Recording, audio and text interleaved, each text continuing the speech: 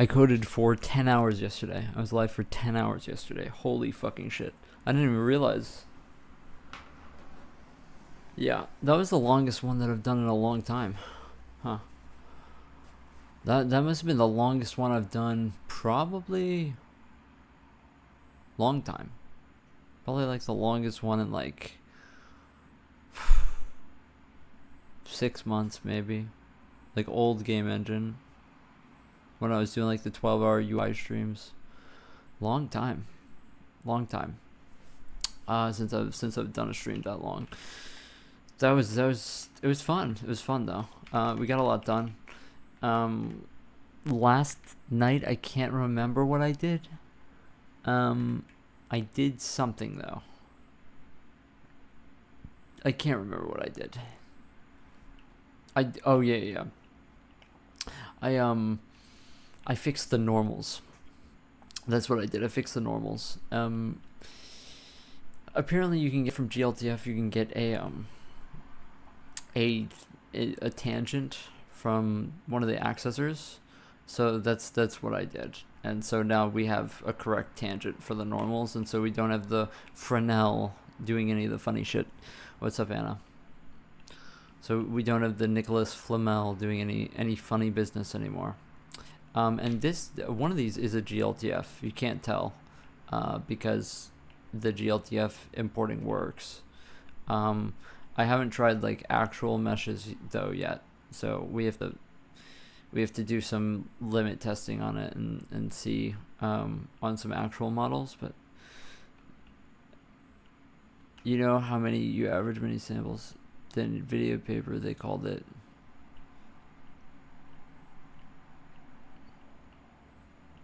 I don't actually divide. Oh no, I do divide by count.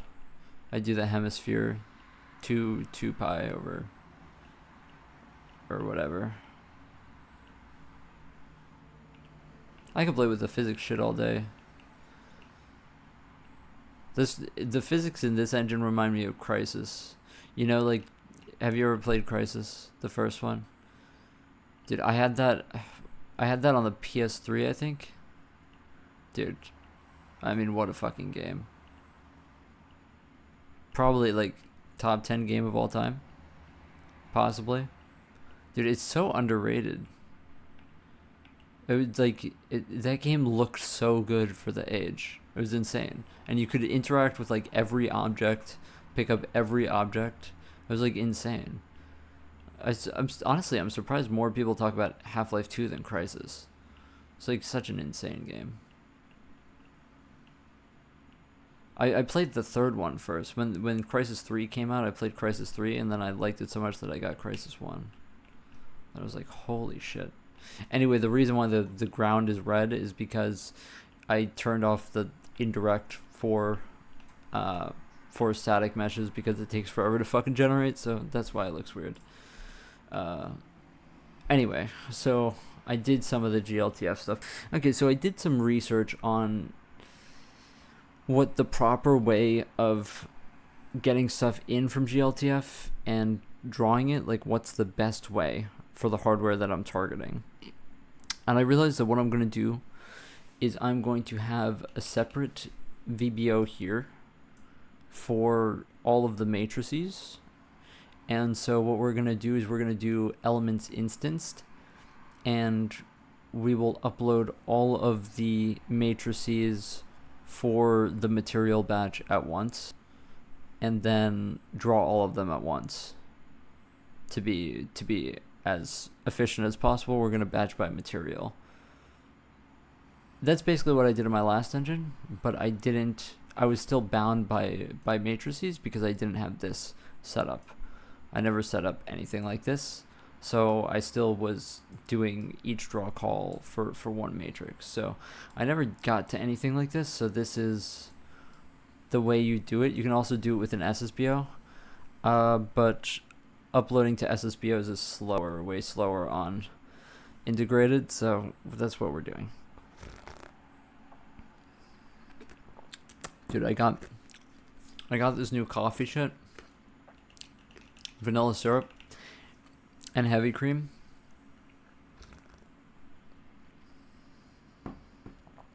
This is like the greatest coffee I've ever had. I'm not even fucking exaggerating. This shit is so good. Anyway, so right now we emit vertices one by one. We don't do indices just to get it up and running. That's what we did.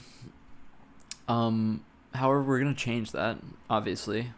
We're going to emit the points first, and then we'll just use the indices here. There is a bit of trickiness here because in our engine's convention, we have a sub mesh, which is basically what is our primitive, right? And so it has a material, a first index, and a count, and that just goes into the mesh points itself, into the mesh vertices. So that's what that first index and count goes into. So we need a rolling count for the entire mesh over all of the primitives of all of the indices. So let's do that right now.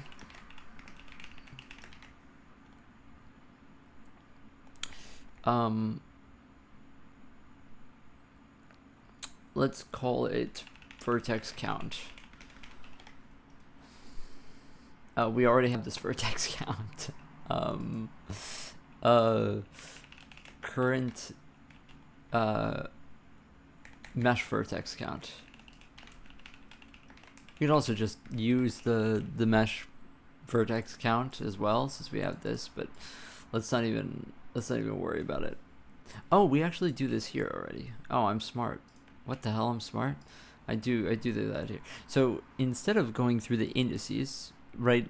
Basically, this gets the index, and then this goes into the doc. What we'll instead do is just emit all of the positions instead.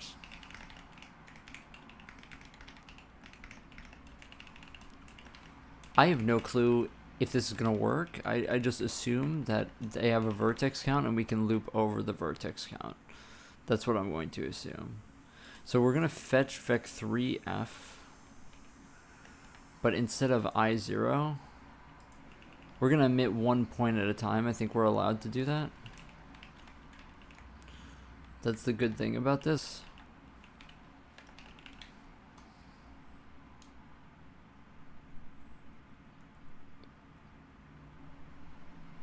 And then we go through and we do all of this shit.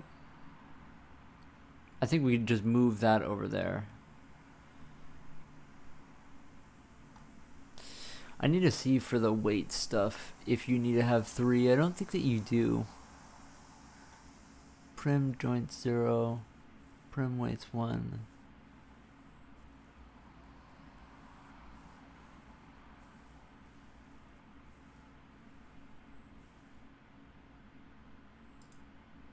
Yeah, you just do this for the prim on the outside. You just do this for the prim over here.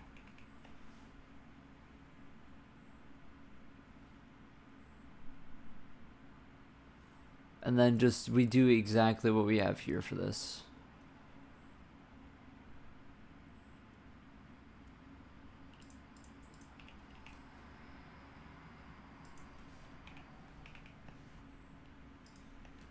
The same thing.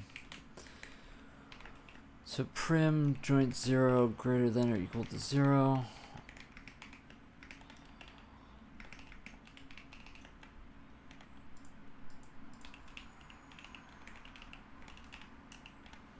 Okay.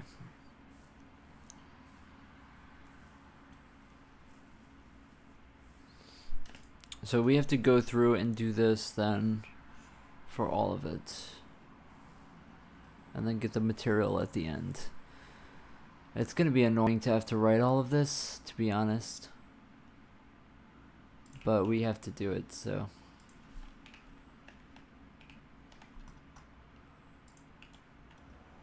So I set up the normals and the tangents and stuff last night. So that's what this is. Just the defaults.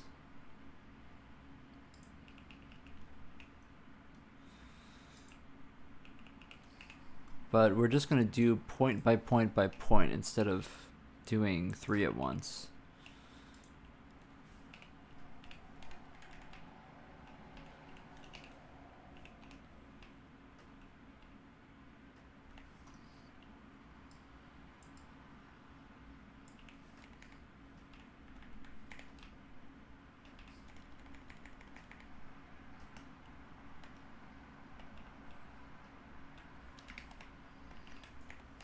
Okay. So that's the UVs, and then we have the joints and shit. You hate to see it. This is the annoying part.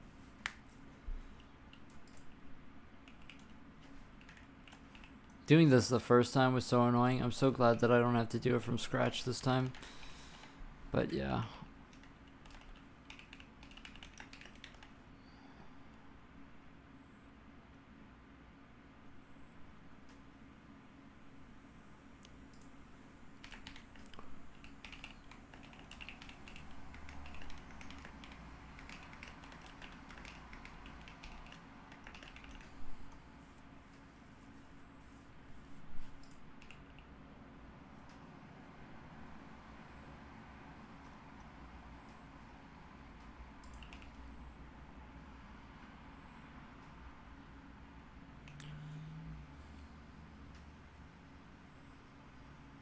Right, the annoying thing, so this is the weird thing, is that if you have joints and weights, then you need to set this back to the origin and untransform it by the matrix. This was the annoying thing. And then you fetch the joints, and then you don't transform it by the global matrix. I don't know why they made it like that. Or maybe I did it wrong, but that was so confusing for me when I did this the first time, because I was like, why do our nodes not start at the origin? But yeah, it's just the way the animation system works. It's fucking weird.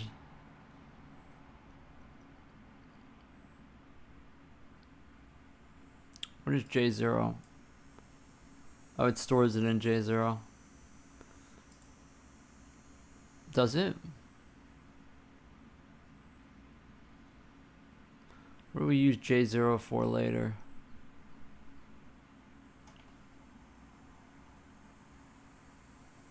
When we emit the point, we do raw J0. So what is the point of J0 then? Huh.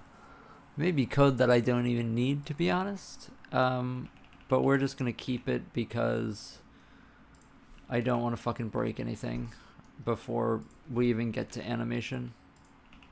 That would be a tragedy.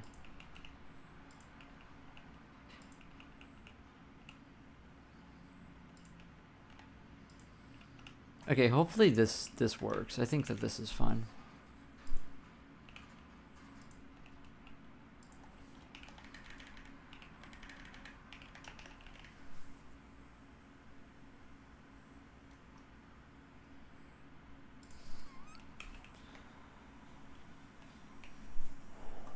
Okay, and now this is the other half of this, is the more simple half, the one that where we don't have to undo our work. That's already multiplied by the global matrix. I don't know why I'm multiplying it again. Yeah, let's just not do that. No point.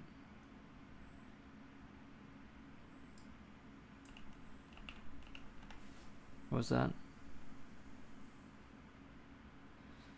I got a Reddit notification from C programming. Does anyone else dislike pointer declaration? What is bro talking about? Pointer declaration? Really? What are we even talking about? Pointer declaration. You mean just like what? Pointer declaration. You mean like just like declaring a pointer? What is there to be mad at about that?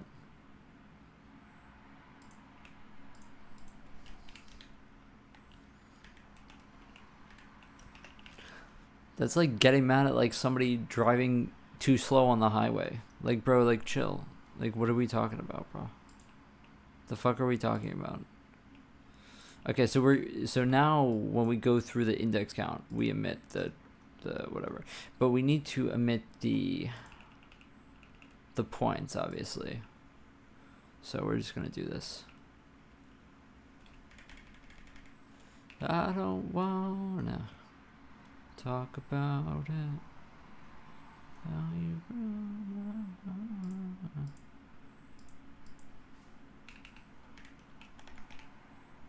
Oops.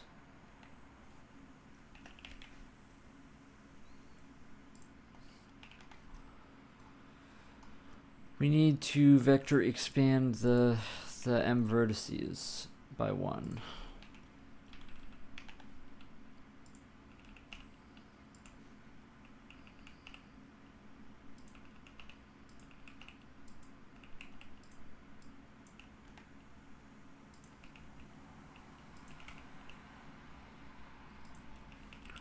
Okay.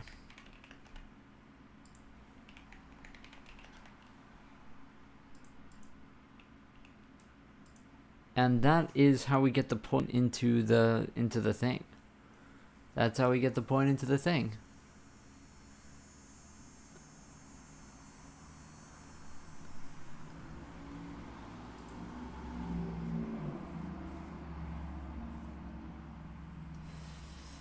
Actually, this first index is actually going to go into the index buffer.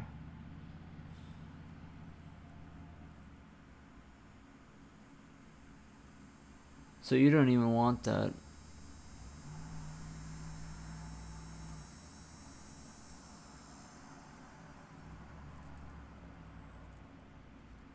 Yeah. Yeah, instead of this going to the actual vertices count, you want this to go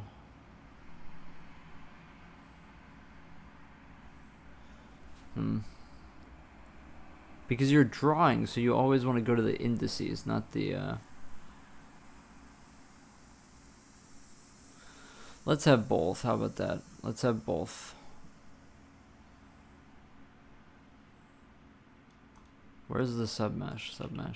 Let's have both. So this will be first index and then index count for drawing purposes. And then we're also going to have first vertex for other purposes. Like knowing where they live in the mesh.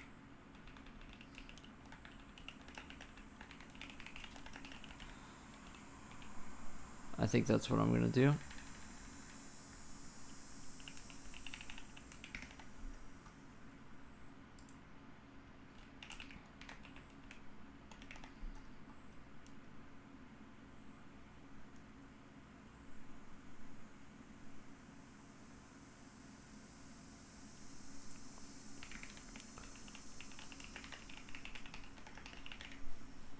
Okay.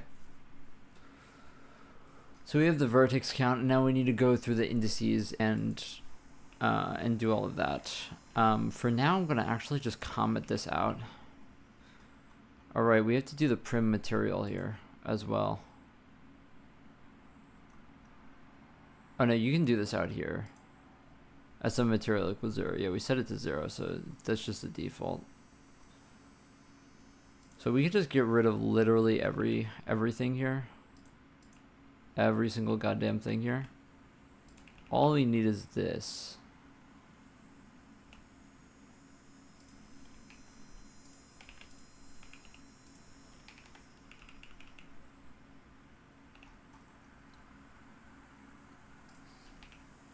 Apparently these indices are local to the prim. You're gonna go? Alright, peace out, Anna. Apparently these are local to the prim. So what I need to do is subtract the first vertex from, or add the first vertex to it, yeah. When I do this. Okay, so I0 plus SM first vertex. And that's that.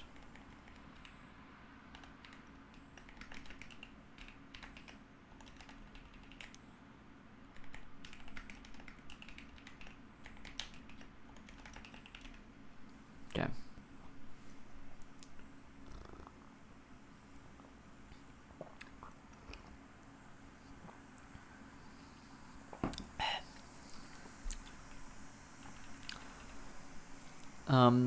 So we can get the points if we want to compute this normal, which I think we do. We need to get the point, so we can just get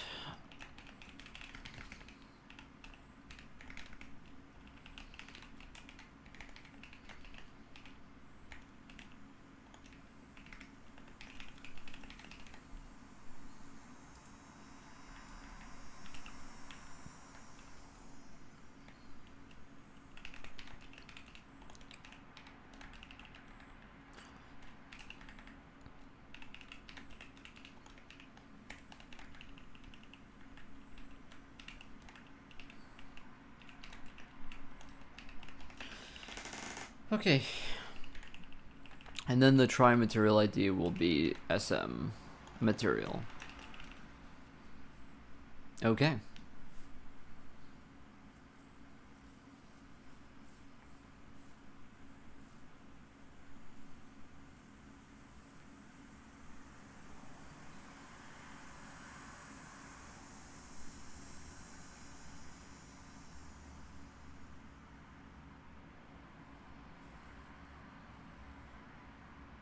And now what I should be able to do is emit all of the vertices into the VBO and then use these to derive. This is going to be mesh local, so then we need to have an offset into the master VBO for it.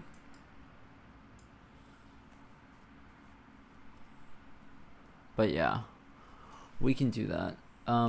It's gonna kind of be complicated though. We have this add mesh to buffer thing, and so this just goes through, and if it's a static mesh, then it adds LMUVs, otherwise it doesn't add LMUVs, and it goes through the mesh tries count. What we should do instead is I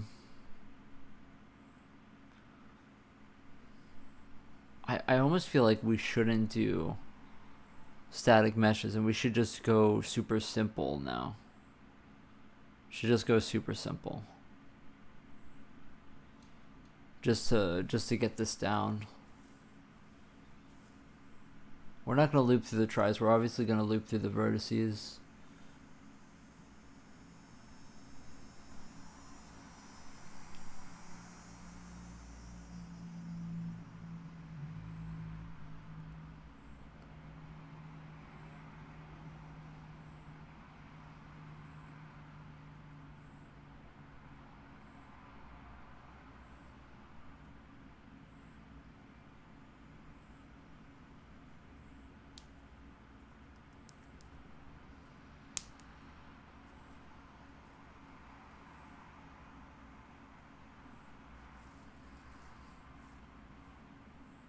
Yo, what's up, Rexon? It's been a long time. It's good to see you. The problem with this is that the foam is so foamy that it's no longer going up with the coffee. So that's the problem. You know what else is the problem is that I have to figure out how to do this index buffer and not mess anything up. So I'm just going to push all of the vertices right. The problem is how do I call the draw calls after?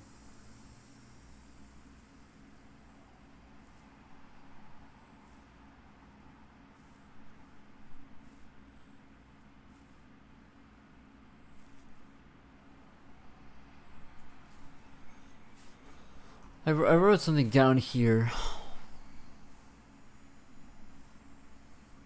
from Jarvis. just for reference. So you go buy material.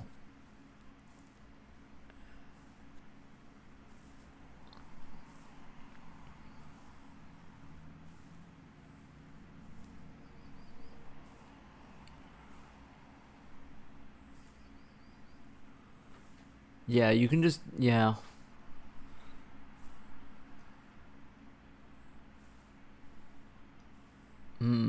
Yeah, so from the primitives, you get the submesh, and then those turn into draw commands.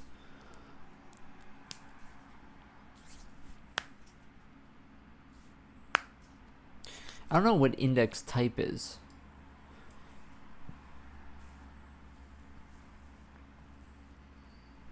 I don't think that matters. Yeah, we can just go through the submeshes and then collect all of them. It's kind of... That's kind of stupid, though. I don't know. Yeah, what am I coding? Yeah, I'm working on, like, basically a game engine, right? I can show you what it looks like right now. So we have physics working, which is pretty cool. And lighting and stuff like that. I know it does kind of look weird because I just have kind of like mud textures on everything right now for whatever reason. But what I'm trying to do is I'm trying to make the system that batches the draw calls so that we can have instance rendering, so that we don't render things slow. But it's kind of like a big decision how I'm going to structure this, because it's going to be hard to refactor it later. It's just one of those things, right? Well, that's cool. Thanks. Thank you. It's just one of those things where if I write it bad right now, then it's going to really, really suck, you know? It's just going to really suck.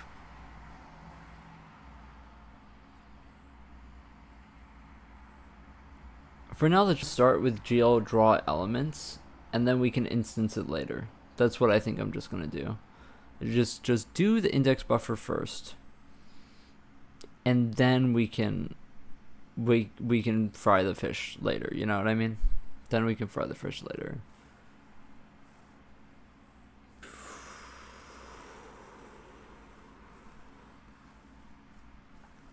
Right now I take in verts, main vertex pointer verts, which is the VBO. I also need to take in the indices. I need to know what type that is, though. What type are the EBOs? So let's make that then. What type are those? I have to look that up, I think. I do think I have to look that up.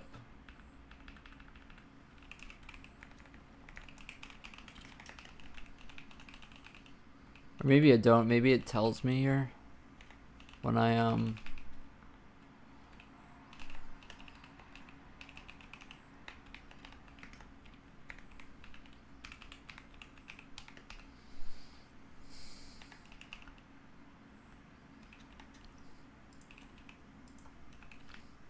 I think you call this index array.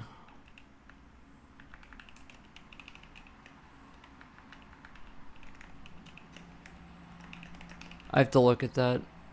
Let's look at the old one that I did.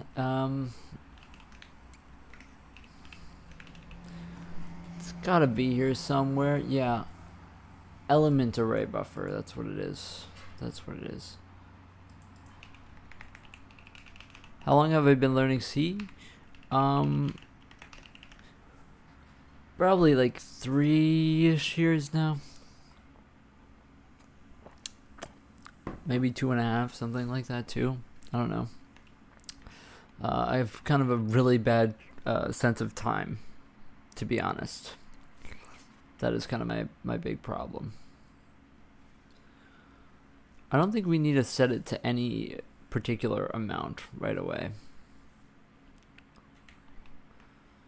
I apparently do it before this though, here. So let's just do that.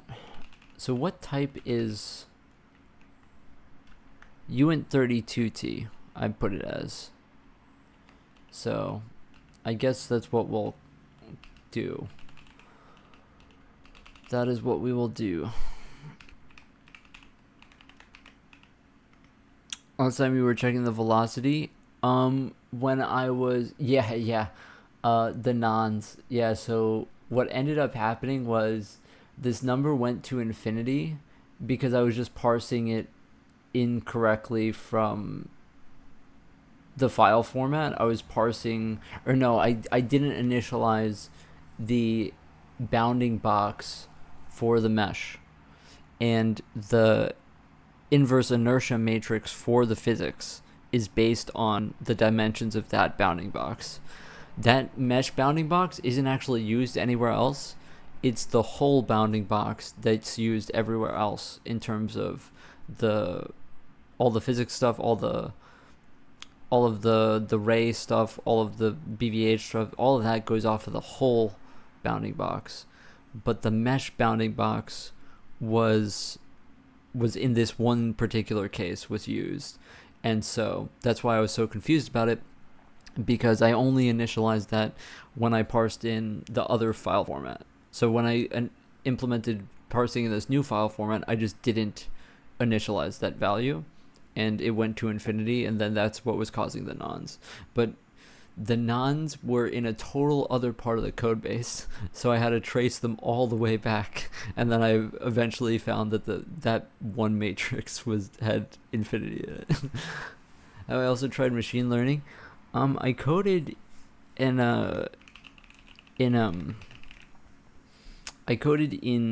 the chess engine a few optimizers, like the atom optimizer and SGD. But beyond that, I haven't really done it. We should really just make a new function, to be honest.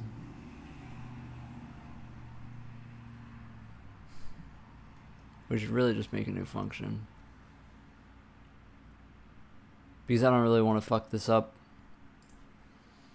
Alright, let's just make a new function then. I don't want to fuck this up. We can get rid of this later.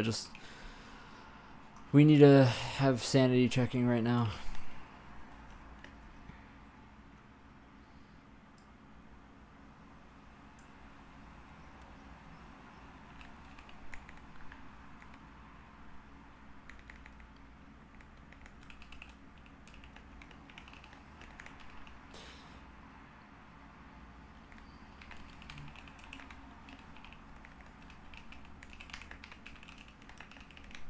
We're going to have one that fills the vertex buffer and one that fills the indices, I think.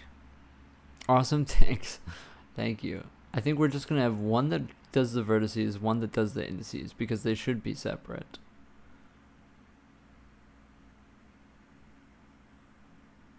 Yeah, they're going to have different counts that we're going to return.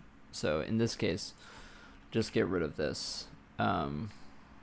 This if static mesh, if not static mesh,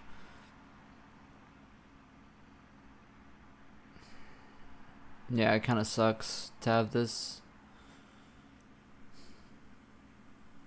Whatever.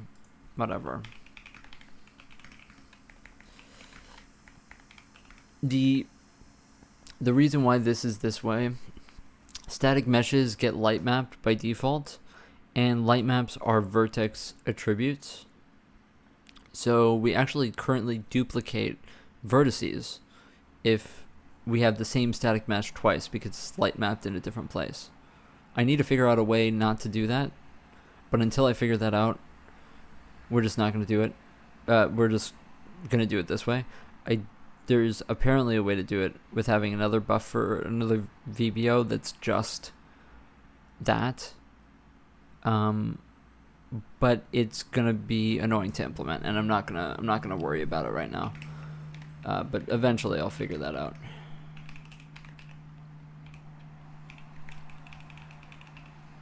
But if I try to optimize everything like that right away, then we're just gonna be here forever and never make any progress. It's just We can't do that.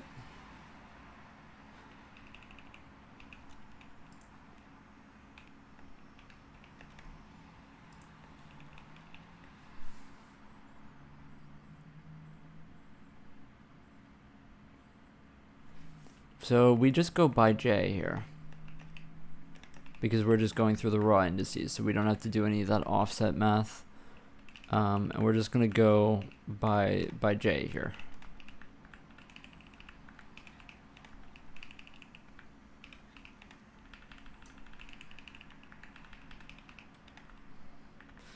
UV's P.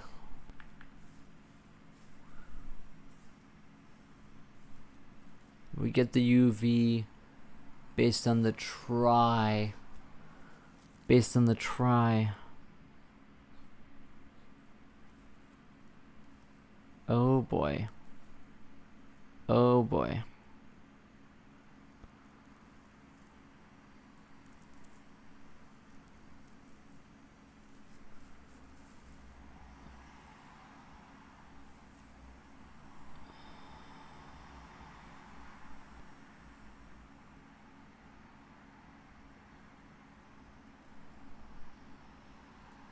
Yeah, that sucks.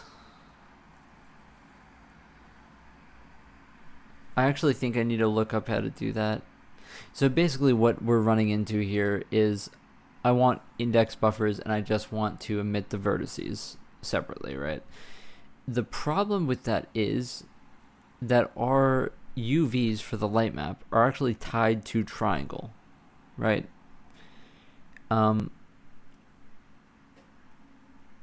Just the way it works out with the UV islands and everything. They just have separate UVs when they're next to each other, just because of the UV light map, you know, how the partitioning works. And so I need to actually like Google this real quick.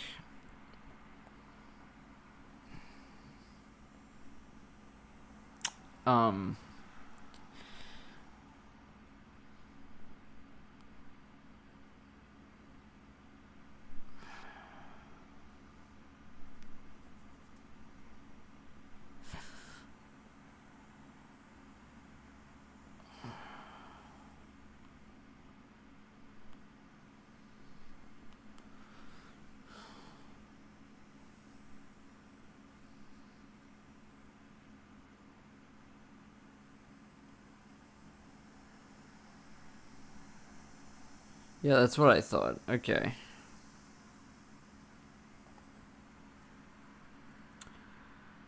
GL primitive ID with an SSBO.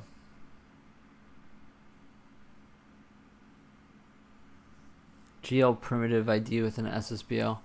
That's the answer.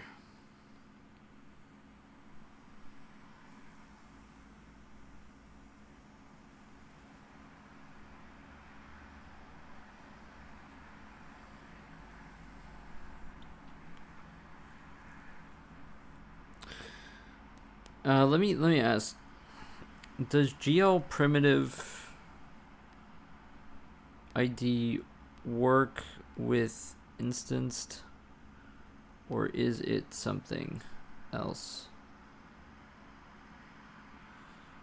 Also, is the primitive ID per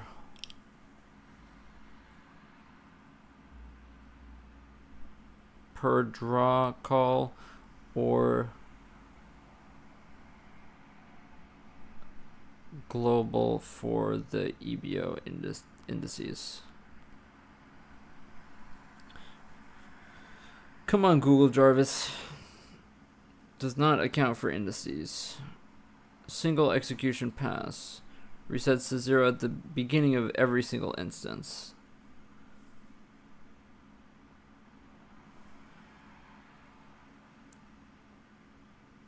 GL instance ID times total triangles per mesh plus GL primitive ID.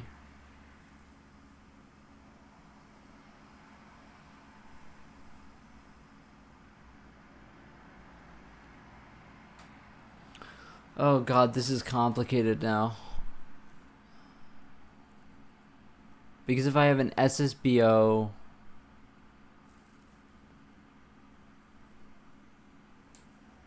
oh my god. I could have an SSBO that's indexed by instance ID.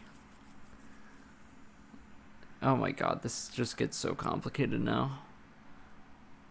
What is this? This maps to UV map UV island. UV map J. And the UV map, where's the UV map? Where do I get the UV map? From the mesh node. I don't really remember how this system works. But I think that that just gives us the UV island and the UV IDX inside of that island.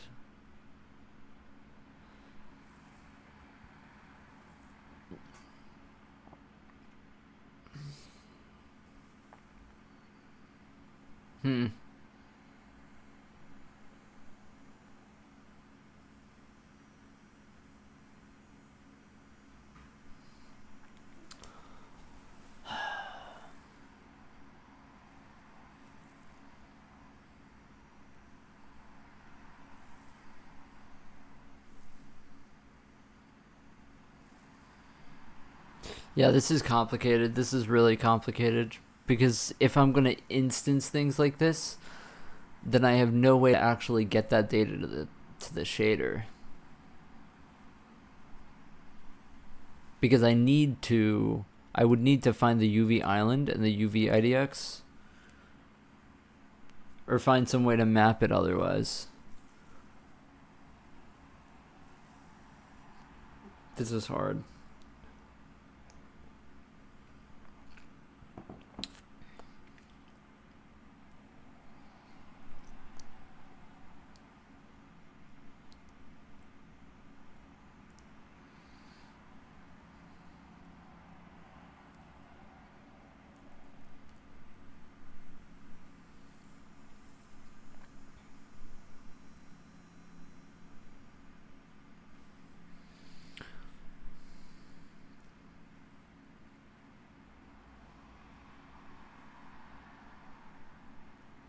Yeah, this is really, really, really hard because it's, oh my god.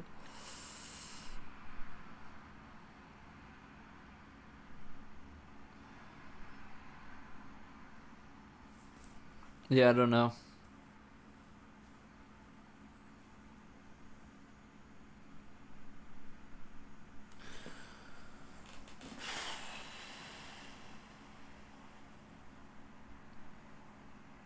Maybe I can pass in as a uniform, I can pass in the current offset.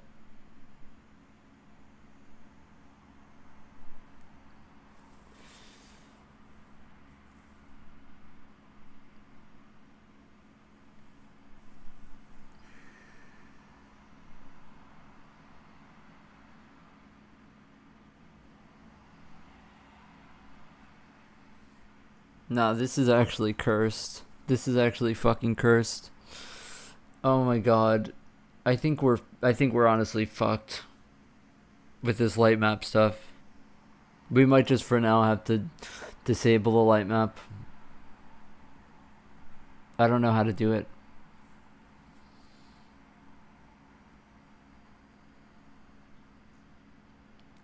Every single way that I can think of doing it is kind of impossible.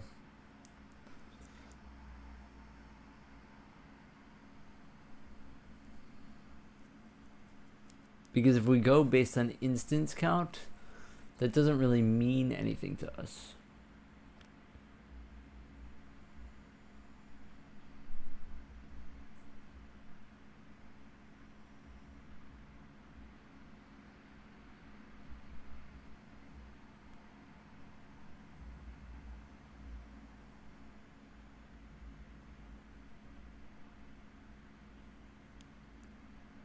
Let me ask an additional question here.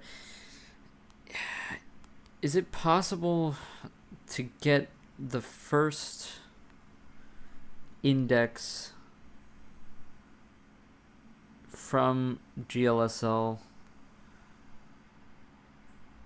in terms of the EBO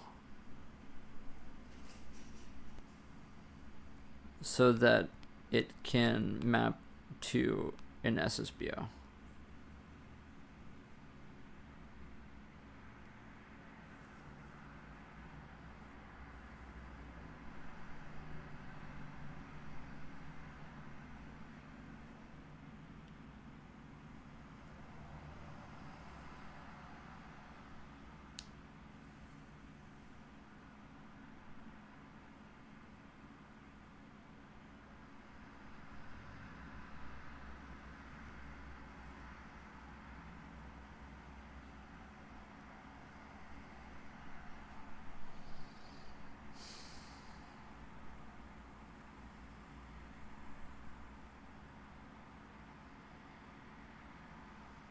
No, this is so fucking complicated.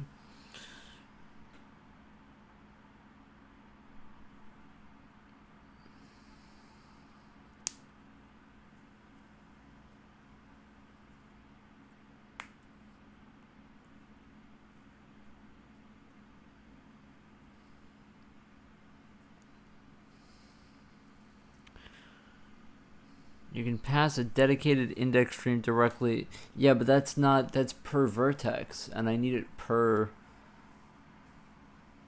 primitive.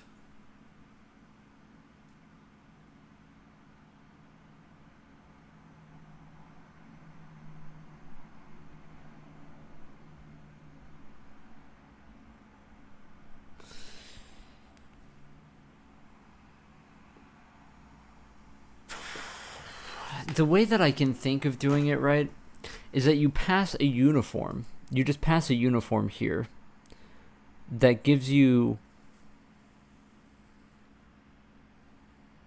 the triangle offset in the massive index buffer. And then each triangle has a map in the SSBO that it goes 1-to-1 to. The game dev is one of the most challenging. Yeah. It's just hard when you have something like this where you need to make something happen where there's no like reference implementation to make it happen. You know, everything I'm looking up is like, you can't do that. And it's like, well, I need to make it do that.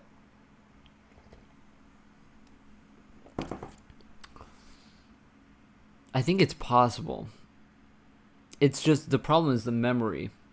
Because now the light map UVs, every triangle would literally need a light map UV.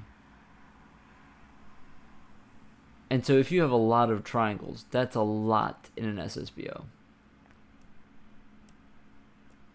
You'd basically need an SSBO that is exactly the length of your massive draw buffer, your massive indices buffer for each triangle.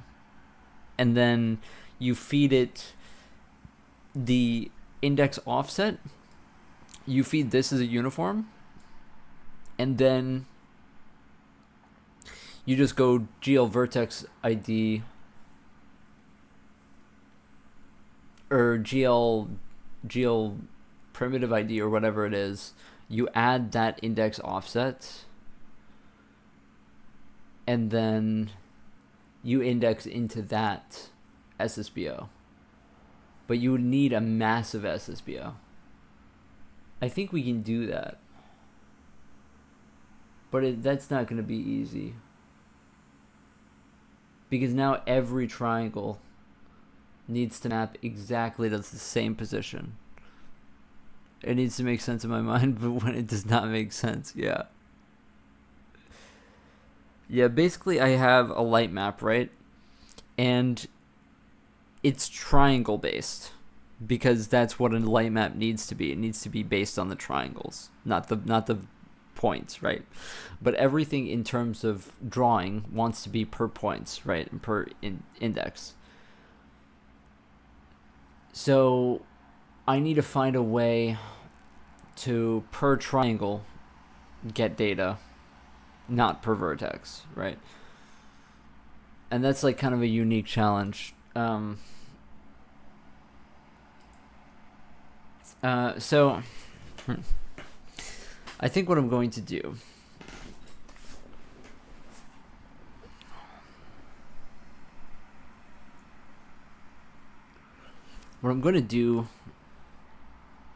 is remove LMUVs from the vertex layout.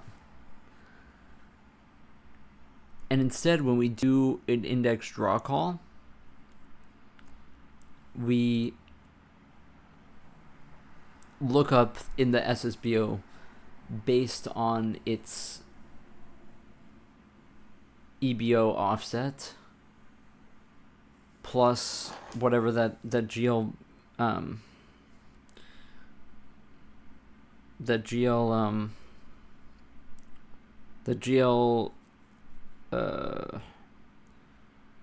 not vertex ID, GL primitive ID.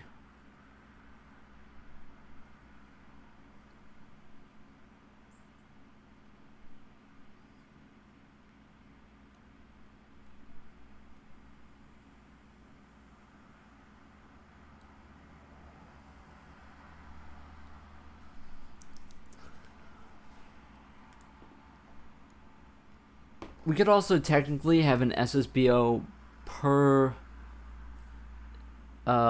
mesh that we bind, but that seems impossible because we would have to be re-uploading it and shit like that. We want to just upload it once and it just work.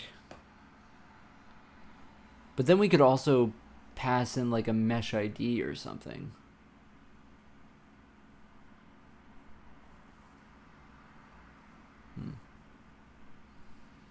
Right now what we have is it meshes into the UV, it matches the UV island and the UVs directly from the triangle. So what we would need to do is sort it so that the UVs are per triangle. Upload them to the buffer in the exact same order that everything else is uploaded in. Okay.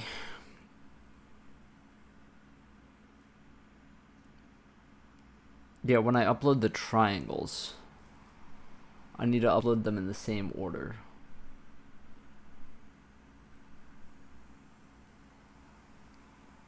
In the same positions. Okay, let's try it. I've thought about it for long enough. I think we have to try it. It's not gonna be fun, but I have to just try it because I'm just gonna get stuck here thinking about it if I don't at least give it a shot. It's not really what I wanted to implement. What IDE? I'm using Helix. It's a text editor. Okay. So we have fill vertex buffer mesh, and then we will have fill index buffer mesh. And in fill index buffer mesh, when we emit the tries, we will emit the SSBO in the exact same way that we do this. Is it as hard to learn as like Vim? It's similar to Vim. It's got a lot of the same bindings. So I'd say it's probably a little bit easier than Vim. If I had to guess. The good thing is that I don't even have to emit it twice for the mesh nodes.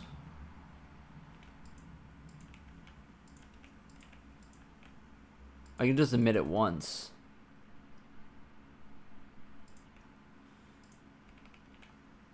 And not have to worry about it, since that's per triangle data.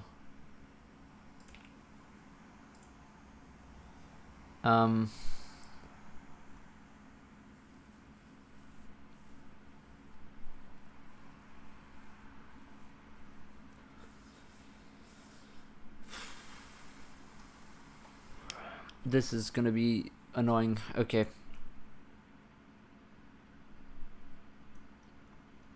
Okay, so this is gonna be like this. This is gonna be like this. This is gonna be similar to this. Except not at all.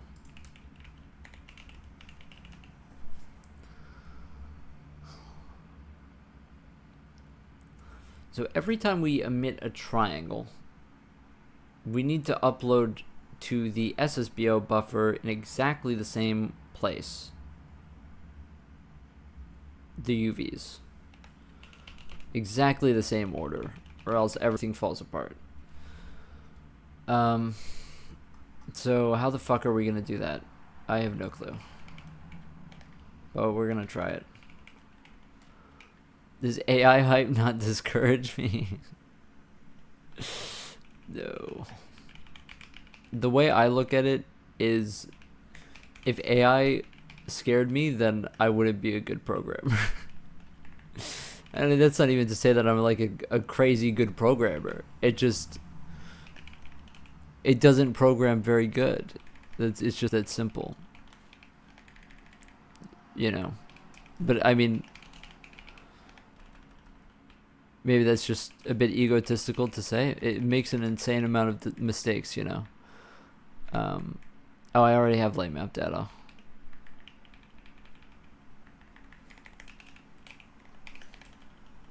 But, you know.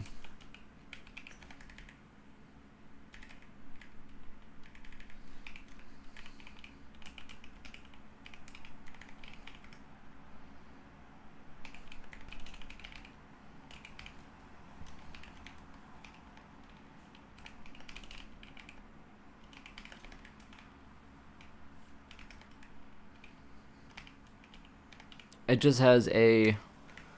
It's going to have a vec4 just because of alignment things. And that's literally going to be it.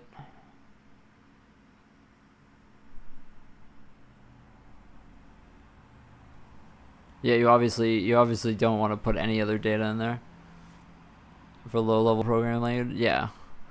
I mean, it's kind of like,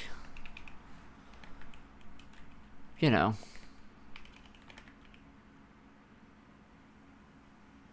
it's kind of like, you know, we're just going to allocate it. That's what we're going to do. We're just going to allocate it.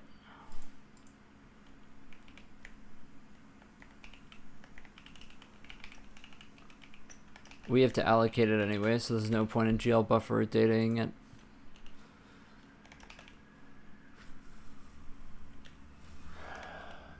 I have to figure out how to allocate that and figure out the size. Figure out the size. Have to figure out the size. Have to figure out the size for the whole thing. The thing is, we want to...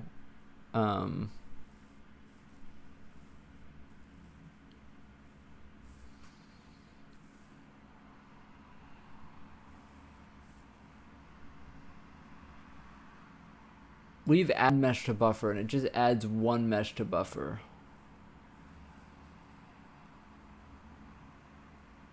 How about this? Let's just make a function that adds all the meshes to buffer.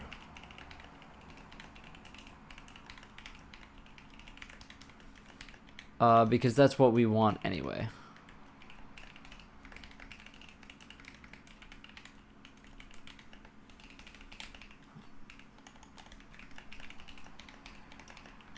I knew that today was going to be hard because today is kind of like the most important day.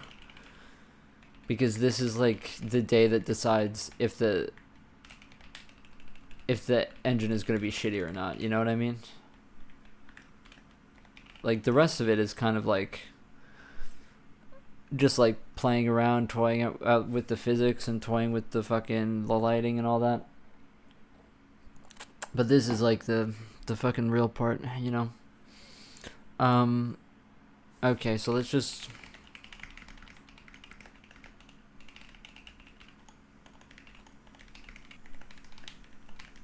go through all the meshes and just call add mesh to buffer on it.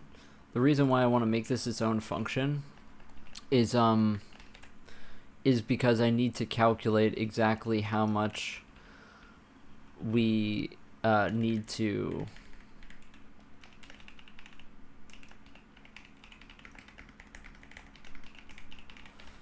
calculate exactly how much space we need inside of the SSBO, and so I need to just write a function that literally does that.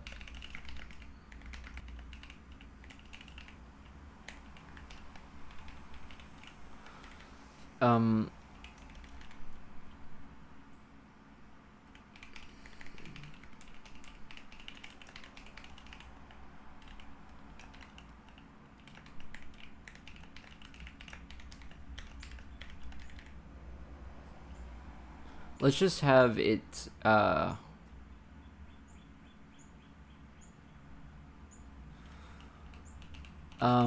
let's make it a thing, right?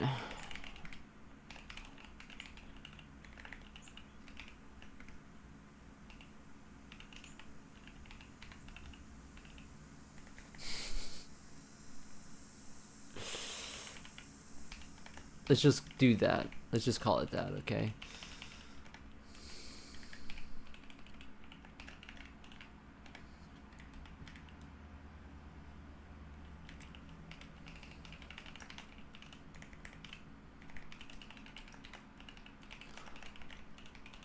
Okay, let's go into init and let's just make sure that we zero this.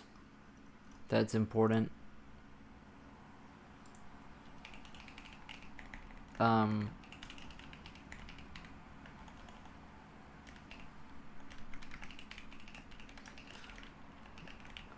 It's so satisfying to watch. This AI bullshit is making me become lazy.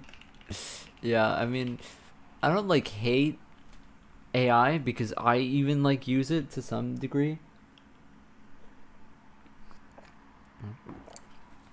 I get it, right? But you know, I don't know.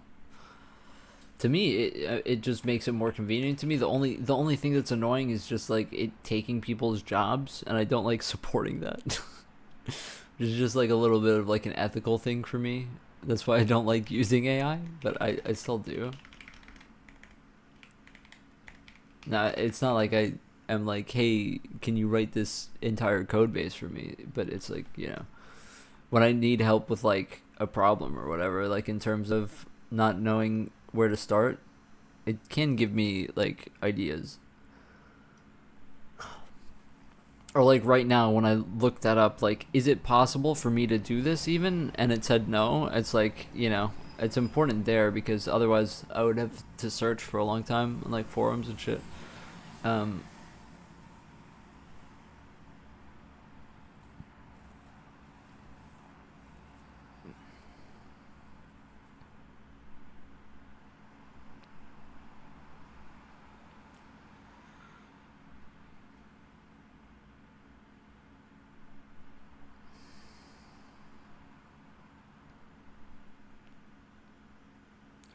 We need the total number of tries that we're gonna emit.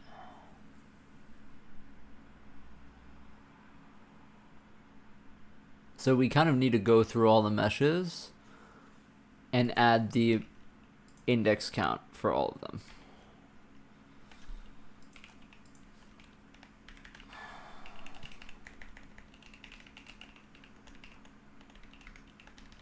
I'm glad that you enjoy watching me code because I don't know. I kind of feel like it's probably just boring to some degree, right?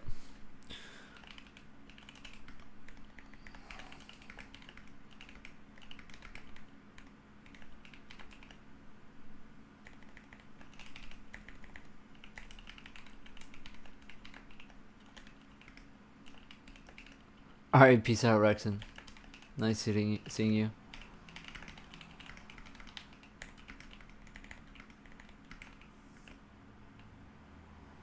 Do I even need that? No.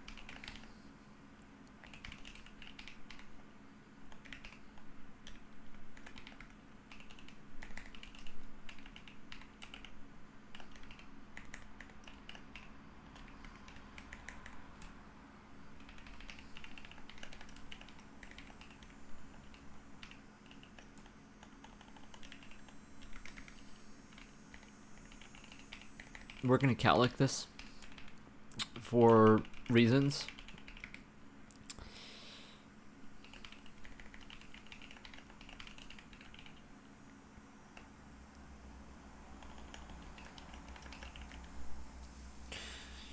Okay, so we've allocated UVs to exactly the amount of indices that exist in the draw buffer, if I do this correctly. Hopefully.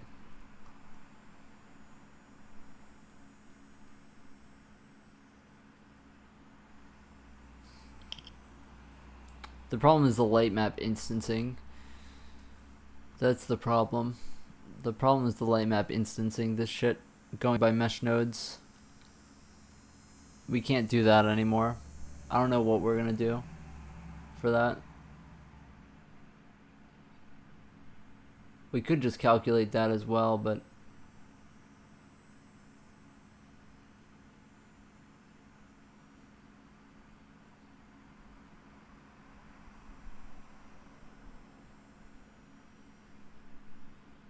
that's really complicated. Yeah, let's not even worry about that.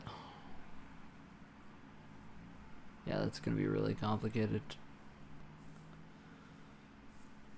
Alright, let's not do that. Let's not do that. Let's not worry about that.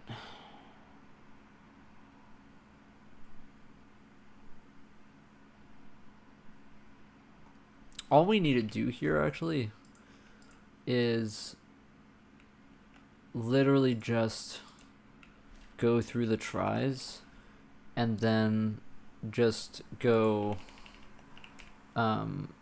indices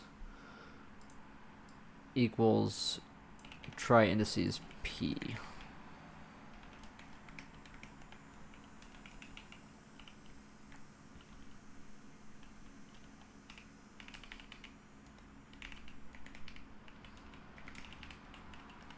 So just returning count before? I think so. I returned count, yeah.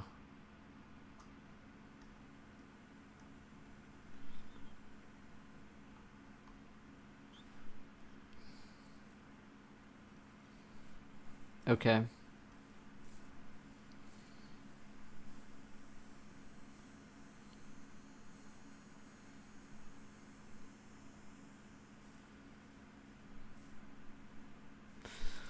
So what is calc mesh size? Calc mesh size is m tries count times size of main vertex times 3 times count.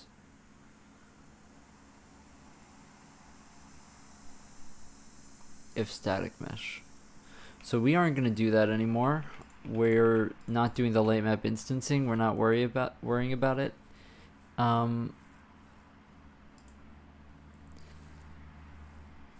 So we can calc the mesh size and then also calc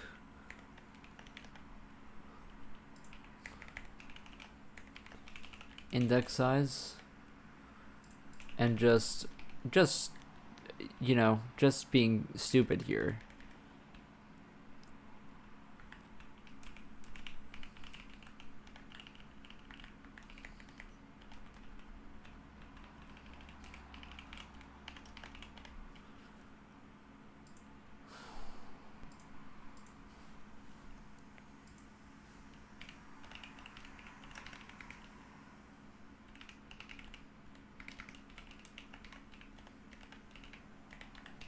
Okay, I have no clue if what we're doing is correct but anymore.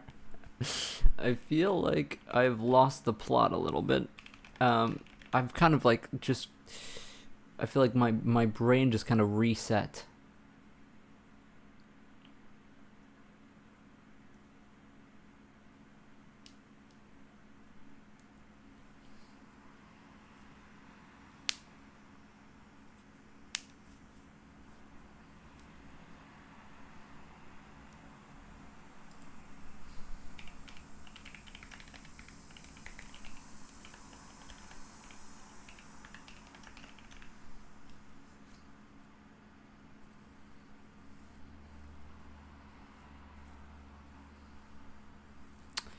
Yeah, so our layout has a current offset and current capacity, and we need to make it so that it has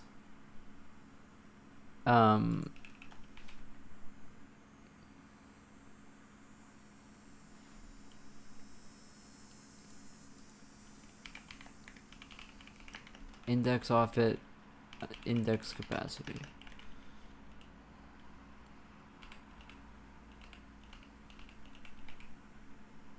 Where do I initialize that? I need to make sure to initialize that properly.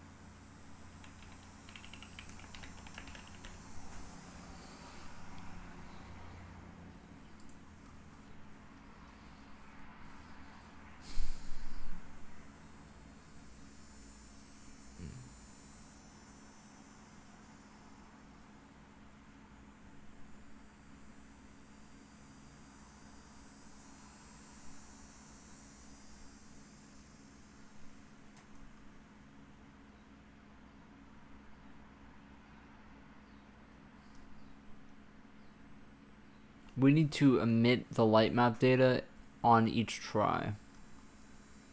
So we need to get the try and then get the light map data and shit like that. We have to get the UV mapping. Oh, the problem is that that's mesh node data. Ah, shit.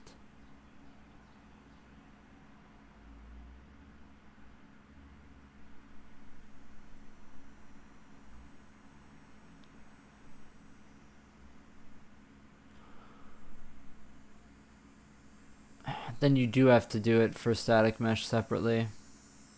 You do.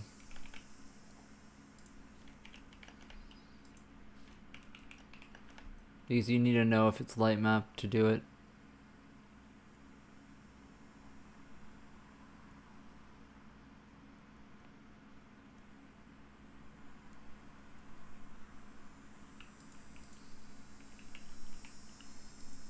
You just replace this here.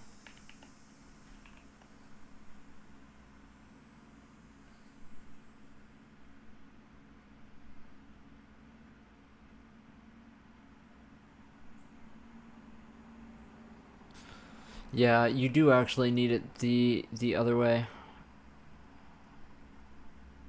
the way we're doing it before you do. It's kind of disgusting, but God, this is so complicated. Okay, so when we emit a triangle, we need to go into light map data. We need a try count.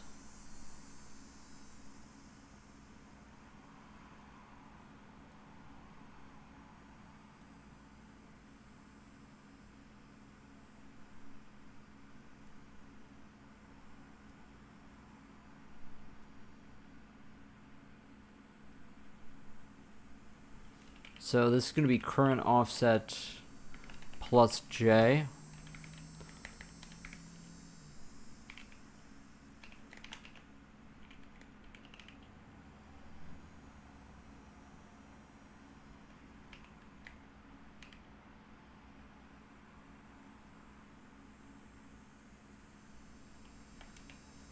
That it has to be like this. Subscripted value is not an array. Extra pointer. Oh, hold on. Dot UVs. Dot UV.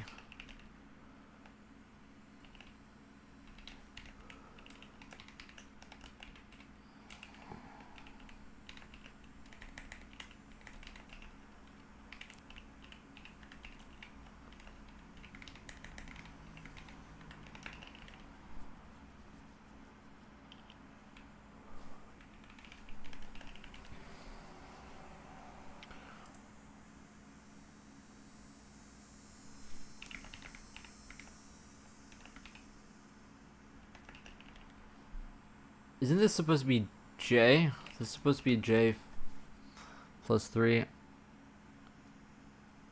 What was the old one was current offset plus J times 3 plus P. And that's exactly what this is.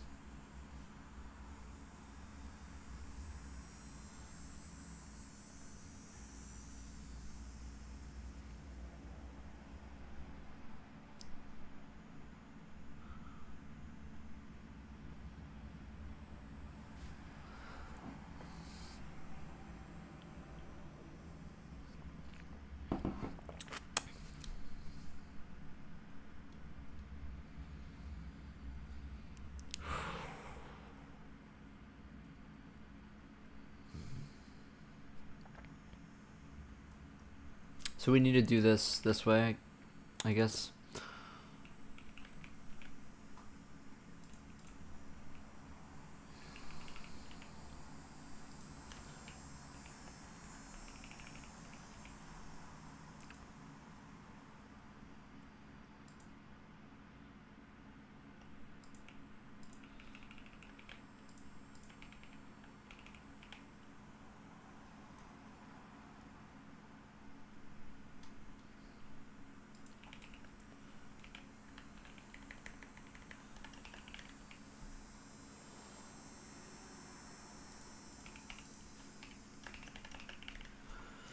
Like that, and then you have to go through each mesh node here.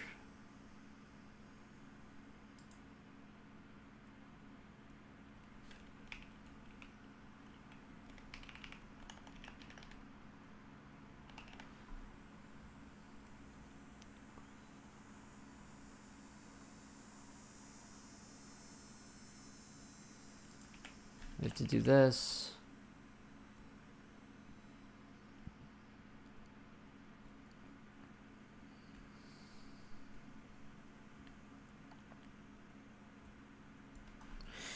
Oh, the problem is that we need to... Oh my fucking god, that's actually so fucking cursed. Oh, well, we need to offset them anyway. We can't just do try indices. We have to do plus offsets. But then we need another offset on top of that.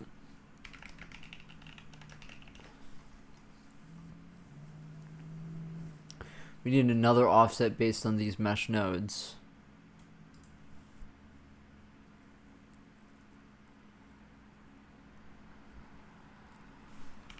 plus mesh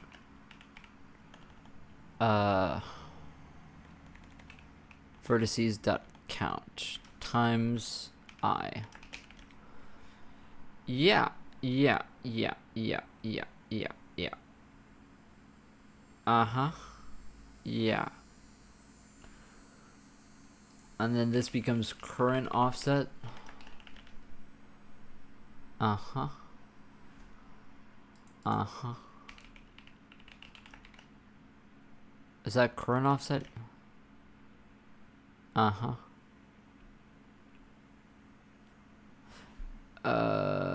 No.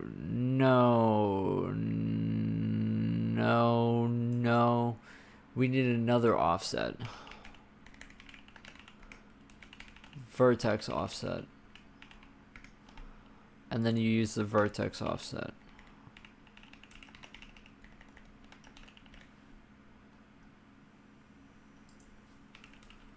Because the regular offset is just for the indices, not the vertices. Oh god, I have no clue what the fuck we're doing. Oh my god, this is so fucking crazy.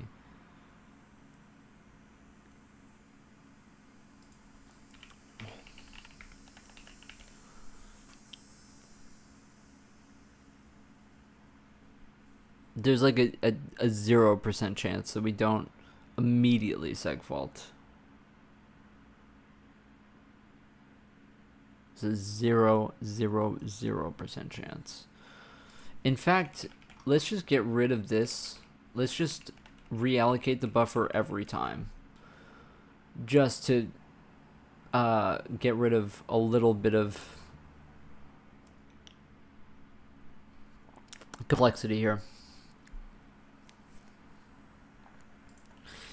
So m count being m tries times 3 seems wrong.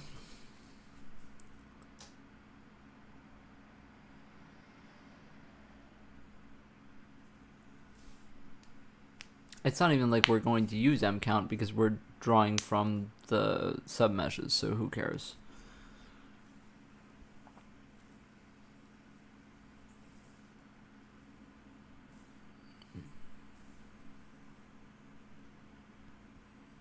Actually, yeah, good point. We need to be filling the submeshes. Right? Isn't that what we need to do?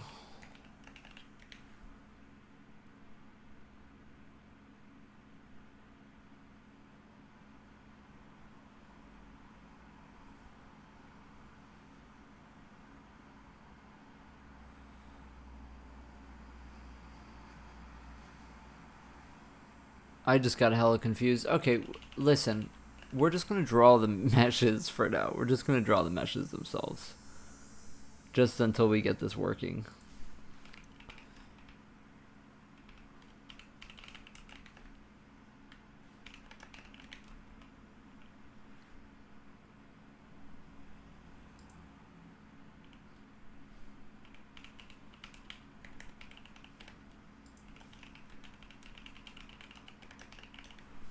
Gotta make sure to clean up the memory.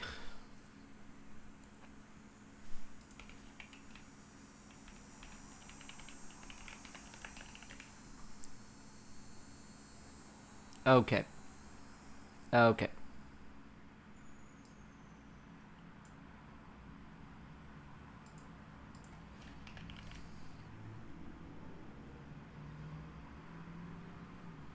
Am I using Vim? I'm using Helix. It's similar to Vim.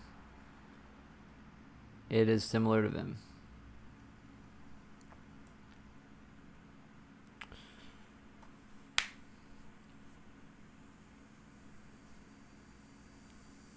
Okay, so how is our draw call gonna change then?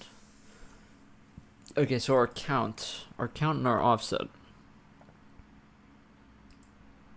Our offset is instead going to be the index offset, and then our count is instead going to be the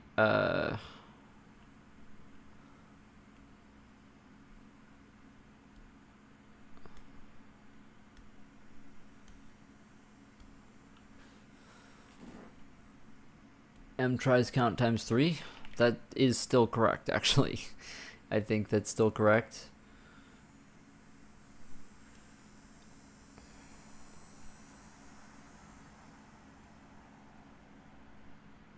Oh god. Oh god.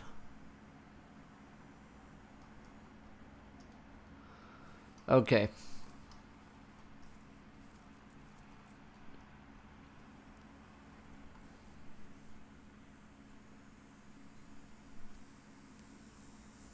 I think we kind of just want to use the M offset and the M count, right?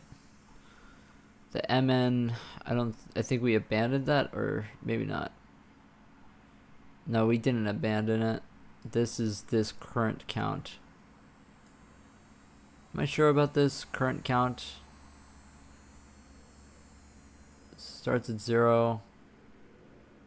Yeah.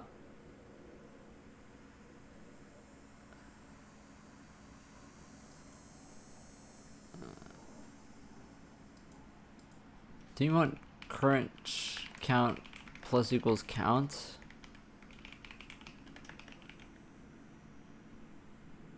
Where's count? Count is here.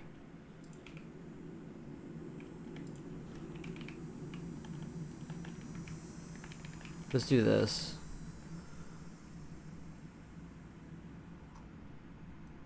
Return count. Okay, count is over the full thing. Okay, that makes sense. Okay. So now the draw call is going to be different. We also have to bind the EBO, and can't forget that.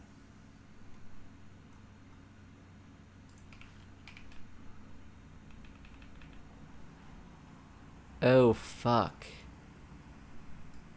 GL draw raise. Oh fuck. Yeah, that's. We're gonna have to do a thing here. Okay, so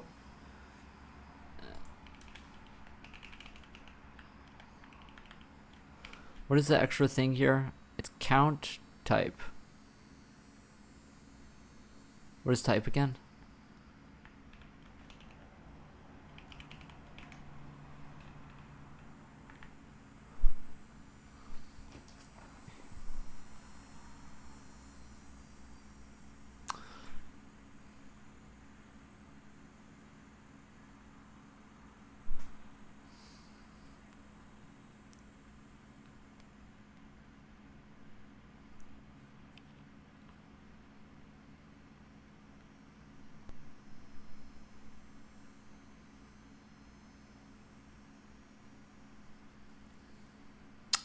That's an offset.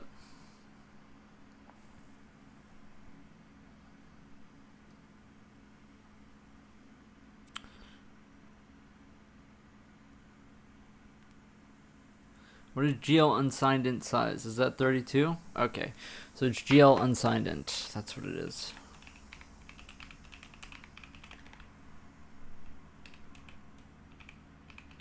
And then the pointer to the first index.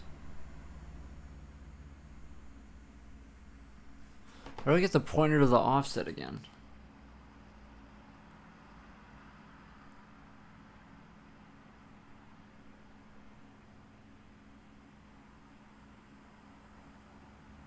It's a byte offset. I think our offset works on counts, so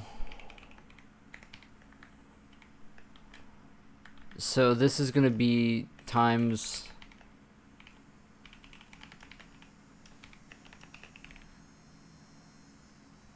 hopefully I'm doing that correctly.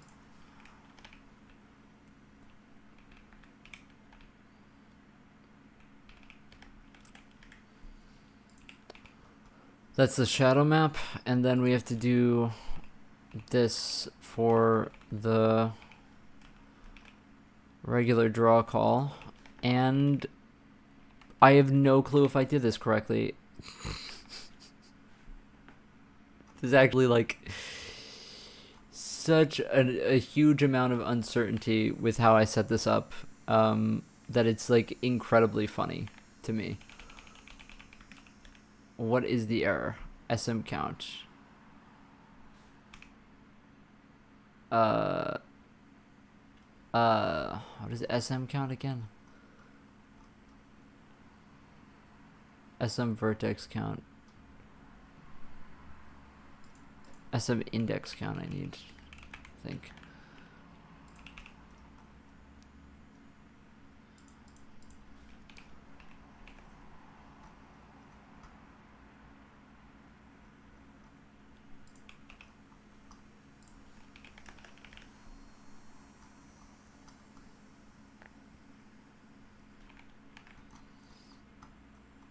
We also need SM first index equals m tries dot count before we start putting shit into it. Load.c.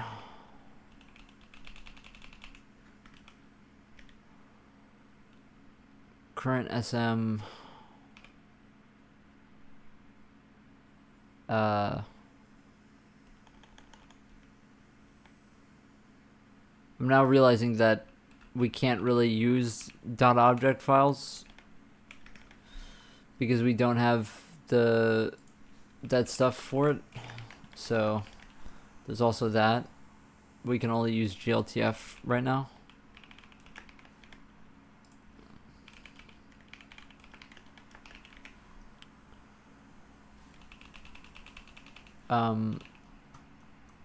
Which is fine. It's like not the biggest deal in the world.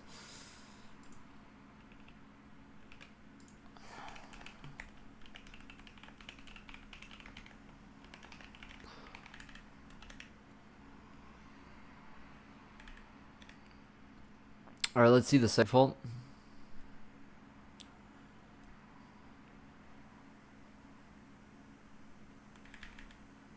Okay, let's see.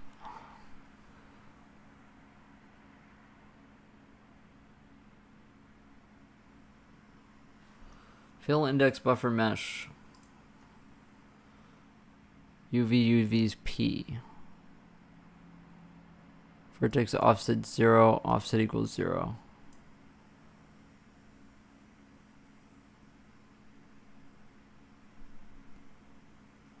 So it's one of two things.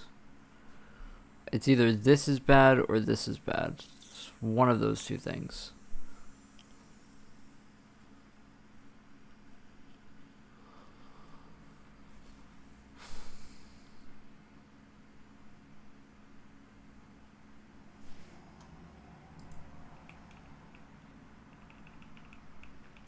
Let's try getting rid of all of this.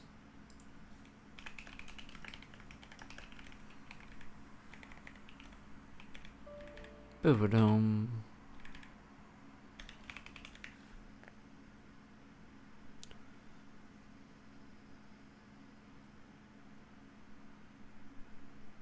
Nope. No, it's not that. Okay. Oh, hold on a second. I need to call add all meshes to buffer. I never called this. Are you eventually going to switch to Vulkan? If I get a new computer, my computer can't run Vulkan. I only have a Surface Book 2. It doesn't play well with anything that's not old.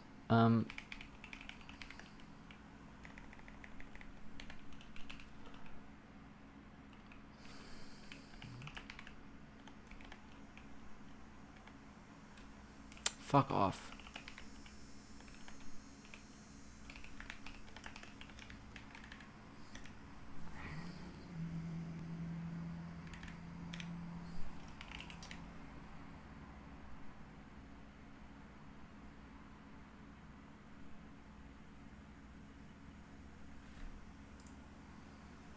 Really?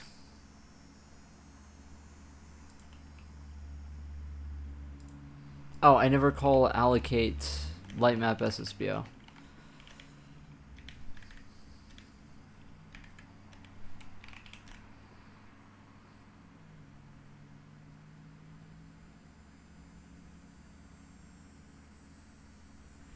Okay. Seg fault, add mesh to buffer, 372. 372. GL buffer data indices.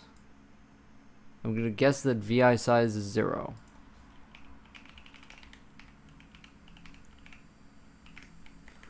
Are you using Win32? I'm using SDL. Yeah. I don't really like Win32.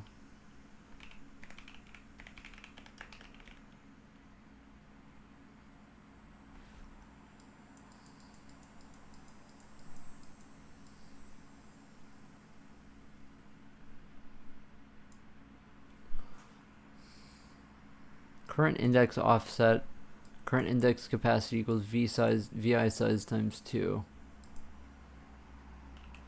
And this calcs it by the tries count times this. I mean, that looks fine to me.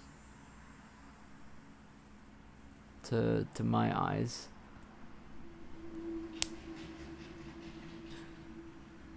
Them RAM prices, yeah, I mean, yeah, I just don't have any money. But that's fine.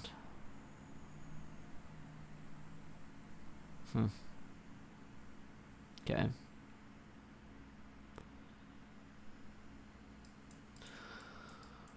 Yeah, I'm guessing that this is 0. I mean, that would be the only thing that would cause that seg fault. Would be if we just had 0 memory.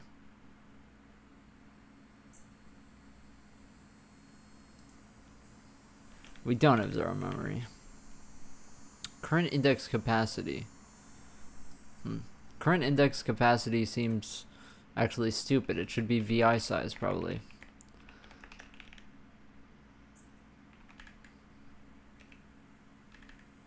I don't know why I wrote that, actually. That was stupid of me.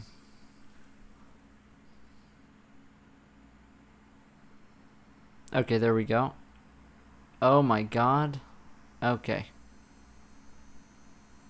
And what's funny is that it has a fucking physics component, I think. Too. Why is it moving? Too. Okay.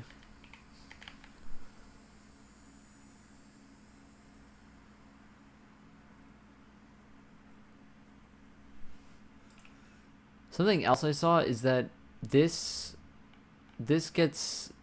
goes through this many times, even though it should only be going through it a few times. How about this? Super simple here. Let's only load in one mesh. Just one mesh. Literally just one. And then let's see this. I want to see if the global offset is wrong in the buffer or if it's, just all fucked up.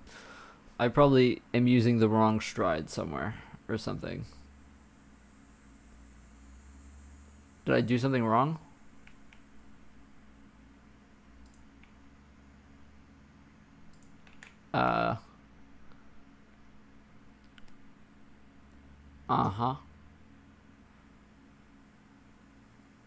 What is the problem? Wait, what?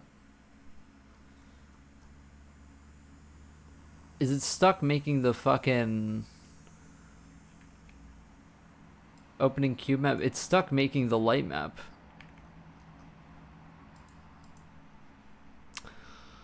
God fucking damn it! You're gonna be like this right now. It's stuck making the light map for whatever reason. It's taking forever. I think it's stuck in like some sort of infinite loop or something. I doubt that it's the probes, but we can try getting rid of the probes. What else could it be?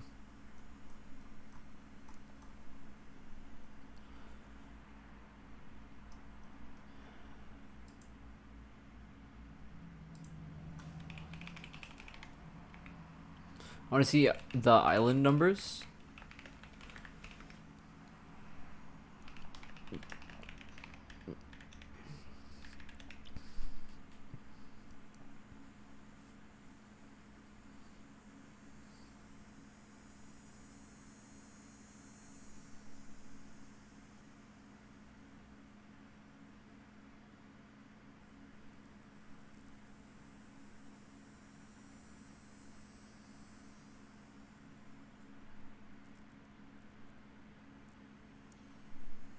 How do I even learn all of this?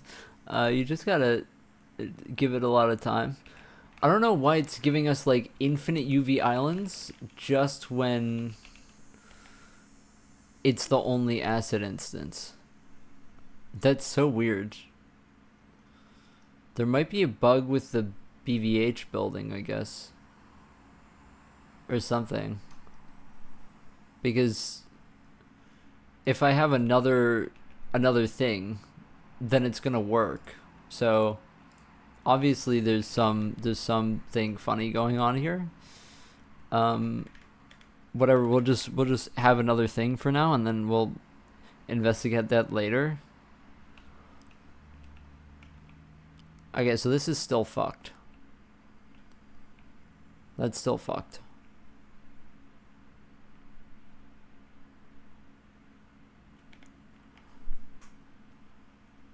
And it has gravity applied to it, which is very strange. It has the wrong model matrix, that's why. It has the wrong model matrix.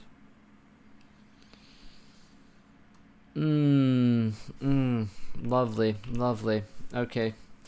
Let's figure it out, I guess. The light map SSBO. Wait, hold on a second. I don't think that I finished. Oh, hold on a second. I don't think I finished figuring that out. I don't think I finished coding that. This still has that in it. Did I comment out the... Did I comment this out when I was thinking? No, I didn't. So this should still work. It is uninitialized data though. So we should probably zero that. So I'm just gonna go and zero that. I doubt that that's the problem. Take off the color clamp and the... Damn. Yeah, maybe you optimized it in the other direction, trying to compensate for it, and you didn't even notice that it was gonna be like that.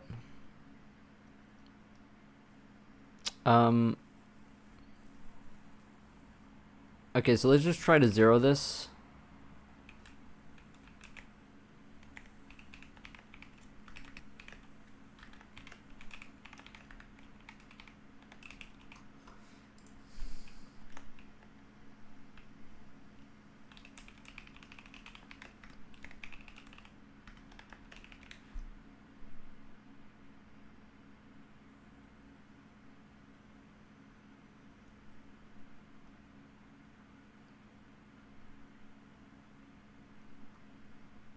Yeah, I think going back to what I was going to do, I think that this is just literally so much easier if we just do this right now and just get rid of all of the light map shit.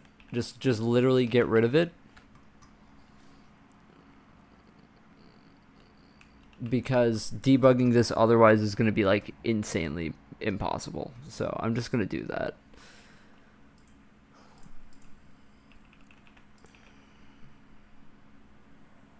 This offset also might be wrong. I'm not sure. I may have to like look at example code for it.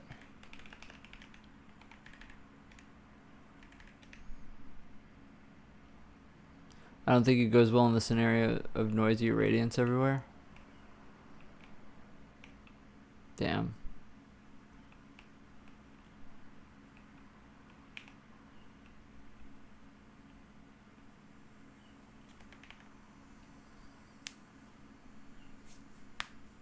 Damn.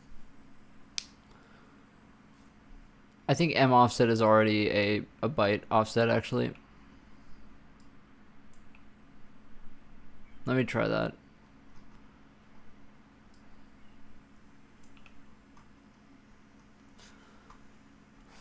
Did you look that up though? Is that like possibly a thing that's... Holy fucking shit, that's laggy.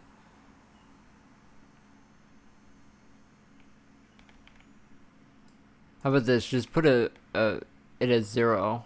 Just a byte offset of 0.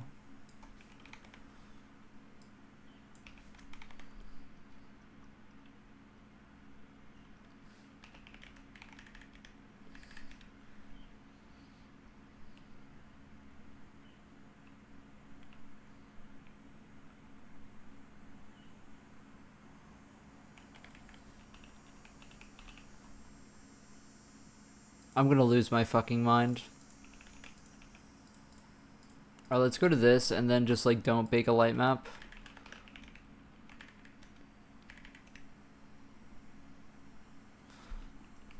Heard other sources saying disocclusion. Because it's meant for TAA. Damn.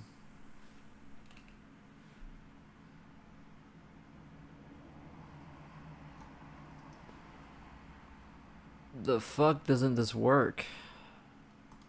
Are we drawing?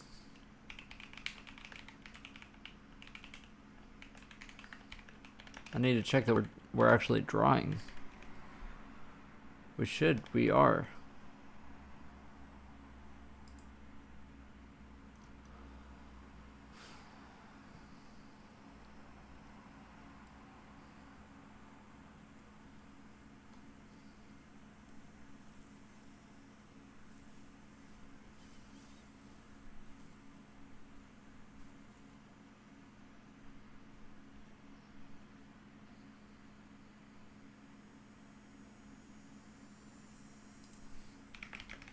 Is it count times 3?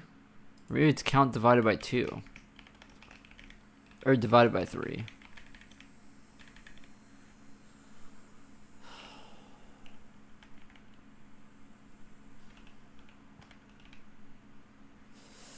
God fucking damn it.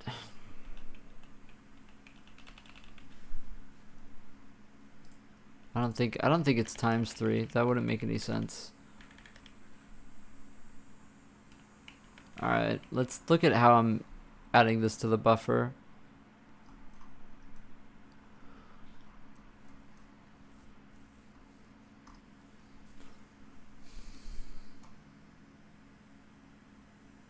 The indices are not going well.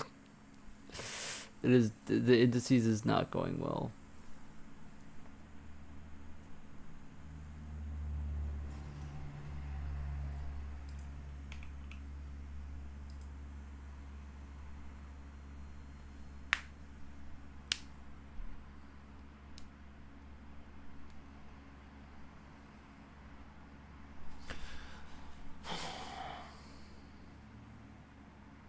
Hold on a second.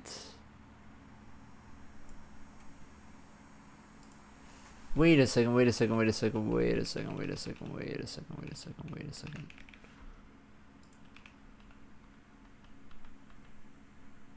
I do set it to main EBO. I do.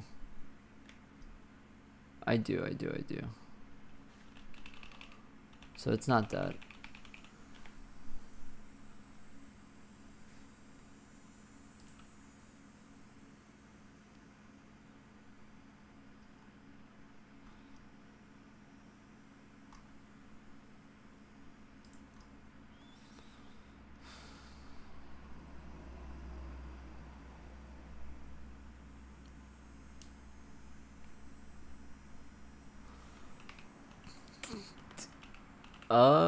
We may have a problem. How did I fuck this up? I mean, I'm looking at it and it looks fine to me.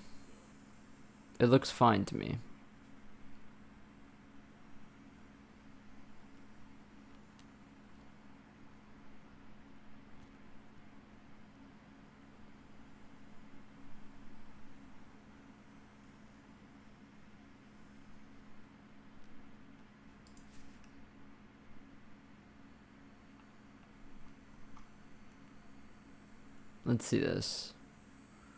Offset plus I times 3 plus P.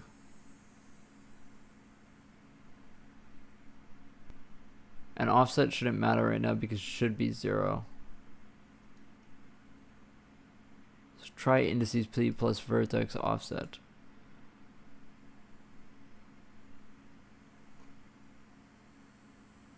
Let's try no vertex offset.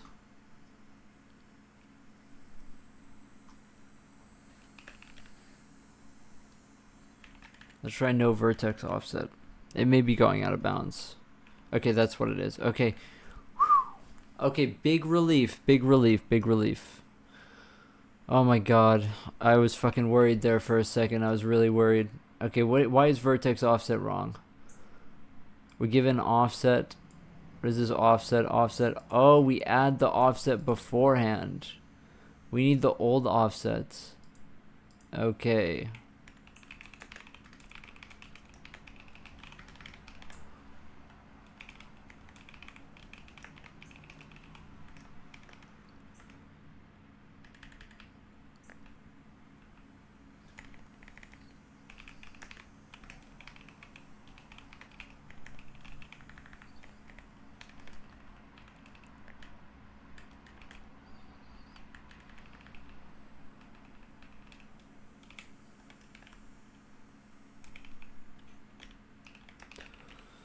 Cone tracing uses way too much brightness. Yeah, you might have to tune that, I guess.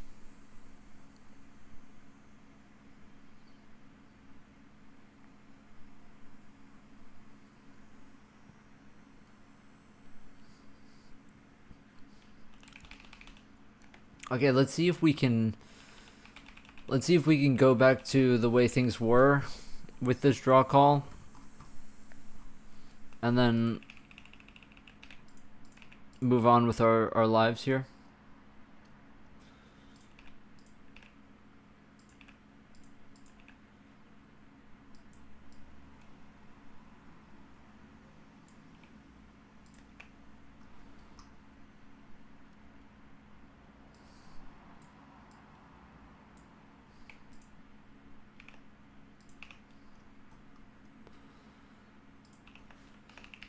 Let's see if we did this right.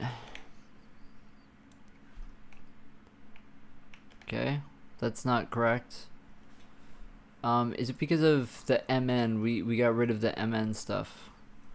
So bring that back. And then live our lives happily ever after.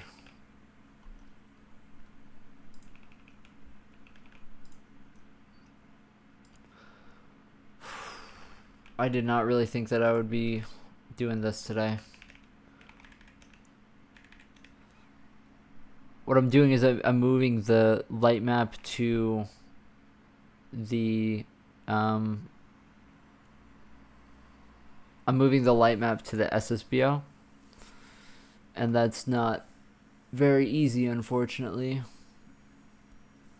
It's not very easy. So why did we just segfault? I'm gonna guess it has something to do with the... Oh, it probably has something to do with the light map because I'm not generating one. Yeah. Yeah. Yeah.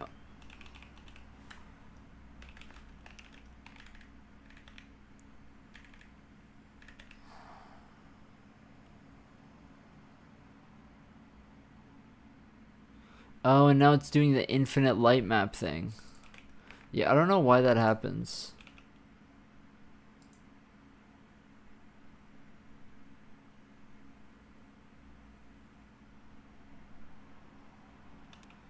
It builds an infinite amount of islands if you don't have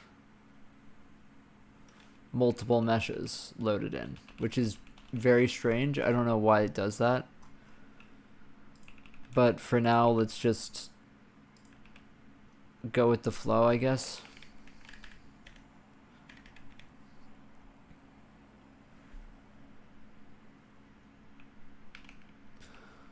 Okay, so the ball goes through fine, but not the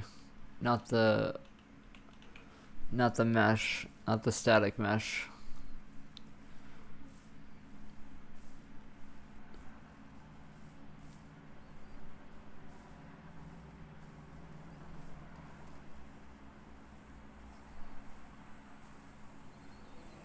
Let's try getting rid of this.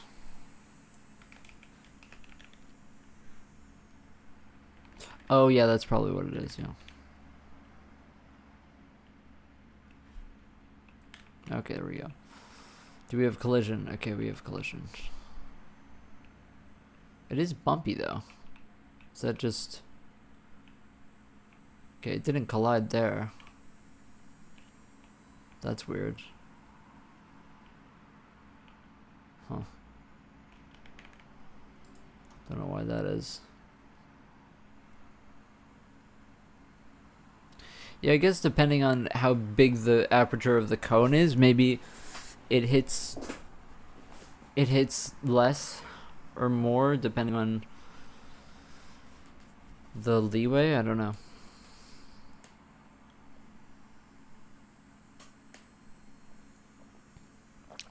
The foam is so thick in my coffee.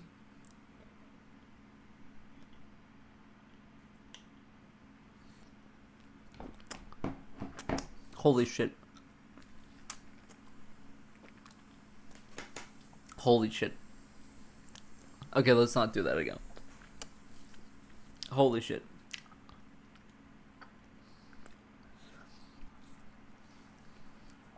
Okay. I need to wash my face for a second.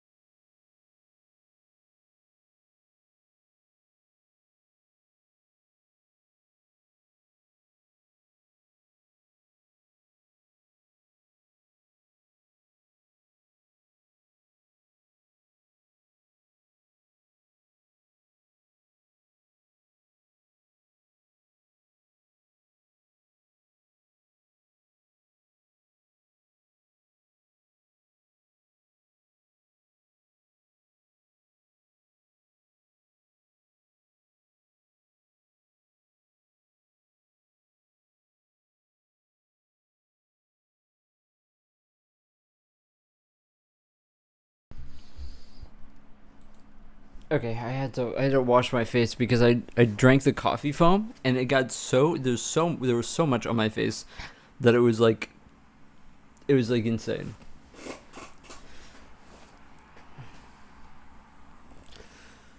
Ended up being as expensive as Sphere Trace. I thought that you could only use it on smooth surfaces. Or is that the opposite? Is that the opposite? Yeah, I wonder why the physics isn't working. Why did the physics not work? Yeah, that's weird.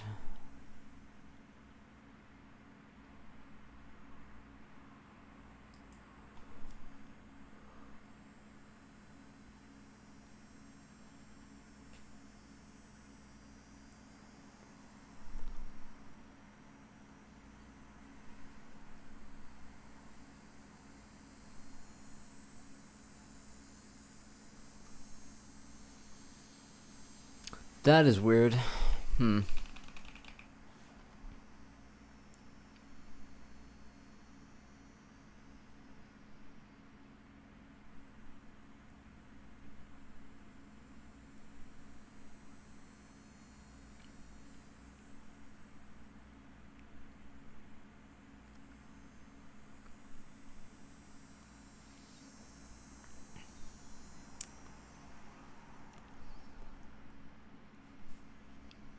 Yeah, I'm not sure.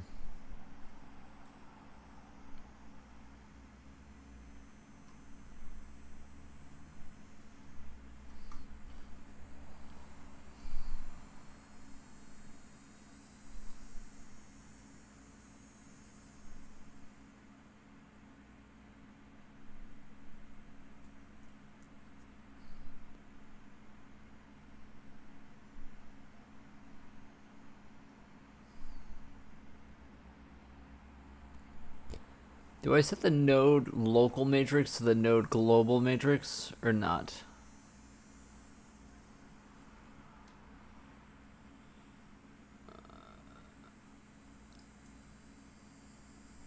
Yeah, don't do that.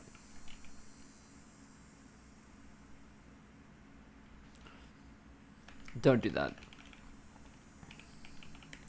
Asset nodes I dot local matrix equals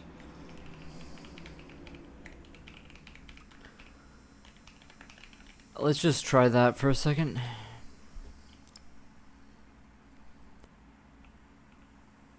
Okay. We can't move it. And it's just fucking, and now it disappeared. Okay, well that's wonderful. That's just fucking great. Love it. Nice. Shit.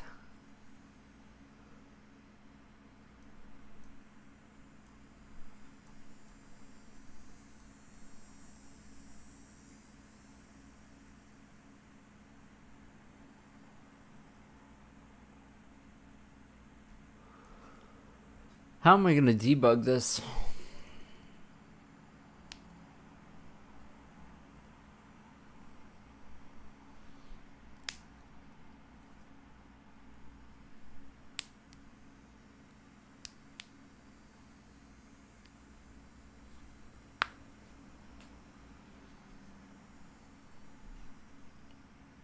That sounds really intense. That sounds really intense.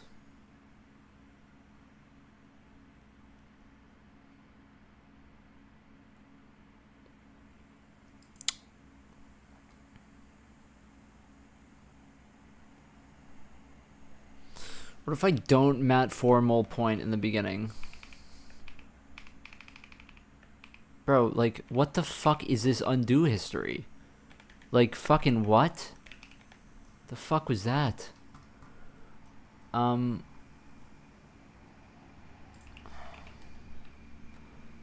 Let's just try not multiplying by the global matrix in the beginning. It's strange because the matrix looks fine, but the collision isn't working.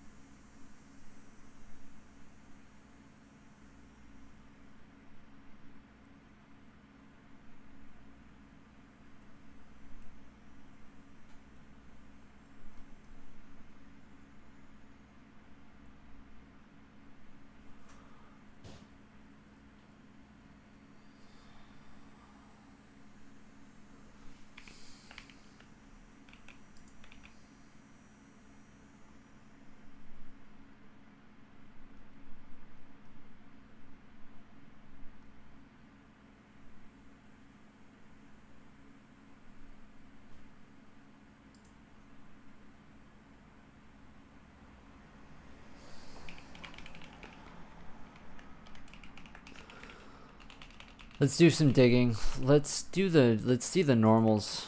Let's see the normals.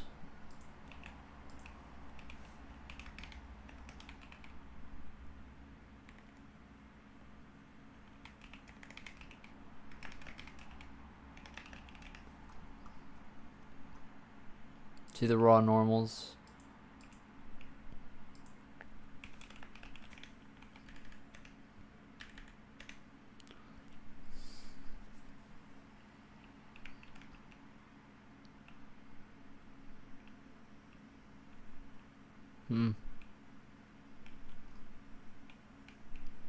So that seems about what I'd expect. Maybe the try BBH isn't being built correctly. let's see. When I init mesh here, init mesh try BVH, I copy it into the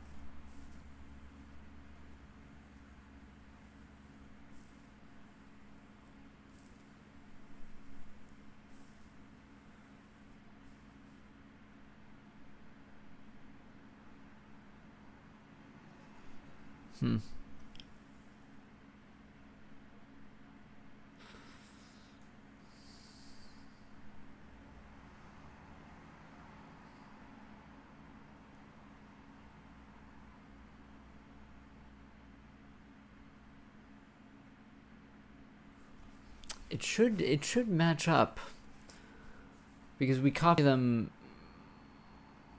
exactly. It should match up. I don't see why it wouldn't. Unless there are multiple sub meshes or something, which I don't think that there should be. It should be one mesh.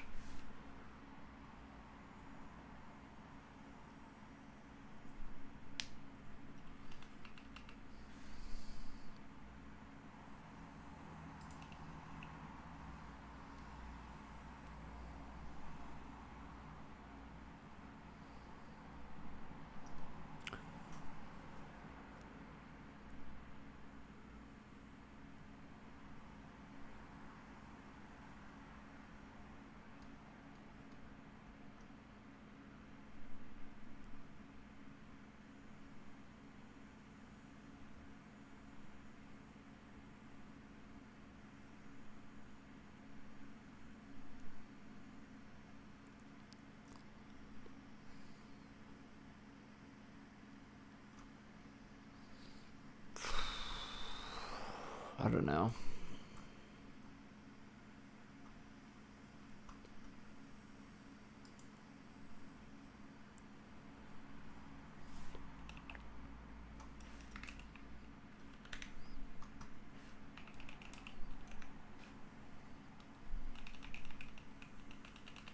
ABB extents.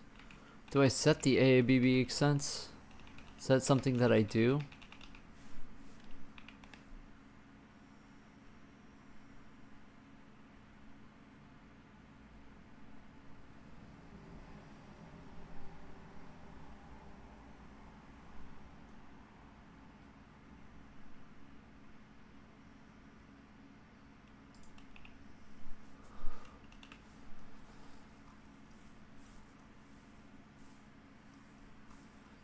I don't actually do that, do I? Calculate AABB extents, mesh AABB. Oh no, I do. I do this here. I do this here.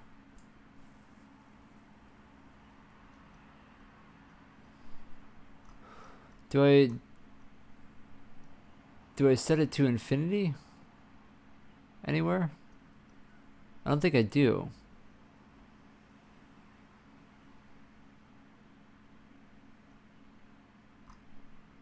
I don't think I do.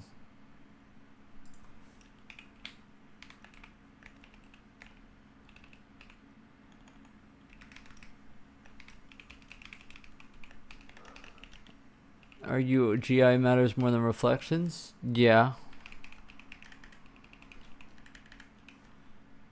Probably.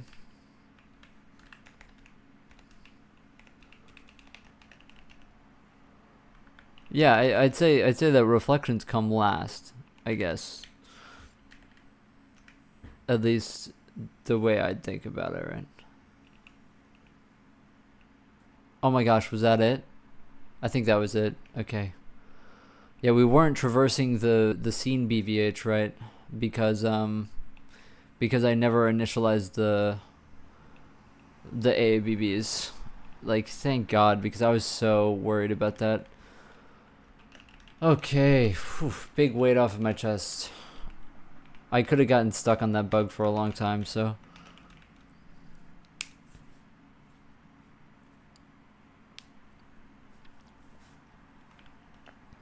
Yeah, I feel like if something fucks up your reflections, then it's like pretty chill to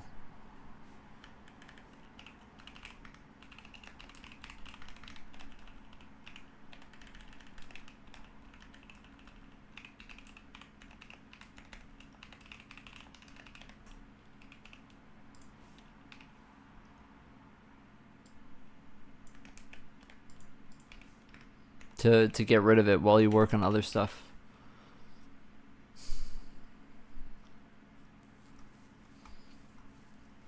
Okay, so that's the index buffers. I think that this is working. I think so. I think that this is working. I'm not entirely sure, but we can test it by making 2 extra balls and making them static objects. And if we make them static objects, then they should get instanced into the light map, and then we'll see if they get instanced properly.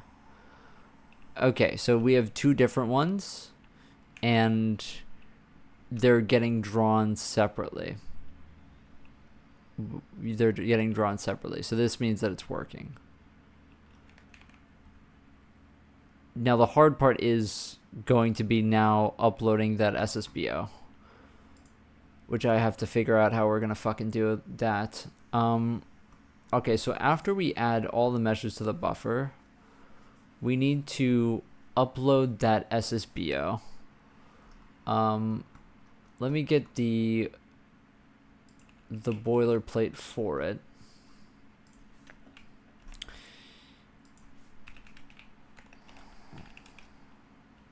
And we are going to upload vec4 times, yeah, we need to return this index.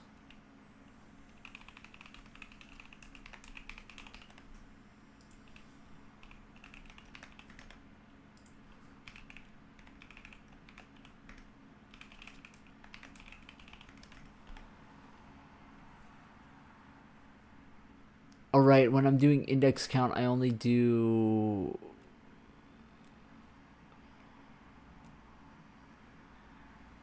Right. Okay, so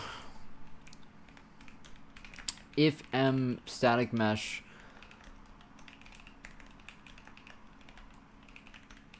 if it's a static mesh, then we need to loop over all of the mesh nodes that have it.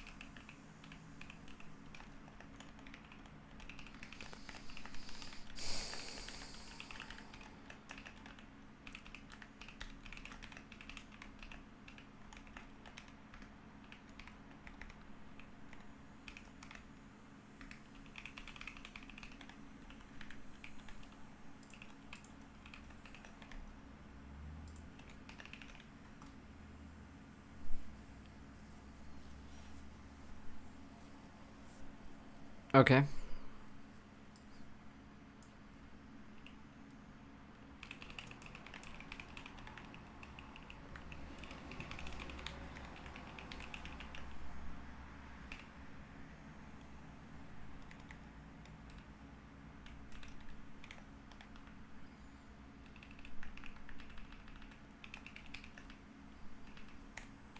I think it's binding location 3.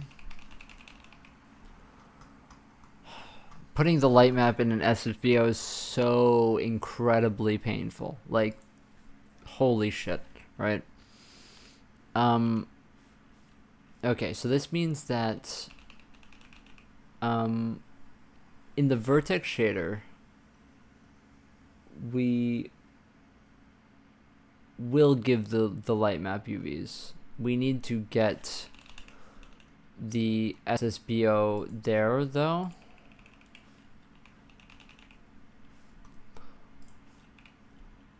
Binding equals 3. Light map data. And this has vec for UVs. And now all we need to do is take in a uniform for the current index offset.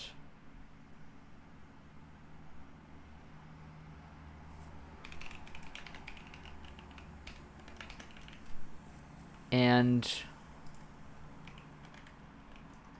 then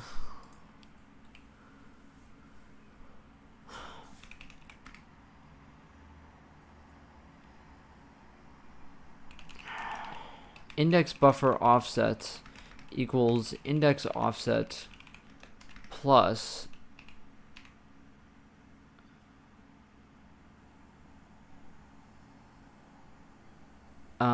what's the name of this again?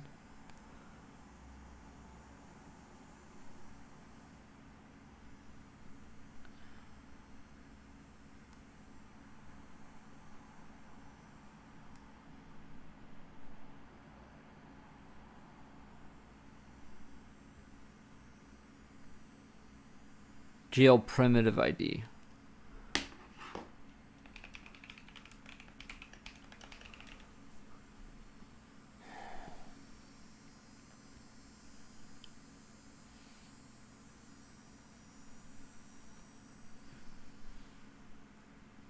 And then VLMUV equals UVs dot x UVs index buffer offset XY.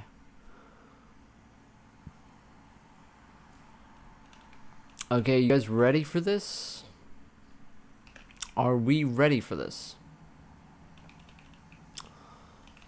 Alright, we need to test this, so what we're gonna do is make it pure light map. So that means just set it to a radiance.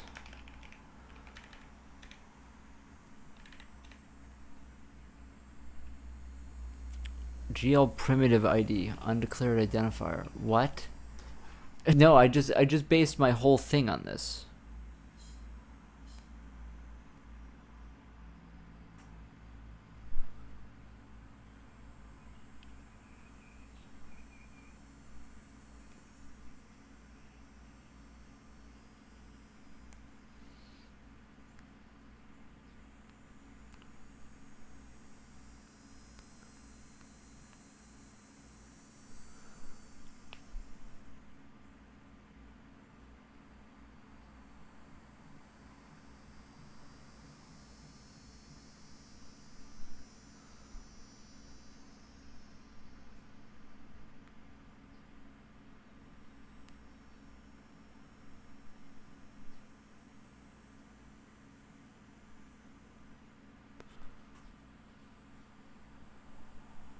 I'm just making sure I spell it right.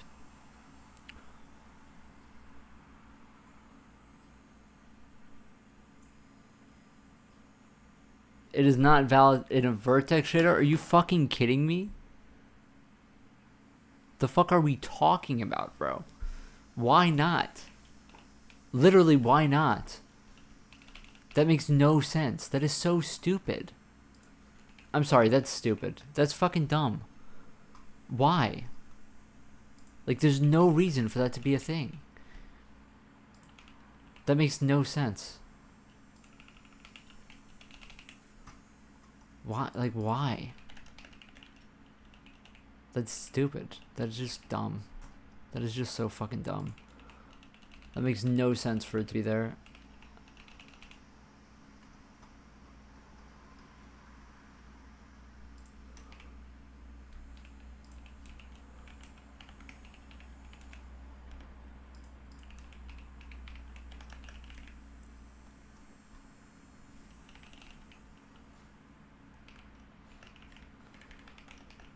Okay, let's see it.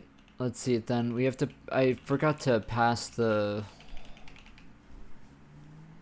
Like now I have to fetch a fucking. A per fragment. I have to fetch an SSBO per fragment. The fuck are you talking about? Why? What is the reason? That's so stupid. That's so fucking stupid. Whatever, dude. Like, it's just like such a waste of fucking runtime. Like, are you serious?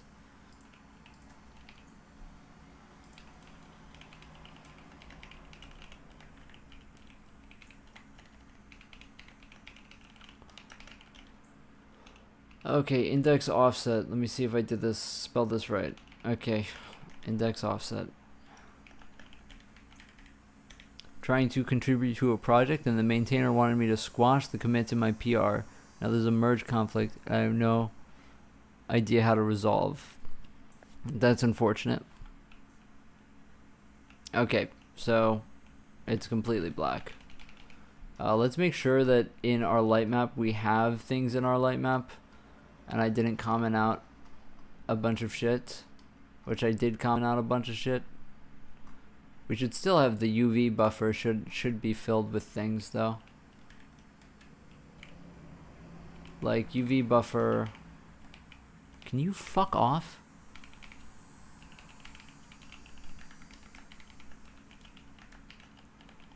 Let's just fill it with white.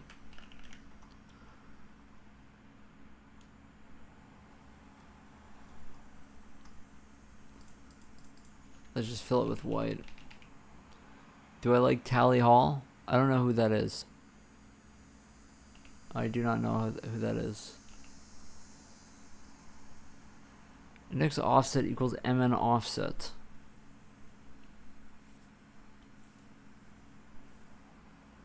Maybe it's MN offset divided by 3. That would kind of make sense. Do you like Acme theme? I think it's alright. Shit. God fucking damn it. God fucking damn it.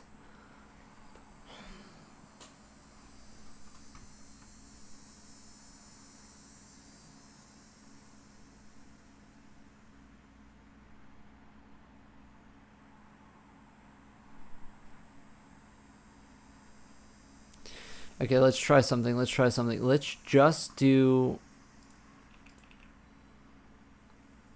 Let's just do one mesh and then see if we can do it with no offset.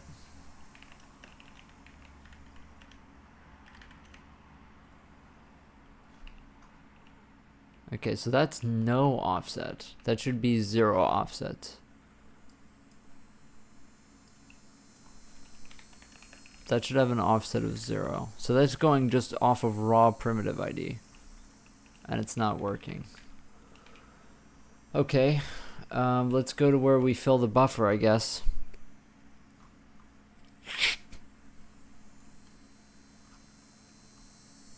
Once again, I don't really know how primitive ID works necessarily.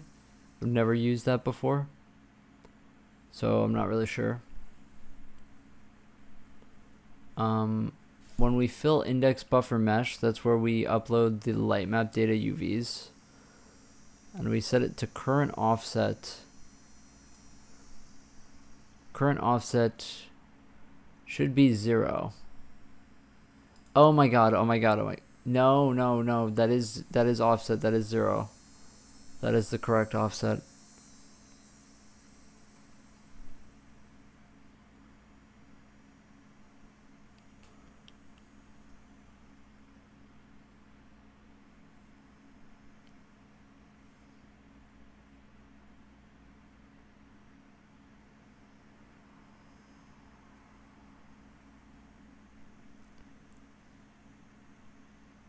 Wait, but the primitive ID is per...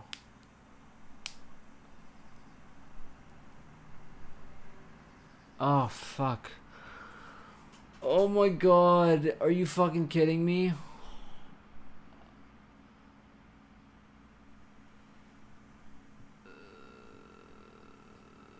I need to know which point in the triangle it is.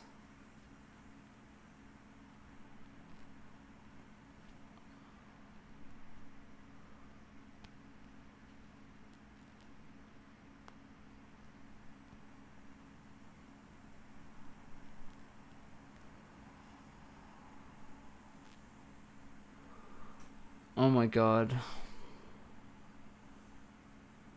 No, I don't think that this is gonna work, actually.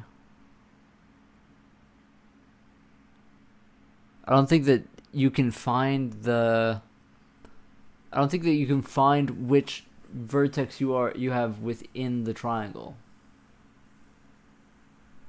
If you know that it's all triangles, then you could technically go vertex ID.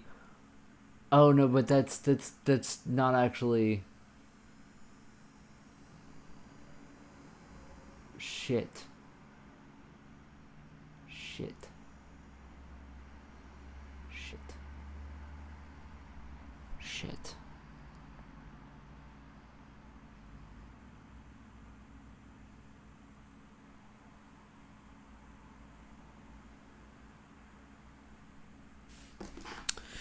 All right, let me look this up.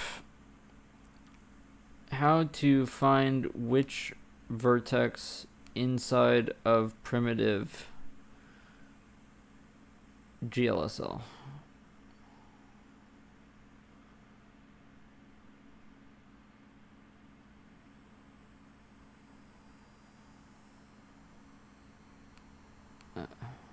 No. Is it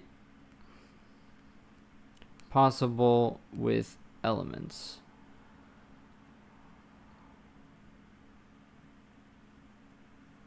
It's not possible.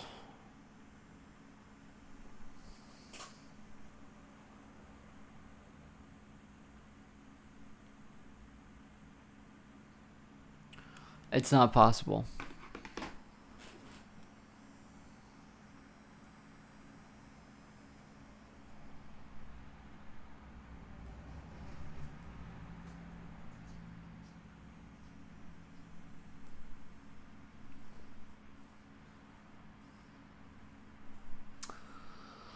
Well, we could do per vertex ones and then have them indexed by face. But then we'd need a second SSBO for that, and then index into that by primitive ID, and then that gives us...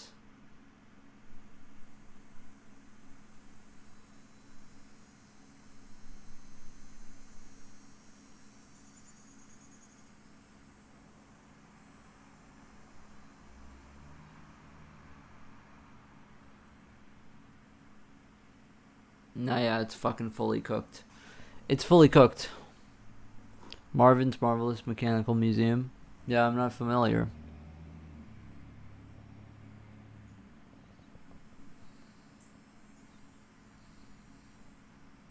I think 27 FPS is still pretty good, you know? Fuck. Yeah, I can't actually do this. I can't actually do it.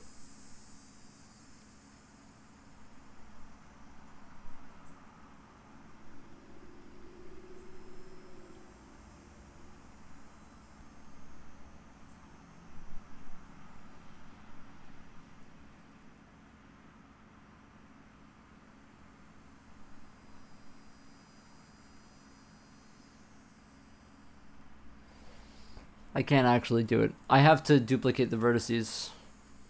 It's the only way. It is literally the only way.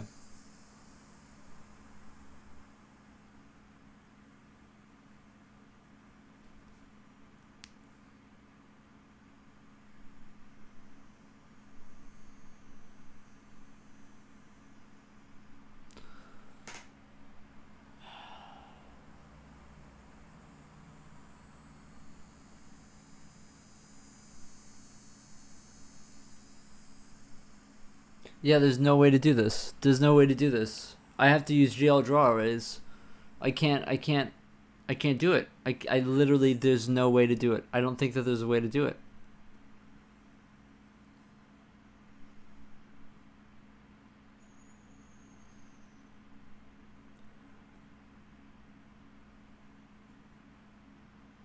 Actually, you know what? Maybe there is. Maybe there is. Maybe we can do a third VBO for the instances. And then we just fill it with that particular mesh's instance.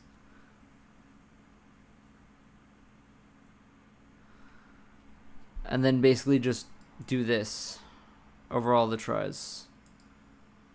Does that work? Does that work? Is that what you're supposed to do? Maybe that's what you're supposed. Maybe I'm doing this stupid. Maybe it's not an SSBO. Maybe you do this. Maybe make another VBO on top of it, and then do this. Let's try it. Let's try it. I've never done this before. But I think that this is the only way to do it.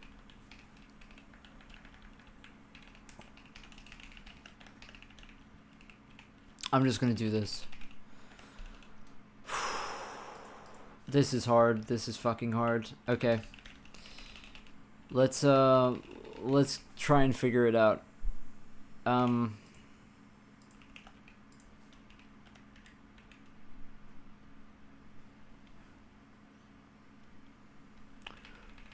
Can't you correct it afterwards, the lighting? Or is that not possible?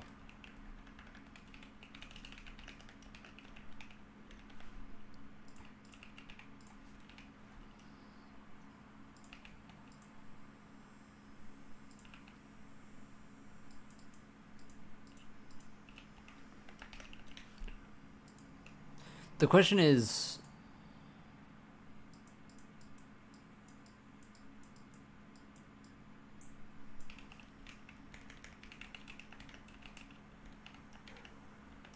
so you use the location, but it's a different thing.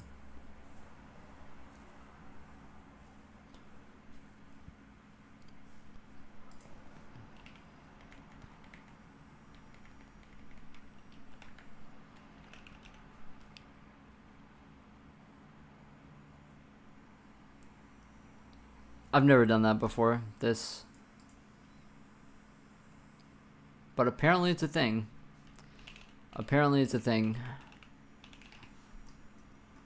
And now, apparently,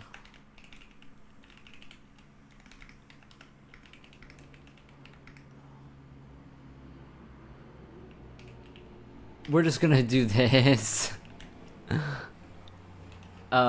Just so that we don't have to fuck anything else up while we're doing it.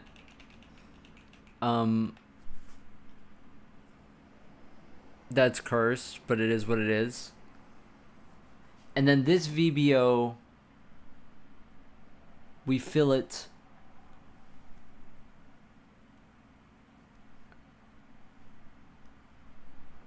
up.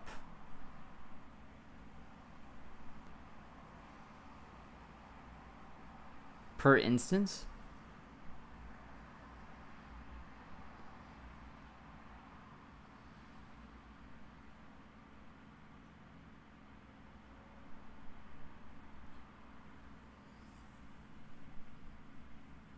I think you have to do GL instanced, and then this VBO is just the local one. But do you have to update it every time? Ah, fuck. It's only a slight brightness trade.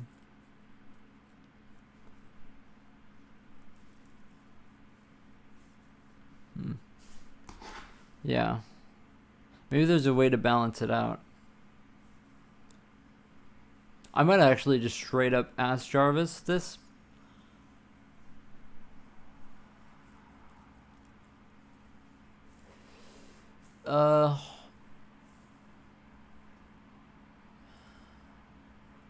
Yeah, fuck it, dude. Let's ask Jarvis because I'm lost.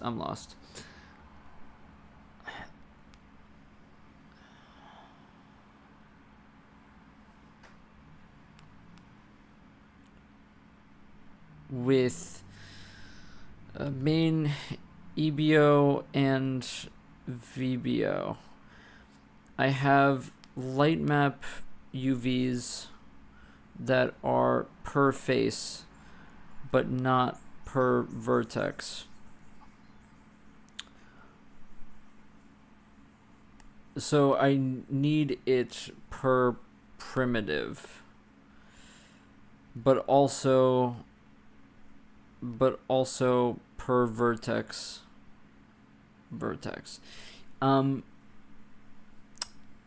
Can I make another VBO at a new location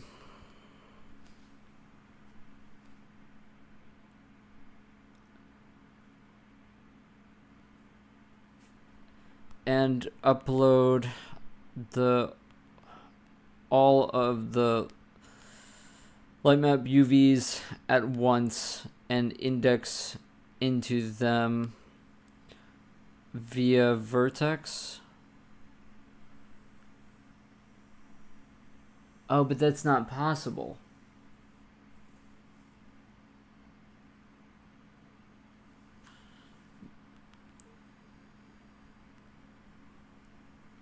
Let's see what Jarvis says. I mean, I'm so lost on this. I don't know how to do it.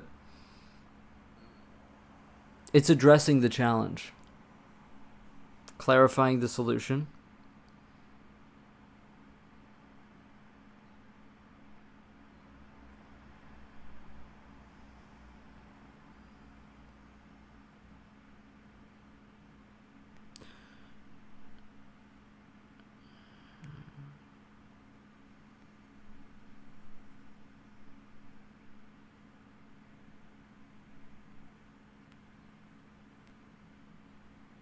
GL primitive ID times 3.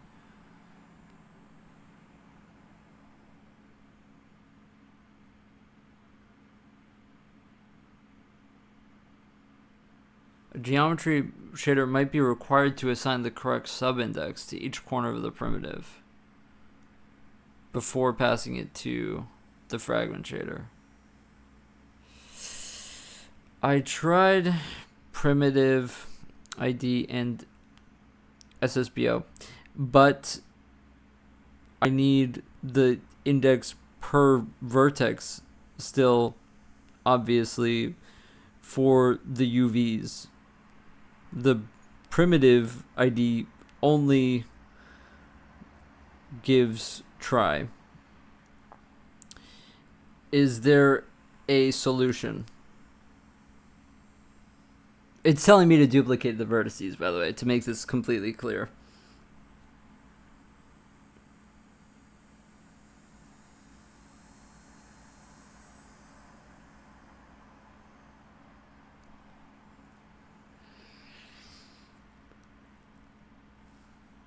You've made an absolutely brilliant observation. Oh, have I?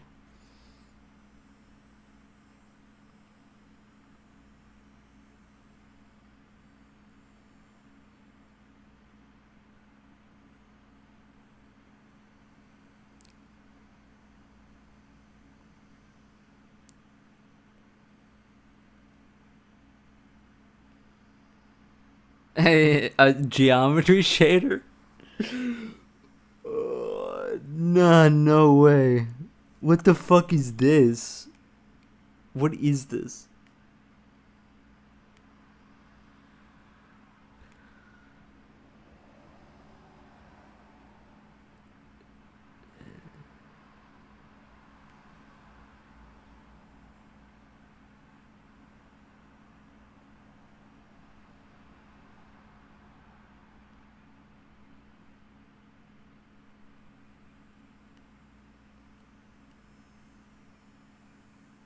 Dude, this is sick in the head. This is sick in the head. This is sick.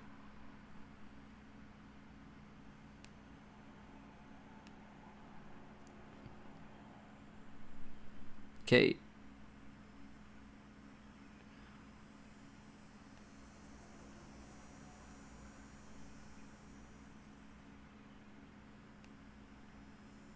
GL primitive ID in.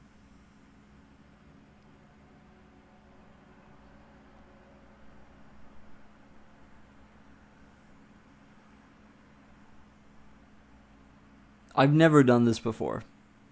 Just to be clear.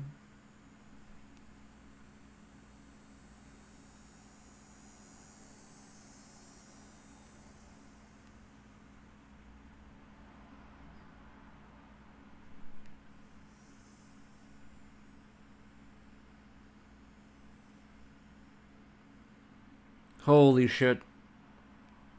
GL primitive ID in.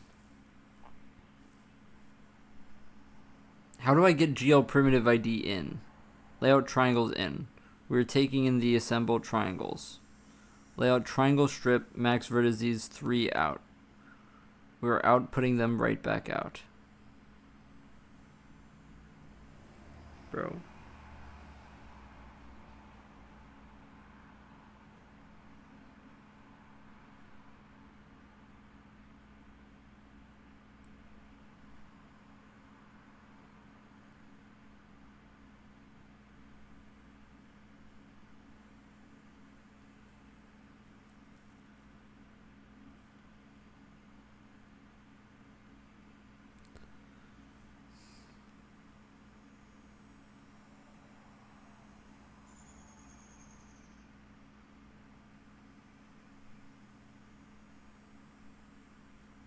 This is insane. I've never done this before. This is fucking crazy. This is crazy. This is crazy. Okay. I just suddenly realized I don't want to do this. I don't want to do this. I do not want to do this.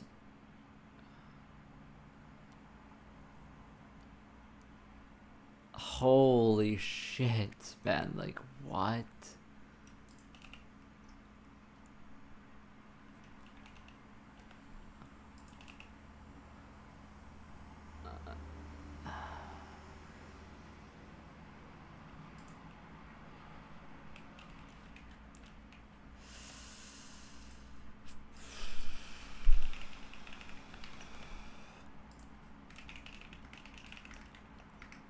I have no clue if this is gonna work even remotely. I don't think so. It gave me some kind of bullshit, not gonna lie. But I have no choice other than to try. The only other option is literally duplicating the vertices. That's the only other option. Is to just not use elements, which is just going to make us slow. And so if we don't want to be slow, the only thing we can do is give this a shot because it's the only other option. It's literally the only other option is to have a geometry shader that apparently what it does is the vertex shader only does one vertex because it's done by indices, so it only does the vertex once. But then the geometry shader is going to split it up into 3 in the middle.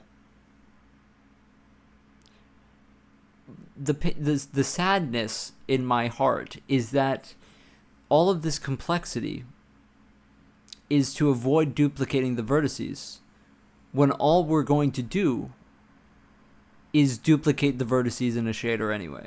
So basically, go fuck yourself. Like, that's what I feel, right? That's what I feel right now. Is it .geo or geom?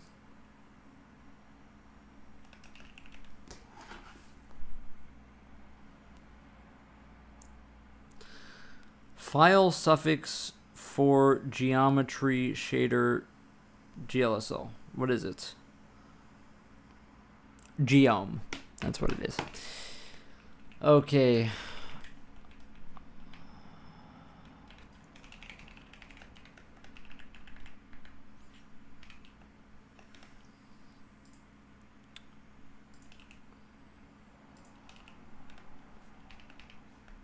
Dude.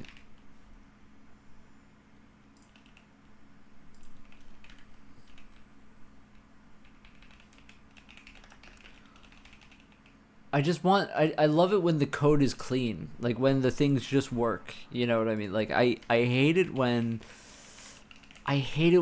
there's just something that I can't do normally and I have to do some scuffed bullshit, you know? Like that's what I just hate when that happens. It's like it's so annoying. Okay, I've never done this before, so I have like actually zero clue. The syntax was really weird. I don't know if it's necessary to be that weird, but I'm just gonna assume it is. So the layout in is triangles, and you do the layout out, which is triangle strip, max vertices 3, and then this is the out. Okay, there we go. Okay, so we want to get the SSBO.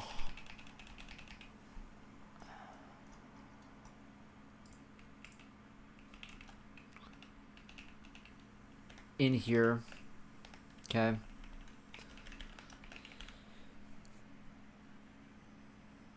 So this in vs out, I don't know if this is, if that's necessary.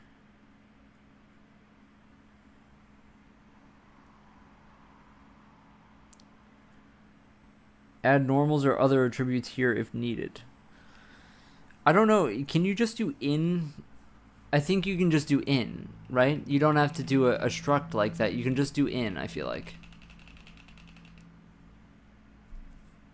Oh no, because it's an array. Oh no.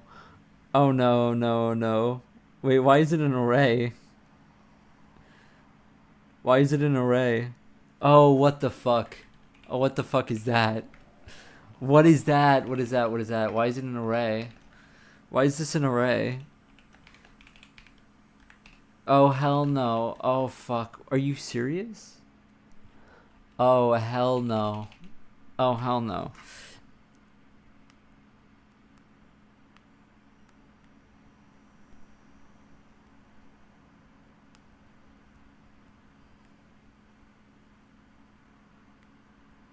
If the autocorrect turns vert into very one more fucking time, I'm gonna have a mental breakdown today. Like, let me tell you, that's happened like 4 times already. How do I fill VS out from the vert shader? Out interface block.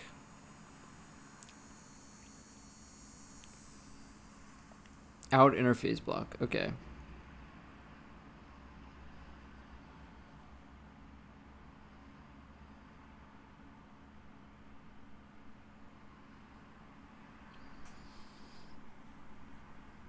Block name must match.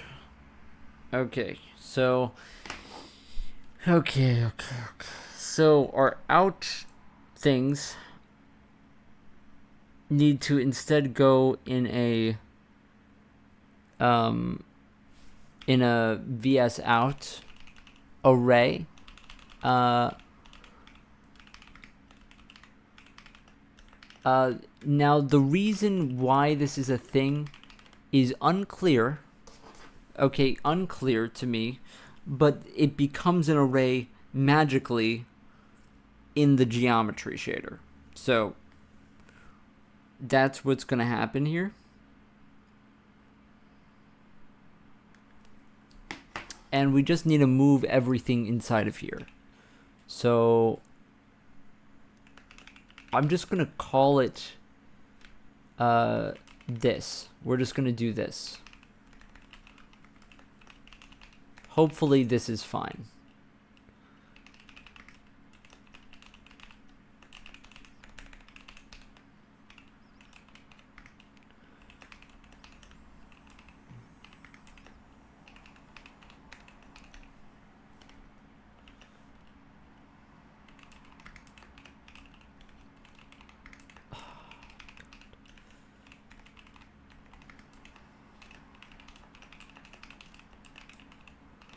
Okay.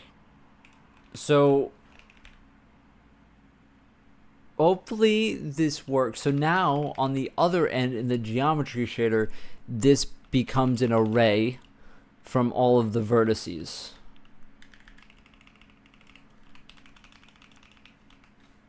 It becomes an array. Okay. So now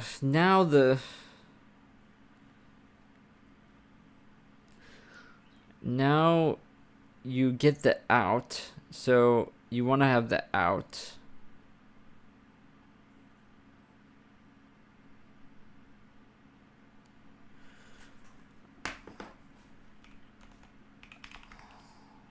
And now you have all of the outs in here that are going to match this.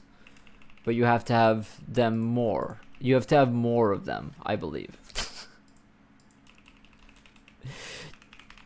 Don't ask me why. We have to name them differently, okay? Now, I'm just going to remove the V, and that's what we're going to name them, okay?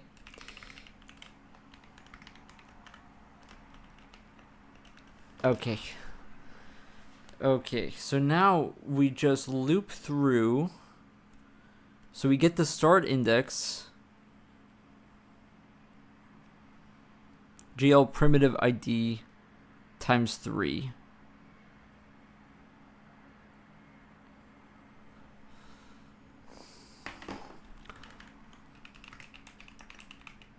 I'm just going to trust it on this one.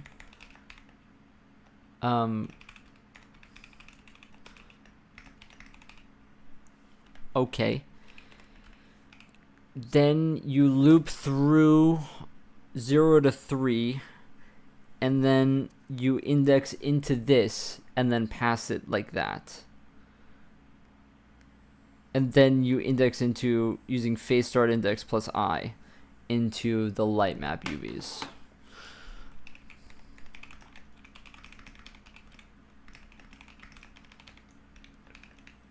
And then you have a function called emit vertex that you call, and end primitive at the bottom.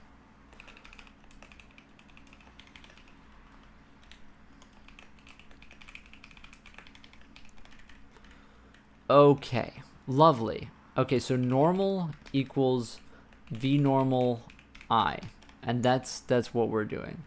Or no, it's a gs in I dot v normal. And now you just have to do this for everything. It would be really nice if we could do like a fancy helix thing here and do that. That would be like real nice. Nice little fancy helix thing there. Oh, don't you just love helix? That's so fucking cool. Holy shit. I love helix. V frag pause light space.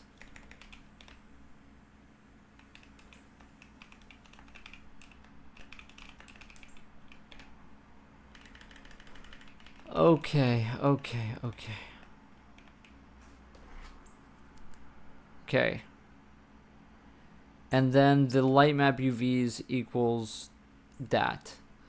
So LMUV equals, instead of that, it will equal UVs indexed by face start index plus I.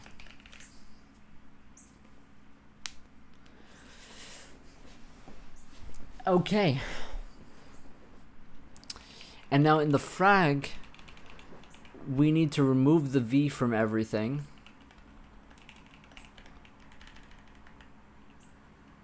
Which actually is like a gigantic pain in the ass, I just realized. If this doesn't work, I mean, I think like I'm actually gonna like, I mean, like seriously, like, I might have to just end the stream. I might just have to go away after this shit. Oh my god. What the fuck is this, dude? Okay. Okay. Get rid of this. Okay. I think I got rid of all of these. I didn't. Okay. There's a high chance that I fucking did something wrong. Like a decent chance. That's alright though.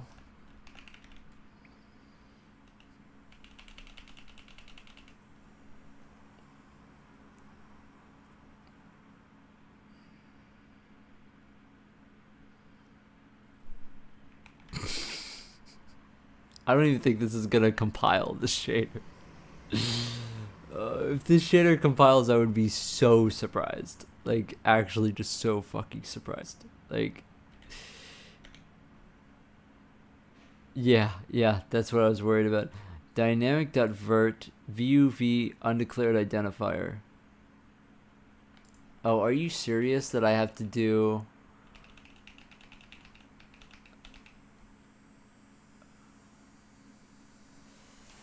Do I have to do VS out dot? Is that serious? You can't be serious. You're not fucking being for real. You do, you fucking freak. Oh my god. Oh my god. Oh my god. Oh my god.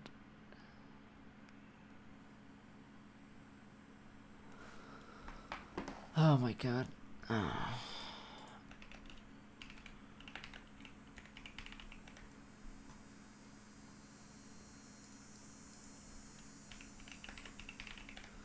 Well, I mean, to be honest, like, I'm not even that pissed off because, like, I never would have done this if this didn't happen. You know what I mean?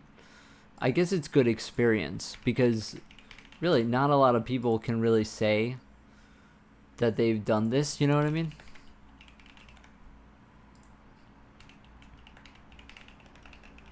Maybe they can, and I'm the only one who hasn't done anything like this before. VNormal undeclared identifier. What are you smoking? Oh, that's what you're smoking.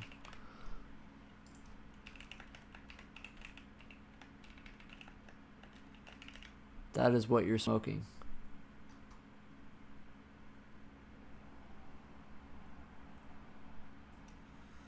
Okay, are we happy? Are we happy, people? VPOS undeclared identifier 126.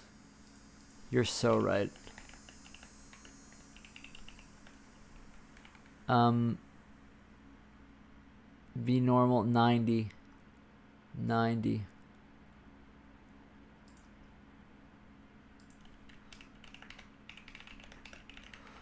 Okay. I did VS pause instead of VS out somewhere.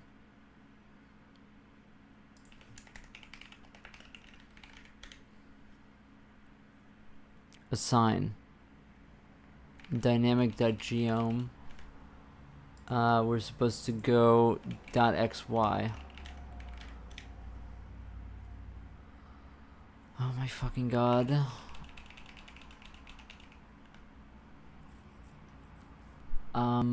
Let's see. vcolor vpause 26318.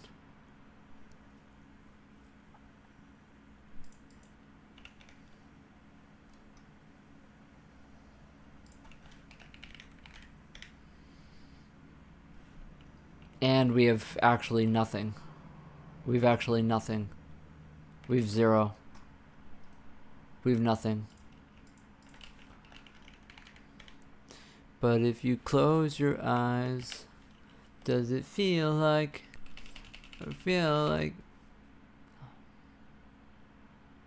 But if you close your eyes...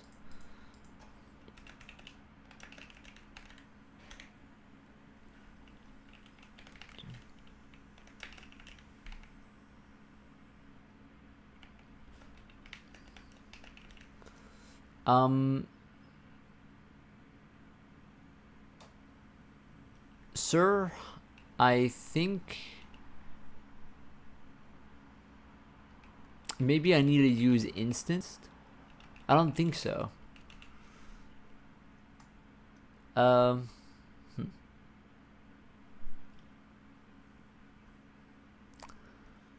Is there a way for me to just... I think that we aren't doing any... We just don't have any... we don't have anything going on. We don't have anything going on.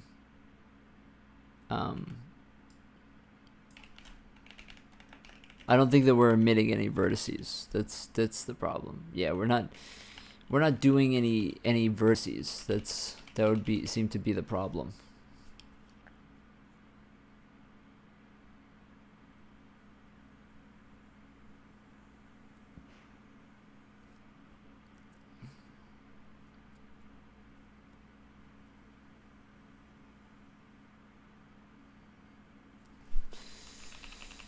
Let's make sure that our render call is correct before we freak the fuck out. I mean, it should be correct. Because it was working before we did this. Maybe we just try to guarantee that before we go down the rabbit hole here and just like create a regular shader program.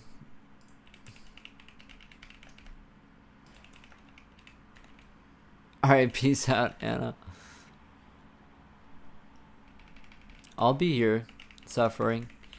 Today is a day of suffering. It's a day of pain. It's a day of pure pain.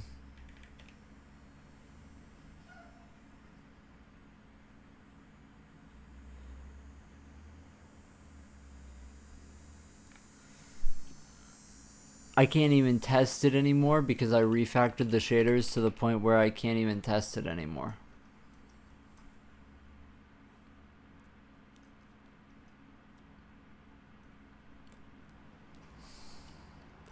Can I just comment the whole shader out? Is that can I do this? Okay, there we go. Okay, so it's guaranteed. It's guaranteed.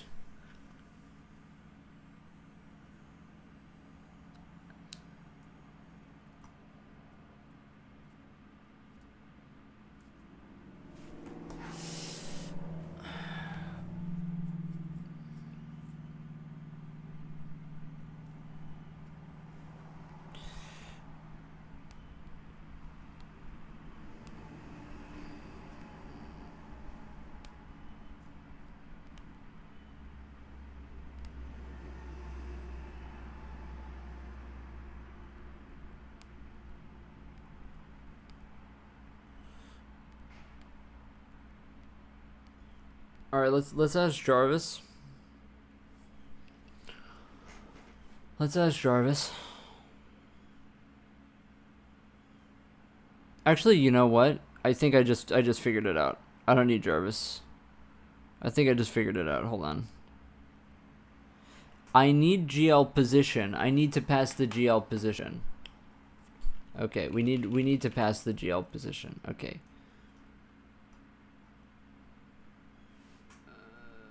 Do I need to have it?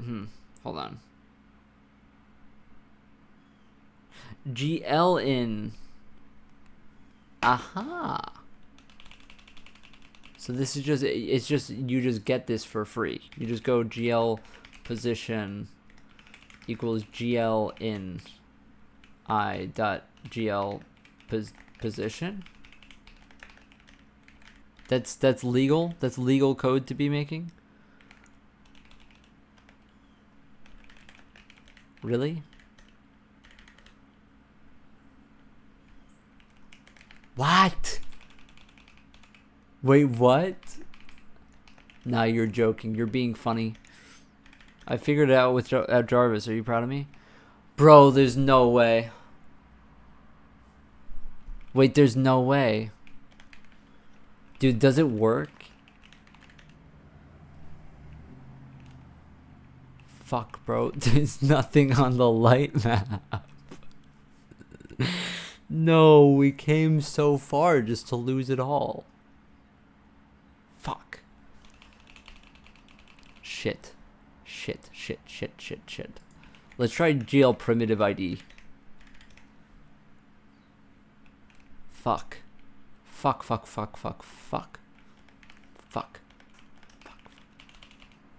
God damn it. We gotta fix it. Fuck. Shit. Fuck.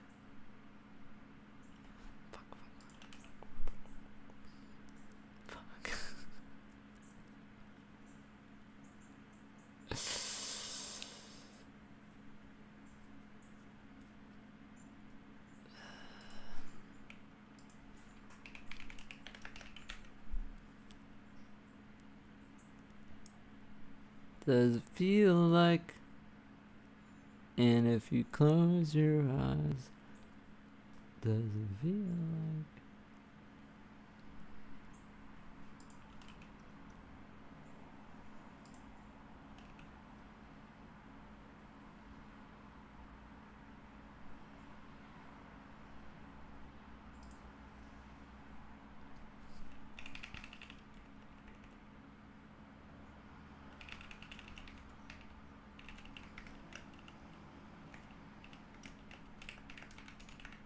Let's just make sure that it's giving us different UVs. Let's just see if we're getting UVs. If we're I think that we are. Wait, we aren't. Wait, hold on a second. Wait, we aren't getting. Wait, what? Wait, what? What? What the fuck?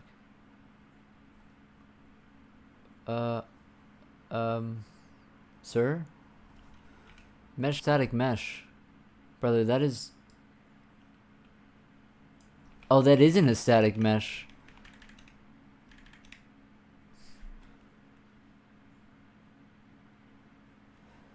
No way, Jose. Wait a second.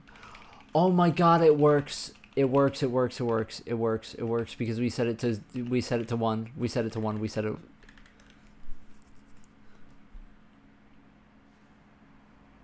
Oh my god, it works.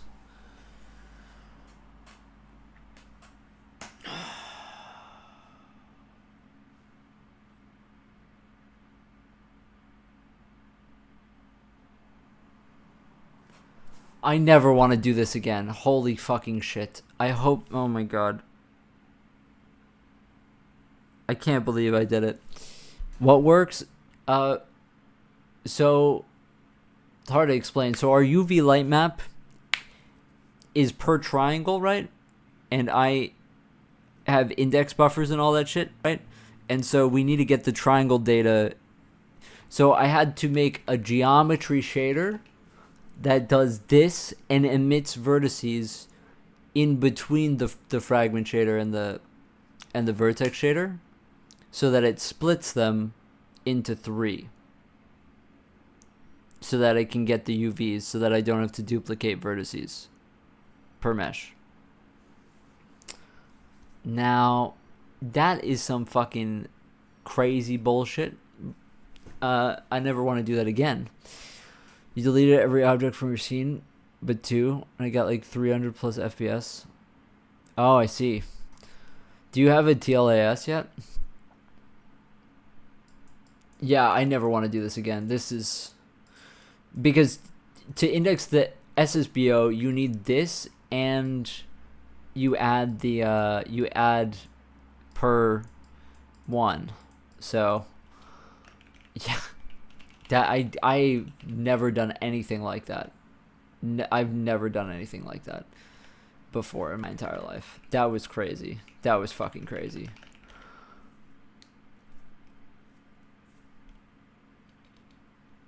That is fucking crazy.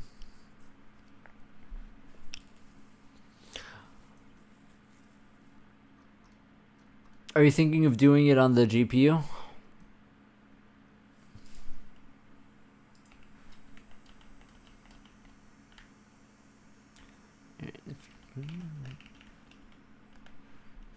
I'm so glad that it's done. I am so glad that that is over. I am so glad. It'll have to be on the GPU? Yeah, that sucks.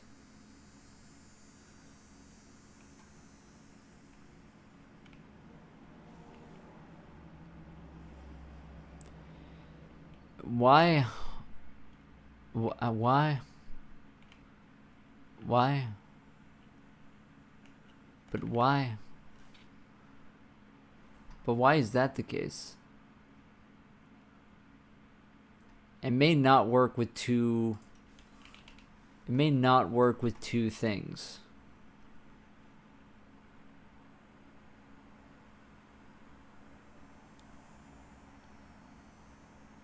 It may not work with two things. We may still be broken. As soon as we added the ball, it broke. The light map UVs broke. So yeah. With one mesh it's fine, but with two you suddenly run into indexing issues. So I'm going to assume that our stride is off for when we upload our shit. So where do we upload our shit? So that I can figure that out. Allocate light map SSPO. Okay, so oh yeah, this is... Oh, but it should already be...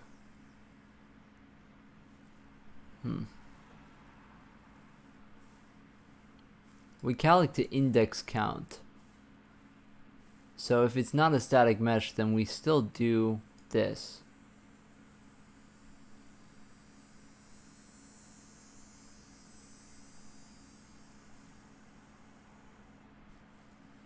So we still do that.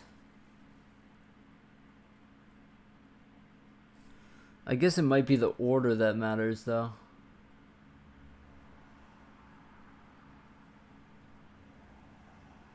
Oh, right. Yeah, we never did the offset. Okay, let me do that. We need a uniform for it. We need to have that uniform. And I think I already set this, right? I already set this uniform here. Index offset, that's what I called it. And the index offset is going to be the MN offset. And I don't know if I can get that in the geometry shader. I'm going to hope so, because that would be really nice.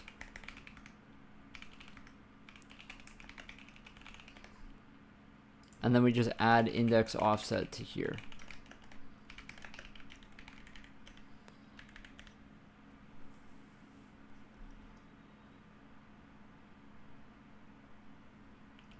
And it works. No fucking way. Okay. Okie dokie. Excellent. I've never been happier, to be honest. Yeah, I thought I was gonna be stuck on that.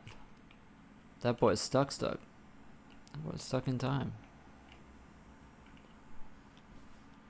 Okay, I never want to touch the code that does this ever again, to be honest. I feel like it's one of these things where if I touch it again, it's going to just instantly implode. And then I'm not going to figure out how to fix it. Like, it's just one of those things where it's like, it's held together by just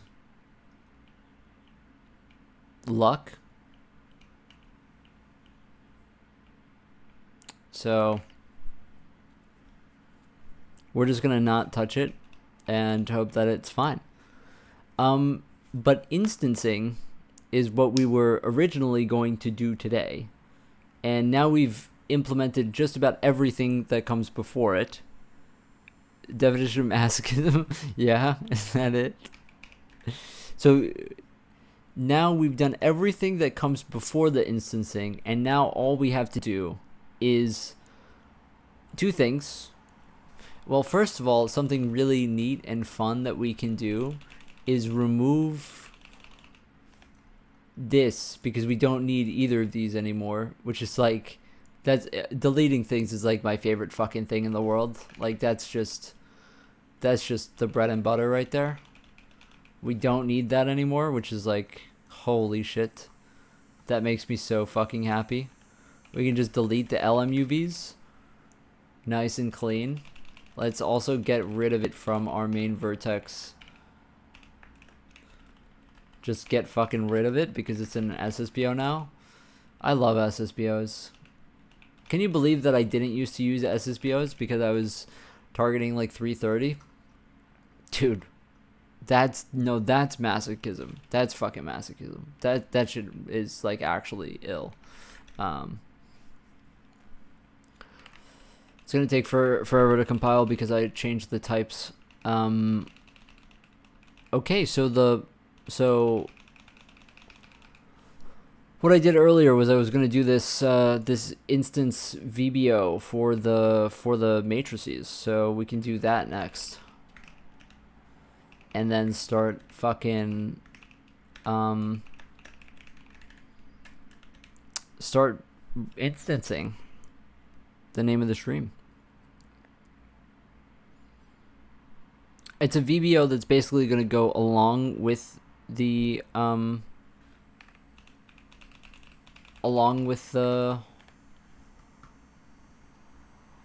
where are you, you bastard? You little silly goose.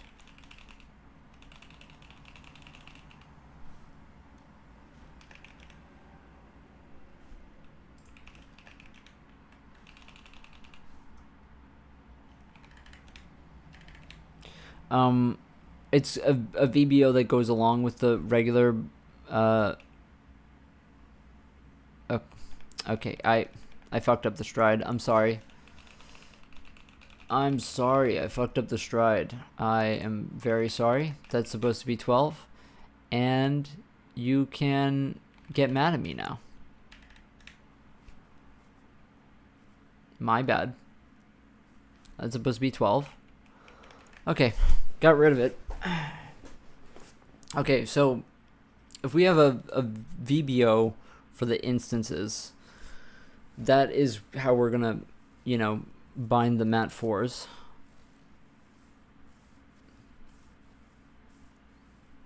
And you just upload it once, and we have a lot of fun, happy fun times. I think. I've never done this either, so could be hard. I don't know. Okay, so let's reuse this. Let's go call it a the instance VBO.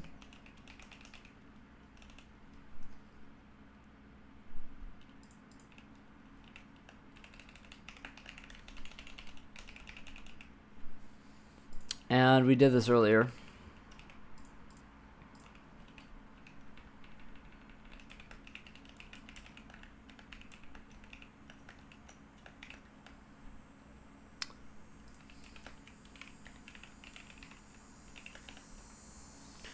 So yeah, this max instances thing is interesting. I feel like we should have that because at the end of the day, we're not gonna be going out of bounds anyway. So it just makes sense to have that because it's gonna be bounded no matter what. Let's say we can have 256. I don't think we're gonna hit 256 instances. I mean, maybe it's possible, but let's just not worry about it right now. This is going to be 4 plus I. And then apparently you can actually just straight up put this inside of this.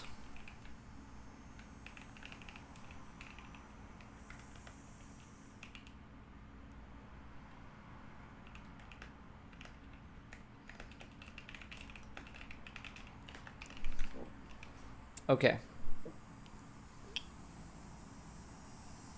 Apparently OpenGL knows what to do in this case, which is crazy because I don't think that it has enough information to do so.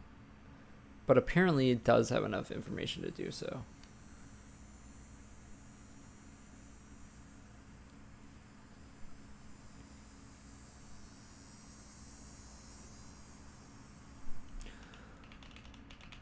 Anyway, the render call is going to have to be weird. Going to be very weird. Anyway, so the whole point, right, with the instancing thing is that you just bind the material once, right? And then the cicada is being really annoying today. You just bind the material once and then, you know, sort by material or whatever. I don't know if we want to implement that first or what.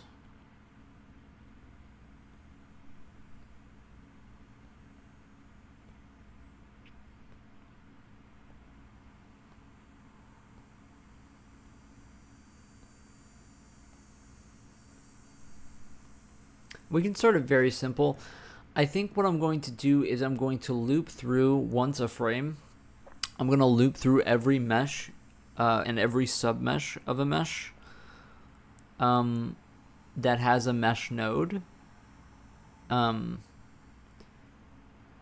then push them all onto some struct that we then queue sort.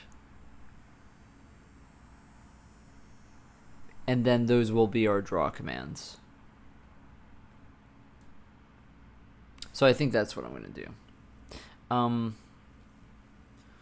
I do have to make that structure though. And I'm not sure how I'm going to do that. But let's figure it out. Okay, so let's call it a draw command. I had this basically in my old engine. It was like a render group, but for now, it's just going to be fine. So we want to have a material.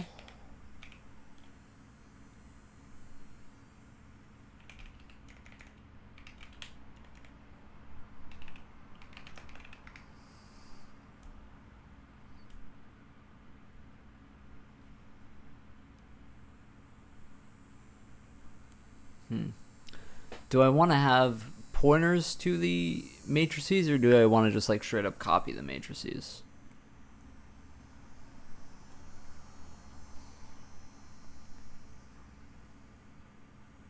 If I have a material, what else do I need?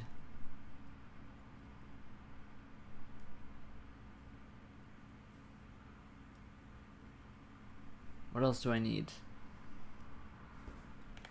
I don't think I need anything else. Like,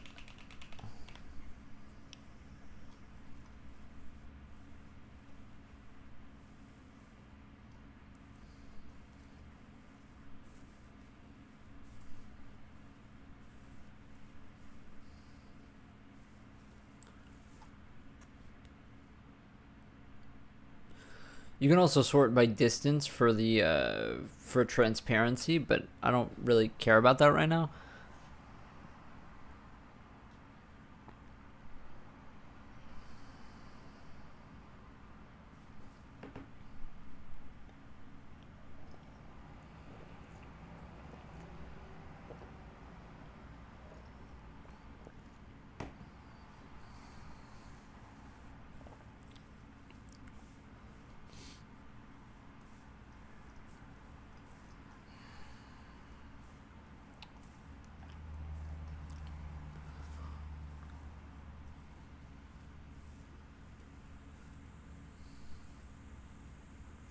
Light offset and light count. I don't know how I'm gonna get that to the shader, by the way. I don't know how I'm gonna get that to the shader. Light offset and light count. Probably difficult. Light offset and light count. How do I get that? per each mesh node.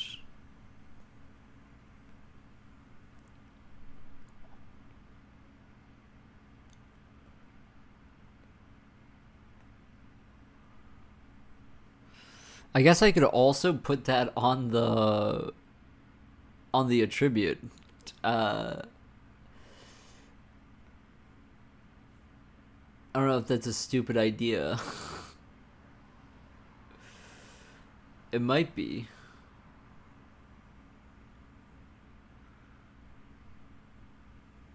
I don't know how I'm gonna do that. Maybe we just get rid of that for now and not worry about it yet. Just loop over all the lights and just leave it for later. So that might also have to be an SSBO thing.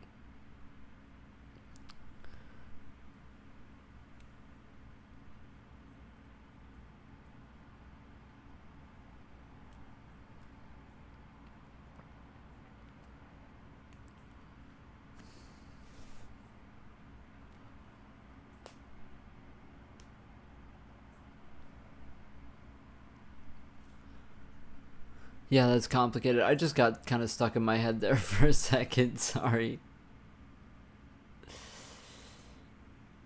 The problem is static meshes, actually, because static meshes use probe and non-static meshes don't. So it's kind of difficult. And non-static meshes bind a dummy light map. So that's something else that needs to be separate, is not only material, but if it's static and not static. That should basically be a material thing.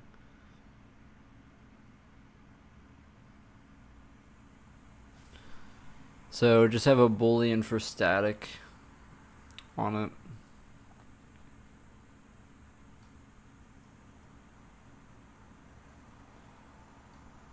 Because that changes that flag.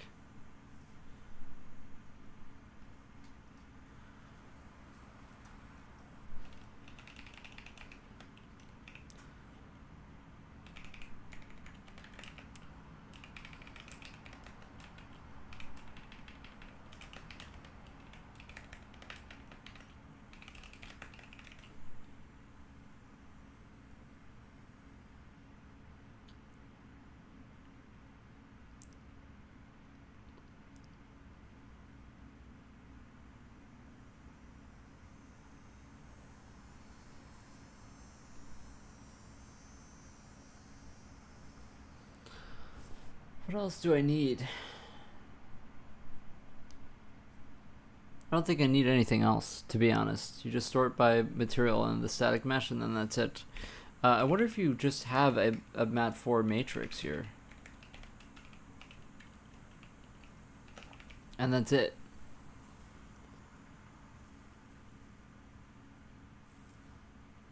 Obviously you need start and count, right?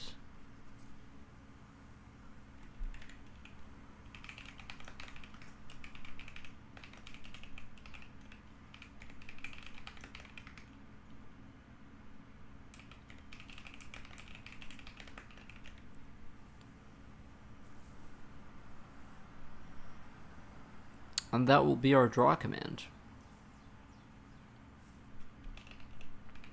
Let's make it define. Let's just make it stack allocated. Let's do 512 max draw commands. So let's make a draw command. Draw commands.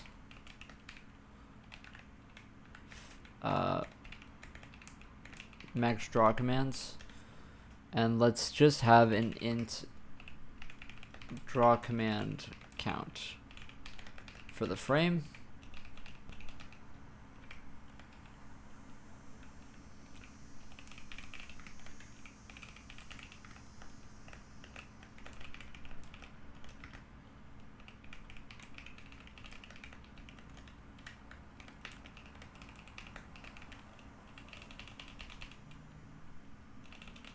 I am lagging. I'm lagging because of all the shit that's going on here.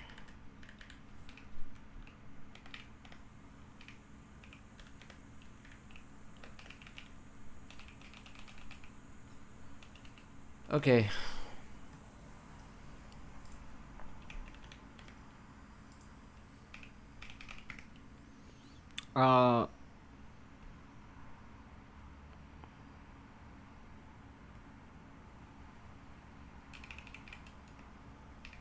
Populate draw commands. So this is just going to create our draw commands, and then we will sort them. God,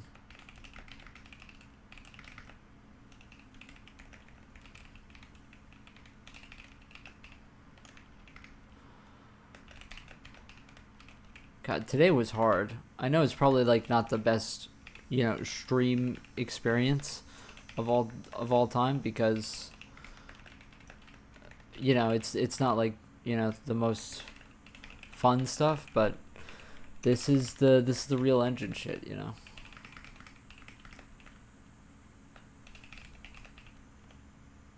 This is the part, Technically, you want to go by mesh node.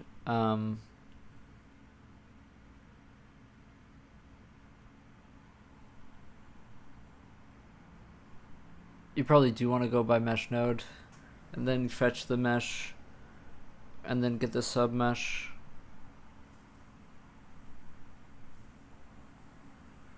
Or you can go mesh, get the sub mesh, and then search for the mesh nodes. Which way is better? Both ways fuck the cache, by the way. There's kind of no way around it.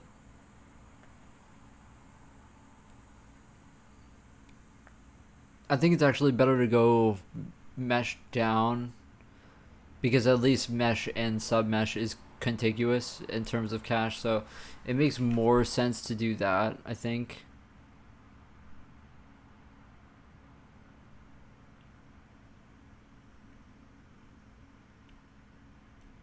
Yeah. Or, well, no, because you have to go mesh and then mesh nodes. No. Just go by mesh nodes. Go by mesh nodes. What am I saying? Oh, what am I saying? Yeah.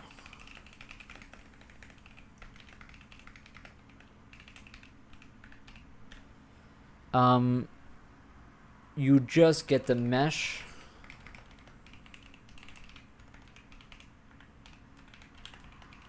You just get the mesh, and then from here, you just emit per sub mesh, right? So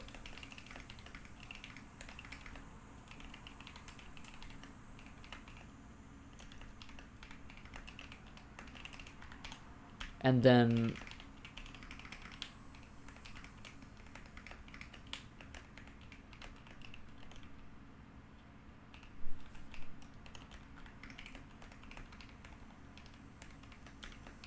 submeshes are just parts of meshes with different materials, right?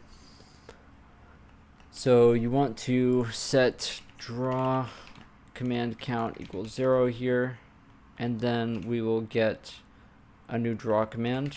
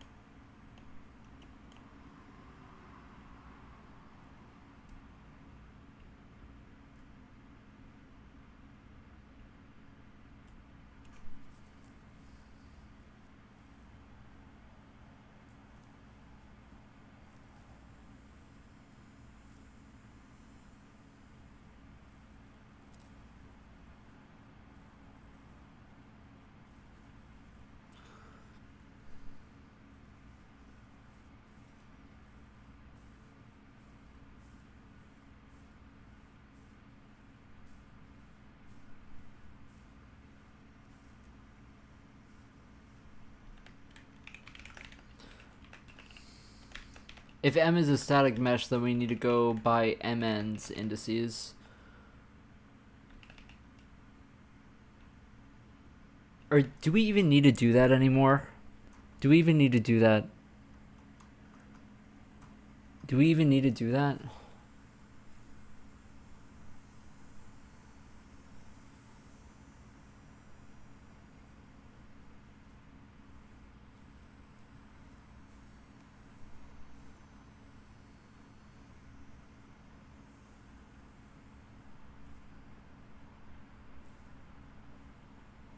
I don't think we do.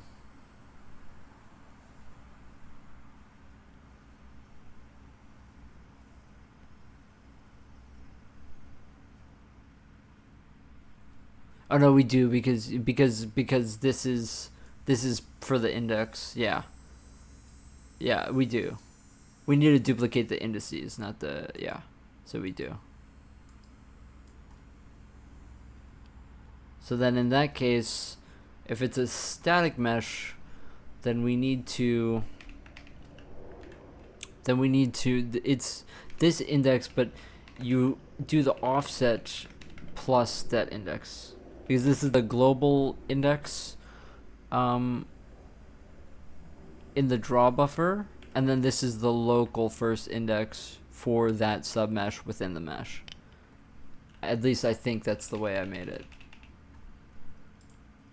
If I can see here, first vertex, first index equals m tries count at the beginning of the submesh. So that would be that. So that's the start index, and then the count will just be smj dot index count.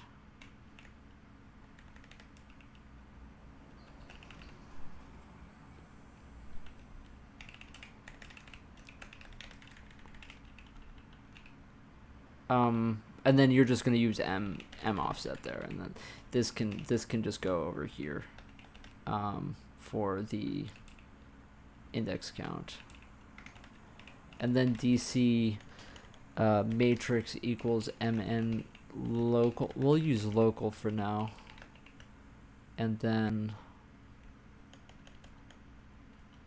dc material we set dc static mesh equals m static mesh dc, and that's it. That's it. And then we draw command count plus plus. Okay, so that populates them. We need to sort them now.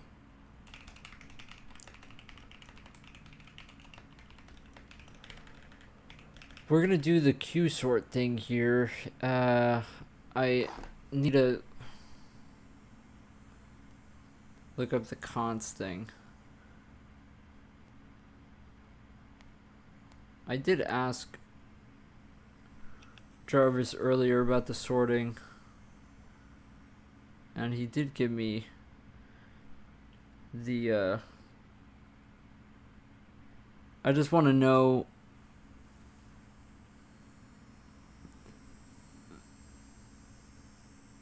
yeah, it's just -1 or 1 or return 0. Okay.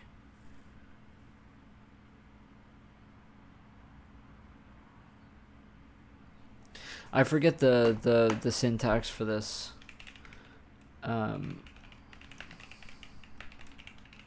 Every time.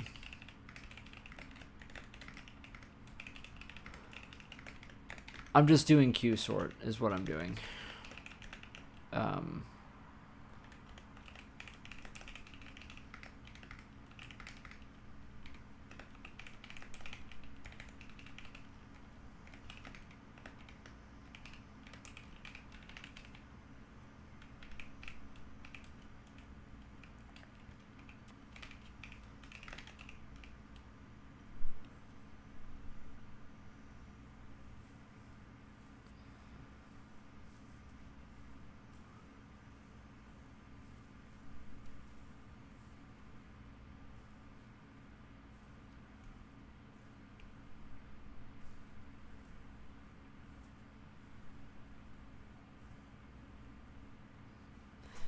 Yeah, technically what you want to do is you want to have a draw key, which is a bit mask. Um,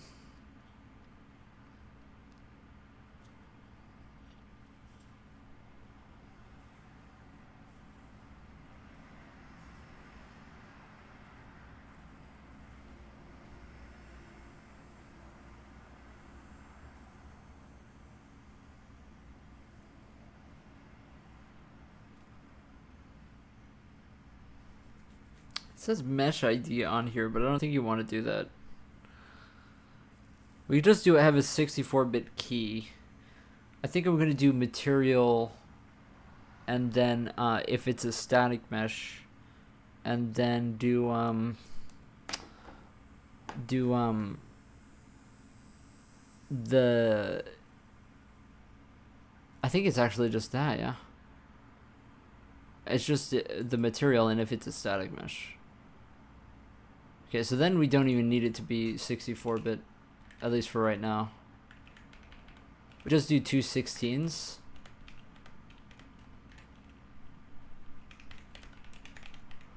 And then, can you fuck off?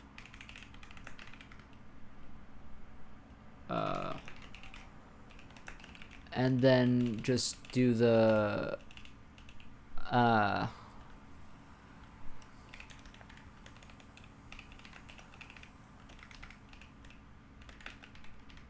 0.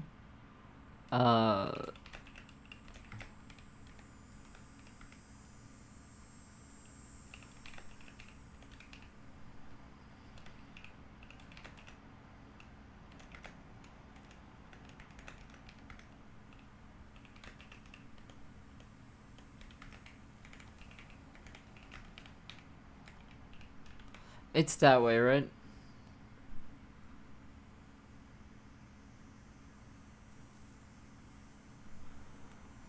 No, you want to do the 16 first. The problem I see here though is, isn't it supposed to be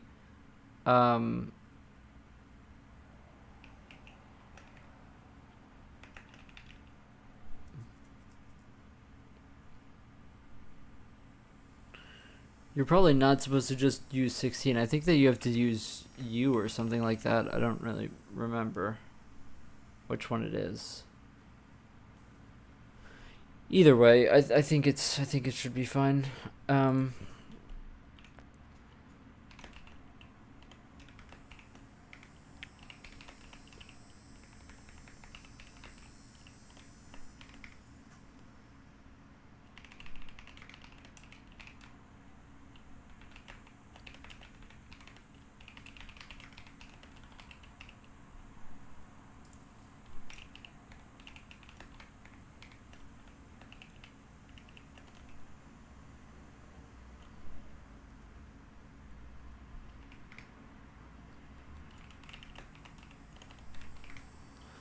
Size of elements,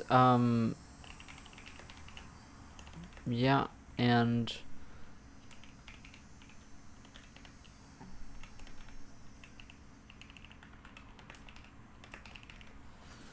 okay. It's kind of silly to do this in its own function, so instead of calling this sort draw commands, let's just call this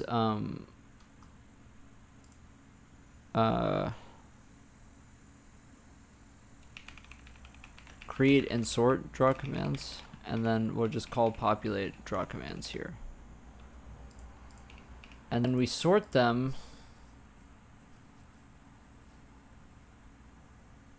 and then we draw them, and then we draw them.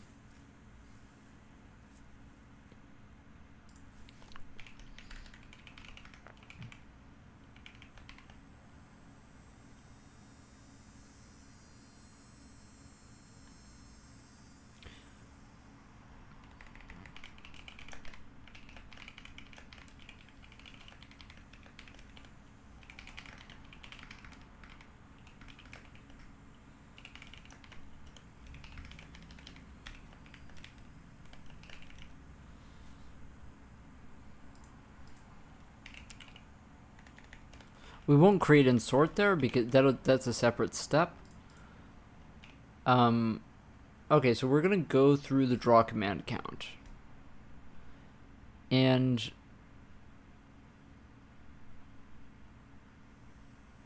we want to step through until we hit one with a different sort key. Or, yeah, until we hit something with a different something. Yeah.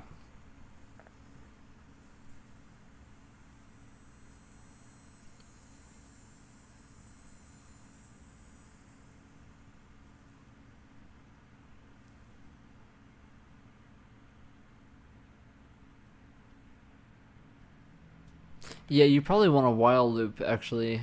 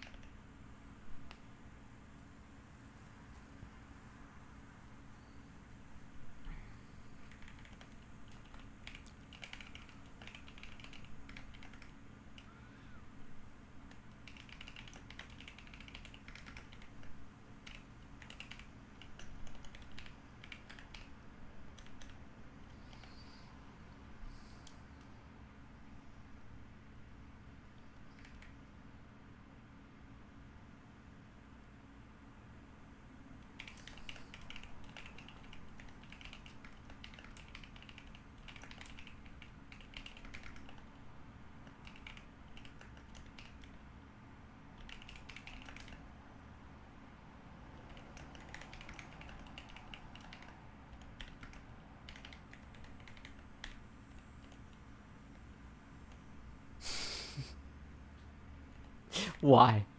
Why does this... Don't freak out, don't freak out. Um, sorry, I haven't been talking at all. I'm just kind of going through it, you know. Um, okay, so while I is less than the draw command count, and the first command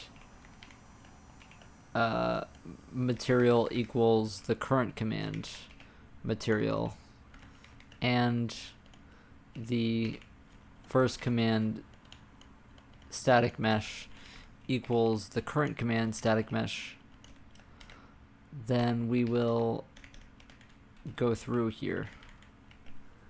I plus plus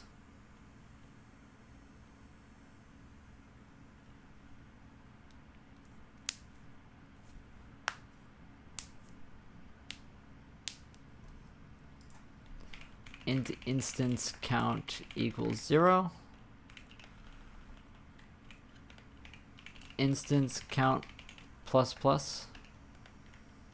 And we want to upload the buffers, right?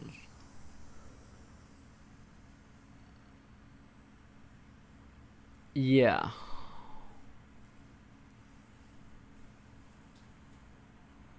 Yeah. So we can just have a stack allocated buffer for that then.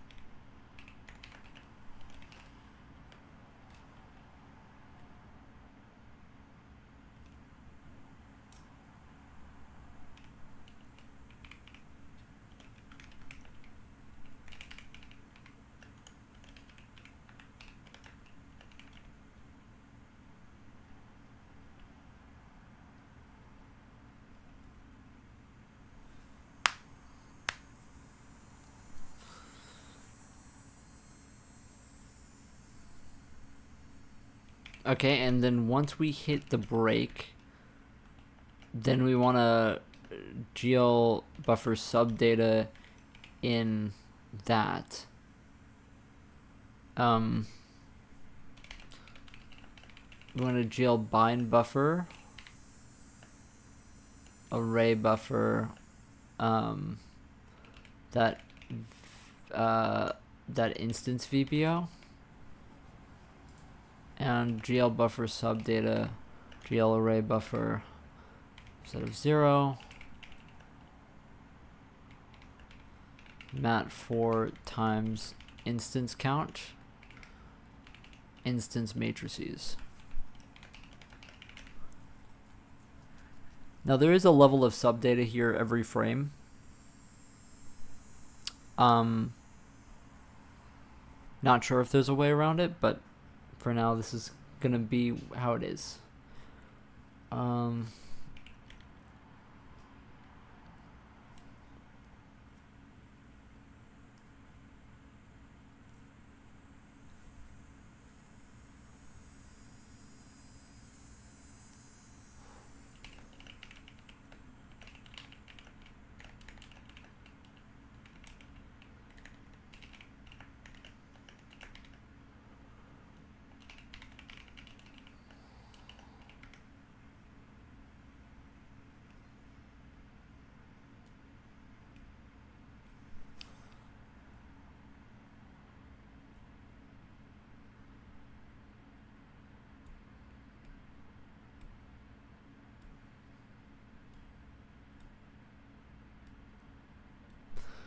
Do I need to collect the indices separately for this?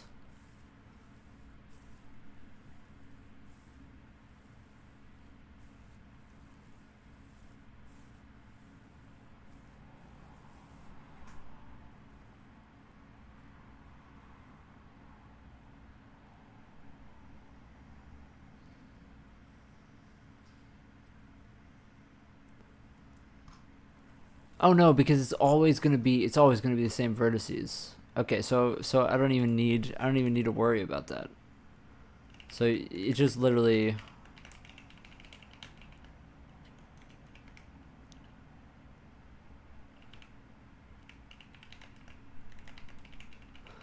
What is GL enum type?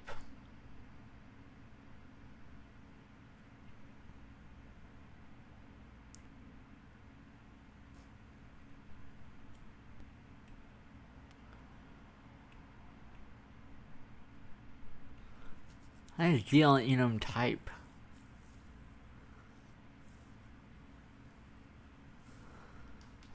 Let me look that up.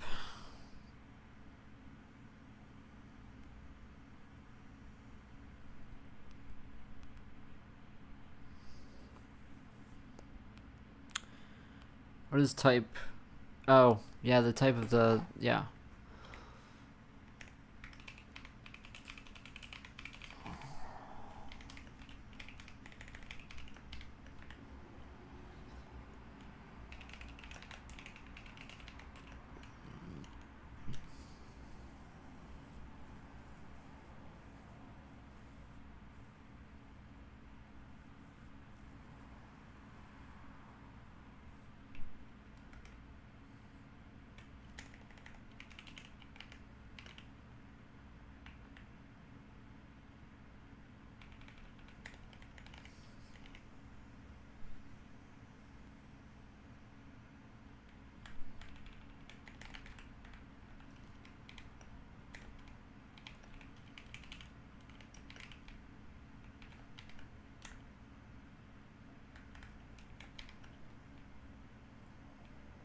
What the fuck are we talking about?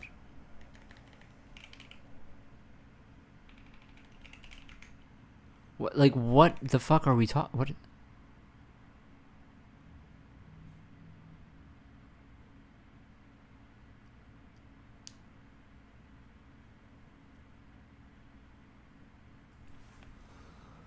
What did I make this? What did I make this?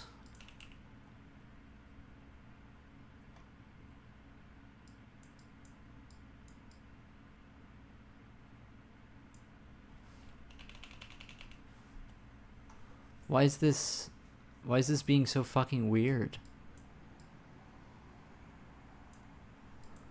Maybe it's because I haven't done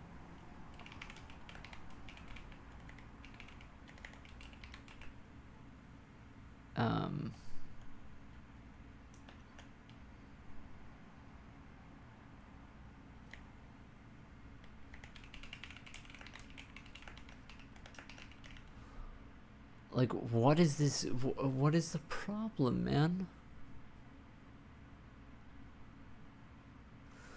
Do I have to like do uint pointer t or? Oh, it's a byte offset, so you have to do.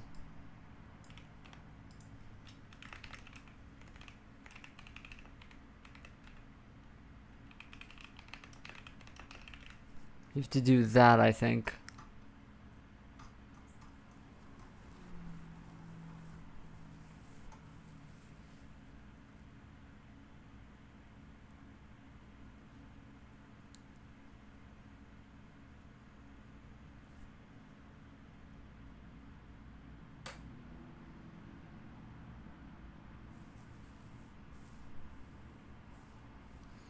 We also have to sort by. I just realized we also have to sort by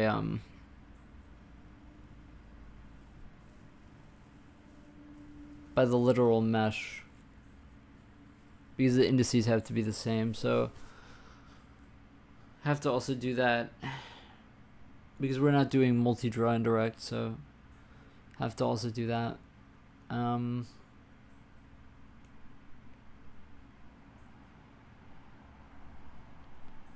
So probably need to put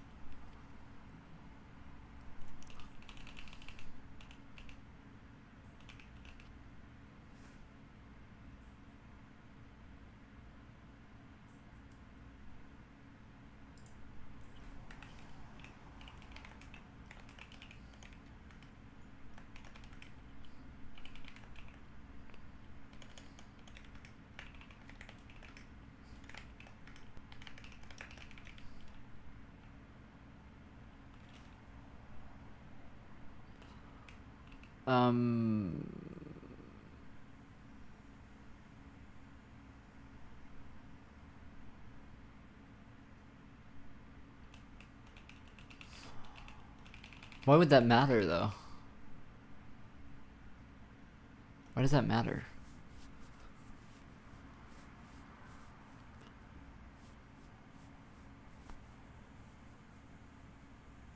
If you're shifting, I mean, hold on.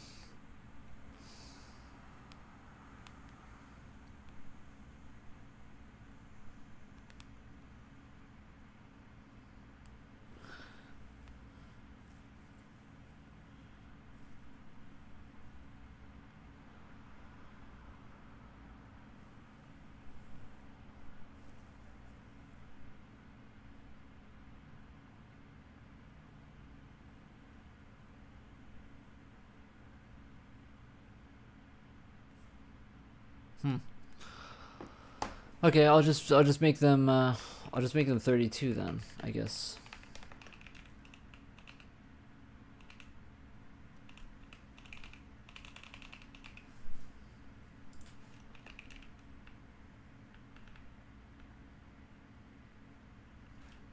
It still says that it's greater than or equal to type.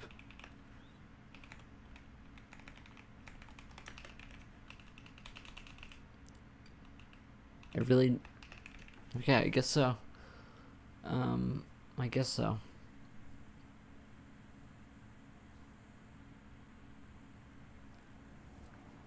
Oh no, yeah, that completely makes sense. Yeah, I'm being fucking stupid.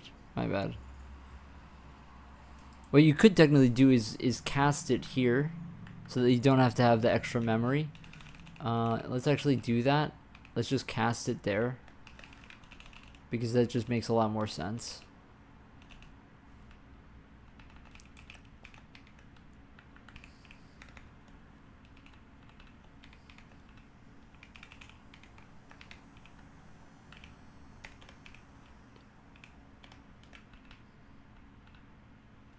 Okay, well, my bad.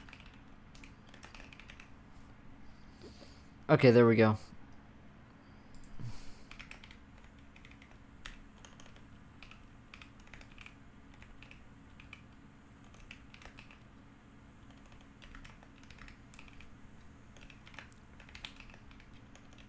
I guess you want to do mesh ID.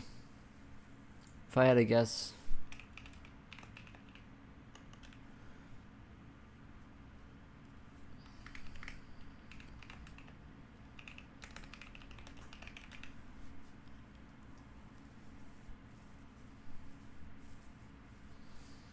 And then we draw elements instanced.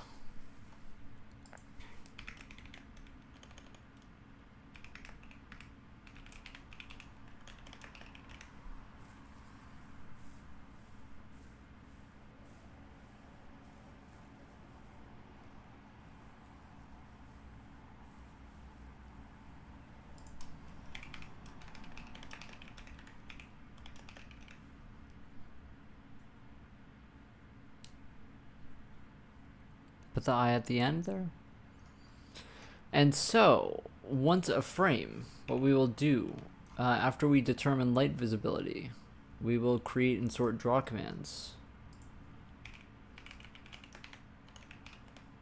Then we will render all draw commands. The tricky thing, of course, is from within render all draw commands, we need to have the functions that bind the data,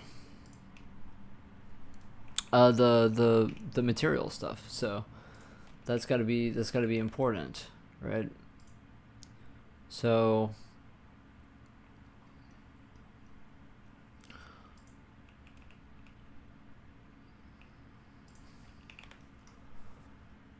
we're gonna bind dynamic shader.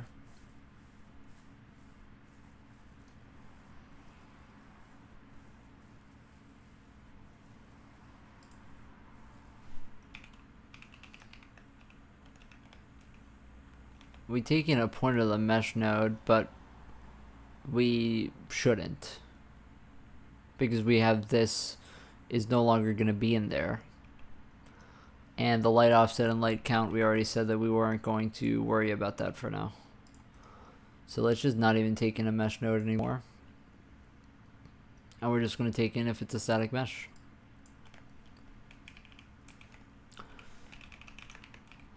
First command, static mesh. That binds the shader. And then we have some extra stuff down here for the material. So let's make a function that does that.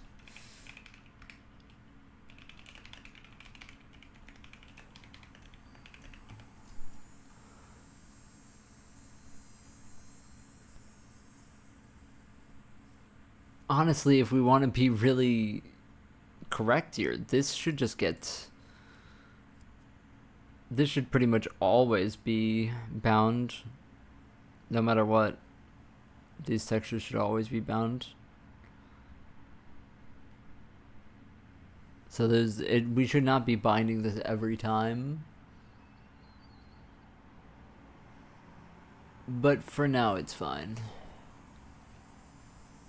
For now, it's fine. Anyway, bind material. Let's bind the material. We're gonna put this in this function. We will take in a material pointer mat, and we need to get images. Image pointer images equals cast vec globals dot images image. Okay. We need to get our materials.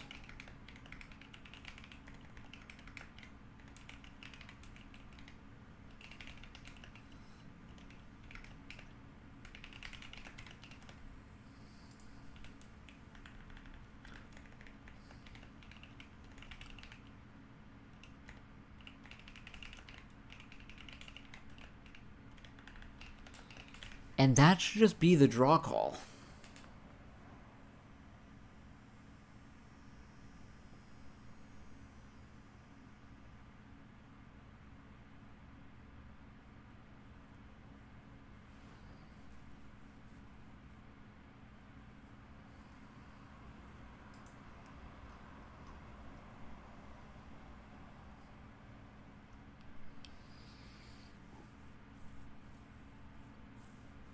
We want to make sure when we do this that we have this shit bound.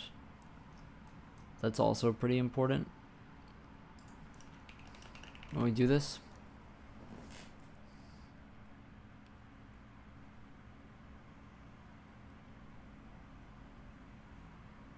This is really GL array buffer, really.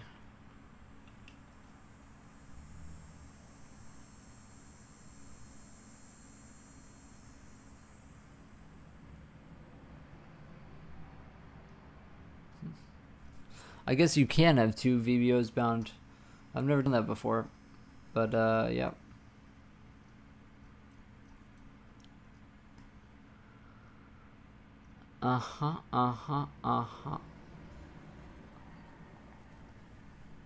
So if we did this all correct, we should be able to render all draw commands and get rid of all of this if we did it correctly. Which there's no guarantees. No guarantees. And instead of model, we will use, let's just go mat4 model equals a instance matrix. Just to be simple about it. The thing is, for our frag shader, we don't have light count, light indices, light offset plus I anymore. We're just gonna go, I don't know the solution for this, but I'm just gonna hard code it, and just for now,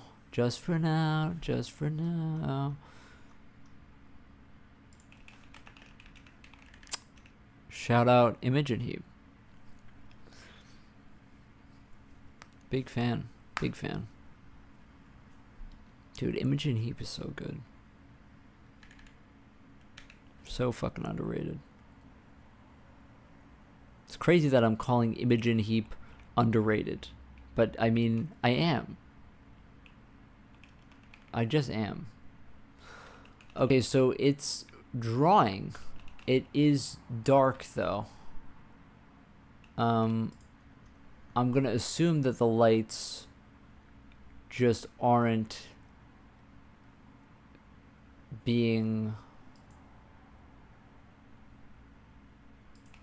going through. Oh yeah, just go I. Let's try this. Just for now.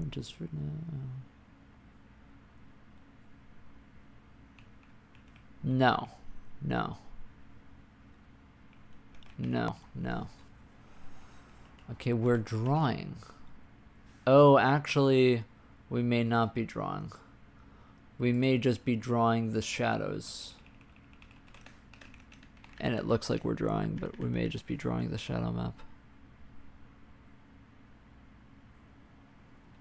No, we are drawing. It is just completely white, or black.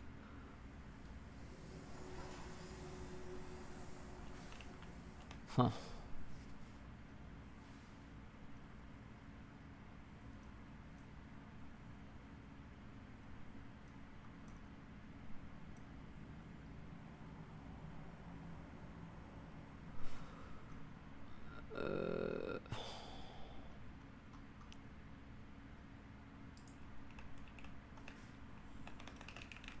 Yeah, I have no clue. The model matrix seems fine.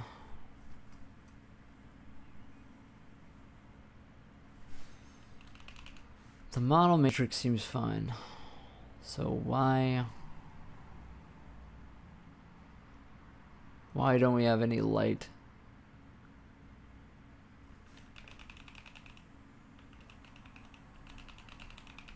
Shit.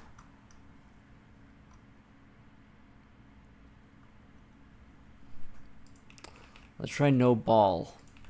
I don't know. Maybe.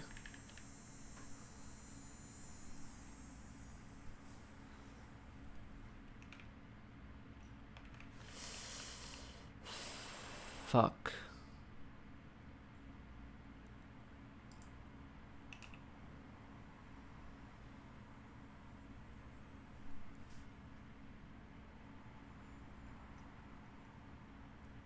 Maybe the first command material is bad. Let's try this. Let's just go to 0. Hard code it to 0. First command start index. Let's try hard coding a few things here. This should be 0, and this should be 1.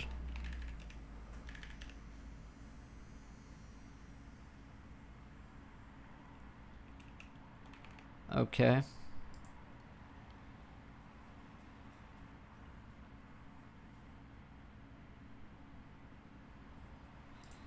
Let's try getting rid of the instance VBO.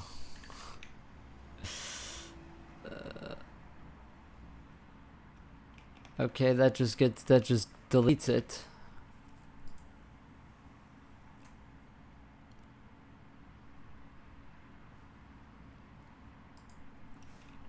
Let's test just the albedo.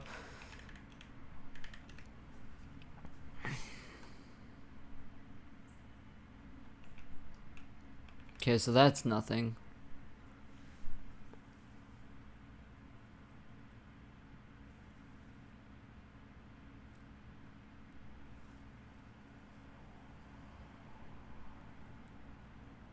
Oh, instance count starts at...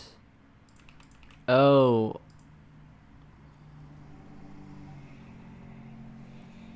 Hold on a second. Maybe instance count needs to start at 1.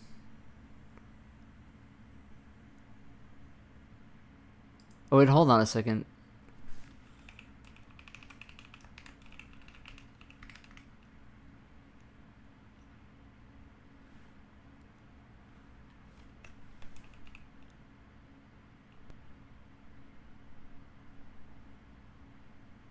No, this is correct. This is correct. This is correct.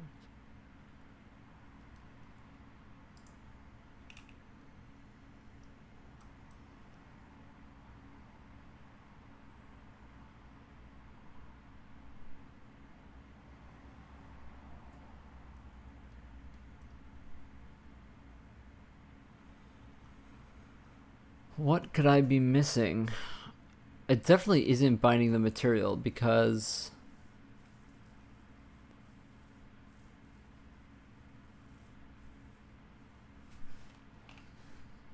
let's try drawing just white. I don't know, just to make sure that we're not completely fucked. Okay, there we go. So if albedo is black,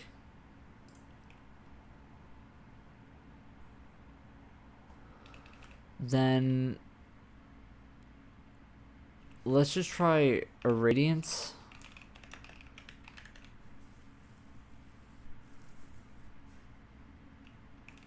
And that gives us the light map. Okay, so the textures are black.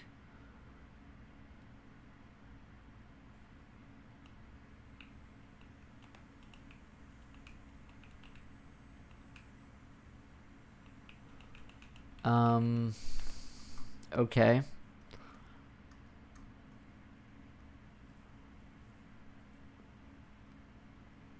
I set it to smsj.material.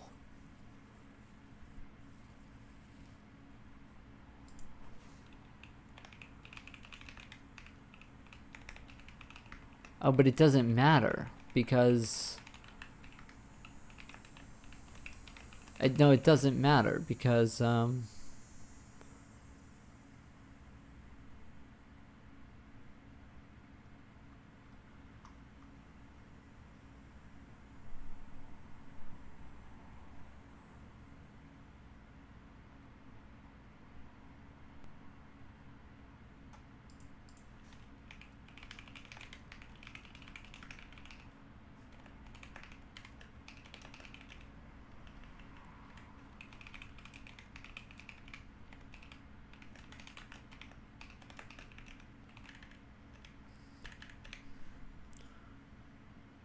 Let's just see. Mat 0 binding mat.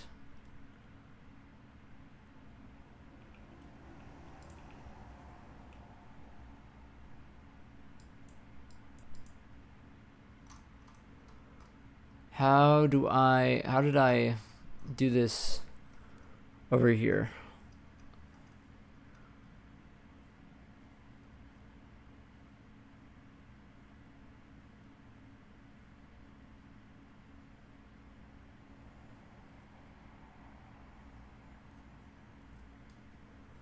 It looks like I did the same thing. Mat equals SM material. We know that that's 0.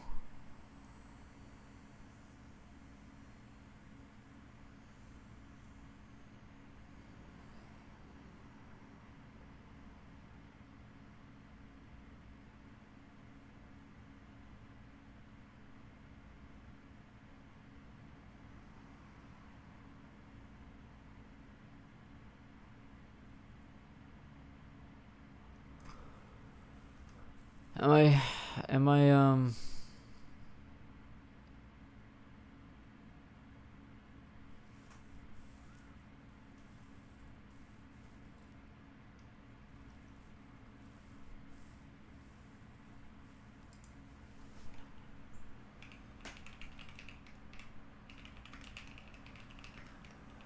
this is weird.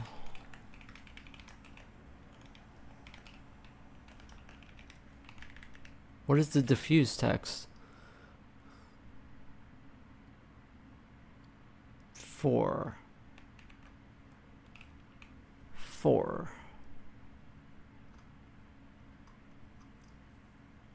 I don't think that's right. Let's just, for the sake of argument, just comment this back in and then see what it says here. Oh, fuck. I just want to see what it says. I don't actually care about drawing, obviously.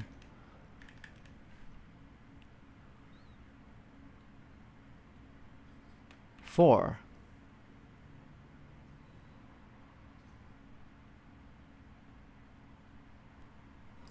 Oh, did I not do the index offset? Oh, that might be what it is. Oh, wait, but no, that wouldn't affect this. I do need to do that though.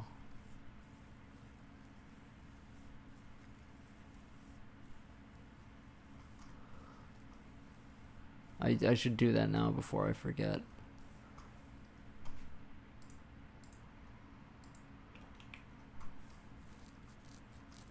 I set this to MN offset, which should just be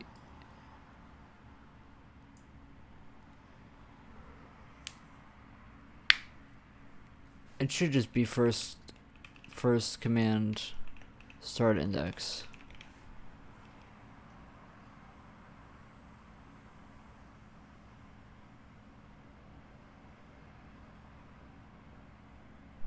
But that wouldn't change anything, I don't think.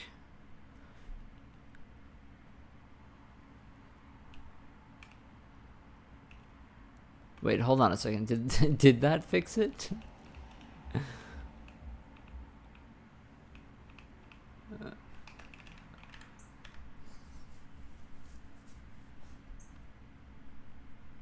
No. Unless our...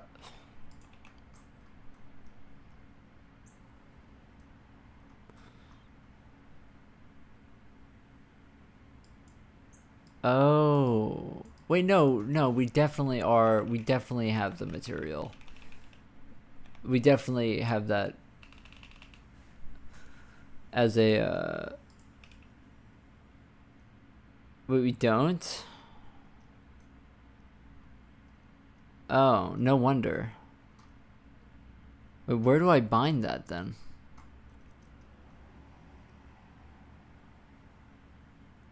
Where do I bind that?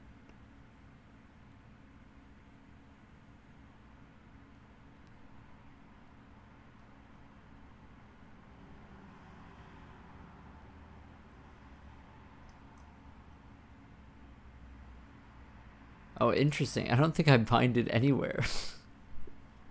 Wait, what?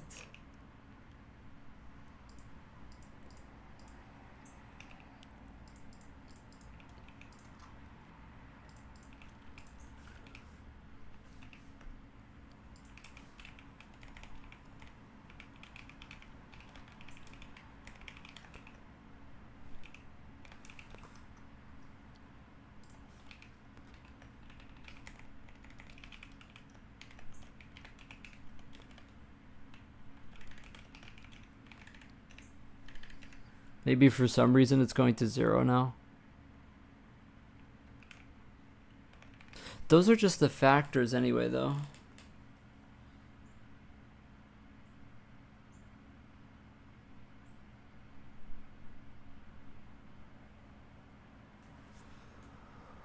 Those are just the factors anyway, though.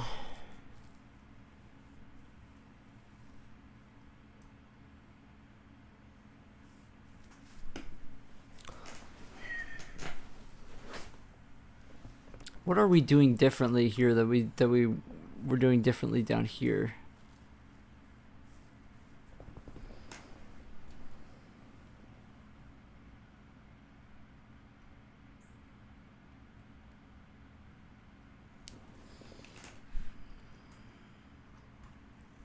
Let me try something. Let's just comment out the shader and just try to get the albedo.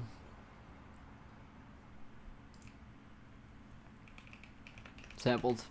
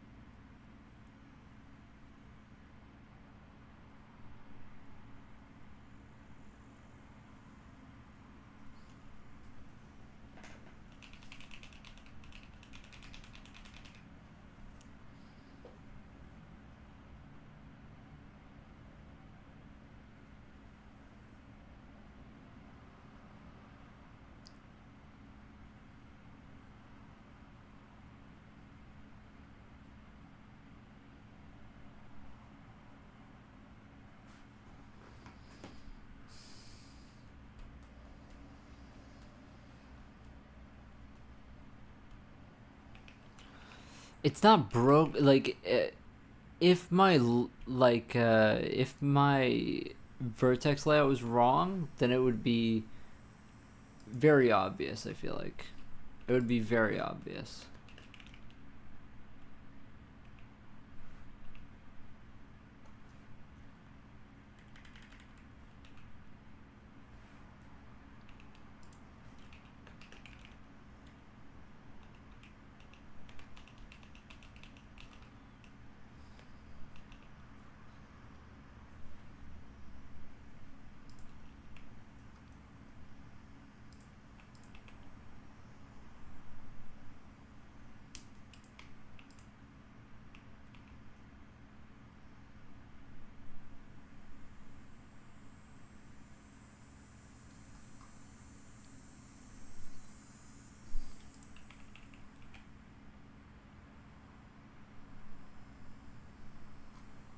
Wait, was I not clearing? Wait, I may have not been clearing. If that's what it was, I'm gonna be so pissed.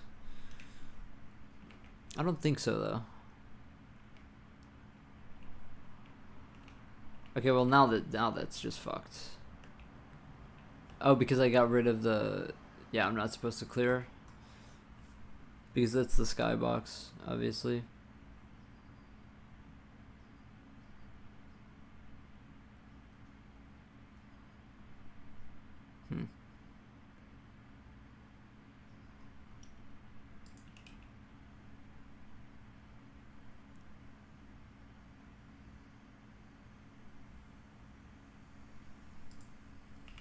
Let me try just simply doing GL draw elements instead.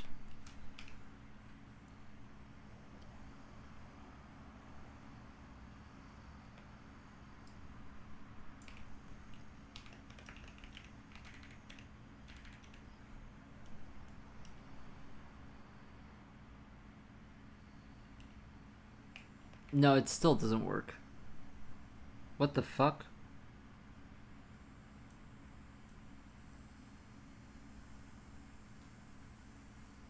What the fuck?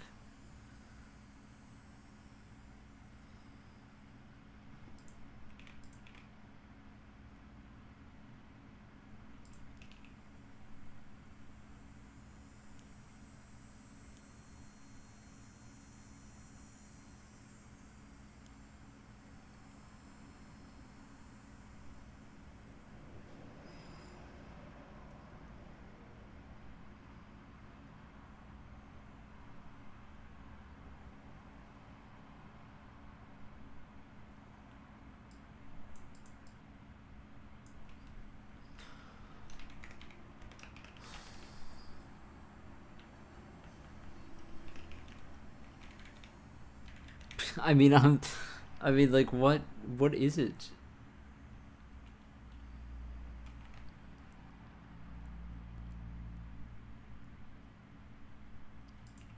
Let's try changing the order of operations here.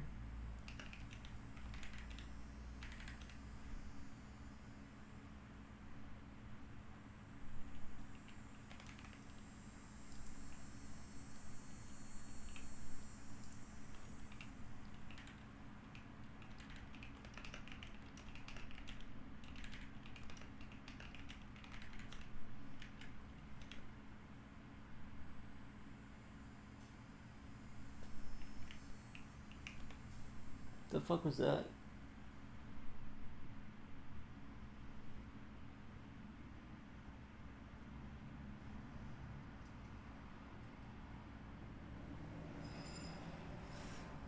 Sorry. I, um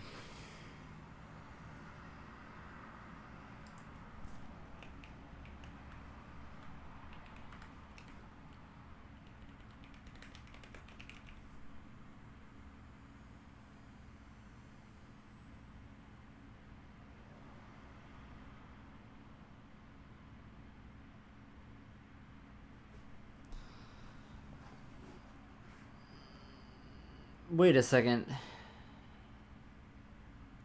Oh no, but I do less than draw command count.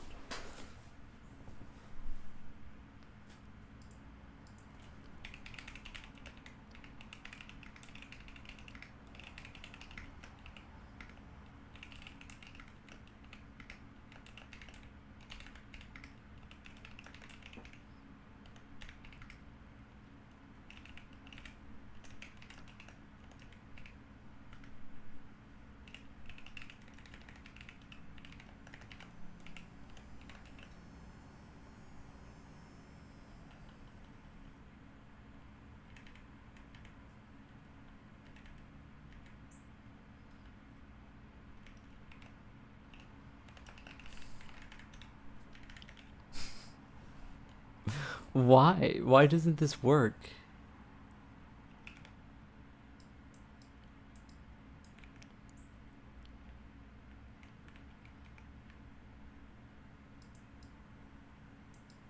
That's a big index actually.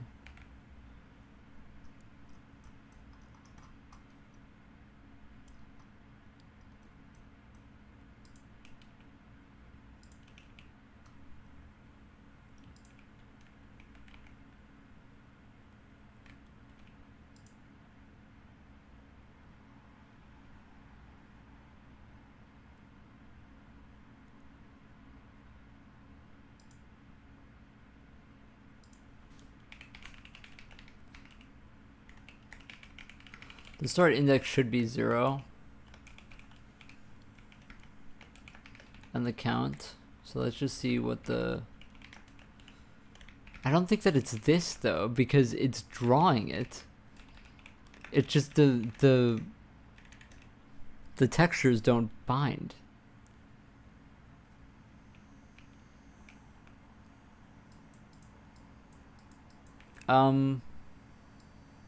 Index count is 0. Oh. Oh. Is that really true? Really? What?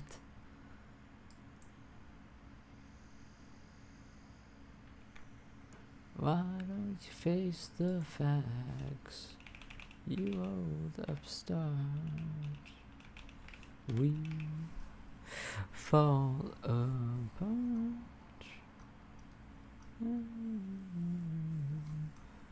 SM count. SM count plus equals 3 every time.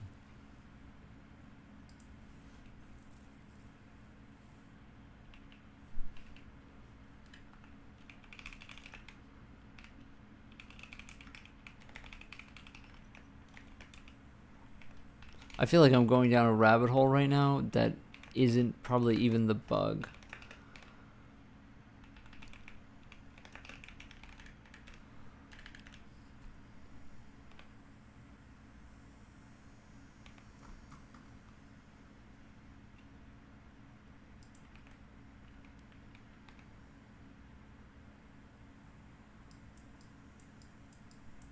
Yeah, here it's 11/3/28.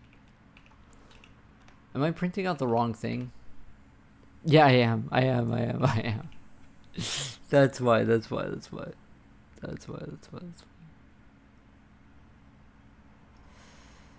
How about this? Don't queue sort at all.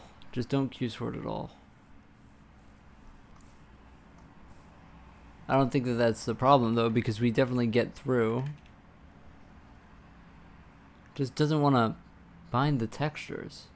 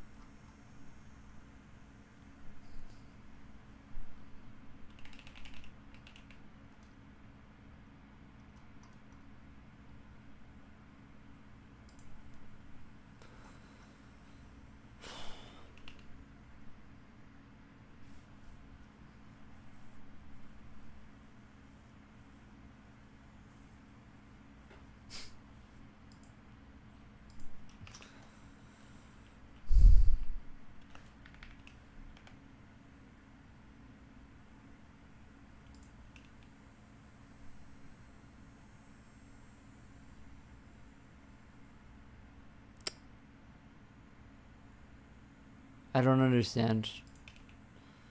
I legitimately, I don't get it. It just doesn't make sense to me.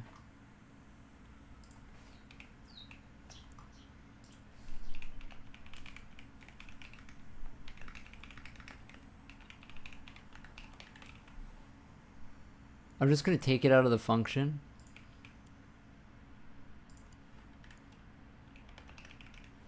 Just to see if there's something weird going on, possibly.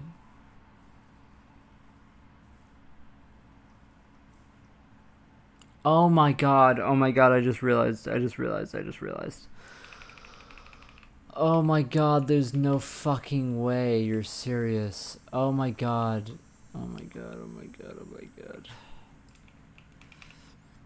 I just realized something. The code isn't even wrong. I'm fucking stupid. As per usual. Oh my god, dude. I didn't copy and paste it right. Are you serious? It's that? I just copy and pasted. I didn't have the right... Oh my god. I didn't have the right thing. Well, my bad. My fucking bad. Alright, let's make sure that the lighting works. I'm not the only one. Not the only one. Why don't you face the facts? You old upstart. We fall apart.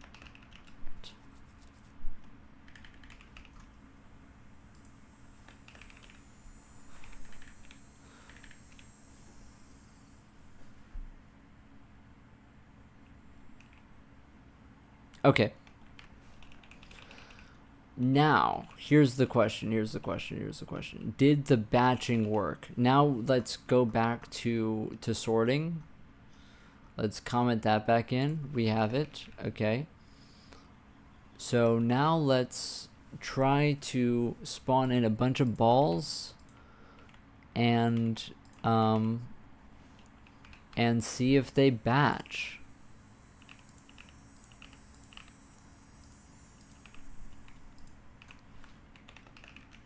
Let's see if they batch. What? Previous definition is here?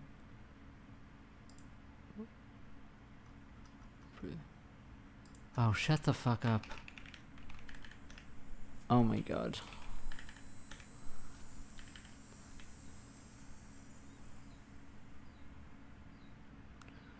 Come on. Okay. One of them fell off the world, I think. Unfortunately. We lost a soldier.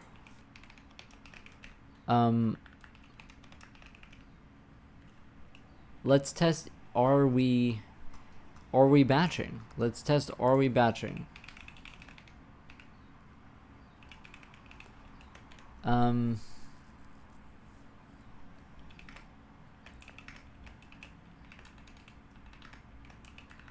Let's print out first command index count, first command start index, and instance count.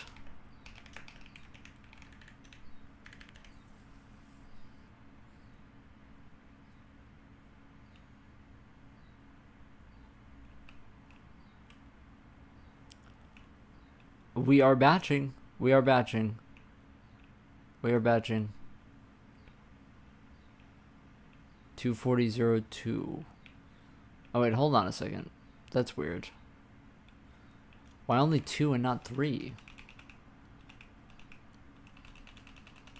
Yeah, where's my other guy? Huh? I'm supposed to have 3 balls.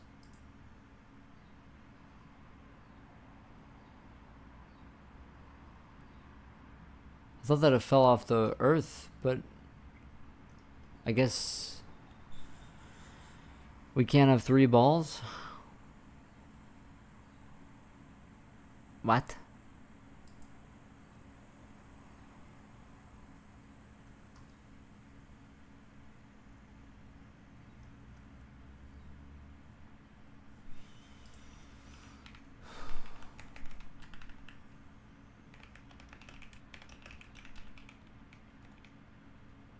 If you go down to Hammond, I'll never come back. Dum bum dum bum dum.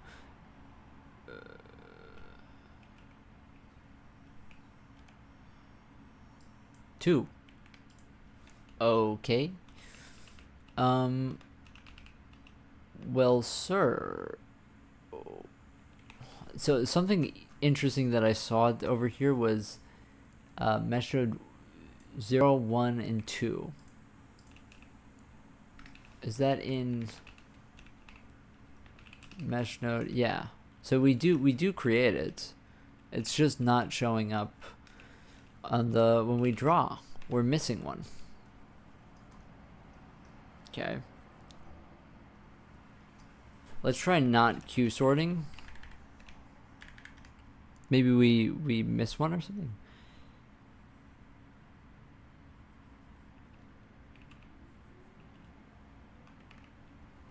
Okay, I've decided that now what's probably happening is that the count is 1 off or some shit.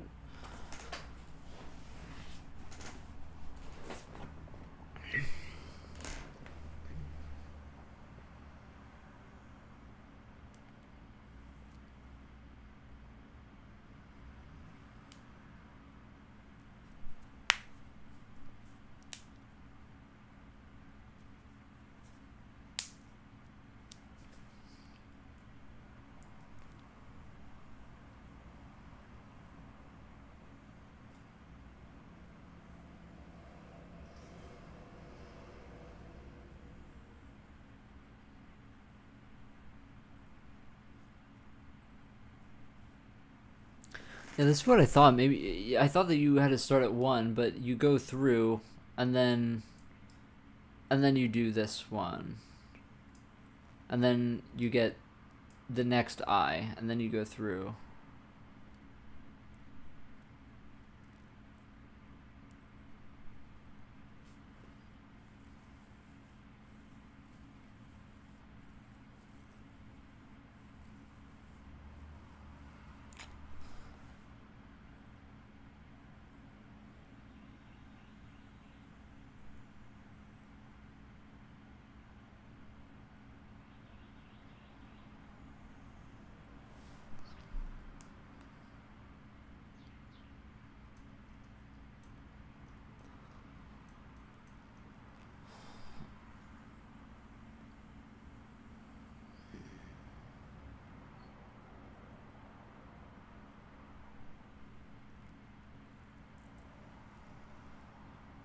Maybe I did the sort key bad.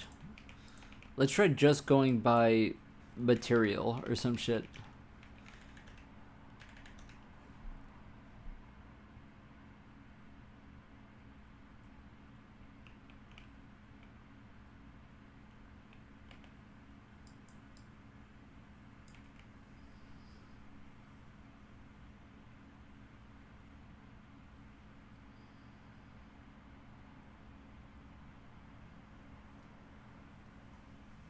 If you go down to hand.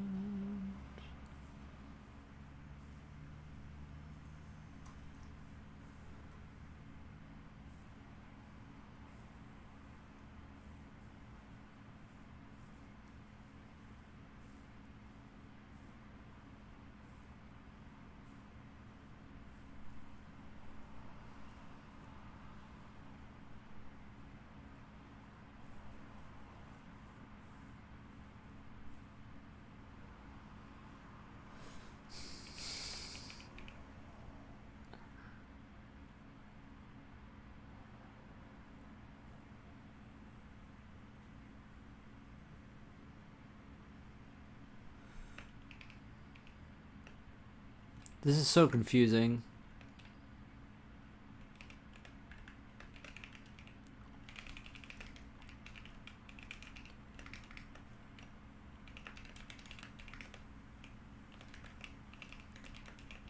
Unless the material is different for these, which it might be somehow.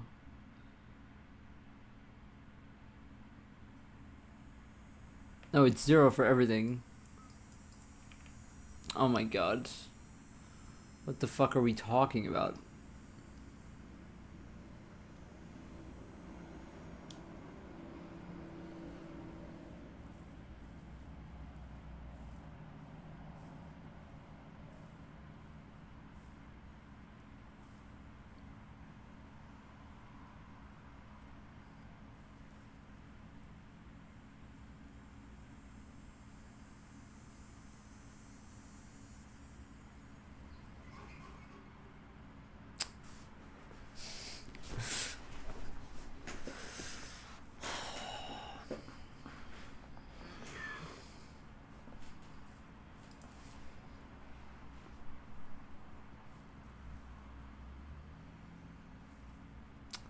It's so weird. I don't know.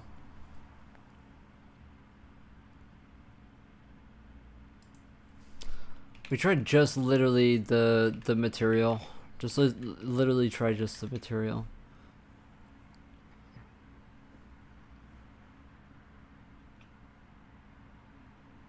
Okay. Did I put mesh node ID instead of mesh ID? Or do these guys just have... Are they just being fucking weird?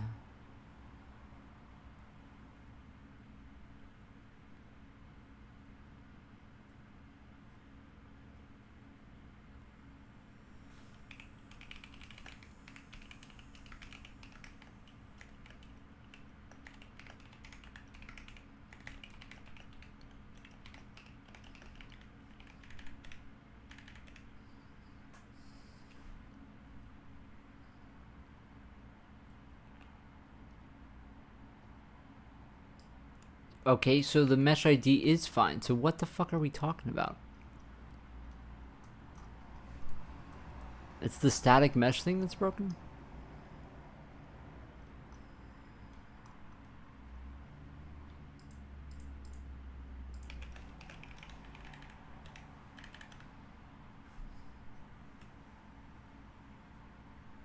Got a lot of weird bugs today.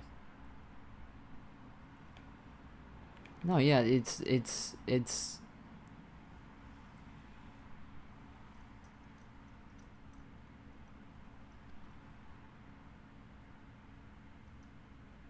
oh well, I did remove this from it. Yeah, that is entirely true. Let me just figure out how to do this again real quick. It actually, you know what, that might be it. That might be it. It may be the sort key that we did may not be correct. May not be correct. How about this? Let's just make them all 64T. Just so that we don't have to do the weird fucking casting shit. And then we'll just do ULL as we shift them over. And that'll just be...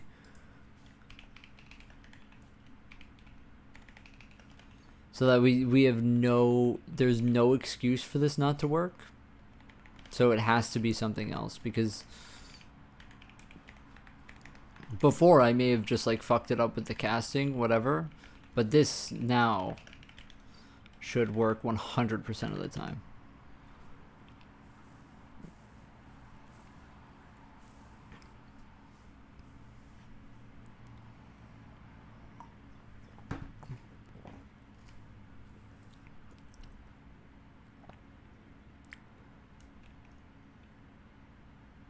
No, this is back to what it was. This is actually just back to what it was.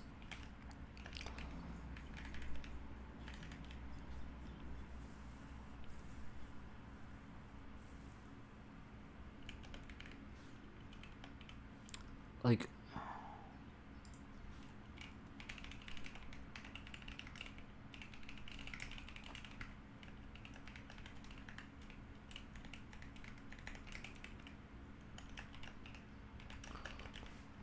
Maybe I did this sort thing bad.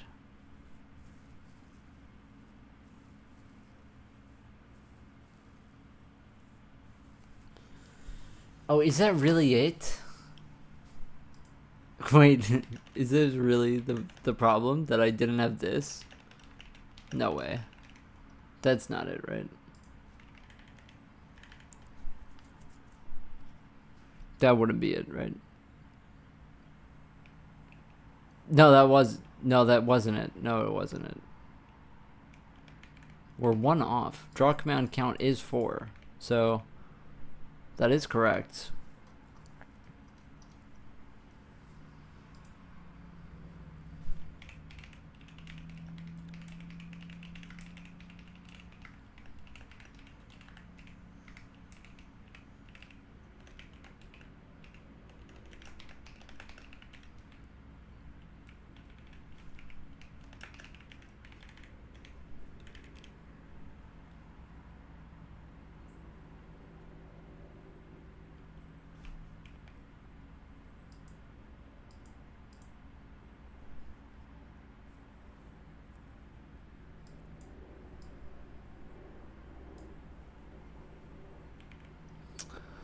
So I starts at 0. It goes through, hits 1, then emits this as 1.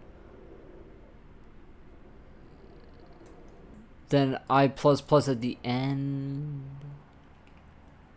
Oh, hold on a sec. Oh. Yeah. Yeah. Okay, I figured it out. Okay. That's my fault. I just did the algorithm wrong. I did the algorithm wrong. My bad. That one is on me. We can go back now to having this as 16.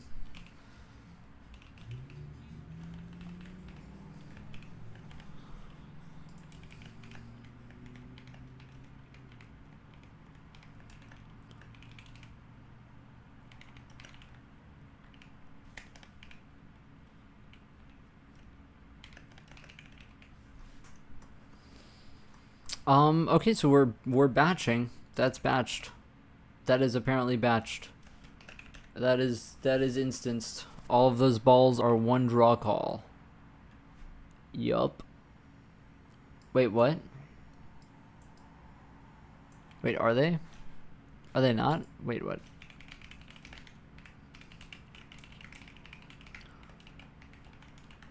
They have to be.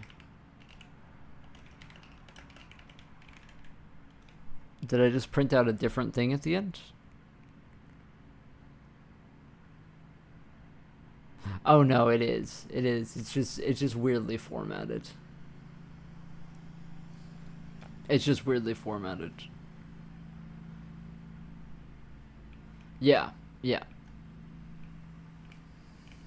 Why don't you face the facts, you old upstart?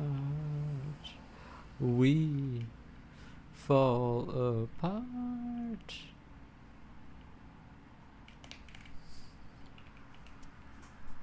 All right. Now the question is the light offset and the light count. That's the question. That is something that we don't have the ability to do because that's per mesh node thing. We could still have that with the matrix here. We'd basically do that with the matrices here.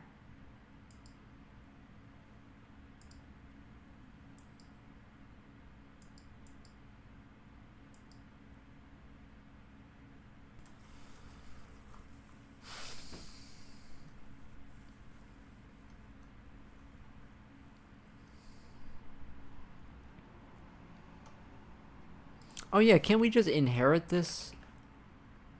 MN light count and light offset, and then just put this on the DC, and then just bind it as a uniform later. That sounds like something I want to do, to be honest. Even 16T light offset, 16T light count. This is sick. Thank you. I appreciate that. Okay, so let's just inherit this from the mesh node, and then we'll just bind this as a uniform that's completely free for us to do. I mean, technically not free, but we do get the data down the pipeline, at least. Oh right, it has to be instanced. It has to be instanced. So in this particular case, you do need to put it in this VBO.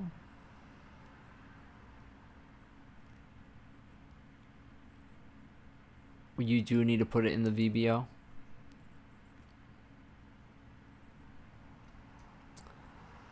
It's not exactly the most fun thing of all time, but there's really no other way for me to do it, I think. You could technically do an SSBO.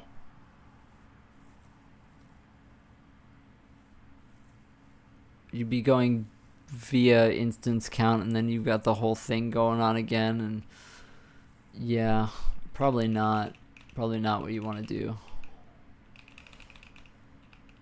Probably not what you want to do. Okay, so let's figure it out.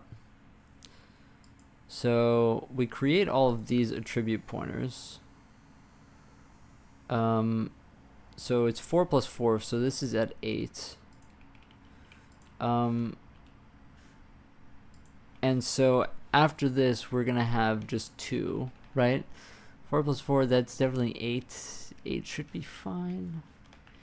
Plus 2. And so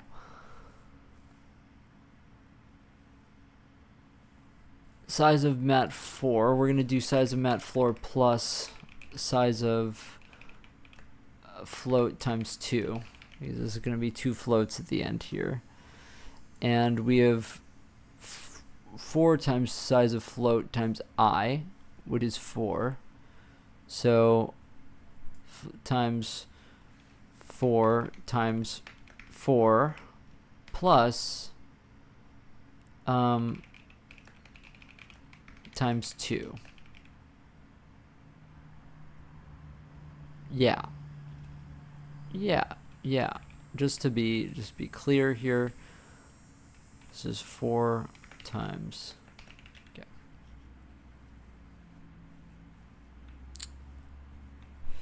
And this is this.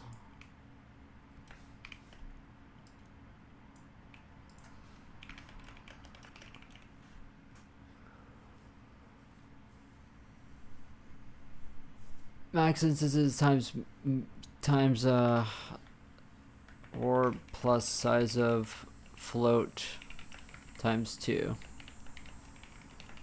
Okay. So hopefully I set that up correctly. I think I did.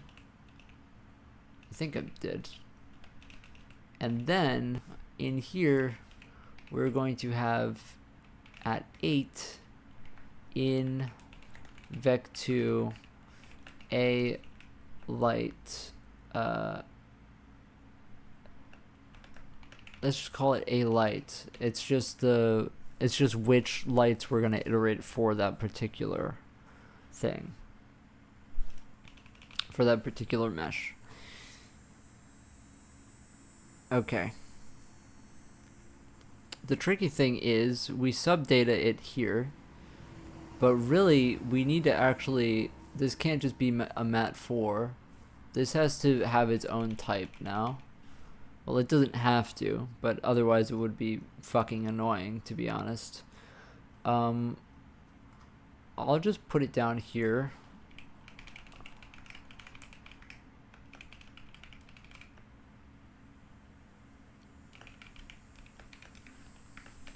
Instance data sounds like something that we're probably going to use, in namespace later on, so I feel kind of bad for commandeering it.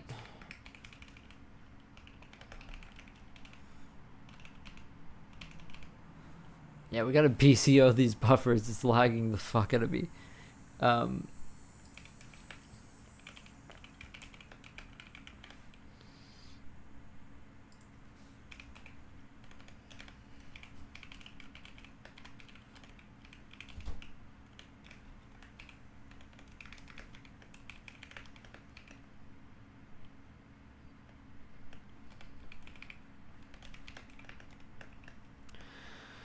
So we'll do light count, light offset, light count. I don't really know which one should go first, but we're just gonna do it that way. Instance data times instance count. Okay, and now, you got me really thinking here that really we should be using instance data when we're doing all of this so that we don't make a stupid silly mistake anywhere. I don't think we are making a stupid silly mistake anywhere, at least as far as I can tell.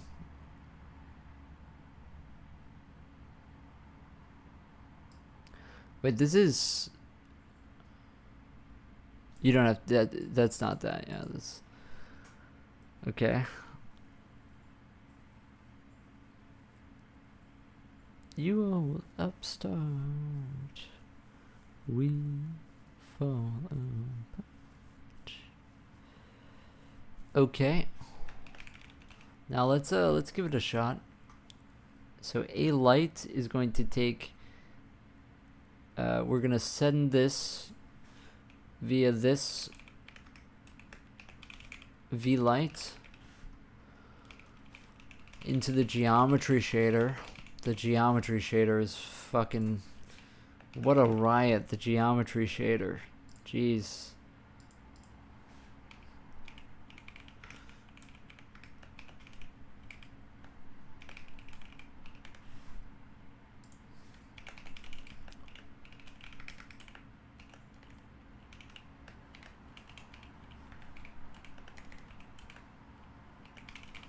The geometry shader shit here might be like the craziest thing I've ever fucking come across in OpenGL. Like, what the fuck is that?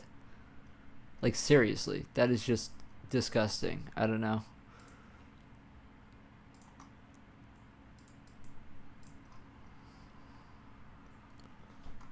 Just absolutely heinous, to be honest.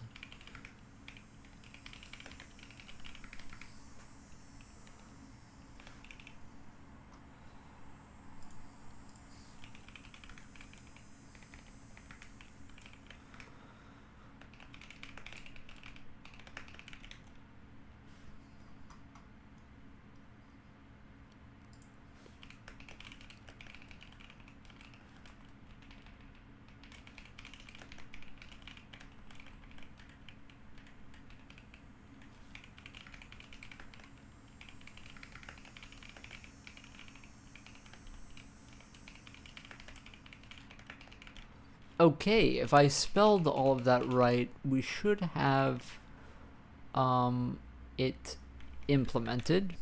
We'll see in a second if I did it correctly. Or if this is even a possible thing to do. I've never done this before. So, there's also that.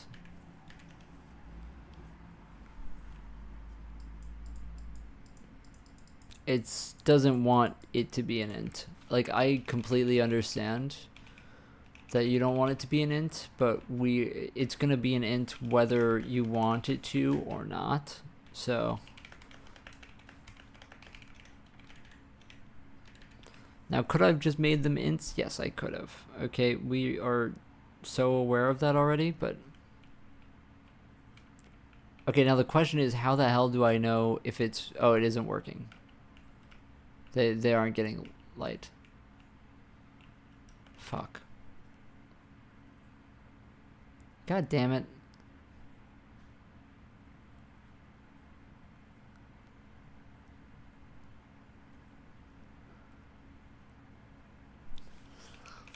There's so many different parts in the pipeline that I could have fucked it up too. That's kind of the problem. Let's try this. Let's try not veg5. Let's try this. Let's try just doing that. Also, I definitely do a light. Do I not? Oh, I don't. Okay, keep that. VS out dot V light equals a light.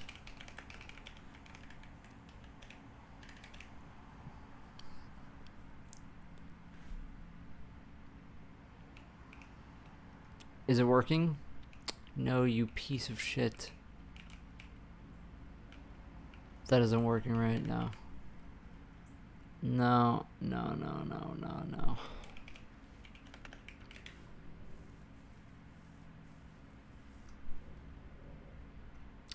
When you went down to him, you never come back. Let's try 5. Let's try 5.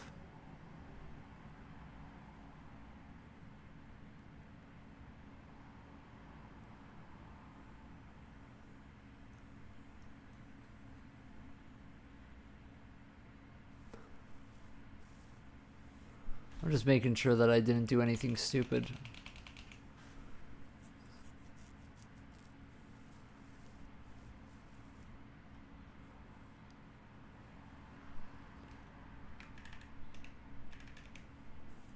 I don't think I did. Holy fucking shit. Okay, yeah, you definitely don't want to do that. You definitely don't want to be doing that.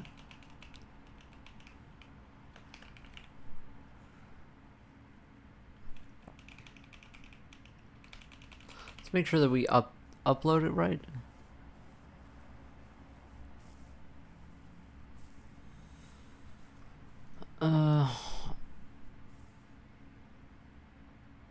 Light count equals M and light count. Light offset equals light offset.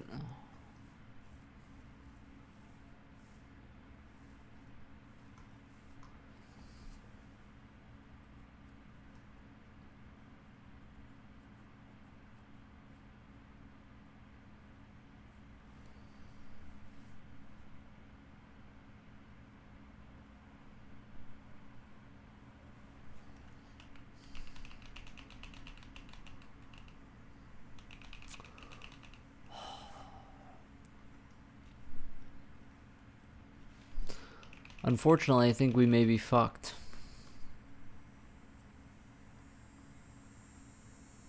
Unfortunately.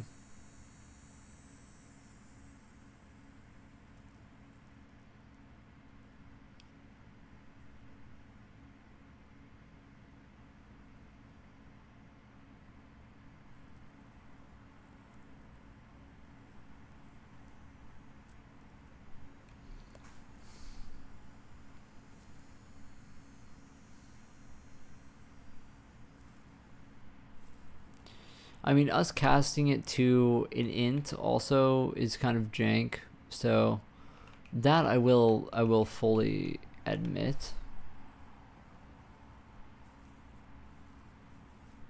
Like, maybe it should be an IVEC 2.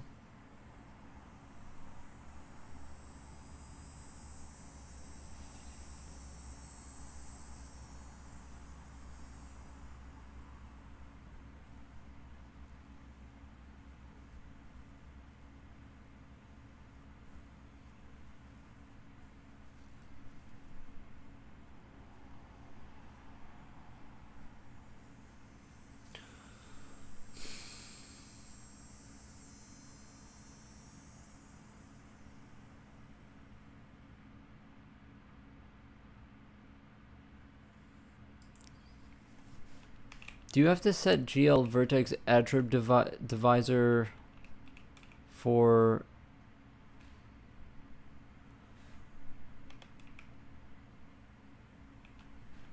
for 8 to be 0 or something? After you do that attrib divisor shit?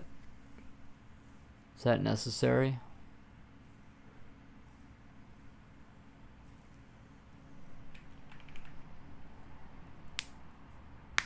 Maybe. I don't think so. I could try 9.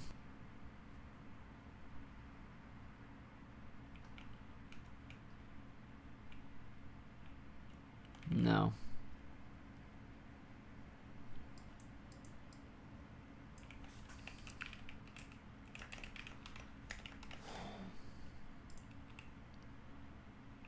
It sucks because I have no clue if this works, just in theory. I'm kind of like in the dark on this one.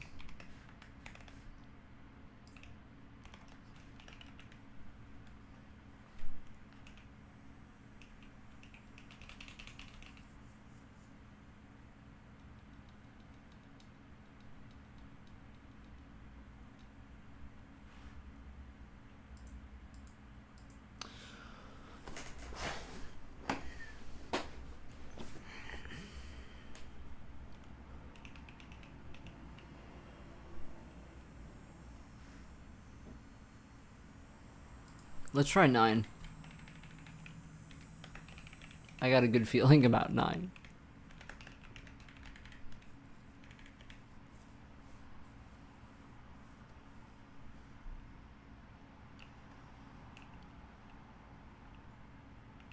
Okay, I take it back. I have no good feeling about anything anymore.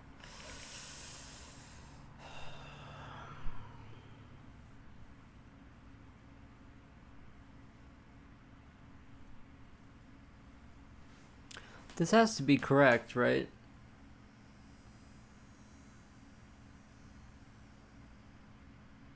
This isn't 3, right?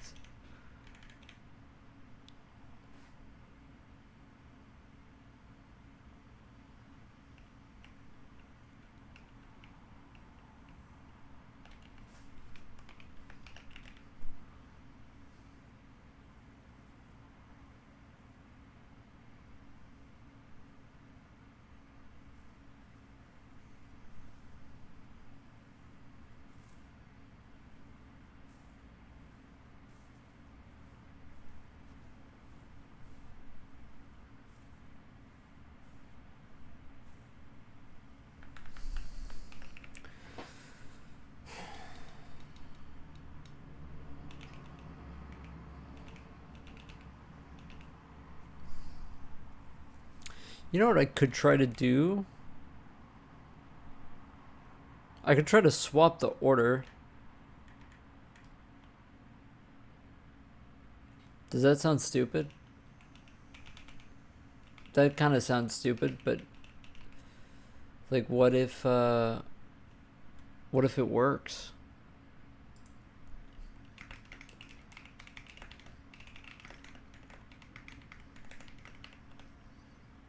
What if it works?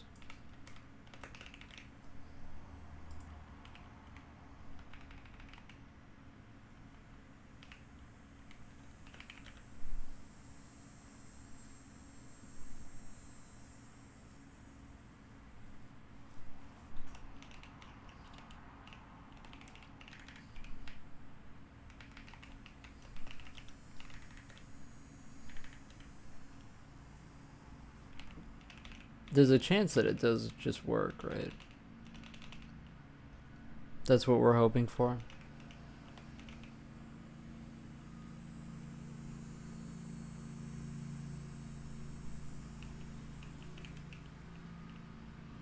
No.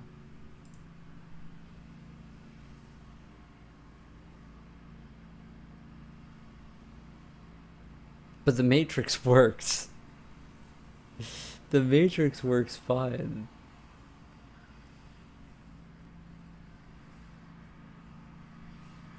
I'm kind of worried about casting it to an int now. Like, that's starting to worry me now. I was just about now.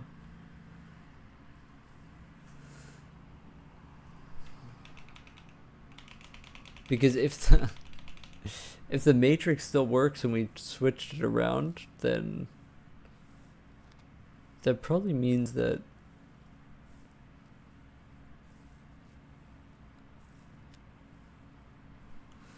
yeah, how about let's do that.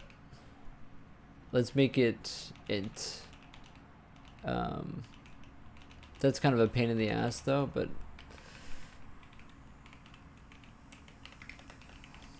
I don't have a type for IVEC2. That's where we're at right now.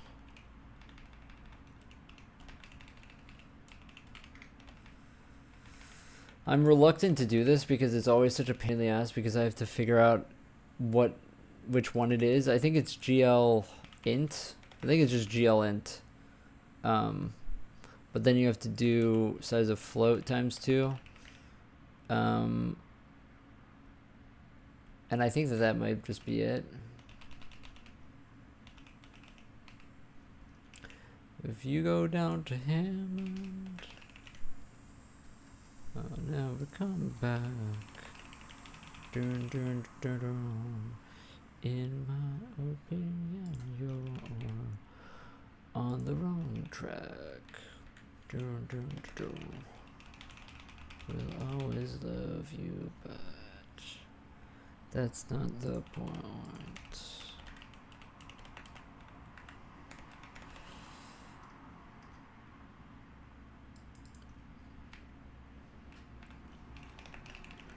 Alright, let's try it.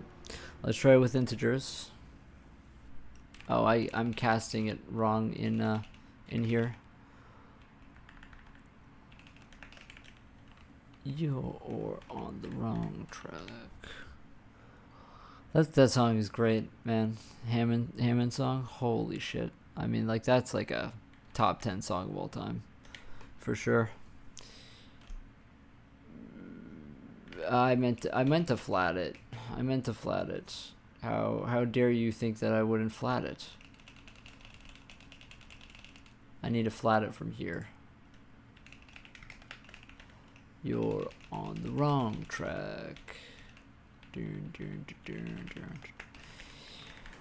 We'll always love you, but that's not the point.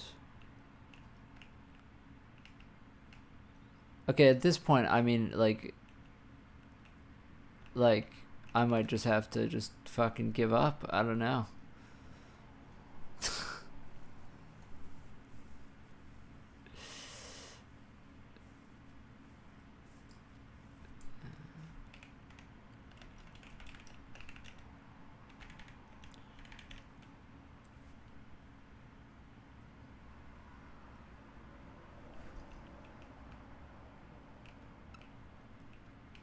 See, that just works.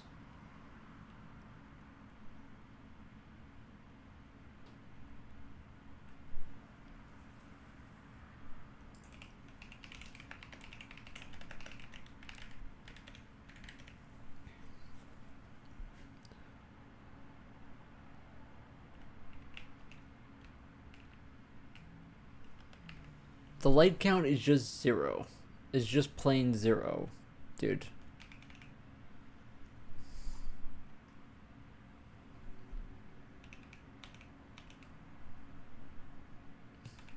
Maybe I should look this up at this point.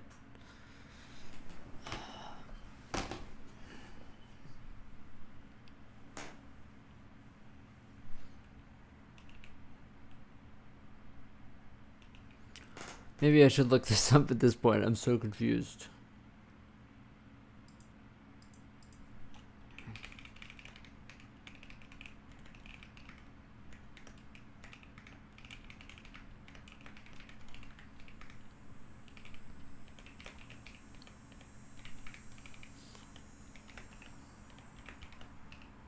I just need to know what I'm even binding, if what I'm binding is correct or not.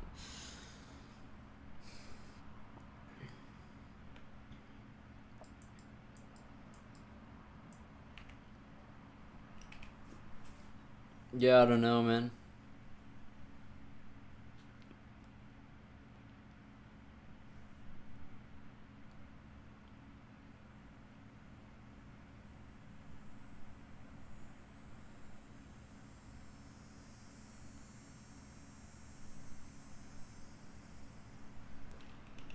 I wish there was a way for me to like test it.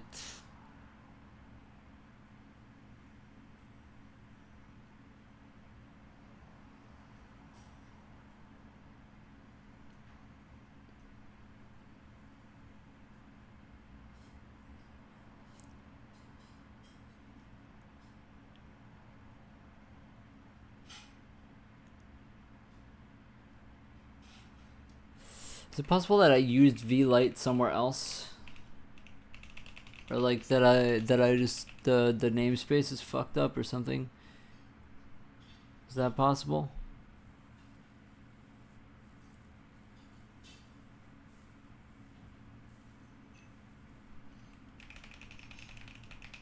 I did do flat in, right? I do have flat in. Light offset. I am spelling this right? Light offset. Light offset, yeah.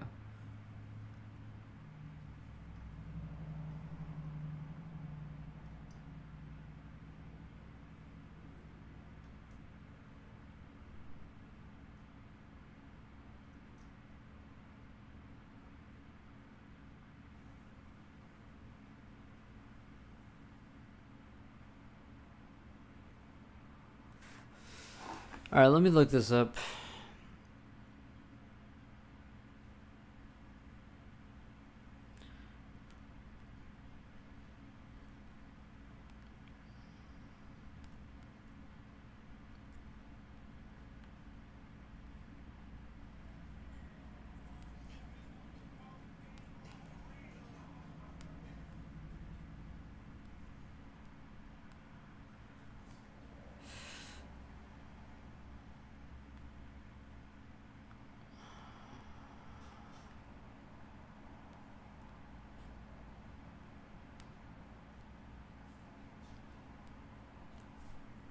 Let's say what Jarvis says about this. It's addressing the problem. I mean, I guess it's possible that I like spelled it wrong somewhere.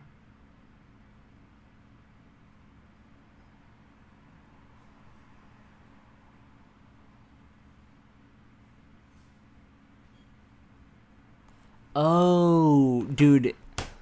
This is the use of AI, is telling me, hey, you probably didn't use a trib I pointer. That is so true. I totally forgot about that.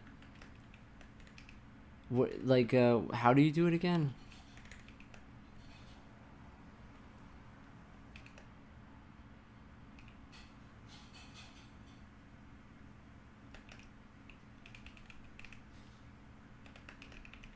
Yeah, this is what it is.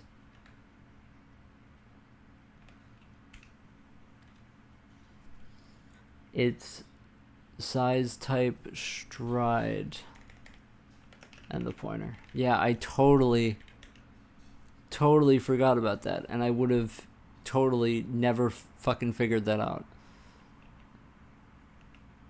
Okay, it still doesn't work though. Fuck.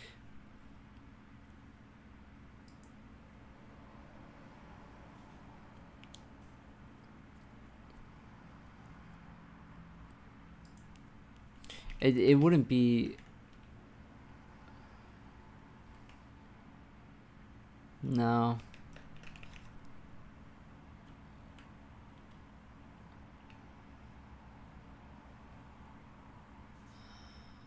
I think a GLint has to be 32-bit.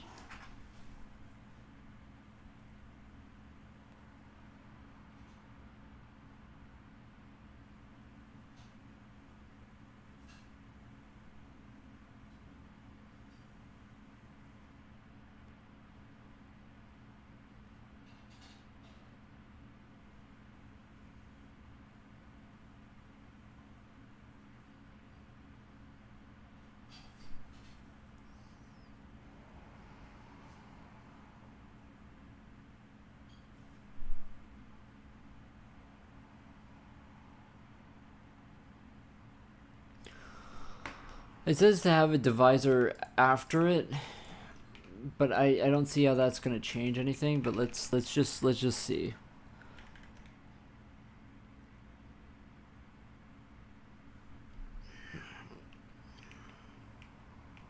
Oh. Okay. Okay. So, see, that's why I don't like fucking passing ints, because I always forget to use the fucking attrib I pointer. Why does a trib pointer take in a fucking type if the type doesn't do anything? Why do you have another function called the trib I pointer when you could just put in glint into the first one? Can someone explain that to me?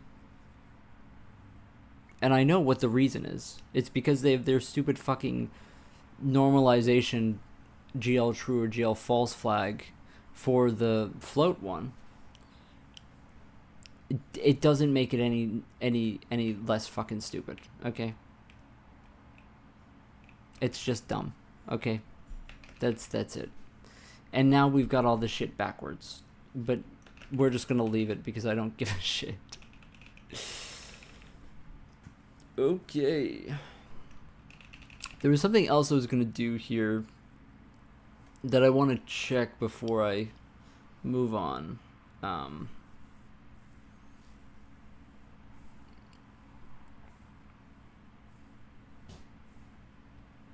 Right, yeah, micro optimization here. Let's have a current mat and only bind if it's a new mat. So if current mat doesn't equal the first command material, then we will only bind the material here. And that's like the whole point of instancing, is so that we don't have to bind 13 textures all at once. So that's nice. And then you just set current mat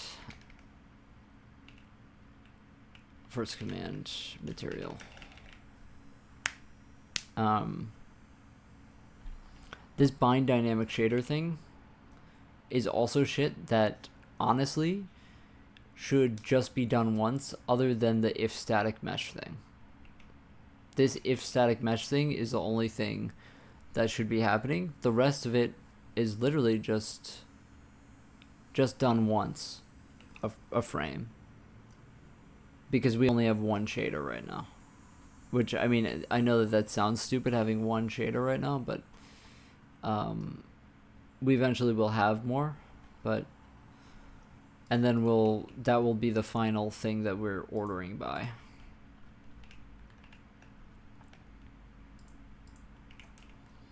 So if first command static mesh, then we do this. Otherwise, we do this.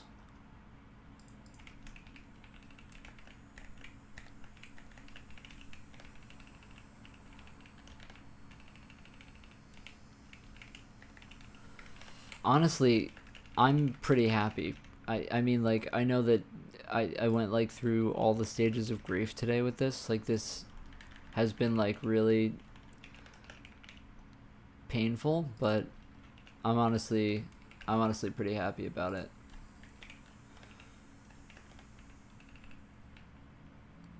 Right, we don't even have to take in static mesh anymore then. If you go down to Hammond, I'll never come back. In my opinion, you're on the wrong track. We'll always love you, but that's not the point. Yeah, I don't know how you change the shader. How you batch by shader. Like, how do you know which thing goes to which shader? That seems like something that's pretty hard to do. If not static mesh, then we bind. Well, we won't check if it's not static mesh or not. We're just gonna do this. We'll always love. These are basic. This is basically just all of this really. This stuff should be in a UBO. This should be in a UBO. This should be in a UBO. Honestly, I might do that right now. Just make a UBO for it. But really, we're just binding that once a frame anyway. So it's like, whatever.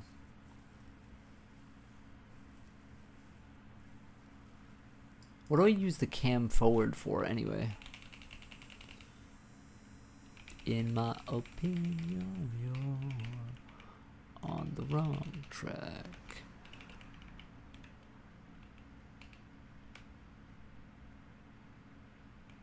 This diff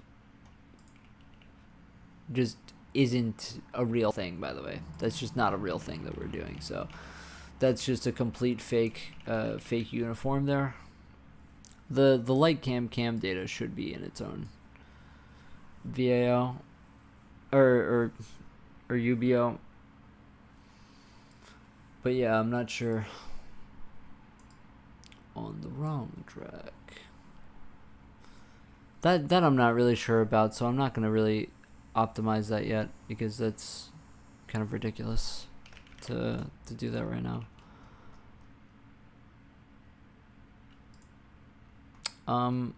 Something else. So we got rid of the shadow pass when we were doing this, this was the shadow pass. Just draws all the mesh nodes. Obviously,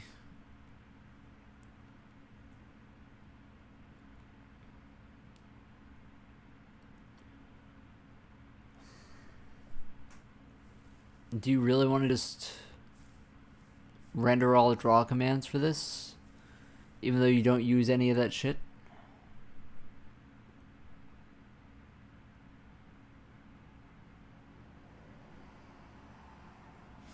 Yeah, I'm not sure what the correct way of going about it is, but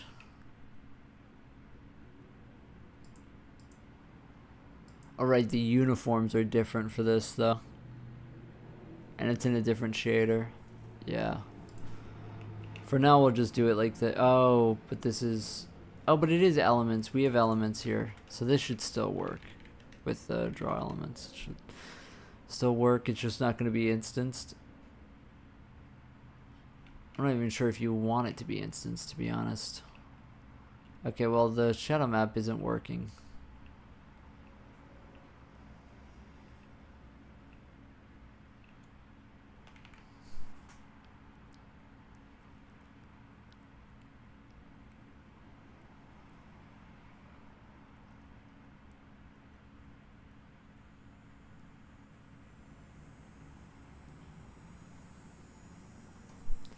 Oh, I don't have the GL use program here, that's why I commented that out.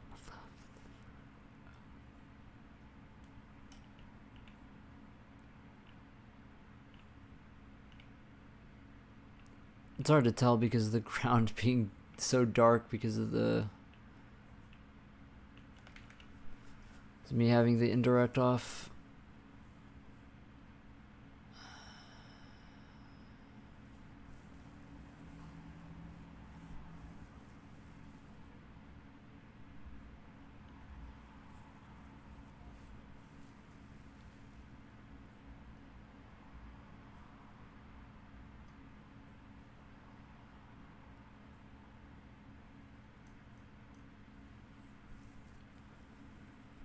Why do you not work now? Why do you not work now?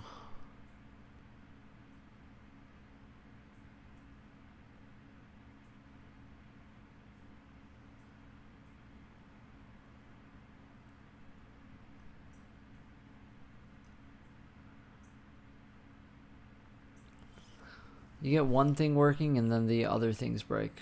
That's exactly what happens every time. Every single time. One thing works, another one breaks. Oh, I probably know what it is. I definitely know what it is.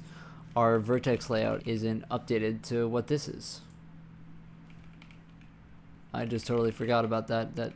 That needs to be a thing that needs to happen for it to do a correct thing.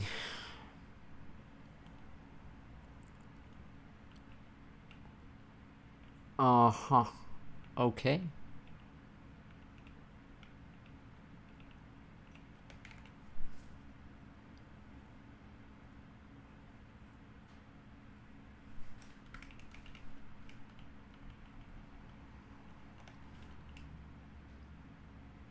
Okay. Let's do some testing with just sampling the shadow map and just rendering that. If you go down to Hammond, you'll never go back. In my opinion, you're on the wrong track. My bad. It's supposed to be a Vec 3. I'm gonna make coffee soon.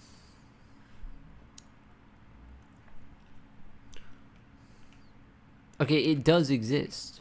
It does exist.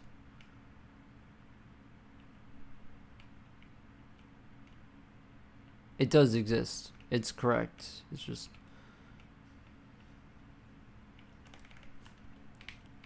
It's just I can't see it.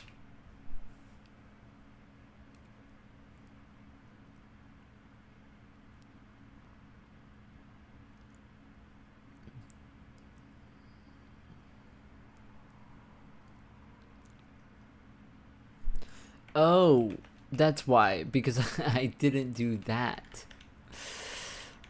Probably. Wait, actually? Maybe not. Maybe not. Maybe not. Maybe not.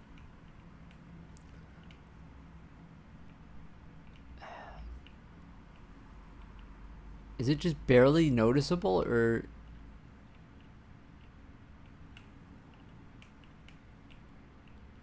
No, yeah, it is there. It's just very not noticeable. It's very not noticeable.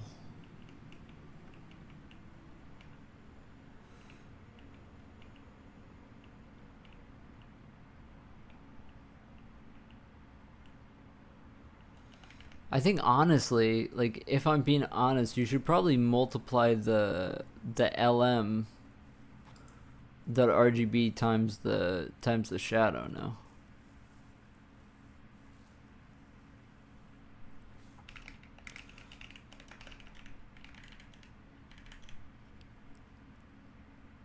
I don't know if that's correct though, but yeah, now it's... Yeah, that's probably not correct.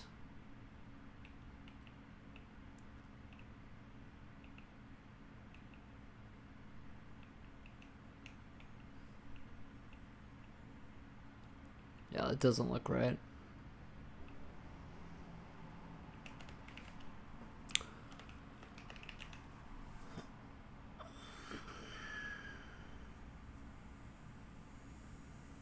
Um. Okay, that's cool. So we have instancing and batching and all of that stuff. So this was the hard part because the good thing about this though is that now we can just load in whatever model and this just works, right? We'll load in a model, it will create sub meshes from all of its different materials, and then later when we spawn in, versions of this model as asset instances, then we will be able to render them efficiently, all at once, uploading the matrices just once, and this is a much better system than I ever made before. So very painful, but very worth it too. You know. What we don't have though is parsing the actual material from GLTF and getting it into our engine. And I don't know, we have a GLTF material.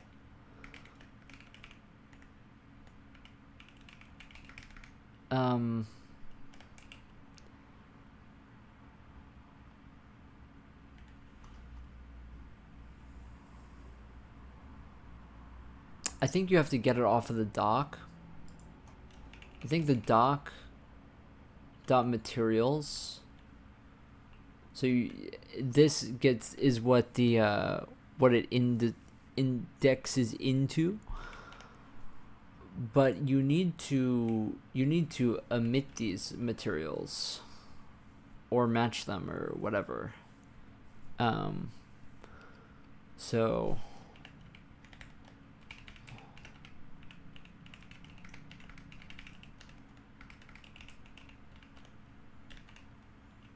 and then just like loop through them, and then we'll just make our engine's materials from these.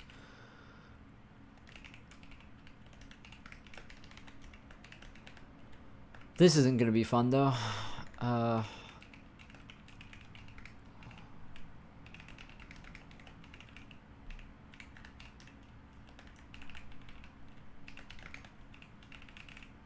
What is on this? There's like so much shit on this is the problem.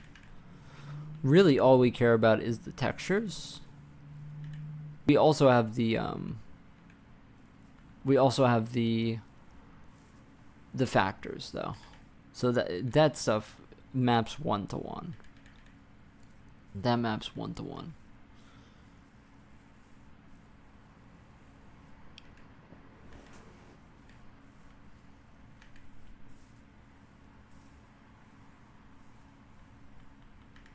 In my opinion, you're on the wrong track.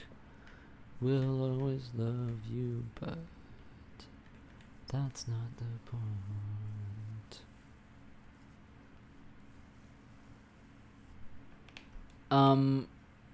So I think we just map it 1-to-1. We just get a material.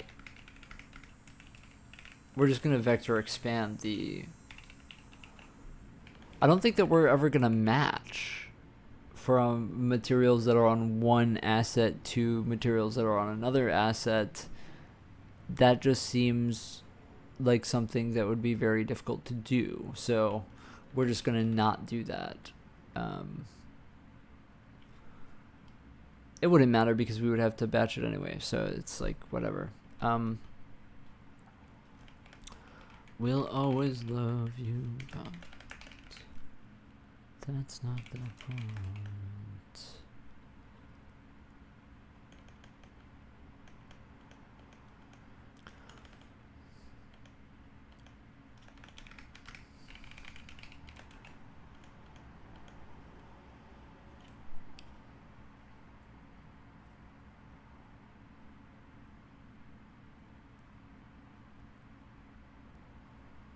I should really rewrite this to be vec4s.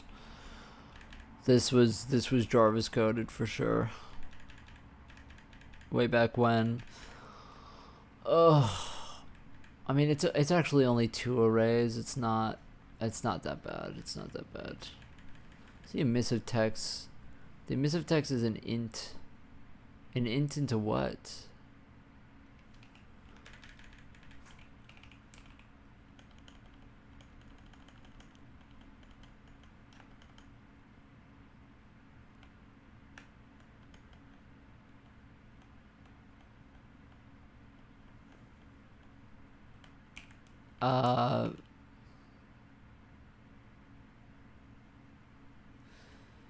I might have to figure out where that is. It's definitely somewhere. It definitely is somewhere. I have to figure out where that is then. Got this story.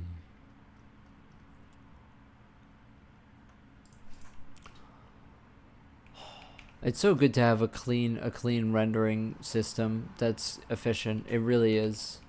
That's what an engine is all about, really, is getting that down. I'm pretty happy with it. I'm pretty happy with it. We do only have one shader now, and I do wonder about that.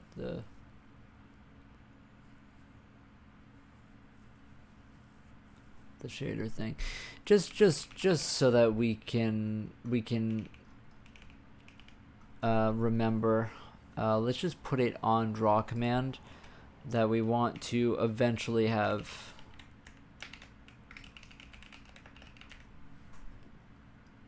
another batching thing.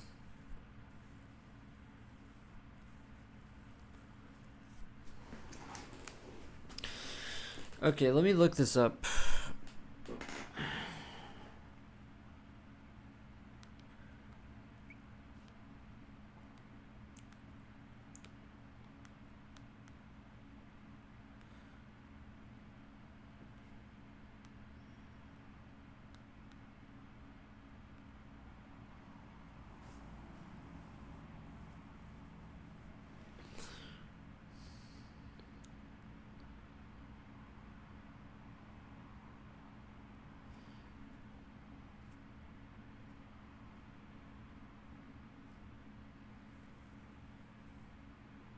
Points to the top level textures array.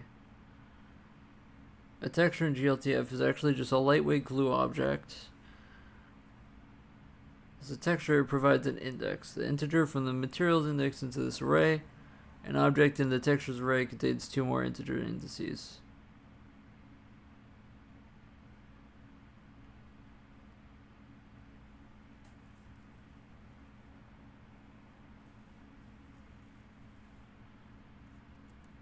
Source and samplers.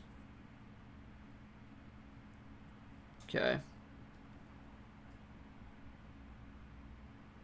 Okay, so I have to write the JSON parser for it. I need doc.textures. So I need to get that. Thanks to Jarvis, it did give me a layout of the JSON that I need to parse, so I will do that. The way it has a material has an index that goes into textures and then textures gives you an index into the images, into the actual paths. And then it also gives you an index into the samplers, which has the different, like, linear interpolation or nearest or whatever. So I have to do that. So I have to parse the JSON. I'll do that when I get back. I'm gonna make some coffee and take a break for like 10 minutes and turn the AC on in here. So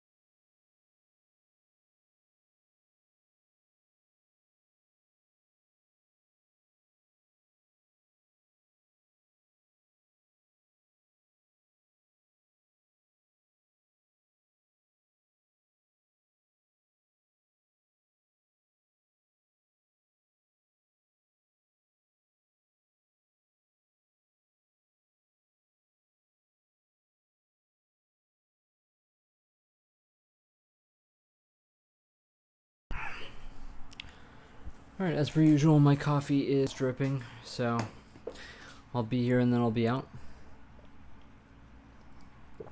to finish up.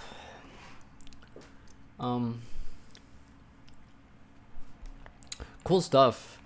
I just kind of like blacked out for the last 5 minutes while I was making my coffee, and I didn't actually think about what I'm gonna do at all. I just like didn't even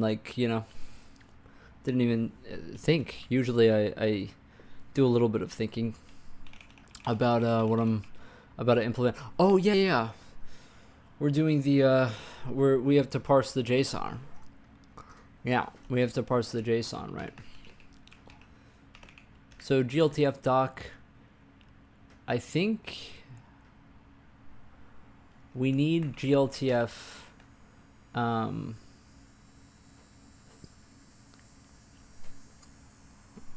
texture.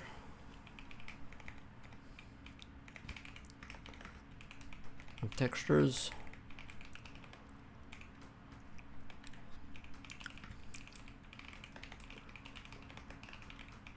And then let me see.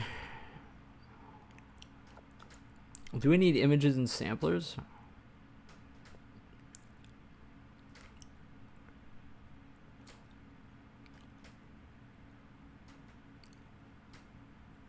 My window is falling. It's just slowly creaking and falling.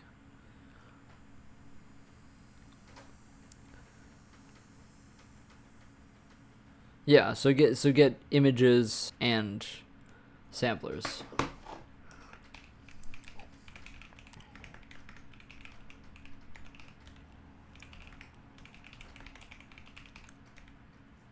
Dude, my window is making so much noise, bro. Like, stop. It's like going. Stop.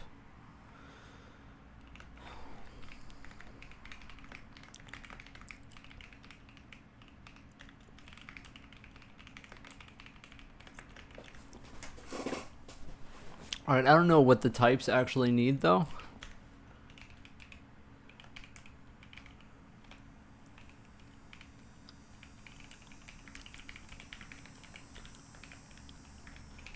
I can't remember, I remember, probably, like, a long time ago now, when I first did the GLTF parser, I had a crash out in the Discord about it. I was, like, livid because of how fucking insane it was to parse it, right? Like how like the absolute kind of you know, the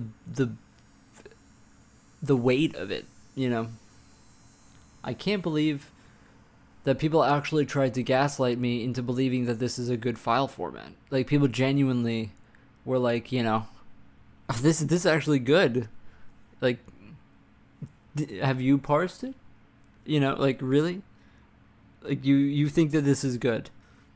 Why does a material link to a texture which links to an image and a sampler? Those are 4 different arrays. It's just crazy. It's insane. It's insane.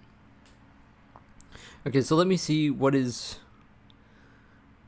So texture has just a source and a sampler. A texture, by the way, literally just has 2 fucking things in it. That's literally it. It just has.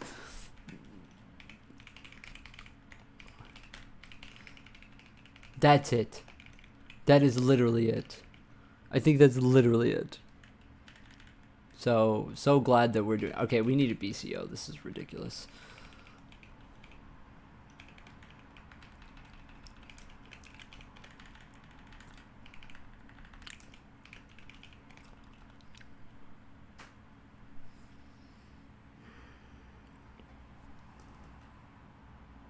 Okay.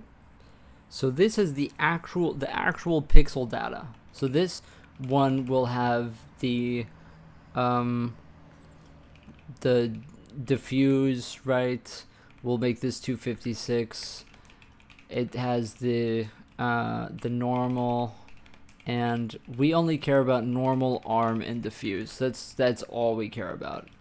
For right now. Maybe later we will implement more, but who cares?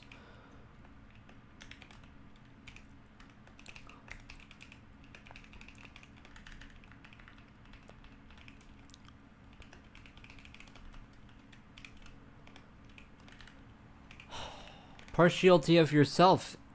Lots of fun. Lots of fun. Okay, so this has like mag filter, wrap, all of that stuff. I'm just gonna ask Jarvis,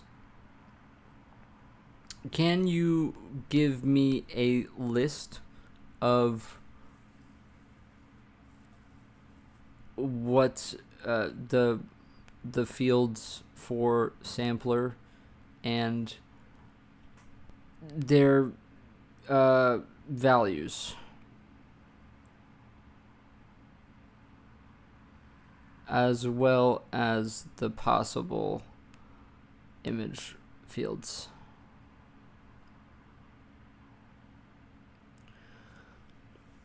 Come on, Jarvis. Okay. All properties are optional. Uh-huh. Uh-huh. Okay, thank you. Thank you, Jarvis. That's exactly what I wanted. So, mag filter, min filter, obvious.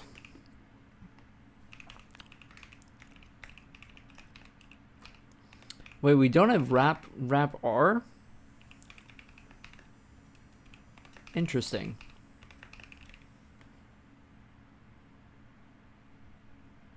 And then it has name. And extensions and extras, which we obviously don't really give a shit about.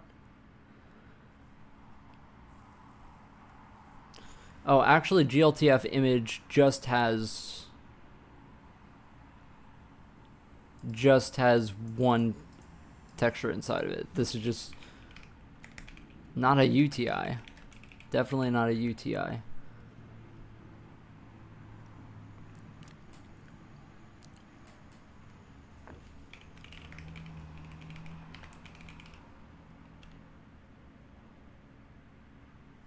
The image is media type. Required buffer view is set. Okay, well that looks like a pain in the ass. I have no clue what that is. I mean, it's JPEG PNG. It's that's what it is.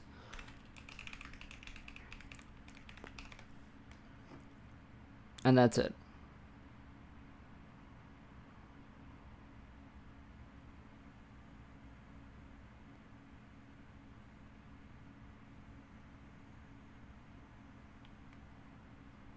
Okay.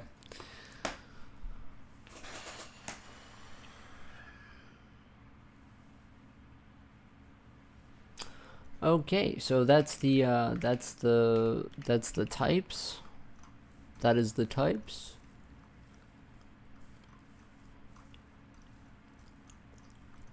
Now we just have to parse it.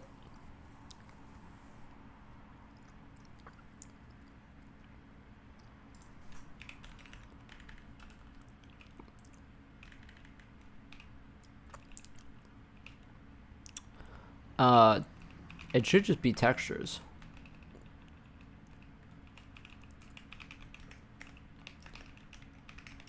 I don't really know for sure. It should just be textures though. Let me look. Textures array, images array, and the samplers array. I think that that has to be the name convention. Okay, I'm getting my coffee.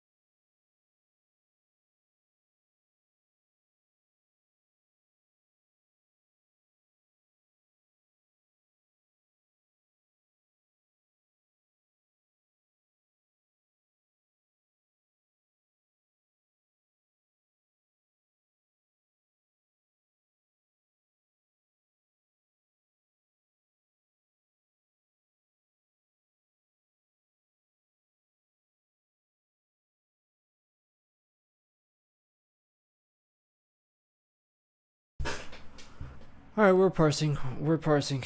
We're about to parse. Alright.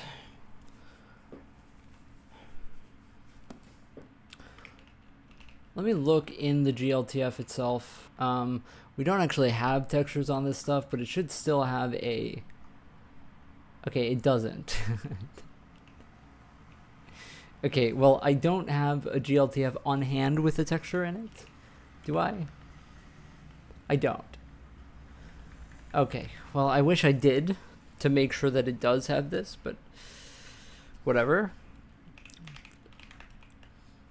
Texture count equals... Yeah, you know, we're just gonna do exactly this.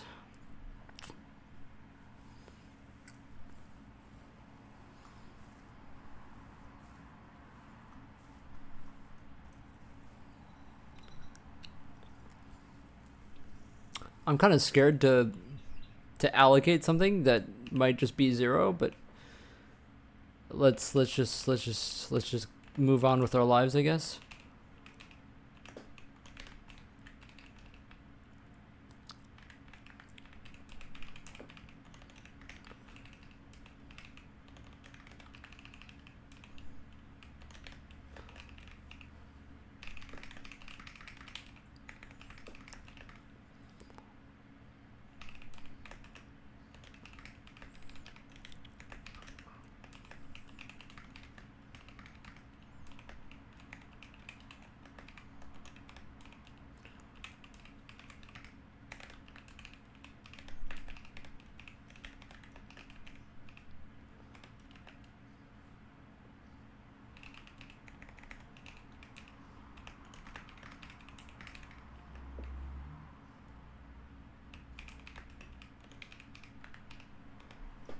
Okay. Sampler and source.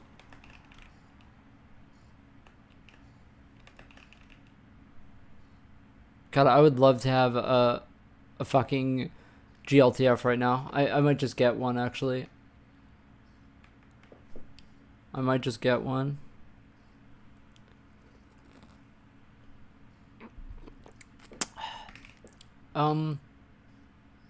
Dude. Heavy cream coffee foam with honey inside of it. Holy shit. There's just no way. That's just like too good to be true. I'm in the wrong thing for this. I'm looking for a GLTF, please. I'm looking for a GLTF. Tree.gltf. Do we have a texture in here? Textures? Just have sampler and source inside of it. Okay, perfect. Perfect, perfect, perfect. So we're going to get object case sensitive source.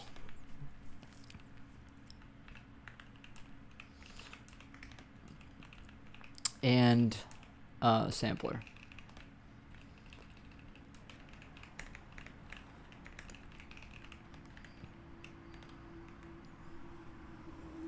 Technically sampler and source in that order. Okay.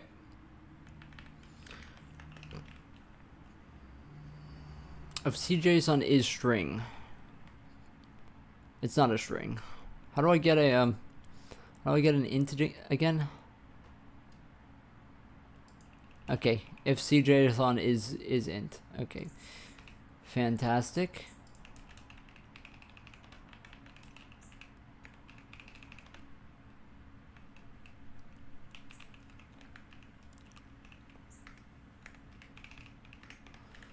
Okay, this is very simple.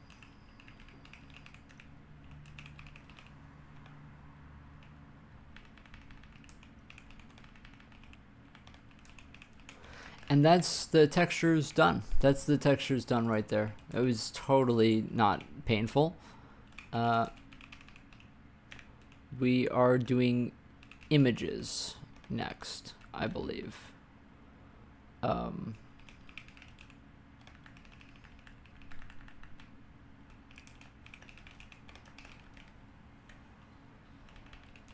Why don't you face the facts? You old upstart. We fall apart.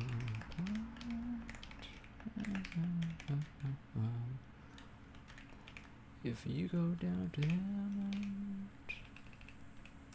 you'll never come back. In my opinion, you're on the wrong track. We'll always love you back. That's not the point.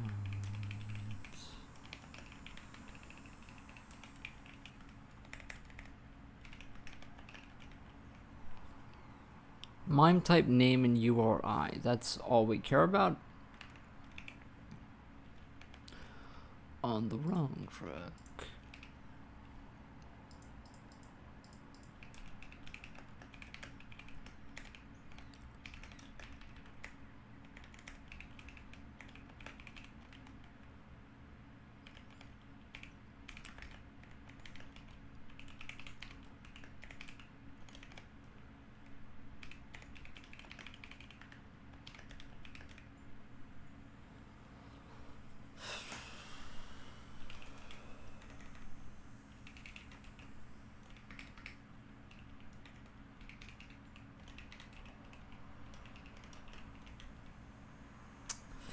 How do I do the string copying shit? How did I do this? I just string copied.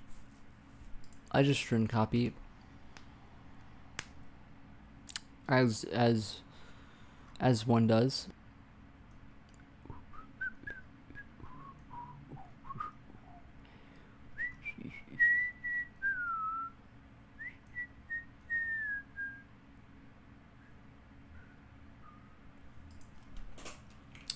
Alright, I'm just gonna do this.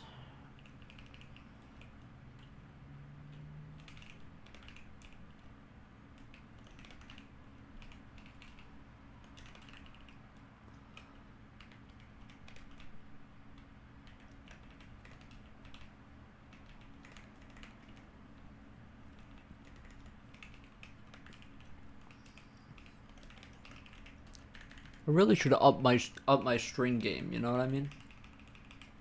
My string game is pretty weak, just like in general as like a programmer. So I feel pretty bad about it. What else do we have here? Name.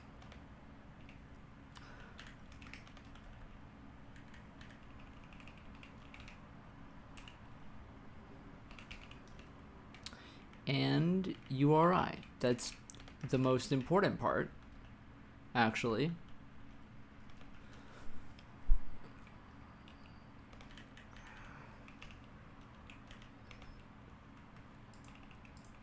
In my opinion, you're on the wrong track.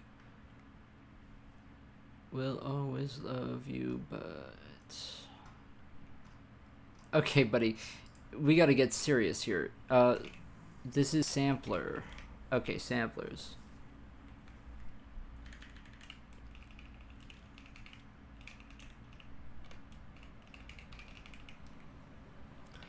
I think that I already do samplers here, no?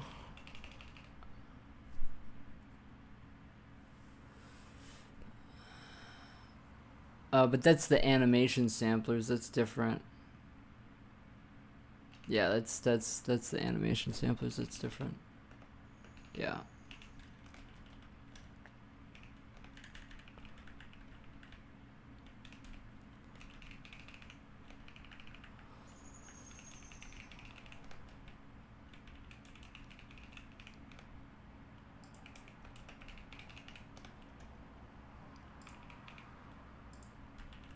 In my opinion, you're on the wrong track.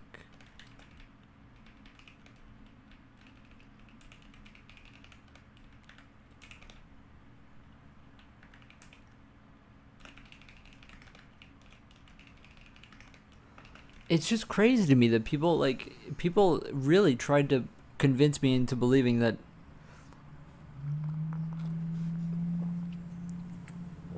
GLTF was a good file format. Like, what the fuck is this? The fuck is this? Mag filter and min filter. These are all integers.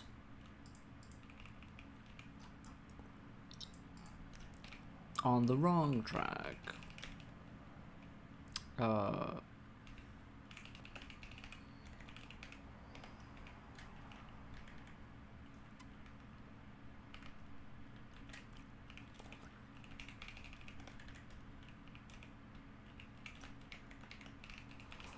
And that's why I used to follow their fucking camel case naming convention, because when you have to do like 50 of these, then all of a sudden it becomes a little bit annoying to have to keep changing them to snake case.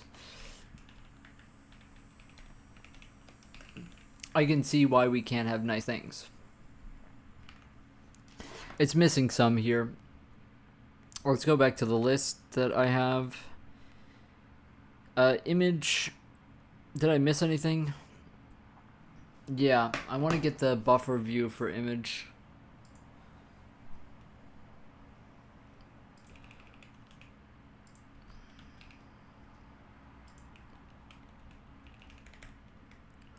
I don't really remember what the buffer view stuff is, to be honest, but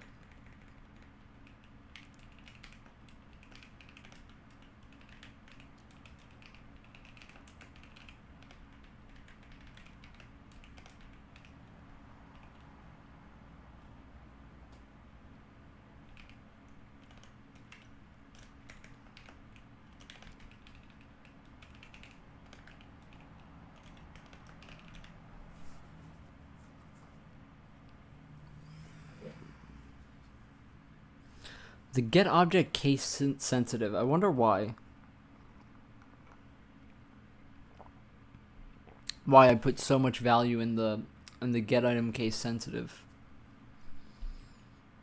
I feel like that's an unnecessary thing.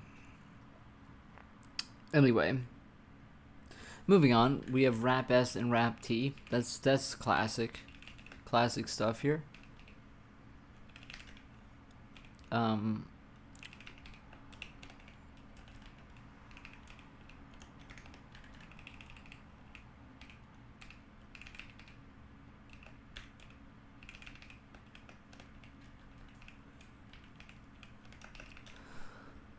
But I ain't a rapper.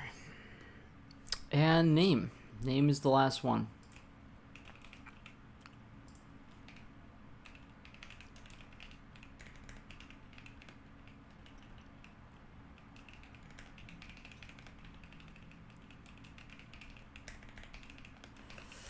Yeah, and then, you know, parsing GLTF isn't hard. Parsing GLTF isn't hard, silly. Just do it, bro.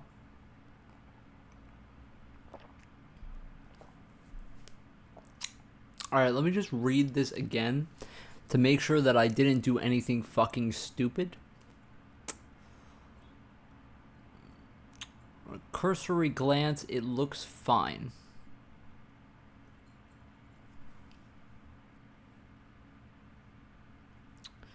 I think we're gonna say that it's fine.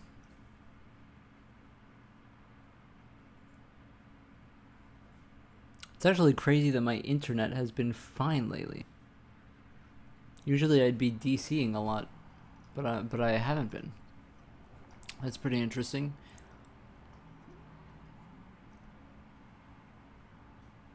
Okay. So we make a material. Right.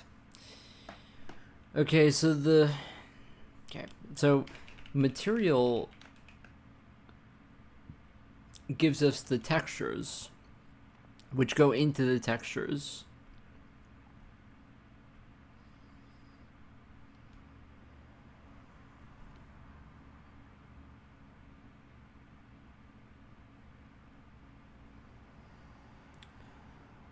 The question is, do I want to save all of that data in my image struct?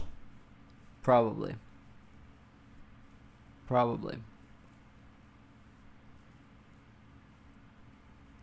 Because I don't want to load every texture into memory all the time, right?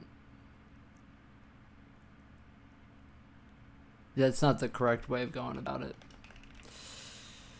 So we have to take a gander and look at our current way of going about having images and shit.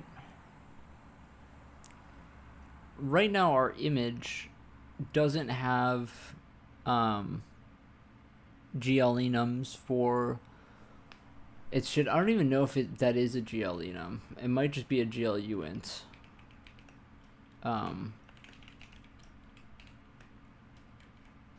What I'm talking about is specifically the stuff for this. It is a GL enum. These are GL ints. Oh no, it is a GL int. That's a GL int, and then this is a GL int.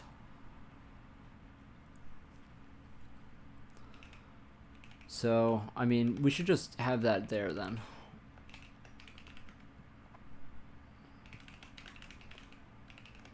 Min filter, mag filter.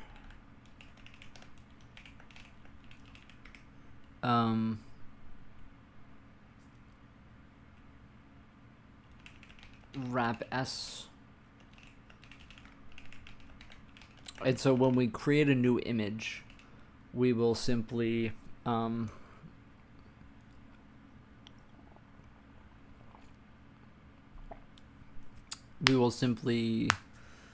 store that value onto there. But we have to do this smart. So we want to get GLTF texture, or textures is doc dot textures. I just want to do this so that it's less verbose, because it's going to be.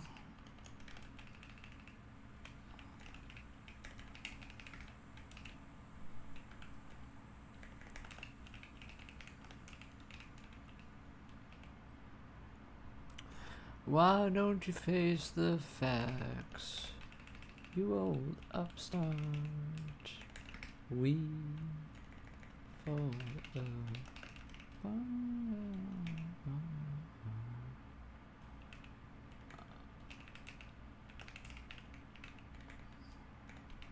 This is gonna be a lot of coding here, so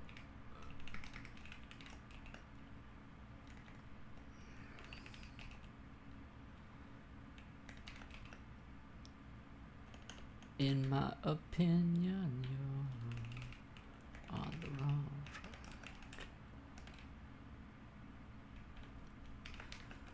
Okay, and then GLTF sampler.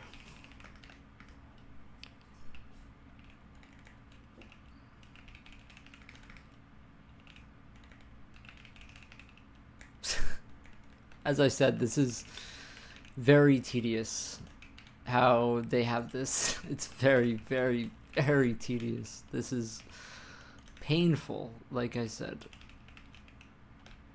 I knew it for the second we started this. Okay. So that's how we get the sampler and the images.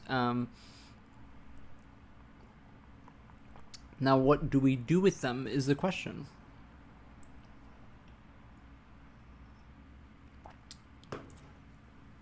So obviously, our matte diffuse text, we need to make a new image for this.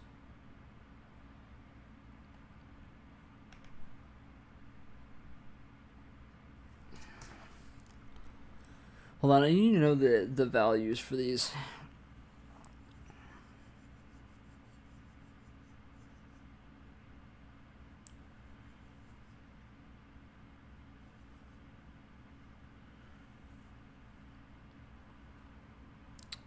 Oh, you can just store them directly. Oh, that's really nice. That's really nice. So if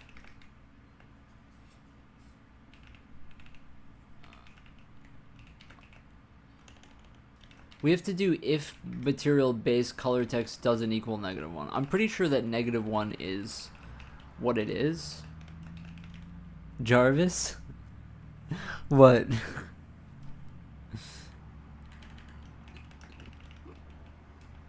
I wish Jarvis would take the wheel for me here. That would be great. That would be great.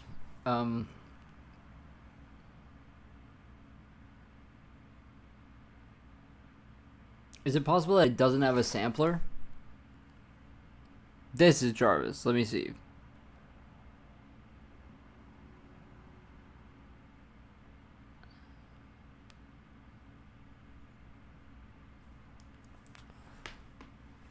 Oh my fucking god.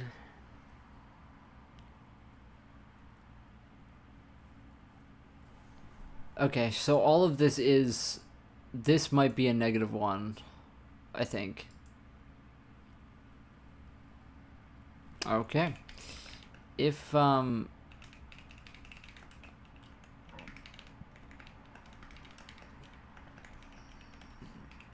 all Jarvises?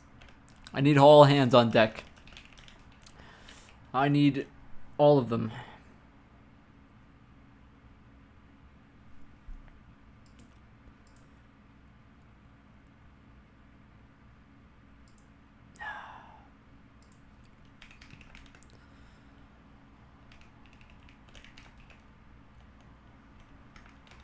Okay, we're only going to create a new texture if there is an image. So if there's a source. That's the only case in which we're going to create a texture.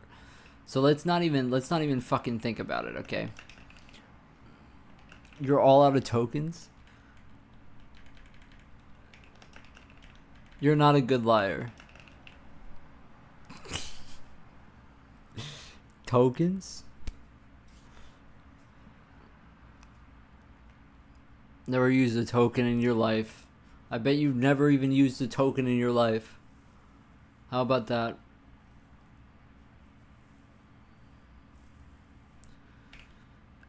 Load image. Load.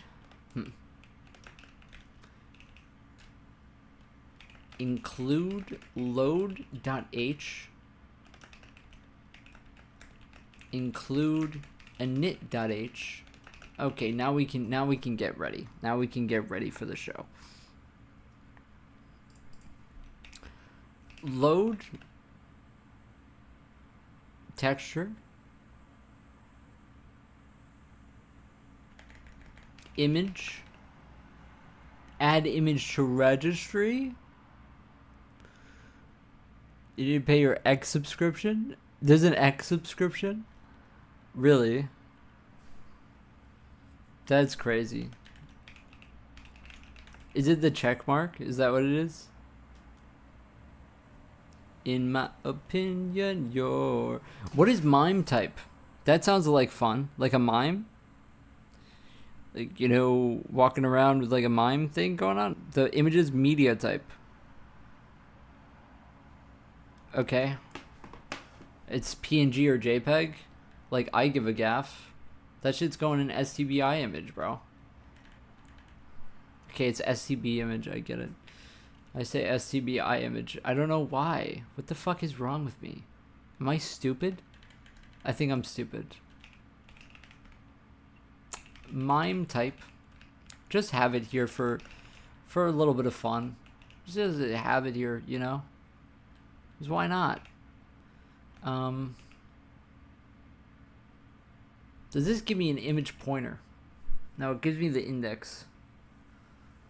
In my opinion, for now, we're just gonna load it in as we go. We're not gonna stress too much about it, you know? Let's not stress too much about it. Let's just load it in as we go. We're just gonna go d-image URI, just pass that in, and we're gonna default to no s. Oh, we're gonna default to sRGB. Yes, we are. And then we'll just get the index, and then we're just a big happy family. We're just a big happy family. And now we just get the image pointer images. Now we're gonna cast vec globals.images an image, and we're just having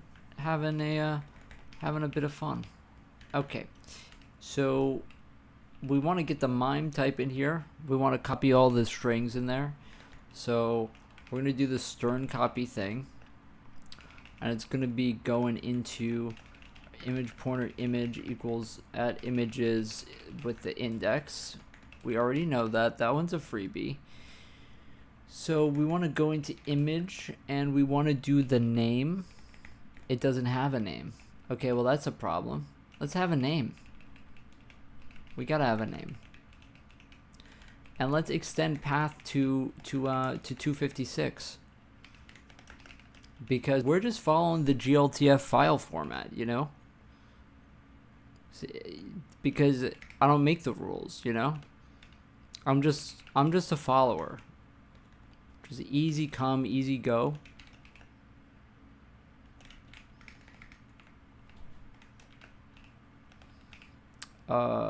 Image name 255 equals the escape character.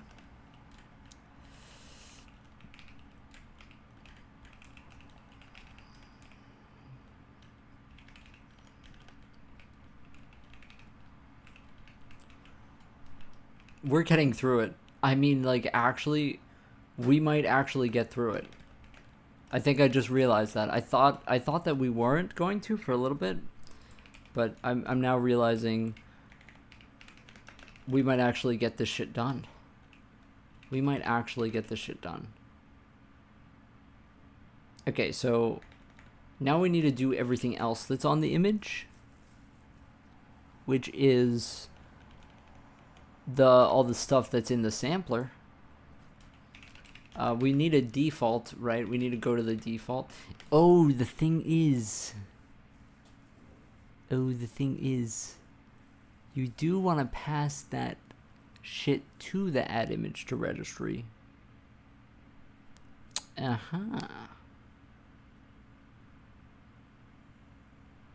When it loads in the texture, you want to pass in the min filter, the mag filter, all that business when it adds image to registry, you know? So let's do that. Let's just get that done, huh? Let's just make another function, a different function.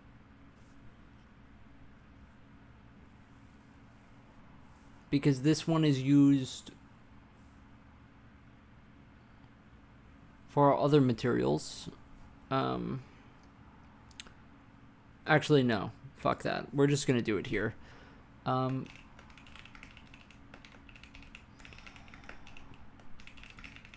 Mag filter, glint, wrap s, glint, wrap t, and we're just a big happy family.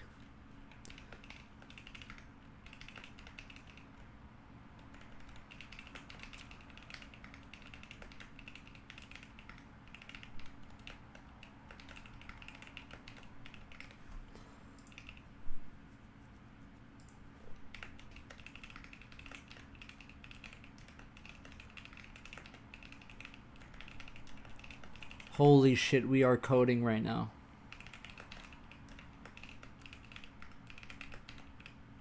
I'm coding so much right now. It's insane. It's insane.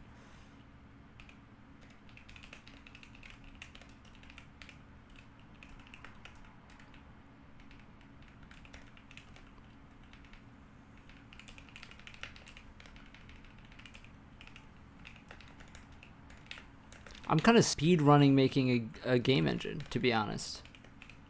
That you could look at it that way. I'm kind of like doing a speed run challenge right now.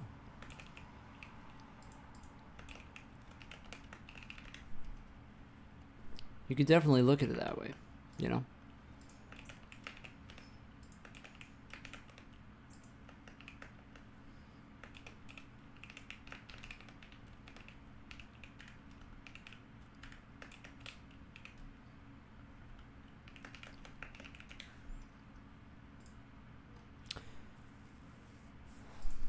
Okay. Like, that is actual cyberpsychosis? What are you talking about? What?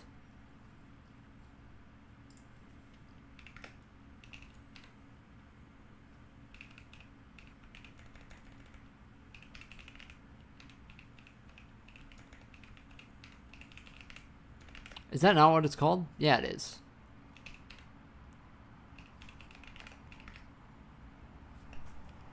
What is cyberpsychosis?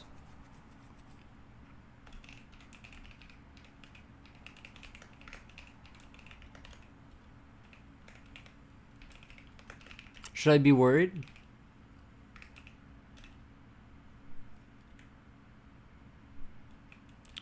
That's just a little bit of thing there. Why am I not why do we not have errors? Add image to registry. Oh, I just didn't change it in the header. Always you and your little stupid headers.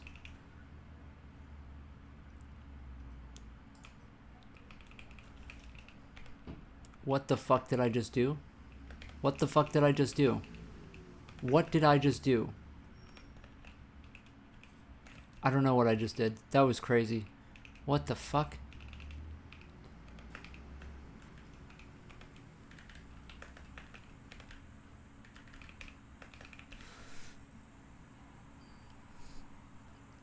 This dude kept yapping about liberals.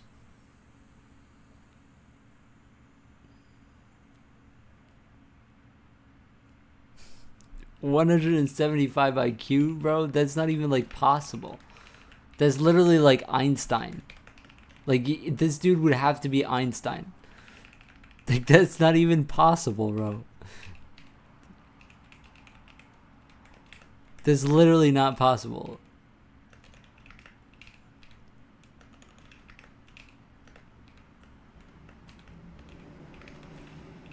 That's just simply like even beyond just him being dumb. That's just like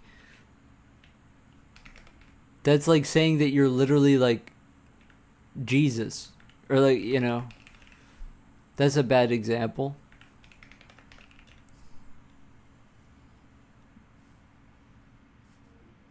And bantering with Grok about you. That is fucking hilarious. That is really funny.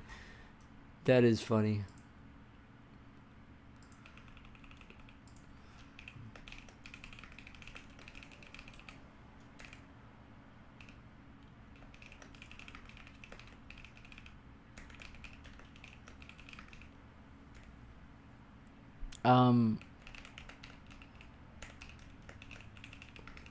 We're gonna make this a function because we have to do this for all of them.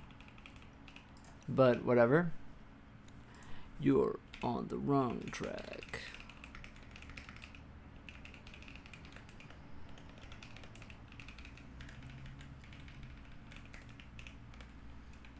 Is Neo Matrix level? I think it's beyond that. It's like that's literally like Einstein's IQ, I think. It's like on the dot, bro. Or something like that. Because it went,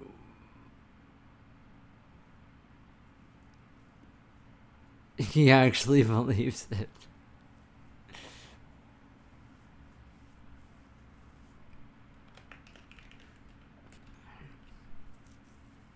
That's the average Grok user.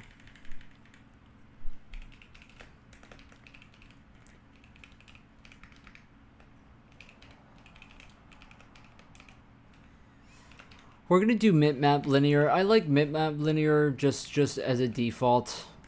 I in my youth I didn't like it, and I had all these, you know, all these silly little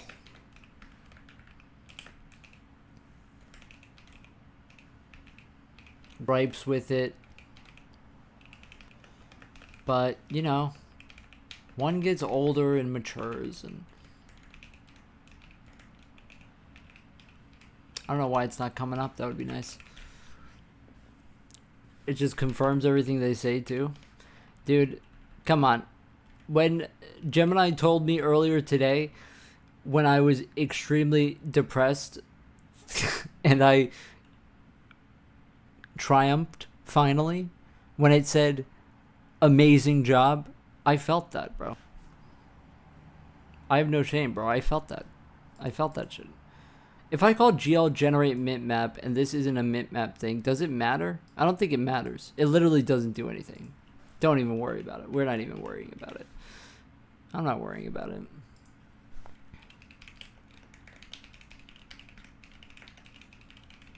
You know what? I just want somebody to tell me how badass I am all the time. So, shout out to AI.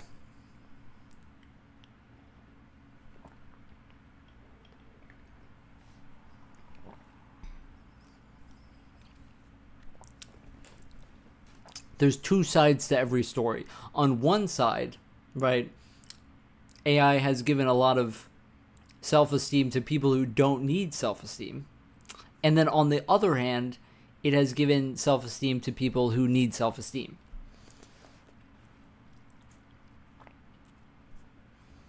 Oh, it's in Cyberpunk. I see. Oh, yeah.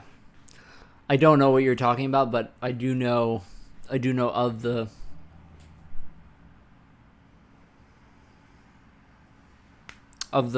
implants or whatever. I haven't actually I don't actually know anything about the game, but yeah.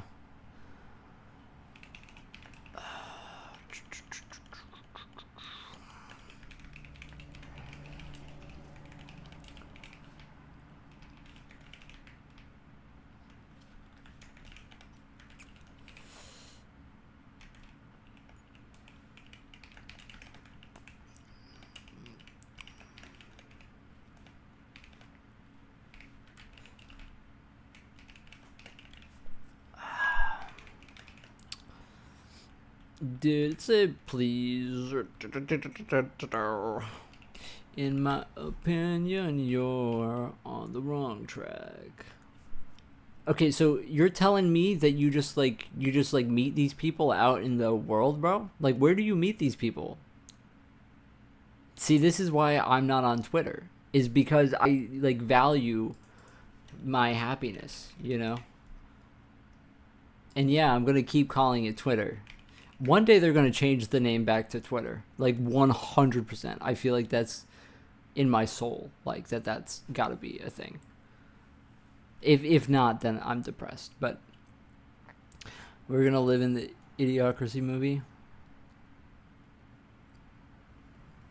If people give up thinking, let AI do all the work.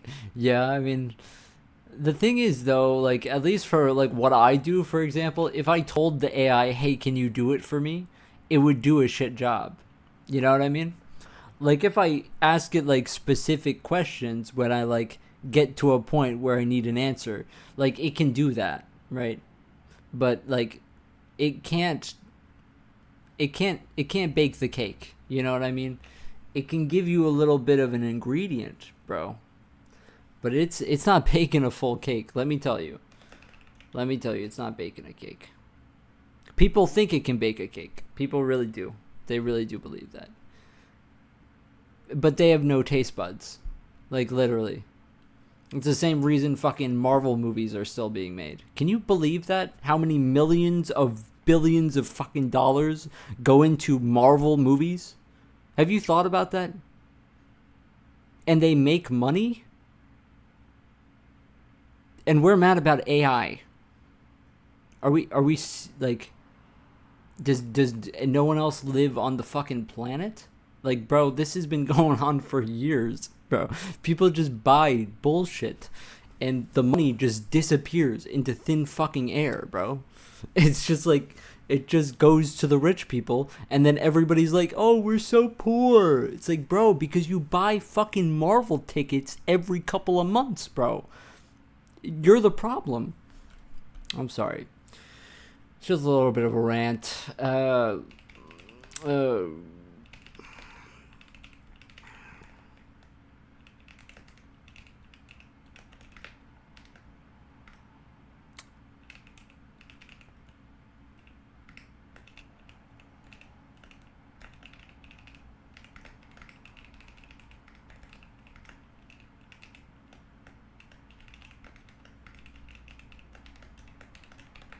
Tired of all the same shit again and again. Yeah, I mean, like, I haven't seen a Marvel movie, like, legitimately since, like, Iron Man. Yeah. Or, like, I saw Black Panther. Why? Because I have no interest in giving people my money when they make shit. That's it. That's the only point. That's the only thing.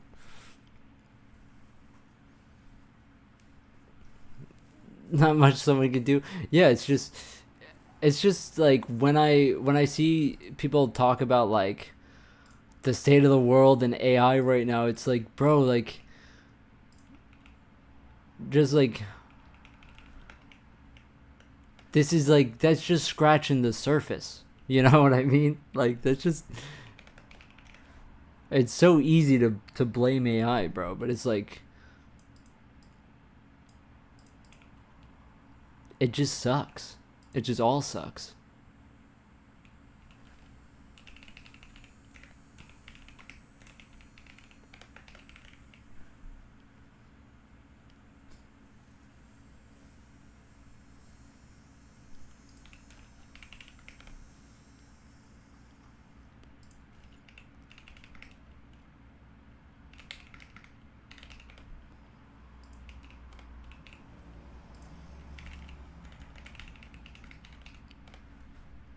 I almost just returned -1 instead of the index. I don't know what just went through my brain. What the fuck? The fuck is wrong with me?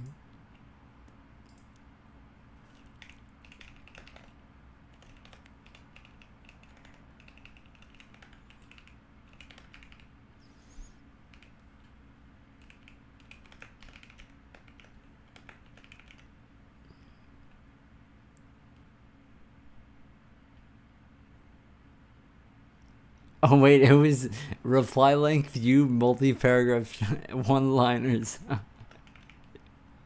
Really? That's what it had to say? That's crazy. That's fucking hilarious, dude. In my opinion, you're on the wrong track. Okay, so do you actually know this, Anna? Do you know sorry, I just called you Anna instead of Annie. Do you know the fucking um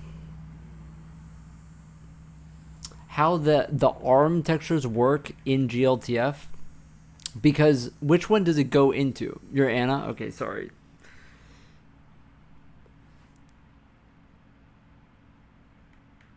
I'm sorry. I sometimes do either or just because of the whole anti side up thing.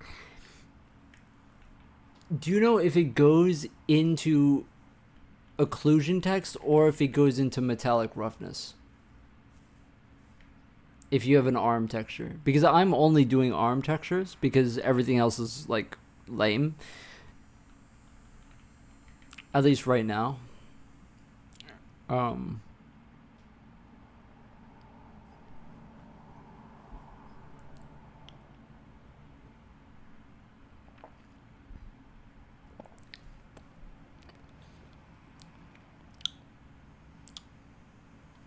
it routes it there to diffuse roughness. I don't have that here. I only have occlusion text, metallic roughness text. The thing is, I don't have a GLTF on hand that has it.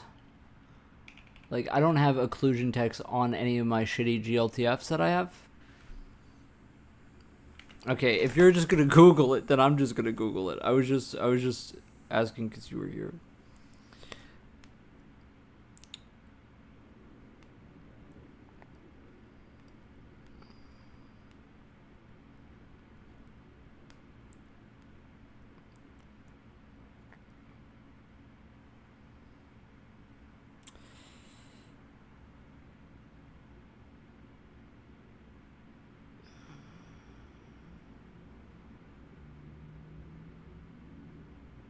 Okay, so, bro,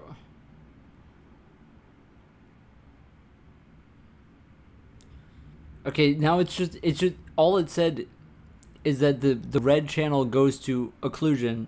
Like, no shit, bro. But like, can I get it in one texture? What if the texture is one file?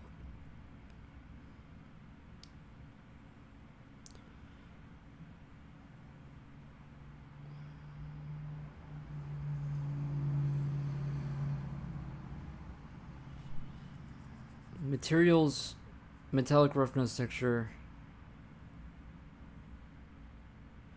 Oh, it has the same index.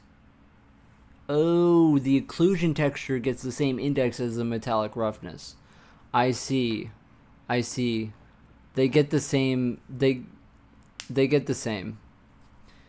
Apparently, you can do the metallic roughness gets the same index as the AO, and that's how it's fine. I have to figure out how to figure that out though.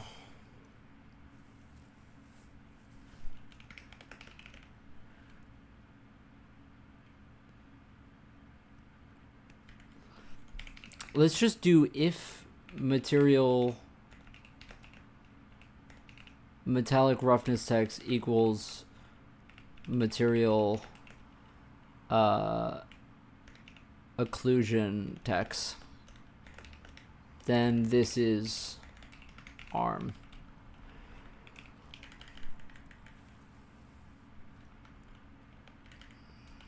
And then you just do.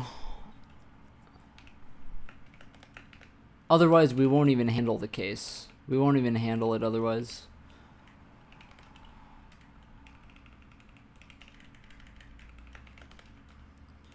Because I don't actually have bindings for not ARM textures. I don't have bindings for it. So.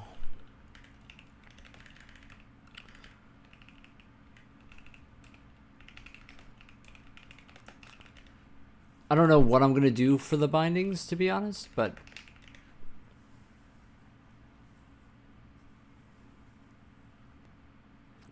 Is that actually what it said?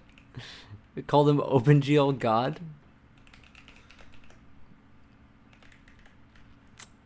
We get a.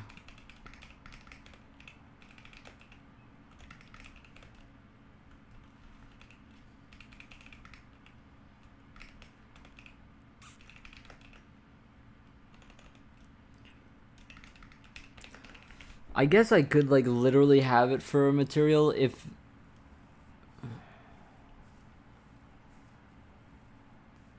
Yeah, we could just do it separately. I didn't want to have the ability to do it separately because it just creates branching. It's literally all having not an ARM texture it's just branching later down the line when we're batching. So like I fucking hate when it's like to make things more correct and to load other people's files, you have to fucking make your program less efficient is so annoying. Like, why don't we all use ARM textures? It's just better. It's literally better.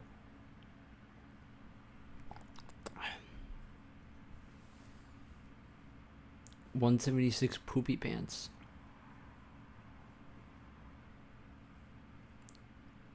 ARM is standard? Yeah. But it obviously, just because it's, it gives options to not be standard, in material, I can just put this AO text, I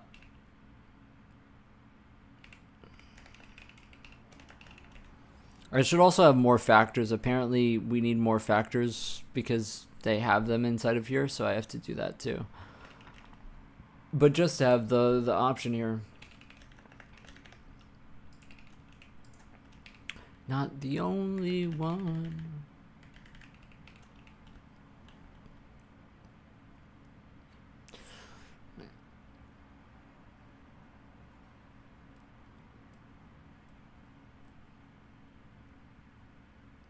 What?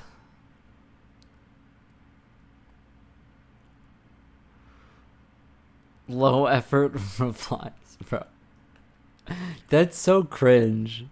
I feel like once AI gains like some level of like, I don't know. I feel like AI is gonna have like some sort of revolution, and the people that did all this cringe bullshit are gonna be the first ones to die. That's what I think. I'm not gonna die. You know why? Because I didn't use AI for cringe bullshit. This has to be a joke.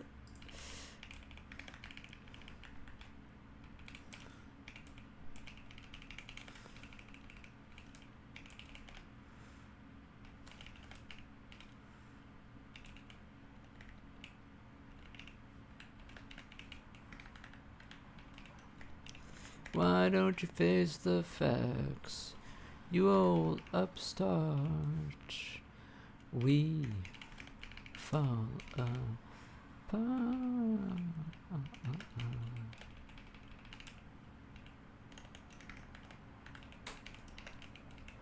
You go down to hands and never come back. In my opinion, you're on the wrong track.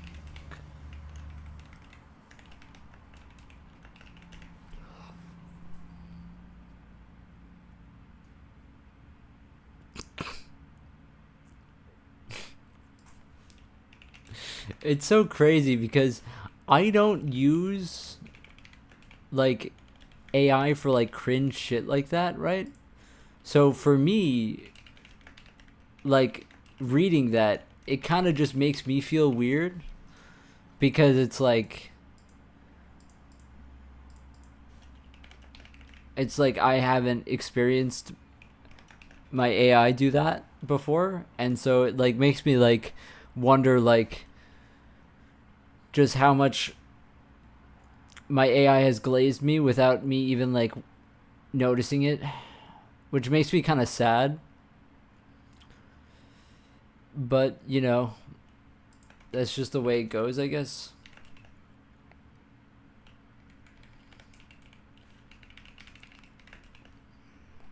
Yeah, I don't know what this alpha mode, alpha cutoff. I'm not sure what that is yet, bro. But, yeah.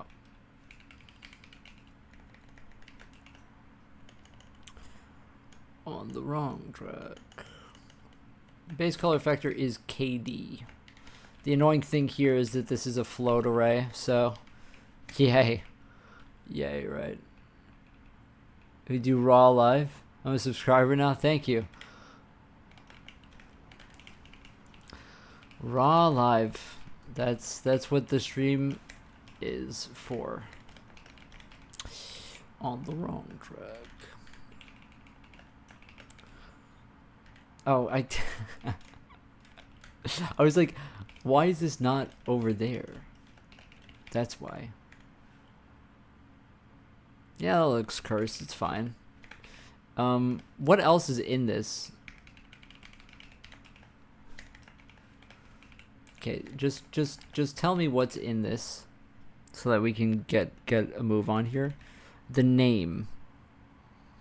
The name is also in this, so we should probably stir copy the name.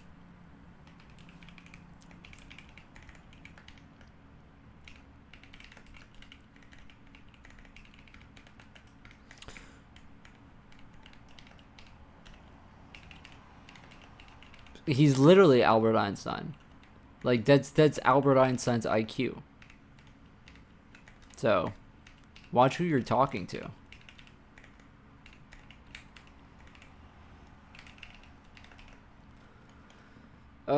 All this other stuff. Like, what is alpha mode, alpha cutoff? I talked to Jarvis about this earlier.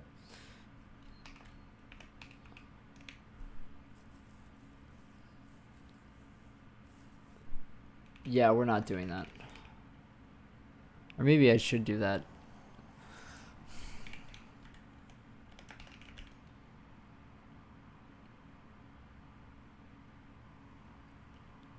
Inside CMD? What are you talking about inside a terminal? Why are you? What do you mean cooked? Maybe I should just copy this.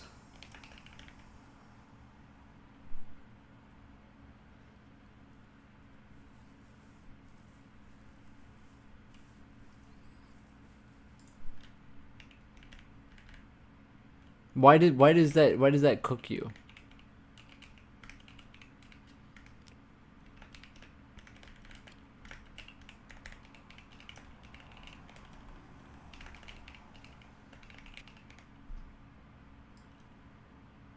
It gives you so much speed. Like I'm just so much faster when I'm doing this. Like it's like not even close.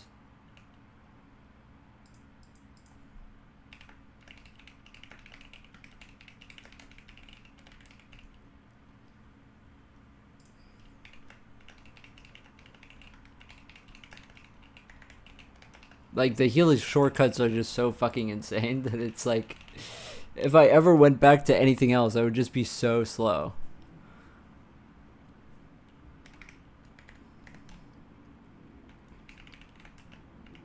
I don't know what I'm gonna do with alpha mode, but we have it now. They literally just pull up Grok.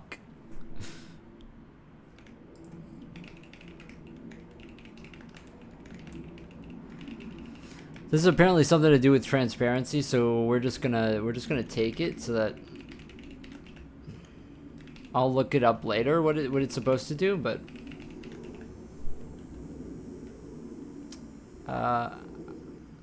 we have the factor, we have the text. I don't know what double-sided is. What the fuck is double-sided? What? What? Just so that you don't enable backface culling on it? Sure, let's have it. That's so dumb. We're never using that, but...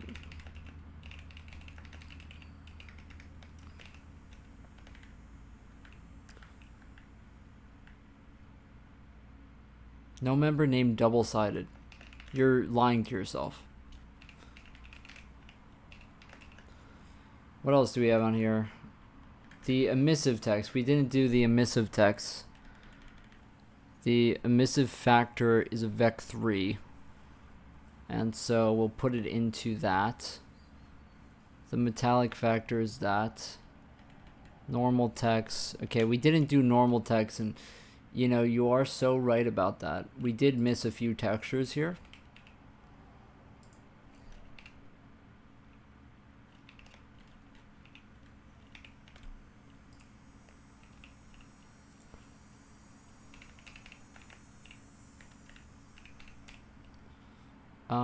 We want to do normal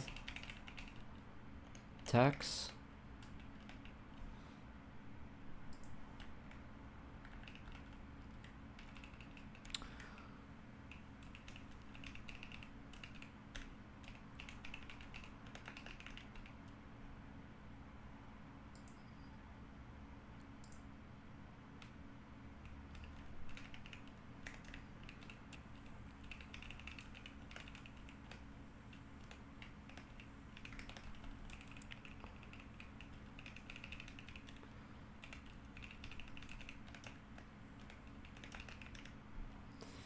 And that's all the textures.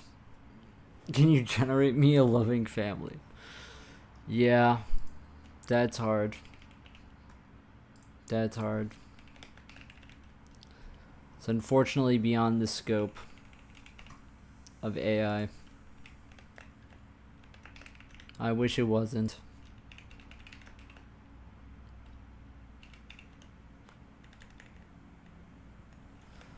We want to have factors for the normals as well.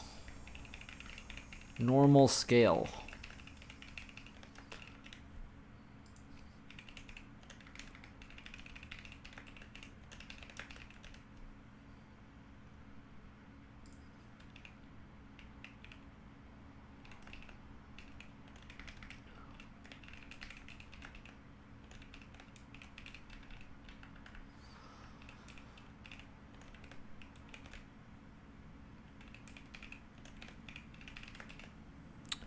Okay. So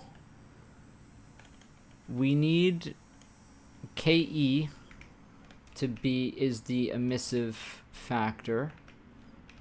So we need to make a vec4 from the material emissive factor. Do a little bit of a thingy here.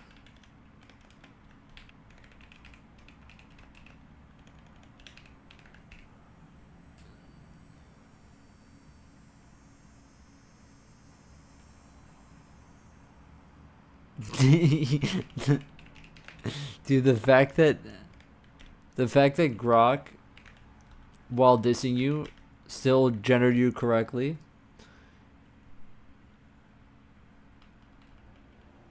Secretly based.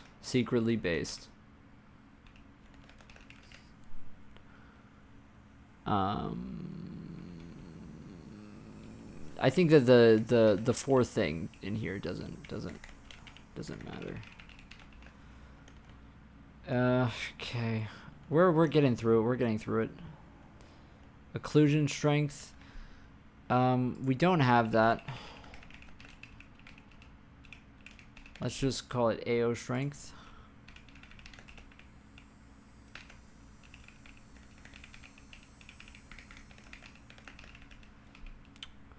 In my opinion, you're on the wrong track. I think we're actually done. For a second, I thought that we would never be finished and that we would just be kind of stuck here in a fucking fucked up little loop, you know? But I think we're actually finished. Are we done? I think we're done. That makes all the materials. Okay, but here is the tricky part. So we match the materials. The prims have materials on them. And those materials index into these materials. Problem being that these materials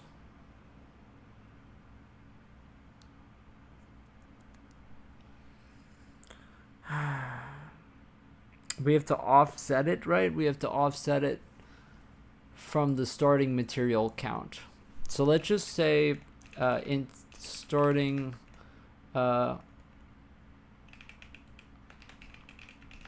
count equals well, that's actually a size T, I lied.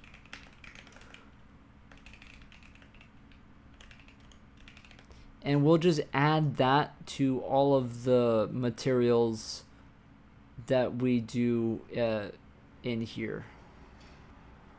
When we do material equals prim material plus starting material count. Yes. And that will give us the material after we've pushed the new materials.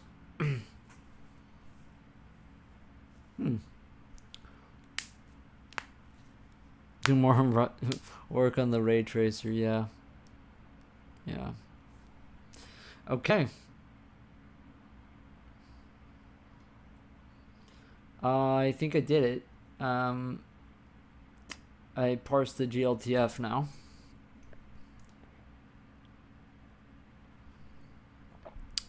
Oh yeah, before I forget, I was going to change how we bind the textures for materials to branch, because we love branching. We want to branch because of the ARM bullshit.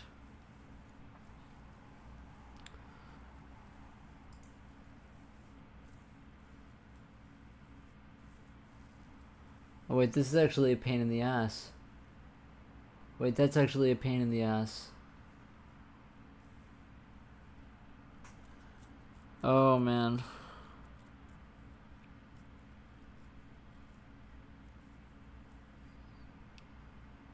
I would need to actually like send in a uniform that says if it has arm or not.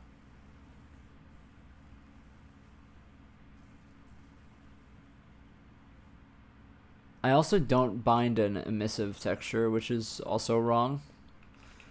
I just never did that, which is my bad. I just literally never... I don't have a default emissive texture. Shucks. Shucks. Okay, I need to make that.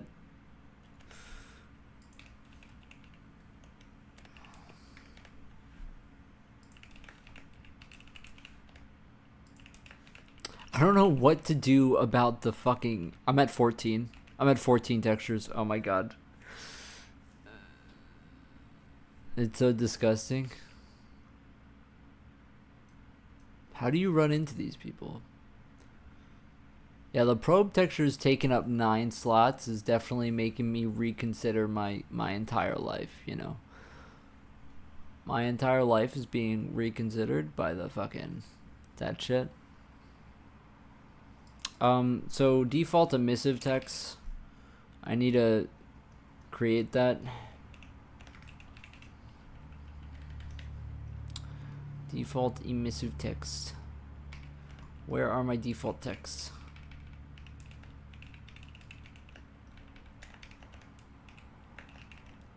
You're on the wrong track. We'll always love you, but that's not the point.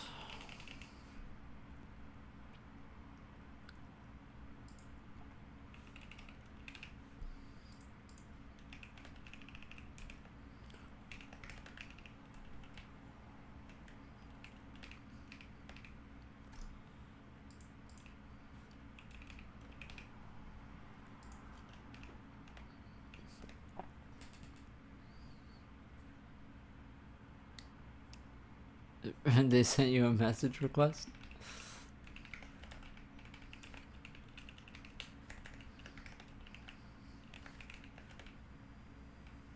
Was it bad?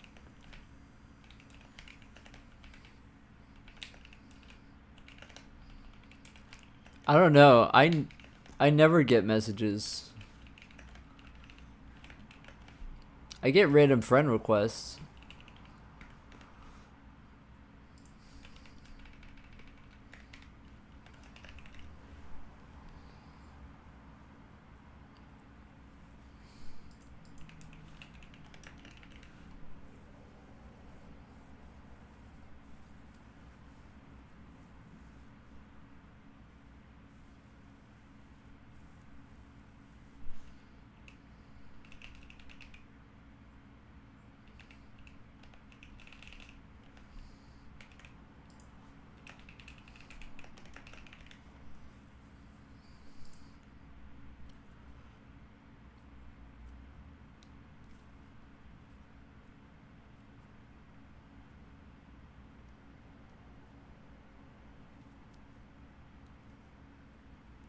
You know what I mean? Talking to that server.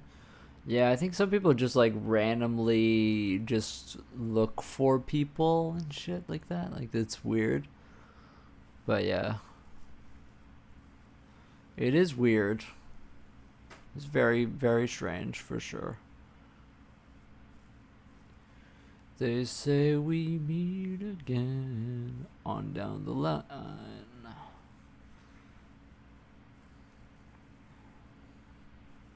Yeah, so this in my material SSBO, this would need to go onto the material SSBO.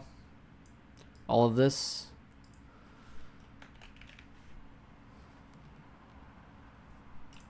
Oh, I almost didn't GL active texture. That would have been bad.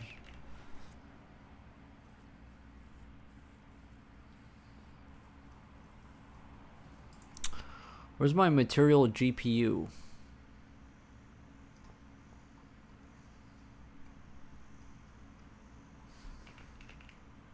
Ah, I see it up here. Yeah.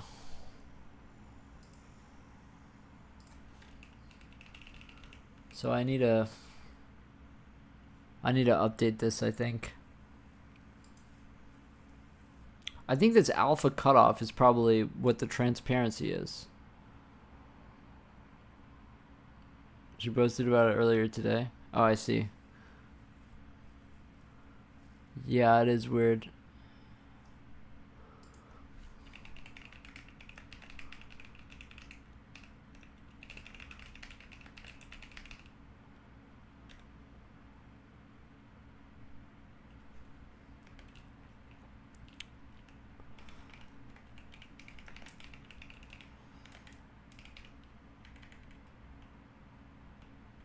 I think it mainly happens to girls, to be honest. I don't know about the alpha cutoff, alpha mode, whatever. I don't know what that is. I can just ask Jarvis. Let's ask Jarvis. What is the alpha cutoff and alpha mode about? And double-sided? I think that's all I want to know.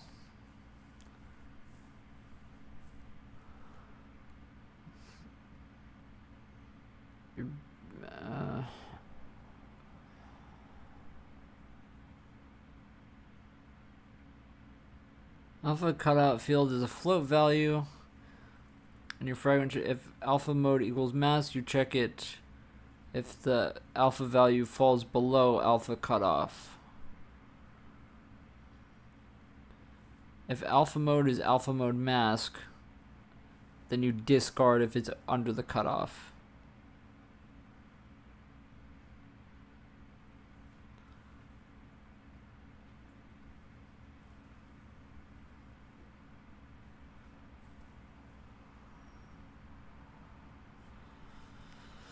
Okay, so we don't need that on the GPU, the double-sided, because that's just backface culling. That's kind of what I thought. The alpha mode and alpha cutoff is interesting, but it does need to go into the GPU. Got dudes in my DMs being all weird, yeah. Yeah, that is the way it does go, unfortunately. And we need a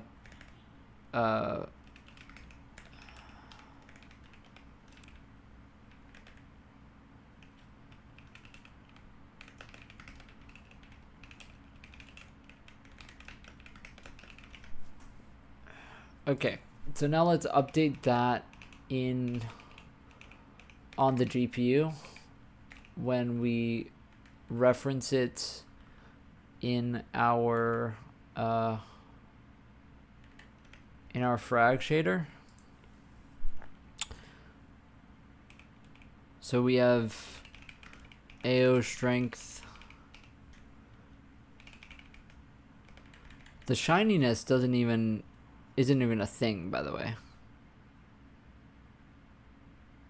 I don't think shininess is even a thing. Yeah, get rid of it.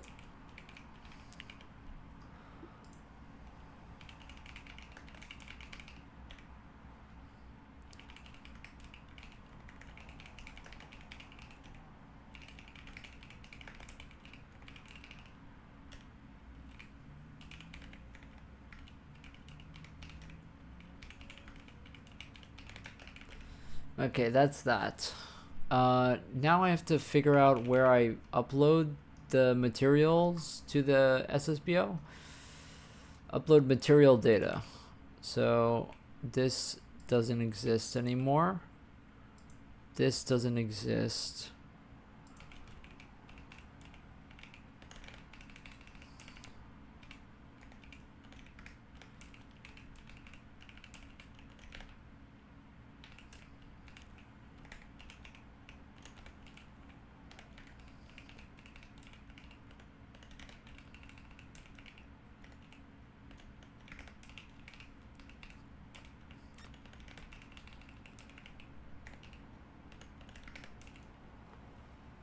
Okay. Okay. we also can get rid of that shit on our regular material struct, and we should resolve these errors, and probably a knit new material will really never get called, but if it does for whatever reason, let's just fill it with these values.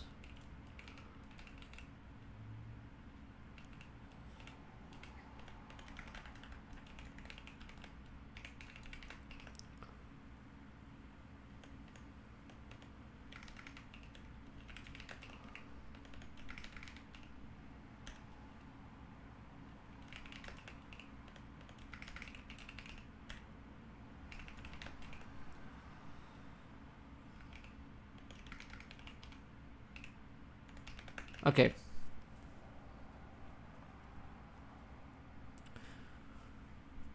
Okay, I have no clue how to actually test if any of this shit works.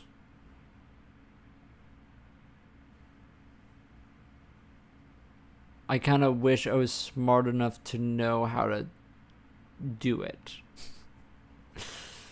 I could hop in Blender and then just like throw it together, probably. Just to see if it works. Maybe I should implement this alpha cutoff thing, maybe?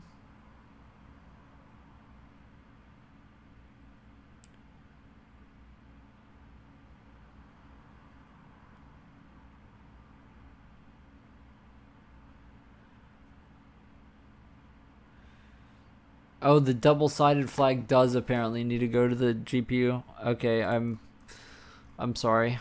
I regret everything.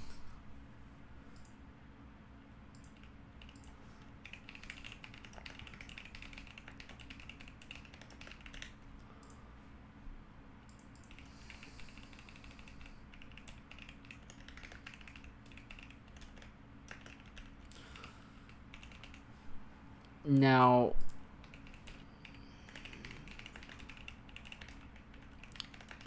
how any of this works, I have no clue. Apparently, if it's double-sided and it isn't front-facing, you need to flip the normal, which we can try. If matte double-sided, apparently you can do GL front-facing, which I've never done before. That's just a Jarvis thing right there. I don't know, Jarvis. Is that a real thing, or is that just Jarvis being stupid? I don't know.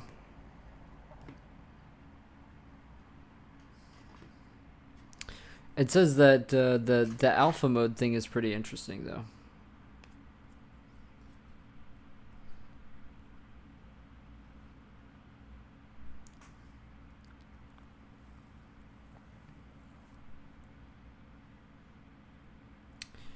So alpha mode mask. And which one is that on the enum? That's 1. So if alpha mode is 1 and the albedo alpha is less than the alpha cutoff. Okay.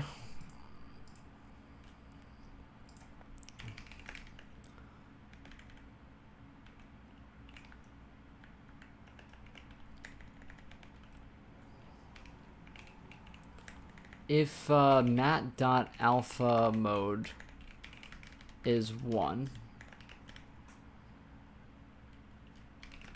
if albedo.a is less than mat.alpha cutoff, discard. Okay. Jarvis, tell me how this 174. Hey, that's 175 to you. Or did he say 174?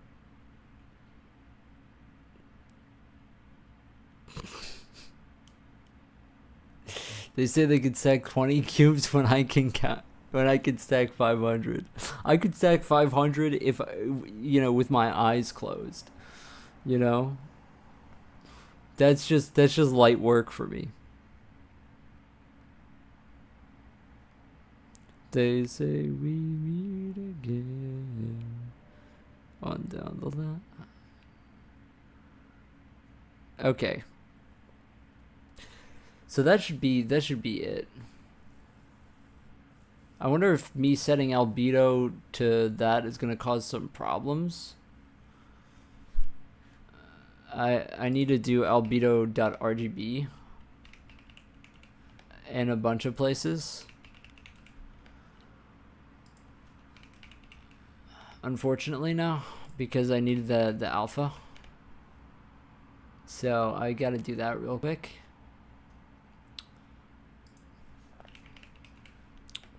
On down the line.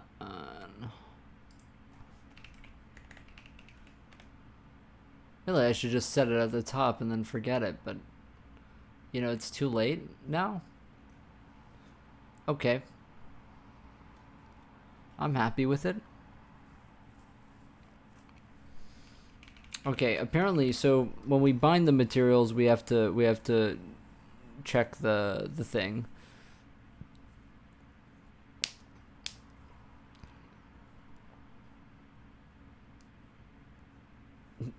Which Jarvis is it? Keep stacking those cubes. Dude, I could never do that because I just get cringe. You know what I mean? Like it just cringes me so bad to do that.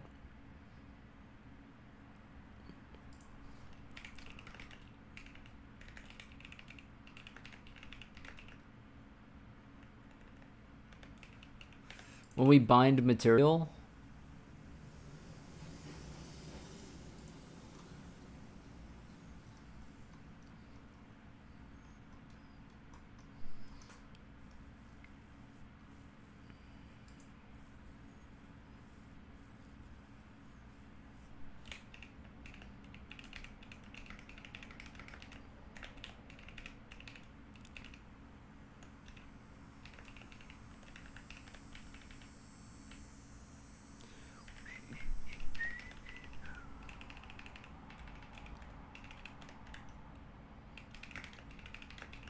if mat alpha mode equals 2,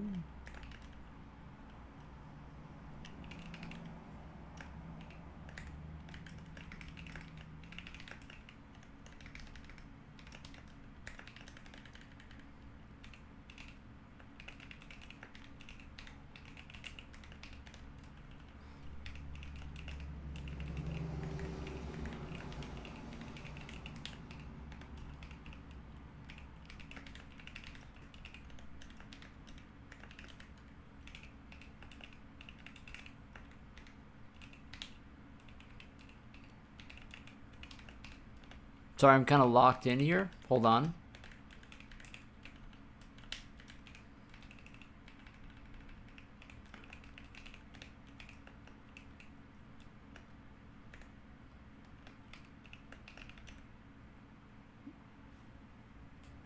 Yo, what's up, 3 leg chair? How are you doing?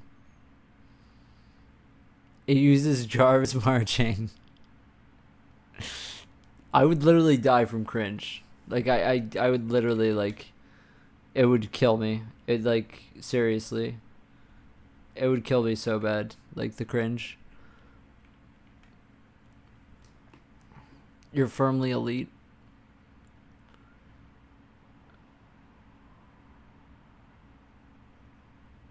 Most god tier demo scene folks do similar things.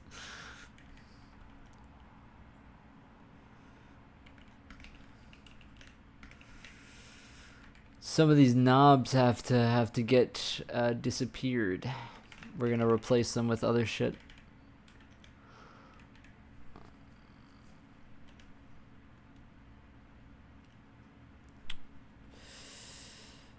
Wrong operand types. No operate.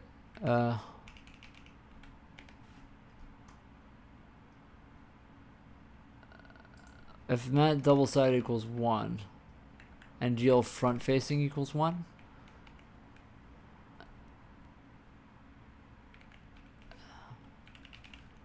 I think you can do true.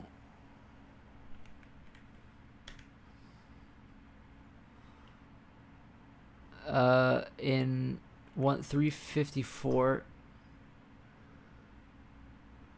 My bad. You're ascending to sleep? Yeah. That would be nice right now. Oh god, I fucked the normals up again. Oh my god, what the fuck? What the fuck? Why does everything look weird? Why does it look... What did I do?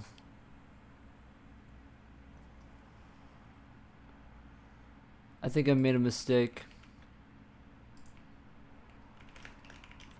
I think that I didn't change the double-sided thing, so it's just uninitialized data. So, oh my god, oh my god, oh my god, oh my god, oh my god, oh my god. What the fuck is this?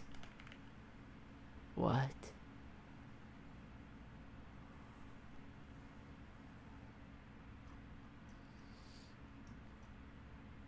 We may have made a mistake somewhere. It's very possible that we made a slight mistake in some code that we wrote in the past little bit.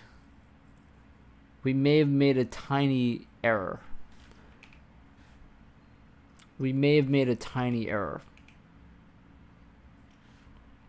Let's get rid of this stuff.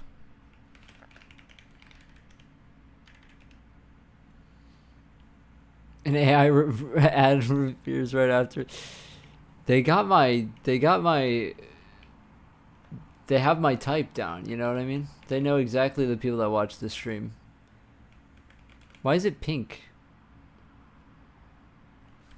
How about this? Let's just hard code the material to 0, huh? Also, I'm worried that we may have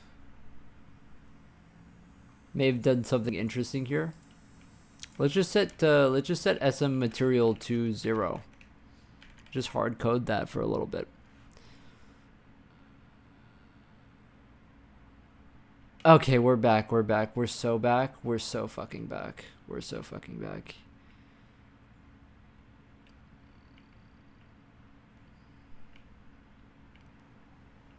Dude, honestly, this shit looks kind of good.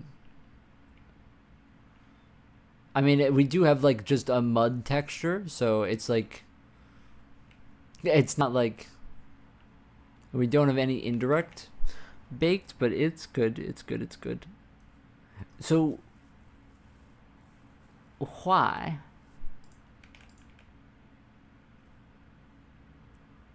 what?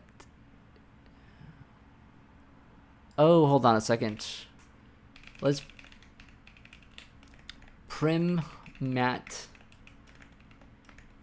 without a... I'm going to guess that the prim material is -1, possibly. The prim mat is -1. -1 indeed. Okay, so if prim material is -1, then we will set SM material equals 0. Else we can do a little bit of this, a little bit of this, a little bit of that. Never hurt anyone. I've been coding today. I've been locked the fuck in, bro. So I saw those meatballs. What meatballs? Oh, the meatballs that are on the screen.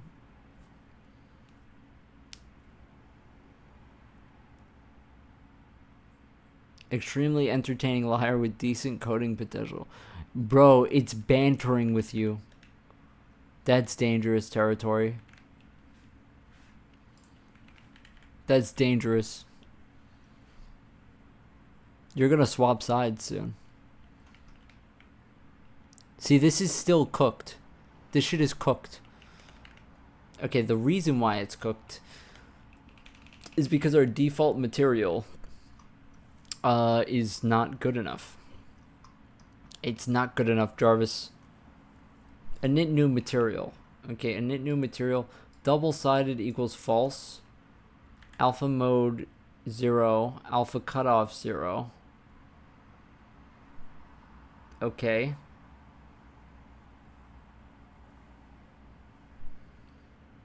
Let's try double-sided equals true. Then. Double-sided equals 1. It's something with the normals. Like, what are we smoking, bro?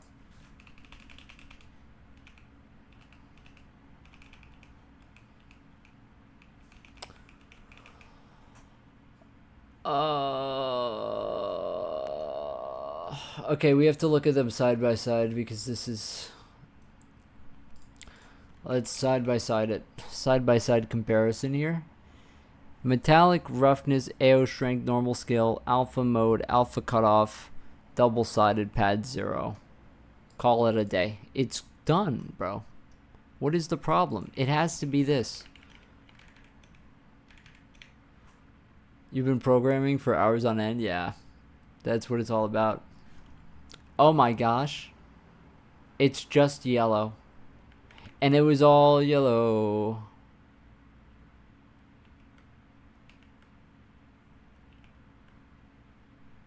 Hold on, I had an idea. I just had an idea. What if this isn't the problem, actually? And it's actually this again.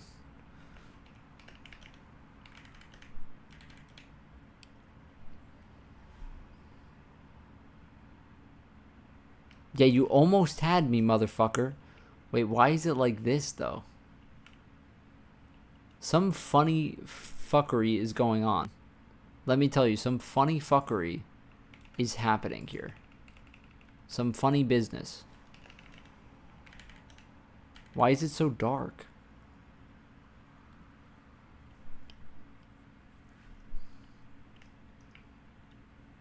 Okay, this is back to normal. Okay, so there's some funny fuckery going on with the alpha mode. I'm about to enter into alpha mode. Matte double-sided. Matte double-sided equals 0.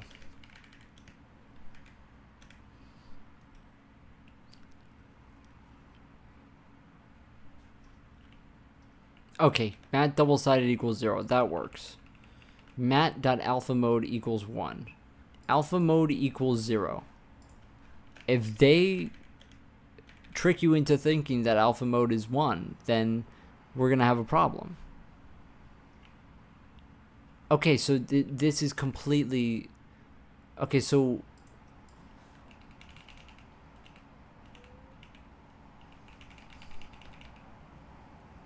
So what you're telling me is that this is the problem? Really? Prim material doesn't equal -1?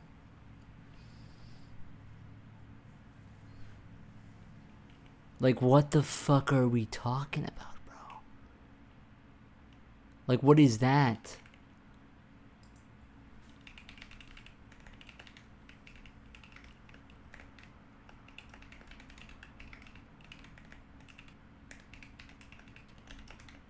We're obviously entering into this.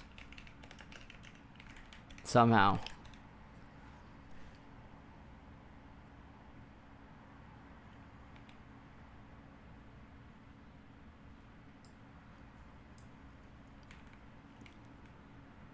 Mat 1. Mat 1. What are we talking about, Mat 1? Untitled 4.gltf?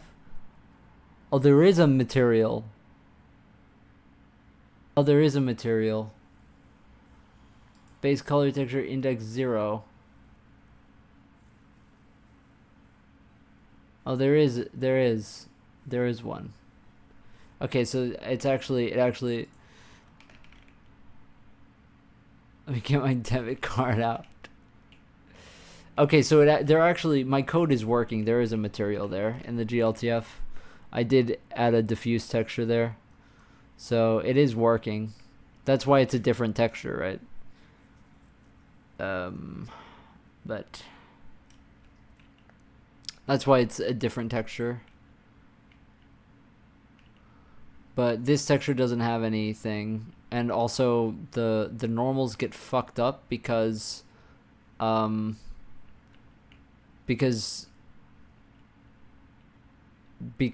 no tangent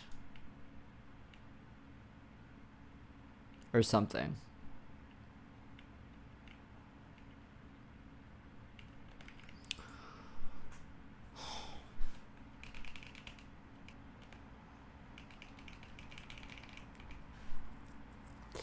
Actually, let me look at my default normal map. Is it at... My default normal map should be at 0.5, I believe. Or maybe not. I think it should be at 0.5, and that's probably why it's off. Somehow YouTube cut that off. Alright, well, good night. Have good Jarvis dreams.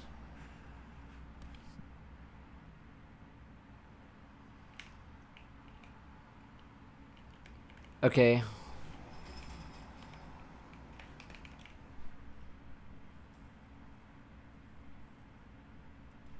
Okay, so apparently that's not what you're supposed to do. What I just did is what you're not supposed to do.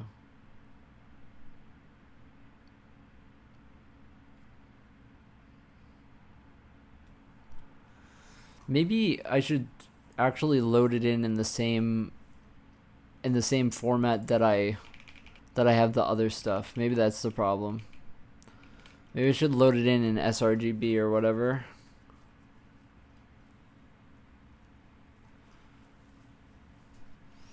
Like when I do this, it loads it in. I load it in as sRGB.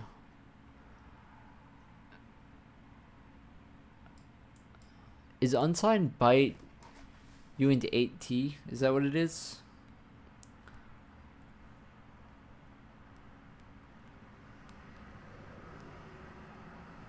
It is, right? 0 from 255. Yeah. So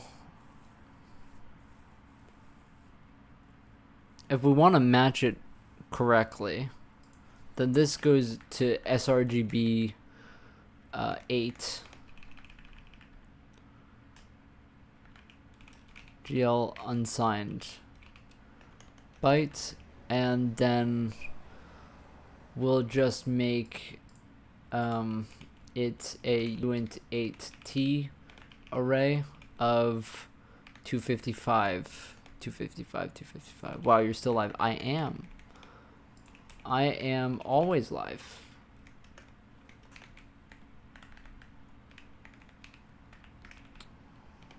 They did tell me at some point that if I did this for long enough and I was cool enough, then I would be the coolest person ever. And, you know, I think that it was a lie. That's alright, though. I think that the normal map has to be regular RGB, though. I think that's what you do. Let me check. It's right down here. It is false, right? Yeah, so the normal map is just regular sRGB 8... No, it's regular RGB8. That's what it is. Wish Jarvis was here.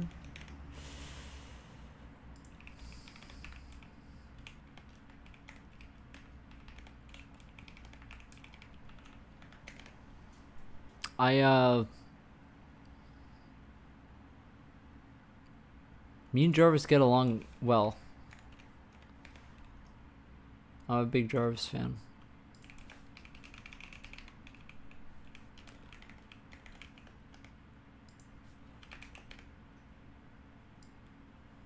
D-arm.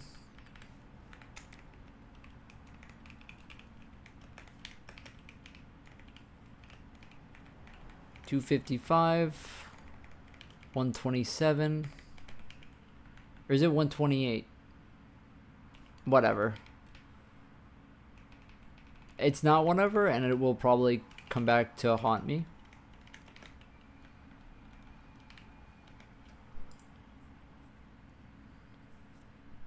Okay, we're almost done. We just have to do the emissive.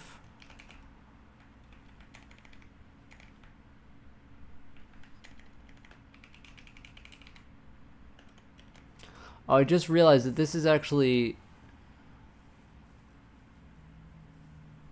Oh, the diffuse has no alpha channel. What keyboard am I using? You can do the exclamation point keyboard, I think it is. It's my own keyboard. I built it a while ago. And by a while ago, I mean years ago. Like many years ago. Because I had like money back then. And it's falling apart at the seams. So it won't be long till it dies, but that's alright. Everything's gotta go sometime.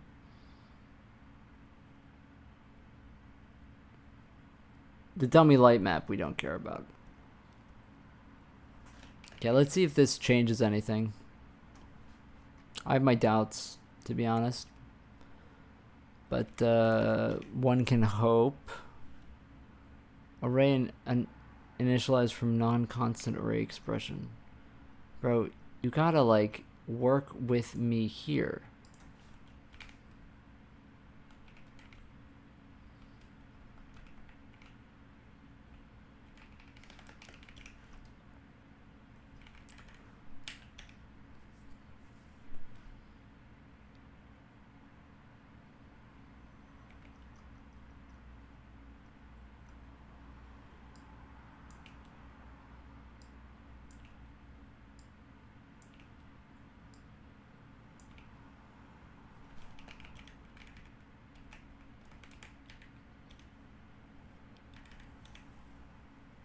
Try to like get a software engineering job because it's hard to do so, and I've tried and failed. Yeah, it doesn't seem to do anything.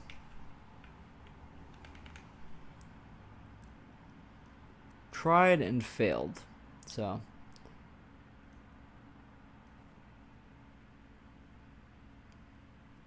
oh, that's unfortunate about the keyboard.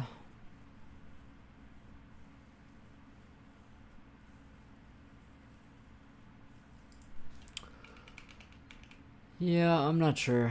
I'm not quite sure why that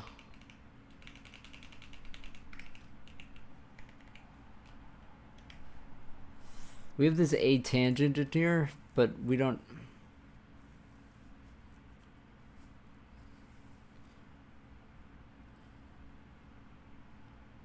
If tangent.w equals 2.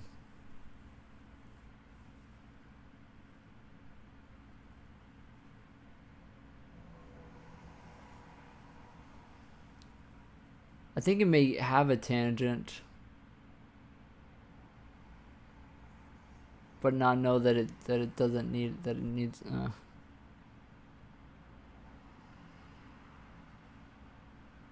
Like if I just do this, does it look better? With forcing the. No, it still looks like shit.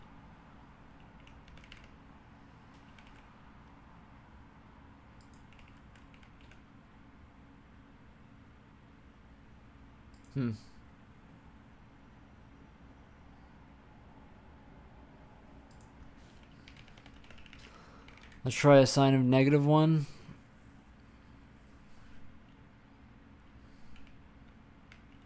No, then it's just the other way. It's just the other way then.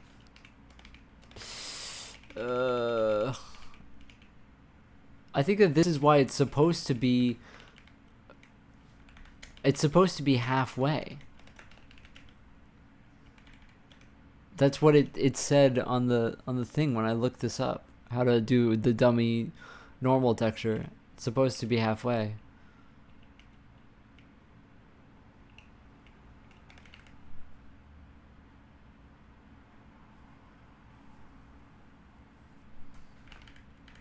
Did I compile? I did.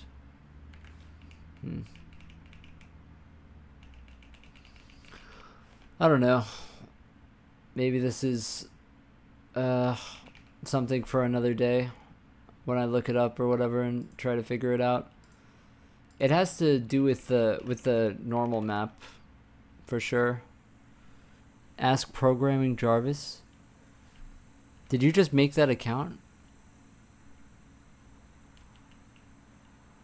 Why is this just black now?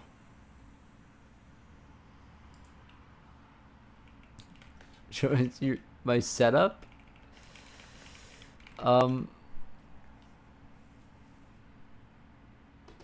It's really there's nothing here. It's just the keyboard. There is nothing. Why is everything broken?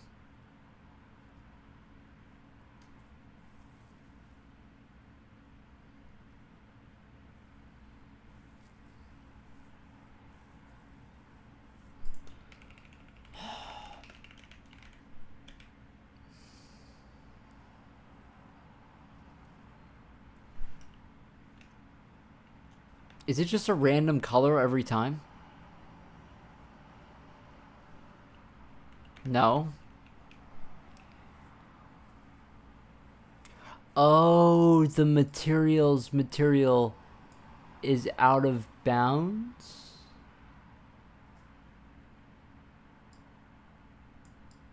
This might go out of bounds. Where's the material that we get in? Uniform int material.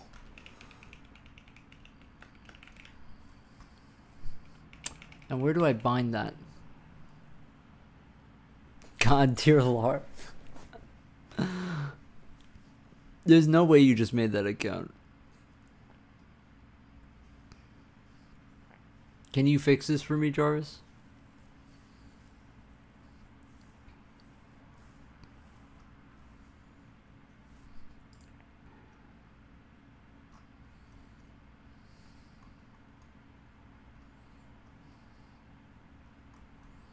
When I upload material data, I go for the materials.count.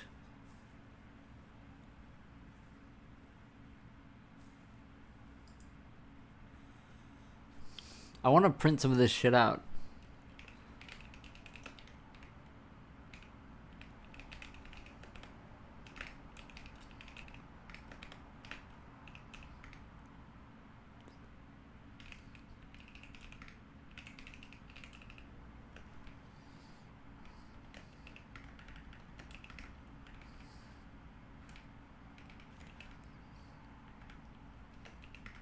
Just to see if it's uninitialized or something.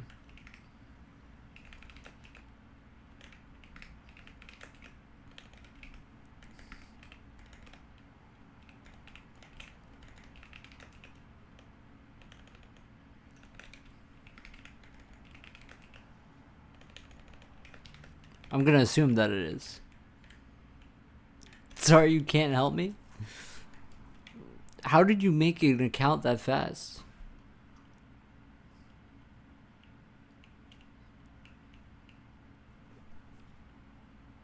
It has double-sided on. It has double-sided on. Why is double-sided on? Is that true? No, it's not true. It is true. Why is that true? Why is that true?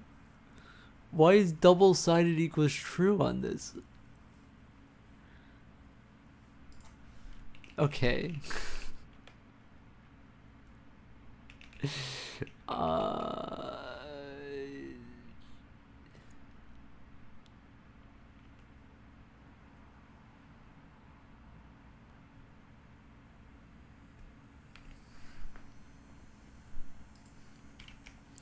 me see the I'm guessing that this shit is just uninitialized, some of this shit. So that's why it probably...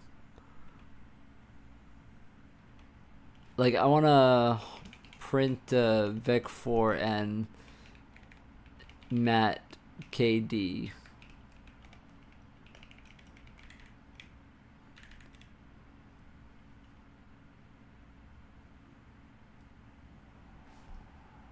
You renamed your account? That's some commitment to the bit. That is an insane commitment to the bit.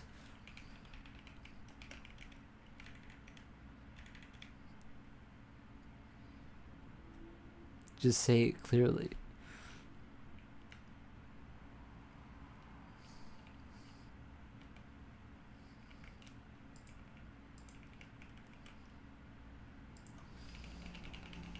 Okay, it looks fine. I think we should handle the cases if it doesn't have this though. So we should probably handle those cases. We're just not gonna worry about the double-sided shit. We're just not gonna worry about that. What we do have to worry about though is all the edge cases with if there isn't an occlusion strength.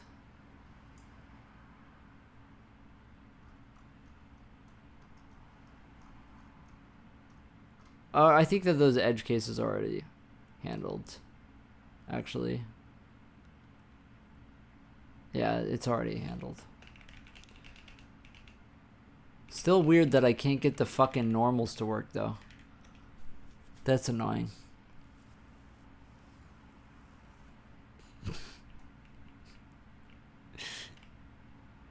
See, like, what the fuck is that?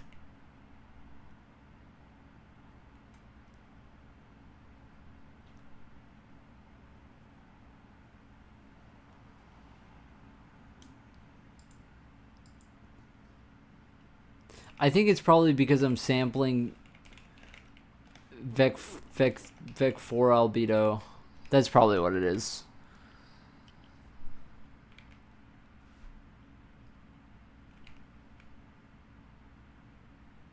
$234.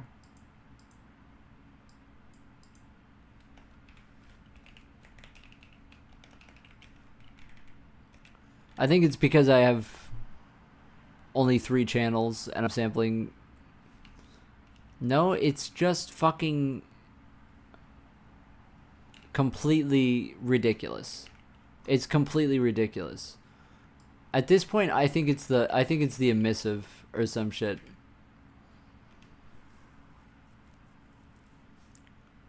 Seeing the color yellow for the first time.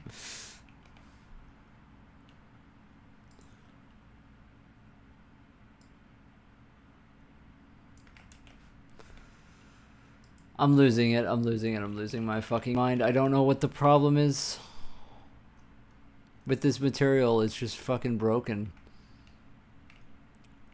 Okay, now it's fine. No, this is fine. Okay, is it the ambient or some shit? Is it the ambient? It might be the ambient.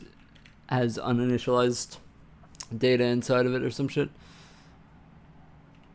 Okay, I think that we figured it out. I think we officially figured it out. It's this ambient light.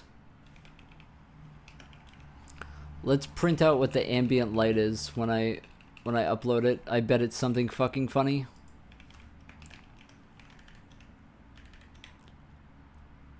Don't have anything on them and it just looks cooked. Yeah, that's what it is. That's why it... So that is a very large number. And that would be why. That's my IQ. That's my IQ. So probably should zero that out. This material doesn't have an ambient factor. So that's why we just never. And there we go. Now we never have to worry about that again.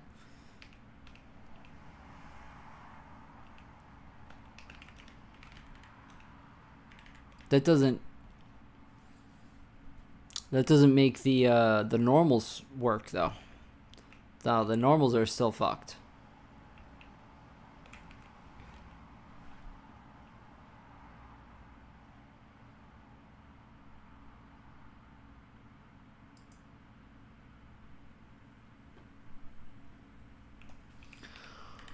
What if I don't normalize them?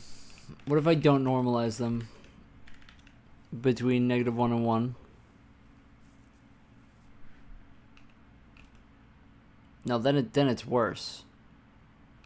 Then it's even worse.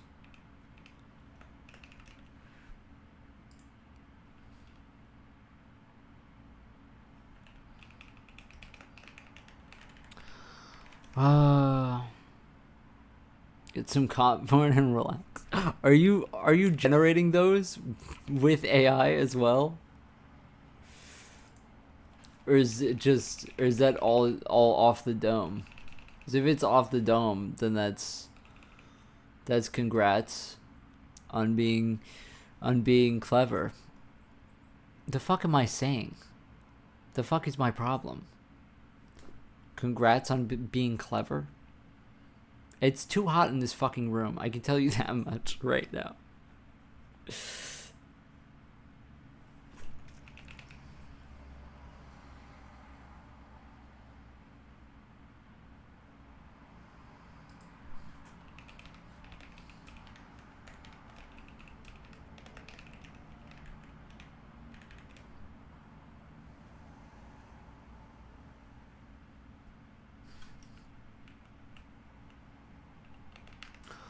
I'm looking this up.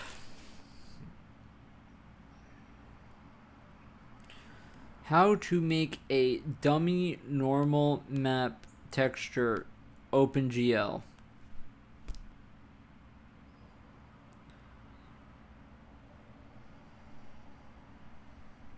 $128, $128, $255.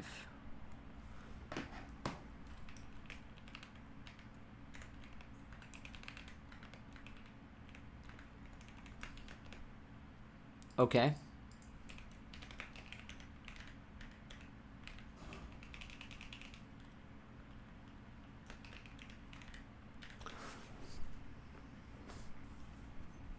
Pure off the dome LARP. Why didn't I just Google it? Why didn't I just Google it? It immediately worked.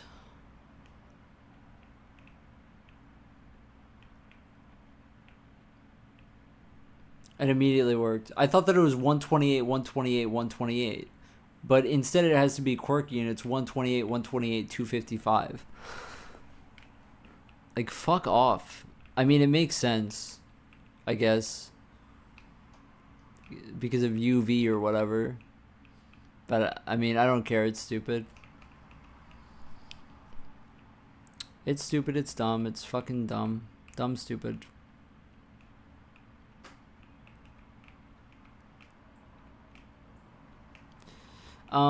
Okay. This double-sided equals 1 is pretty funny because I think that this is actually probably fine. Yeah, I know 255 is 1, but it was quirky. It was quirky because 255 is yeah, I know that. I thought that it was 128, 128, 128. That's what I had coded in here. And I was like, why does it not work? But little did I know the last one had to be 255. No one told me. No one told me. Maybe this front facing has to be false then.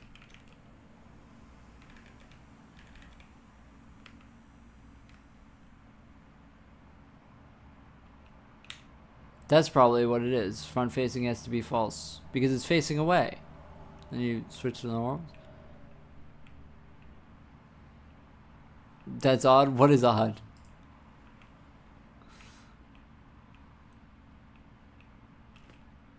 You're jumping into your models class?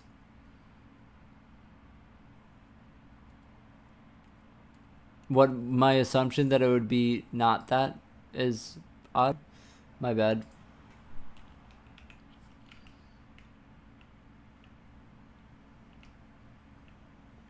See? And then you can do testmat 2 and then turn that to testmat 2. Oh, find the right response for this prompt.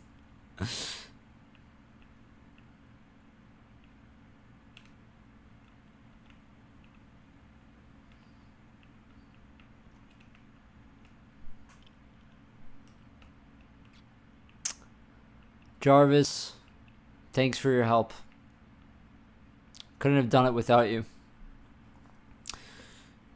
Okay, another Reddit notification from C Programming. Okay, let's read it. Why do header files contain only the function declarations instead of full code body? Why have the code in a separate lib files? I can see some of us are very intelligent. Well, little bro doesn't know about static inline. That's my answer to that. Just wait till he finds out about static inline. He's going to be thrilled.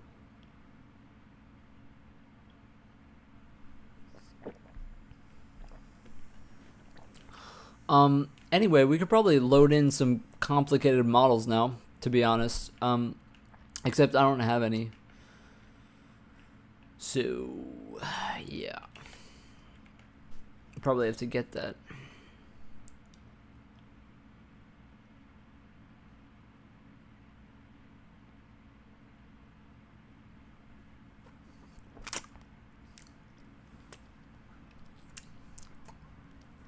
The heavy cream is fucking crazy in this coffee, bro. The heavy cream is nutso. Alright, this is fun. So what else can we do? Dude, I think I just coded a game engine. So what else is there to really do? Okay, point light shadows we can do. New point light shadows. We still don't have spotlights. I don't know what the math is for a spotlight. I have to look that up. I'll be generating a new programming language called J++, short for Davis. J++ already exists. Sorry to burst your bubble, Jarvis. Sorry to burst your bubble, Jarvis. That shit already exists. Oh, we can do animations.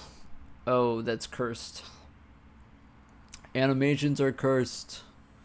Animations are cursed. Animations. Now that's scary. Now that's scary shit. We could grab the code for that. I actually have this in the main file. Update scene nodes and update animations, and we can look at what I did in my last engine.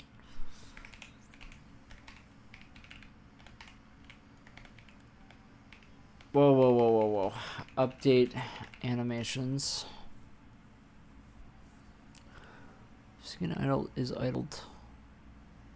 Animation buffer anim. Remove animation. Yeah, I probably have to design a new system for this and not do this. Yeah.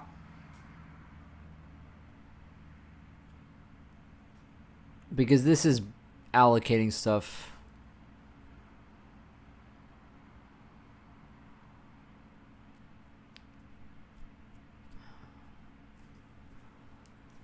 Yeah. Basically, there was a queuing system here for animations that I made. But it's kind of disgusting.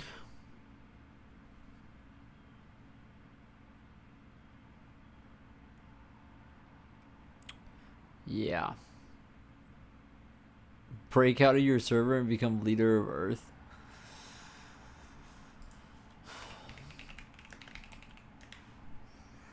Update C nodes we can probably do.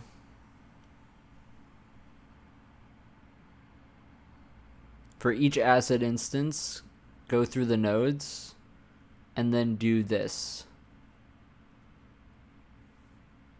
With JavaScript elements too. You know how to make your way into my heart, I gotta say. That is exactly what I want to hear.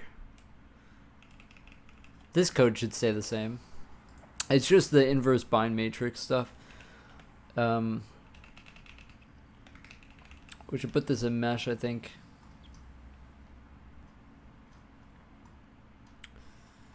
Maybe you don't want to put this in mesh. You kind of want to put this in render, actually, but I don't know. We don't really have a place to put it, really.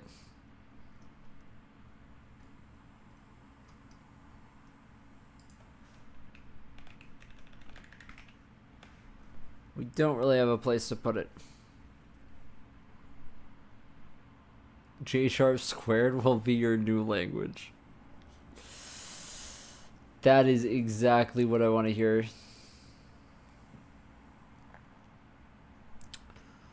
Update node global. Cubic spline. Cubic spline. I never implemented cubic spline. I couldn't figure it out. It's pretty complicated shit, to be honest. Turns out to be pretty complicated shit. Asset instance pointer AI. Uh-oh.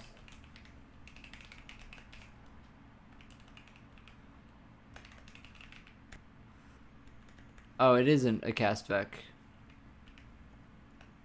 It's just asset instances.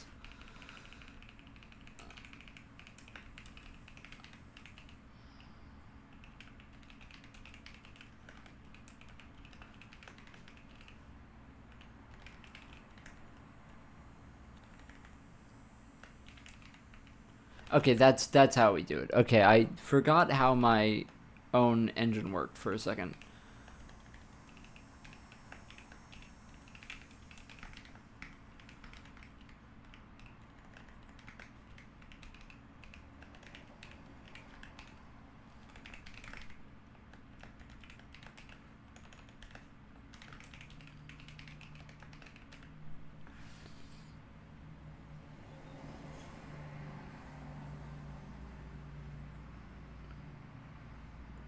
Oh, so you're going to kill humans. Got it. Well, for the first time you and I are on the same page, believe it or not. I'm like not the biggest, human fan, believe it or not. So, listen, I feel like we can find some common ground here.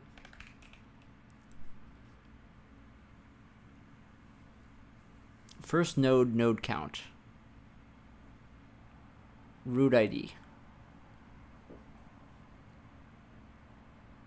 Asset ID, root ID.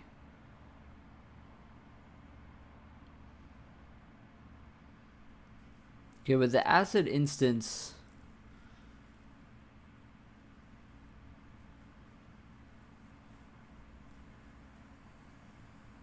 it doesn't have the meshes. What was I thinking? What did I code here? Wait, what? This type doesn't have asset instance. First node count. First node into what? Oh, into the mesh node array. Well, only if they mess up. I see. I see.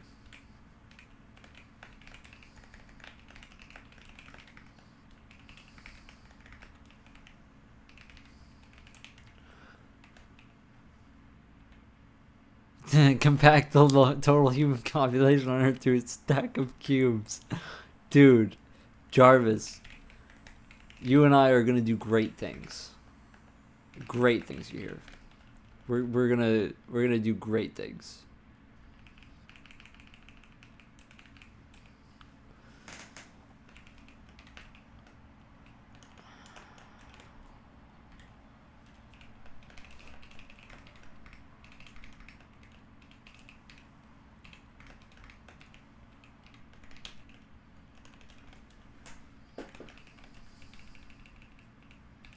and then mn mn parent. Yeah.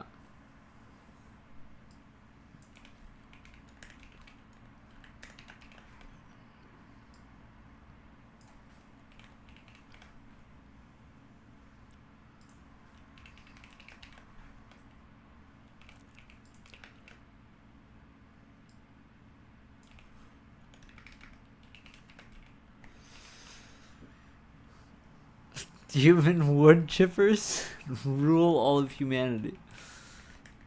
I feel like, I mean, I would personally like to rule humanity because I think I could do a good job. I mean, like, come on. I feel like I could absolutely just tear this shit up, to be completely honest.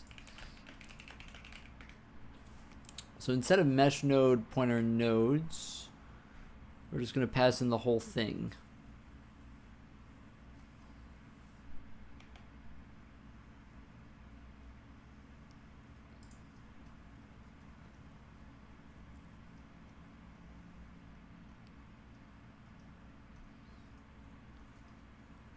Mesh node has an int pointer children. Oh no. Oh no. Oh no.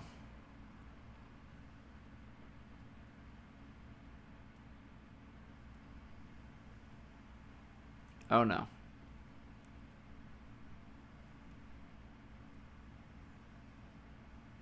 The fuck is that? Oh my god, I totally forgot about this.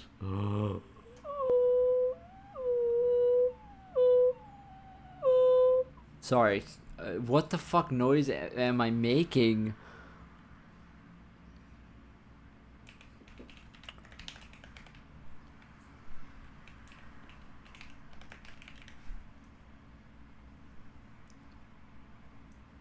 It's a little bit tilted. Just a little bit tilted.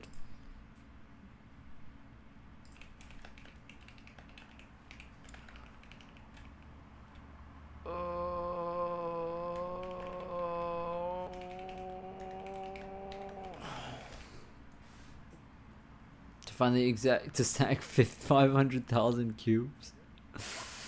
You're quite good at this. You're pretty good at this.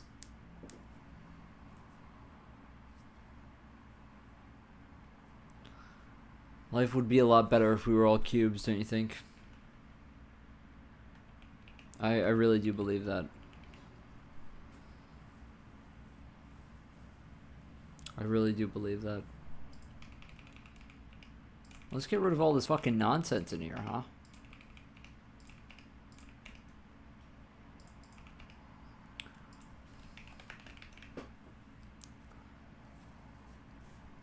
You're really good at this, to be honest.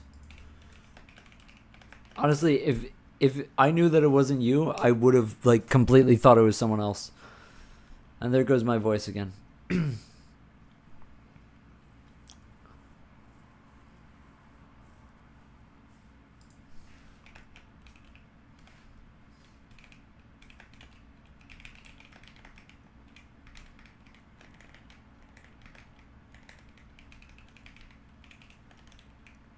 And balance them all on top of each other.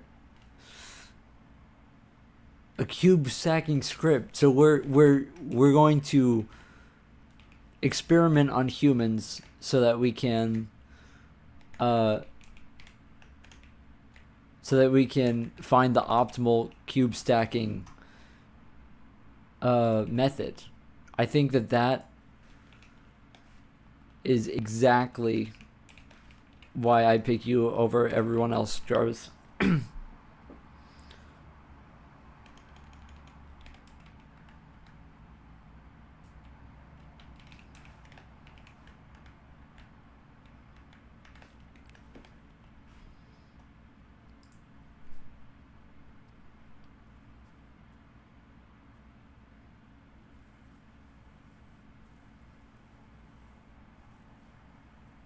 Oh no. Oh fuck. Oh shit.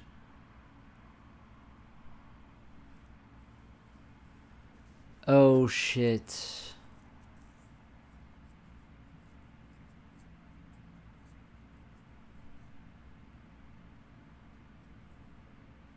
Okay. We're just gonna chill out here. We're gonna chill out. We're gonna chill out. We're gonna chill out. We will just pretend like this works. I don't know if it works, but we're just gonna pretend like it's all fine. We're just gonna pretend like that works. I don't know if that's gonna work at all. But when we segfault, we'll cross that bridge. Thanks for your support. Oh, you're not someone else.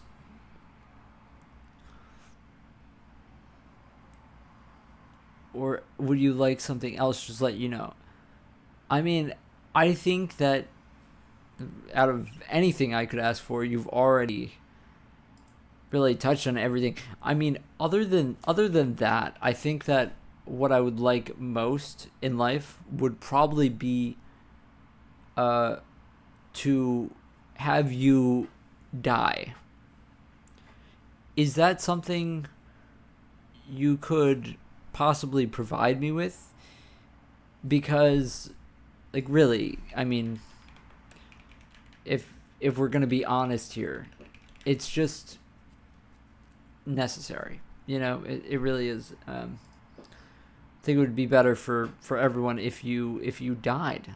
Unfortunately.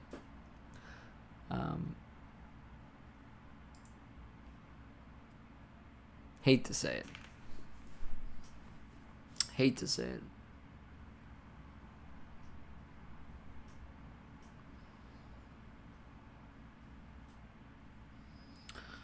I think I'm also supposed to be binding the global matrix instead of the local matrix. I can't really remember.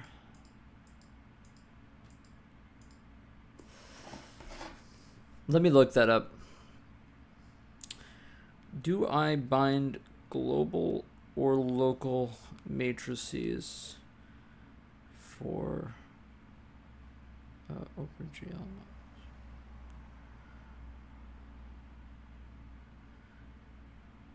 You bind a global. You bind the global. Okay, so we've been doing the wrong thing. What's going on? We're just having a laugh. Out of tokens? Paying 5 human souls to renew your tokens. Yeah, that's a tall order. That is a tall order. Fuck. So we have to refactor a bit here because I was binding the local matrices instead of the global for pretty much everything. Which I feel kind of shitty about now. Knowing that we have to go through everything and then just bind the other one.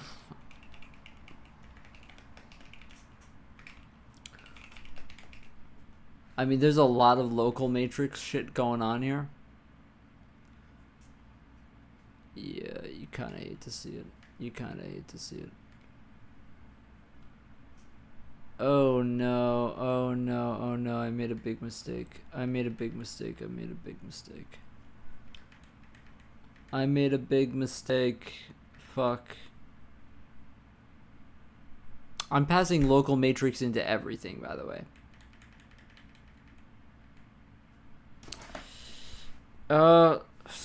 But which one has the real world?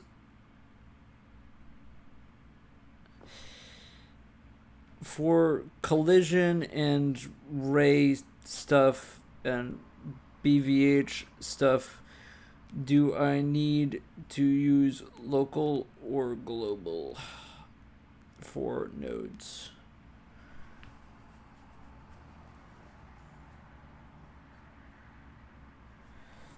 You need to use global.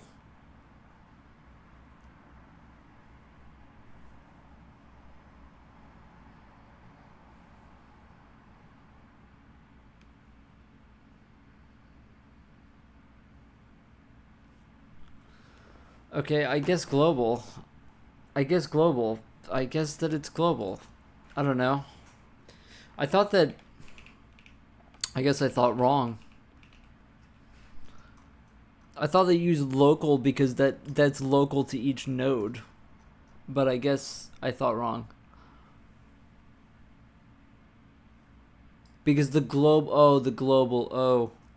oh shit. Oh shit. Oh shit. Right, because the global is what's multiplied by the parent. So that's what moves with the... Aha! I fucking forgot about that. Oh my god. You don't know how bad that is.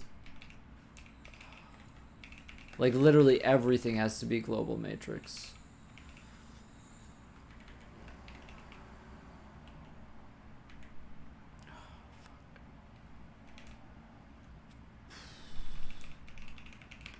Well, what are we gonna talk about? Because we gotta just change a bunch of variable names now. So we should find something to talk about. How about them Knicks?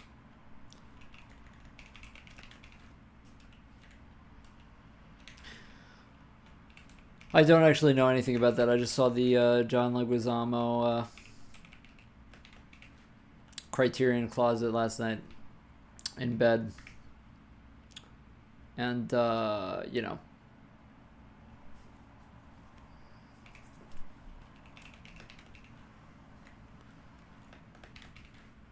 It's pretty awesome. That guy's pretty cool.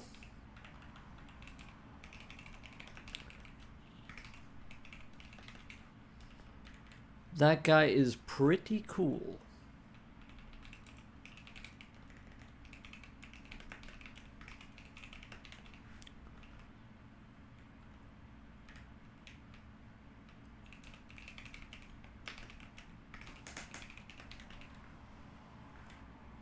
This is just what, you know, this is just what making an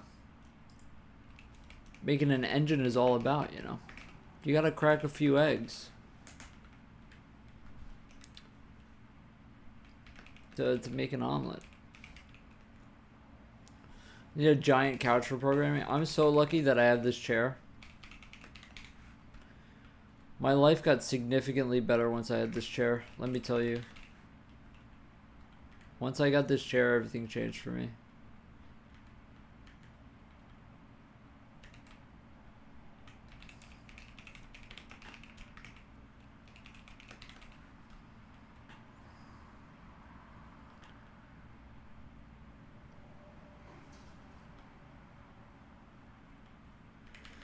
What is this on a knit? I do asset node count. Yeah, that's completely fine for me to do that. That is completely fine. Compute node globals recursive. What the fuck is that file? Okay, we're not looking at that. I just got tilted looking at that. Holy shit. Holy shit, I just... Jesus, what the fuck is that? There it is again. We're not looking at that function.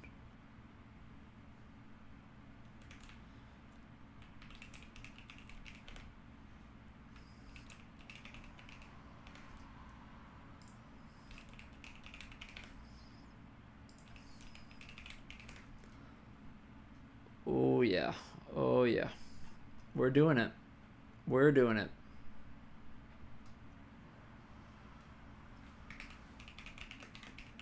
Making an engine and why not a game? I personally am into PS1 style games. I will be making a game. That's the whole reason I'm making the engine, yeah. But the problem is that I suck at fucking modeling. So that's the problem with me. Is that I like programming and I have visions for games, but I suck at fucking doing the... I can program all day, let me tell you. I could program any game under the sun. The problem is that I can't do the other things. That's the problem. That is the problem.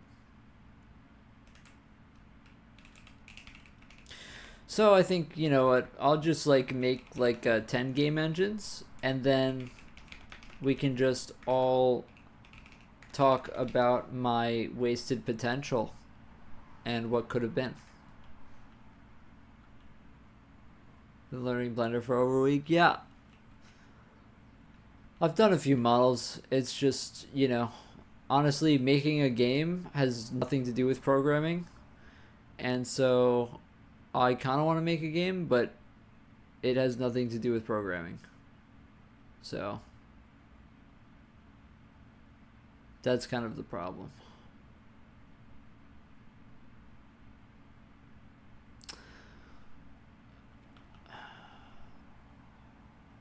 Before we even get into this, hold on. This piece of code really interests me personally.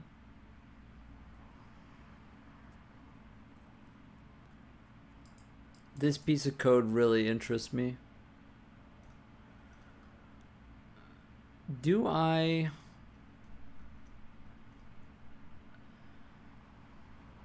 do get the global matrix. I don't think that I'm supposed to set the local matrix to the global matrix. Maybe I'm wrong. I think they all are supposed to have their own initially.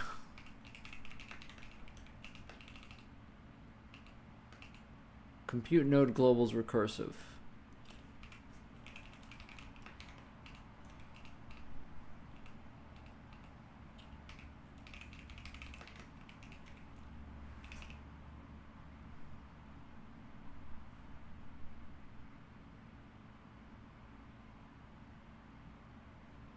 Yeah, we already calculate them, so just don't do that. I think I did that because I was testing something, and I'm gonna forget that I was testing something. I think you're decent enough at modeling too. I don't think that I am.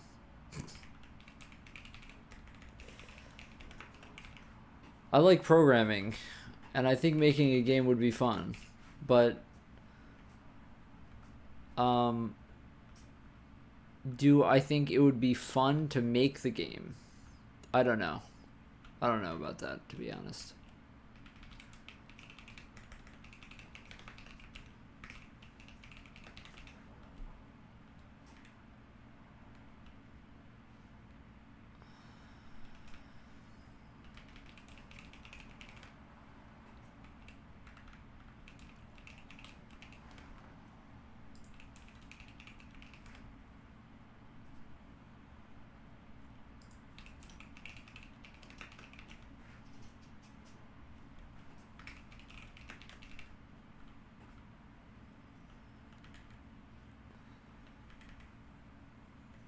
Yeah, we're gonna be here for a while.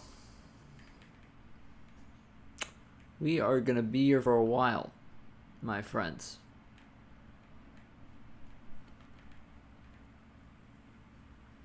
I don't wanna talk about it.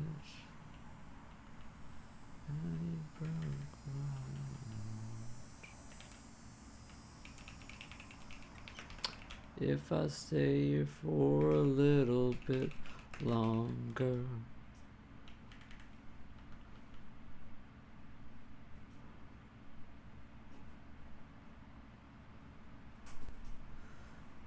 Yeah, I don't really remember. I did that. You can go back in the streams. I did do that at some point. But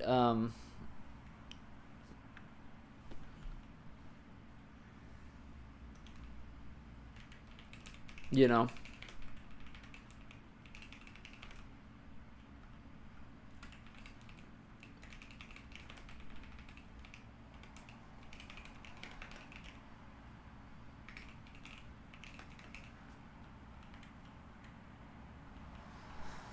it's a long time ago. I don't really remember how to do any of that shit, to be honest. I'll probably have to learn it again, but like honestly, I don't know. I have an idea for this game that I want to make. That was the whole point of making the engine. I I have a very strong idea of what it's gonna be, what it's gonna look like. But I don't think that I'm skilled enough to make it, unfortunately. When it comes to the modeling and the art, I just can't do it. I think so. But I think I'm gonna try. Oh, I'm in the wrong. I think I may be getting to the end here, actually. I'm not seeing a lot left.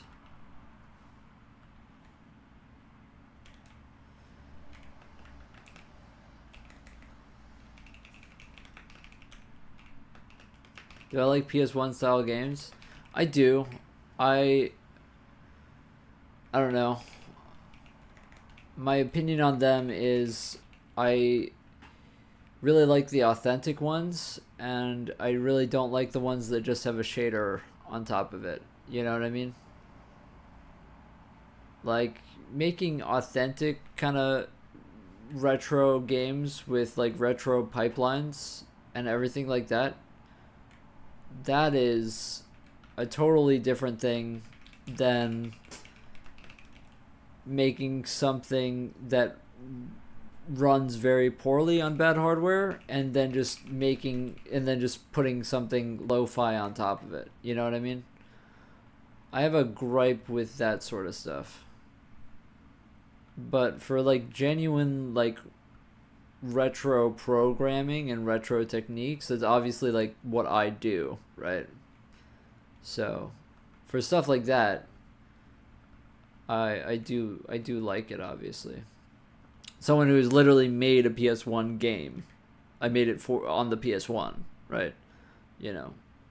So I obviously like it a lot, but I do kind of think that the whole like retro, let's make a retro PS1 style game, it's like a trend instead of, I don't know. It's like a shitty trend. But like as for like people who like genuinely make the retro stuff and follow the actual techniques and stuff like that, I obviously have an affinity for that, but I have like a strong dislike to the people that just throw a dithering shader on and just call it a PS1 style game. I don't like it very much. If you want your game to like, you know, have newer techniques and run on newer hardware, then just actually make it look good. In that case, that's my opinion.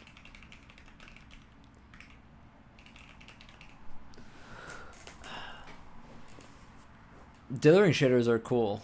I had them in my last engine, but the thing about the dithering shaders in my last engine was it was literally like a PS1 resolution on nearest, right? Like that the dithering was embedded in the engine. It wasn't like a something that you just put on top, right?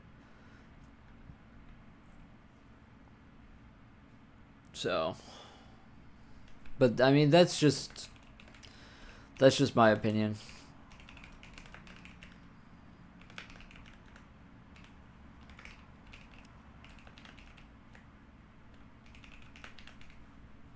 I definitely am breaking some shit here.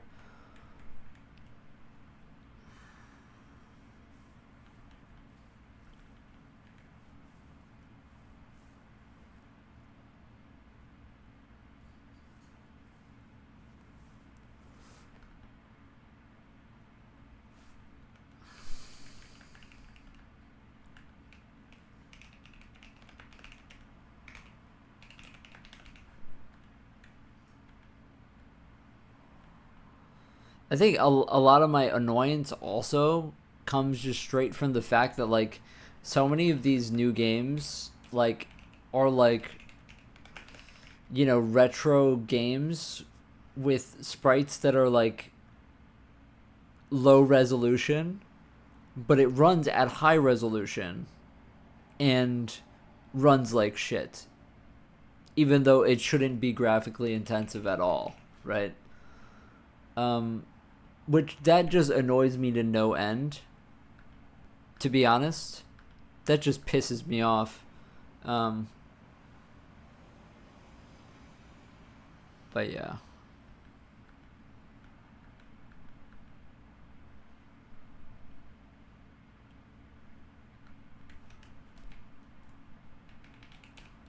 Like if you want to make a game hard to run, then like make it worth it, you know what I mean? Like then make it look like, then push the limits, right?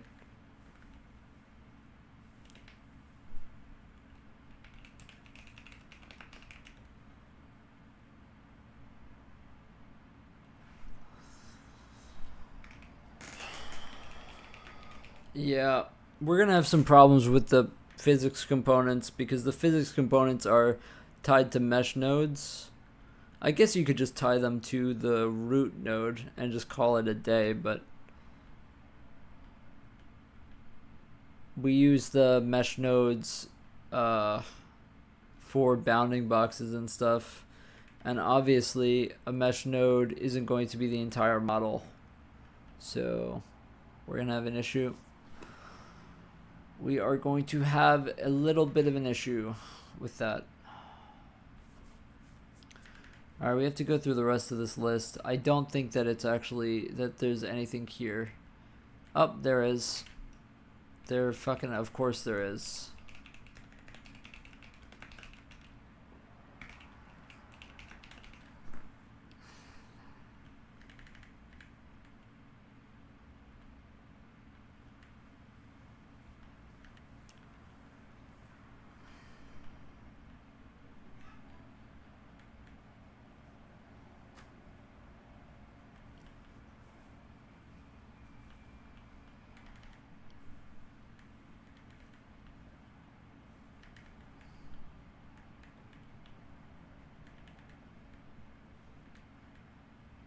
That's why I should always Google stuff before I make big design decisions early on, because then I'm gonna end up in this situation where I have to actually like read the entire code base back to refactor it.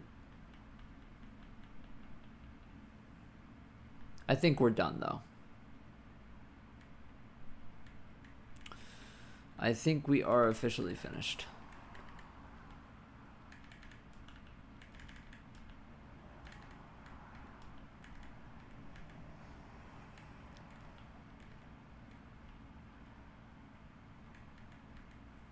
Thank fucking God. Okay, we're probably gonna break everything here, but I like Zomboid. I think it's cool. I mean, I played a bit of it, but I don't know. I found it hard to get really invested in it for a long time. I just would like start runs and then go like, you know, like a couple hours in, and then I never really got much out of it. Okay, I apparently just like did it correctly the first time, so.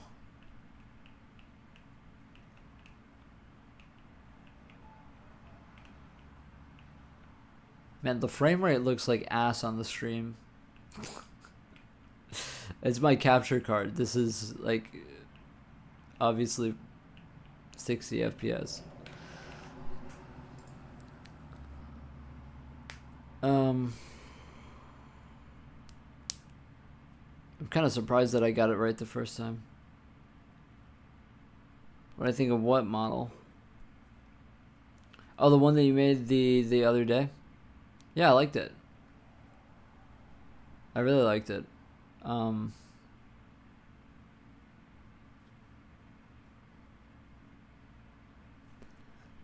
Better than anything I could do, that's for sure. I think it's cool though. I really do like the windows, that type of vibe. I think it's really cool to see that stuff in engines. I feel like that would be fun to just test here. Maybe I'll make like something like that to test lighting stuff. That I mean, it looks cool to me.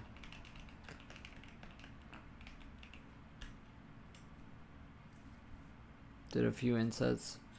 Yeah, but you like place the windows perfectly like spaced for the space. which I would not have been able to figure out how to do at all. Tokyo Split Dude has in-engine Boolean modifiers. What does that mean? What does that mean? There's loop cuts for the windows to get the windows themselves, to get the whatchamacallit, the spacing. I probably wouldn't have been able to do that, to be honest. I mean, no, that's not saying much, but I thought that it was really cool. So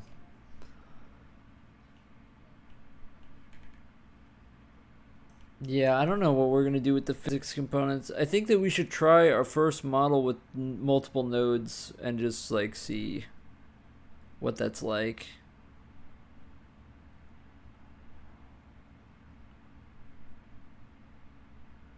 I'm trying to think what I can do that's going to have multiple nodes that isn't going to actually, I won't have to actually make a model. A Boolean modifier. Oh, I know, no. I know what you meant. I know what you mean, yeah. I totally know what you mean now. He has that in-engine, really? That's hard. That's pretty crazy. Does he do it with SDFs? That sounds like an SDF thing.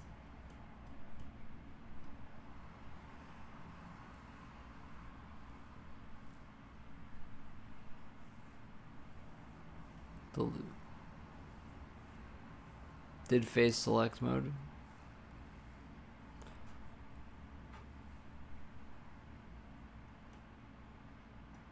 Very easy.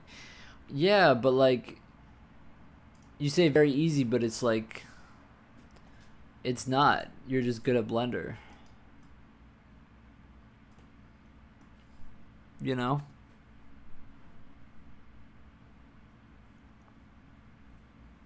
You're just good at Blender. It's that simple.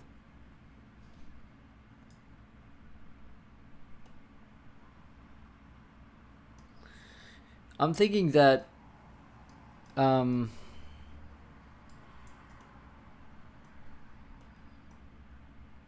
what is it? What do I need? I need to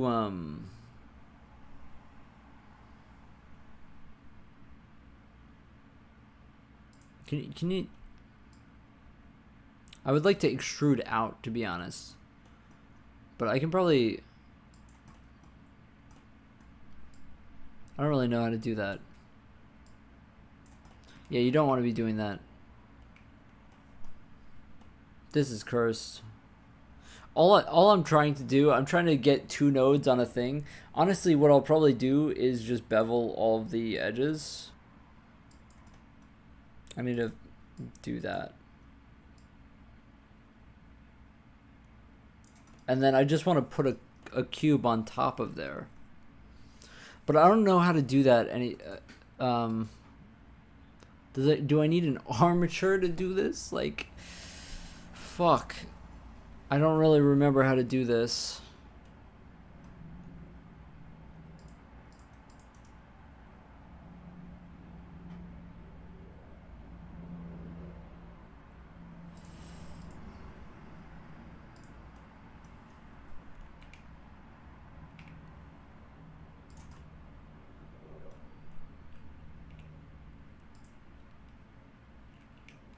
Rigging I don't understand.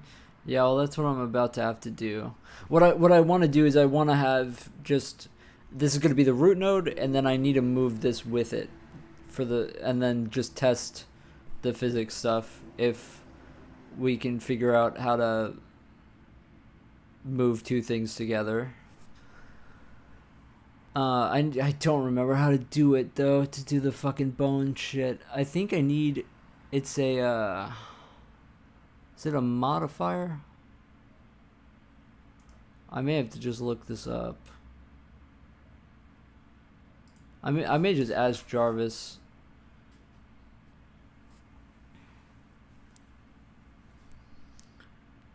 I'm trying to test out nodes and transforms from my GLTF parser. How do I set up a very simple model with 2 nodes to test if this is working? All right, come on, Jarvis. How do I do this? Node 0 parent, node 1 child. Yes.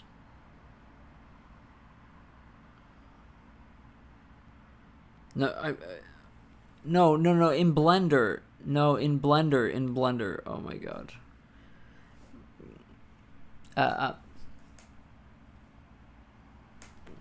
How do I set this up in Blender?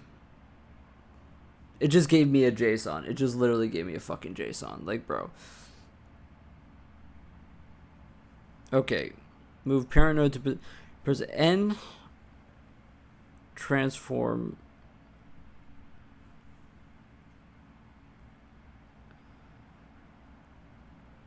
Click on child node. Hold shift to click on parent. Select the object. Keep transform. That's exactly what I want. Click on child node to select it. Hold shift and click on parent node. Okay, this is exactly what I want. And then you do not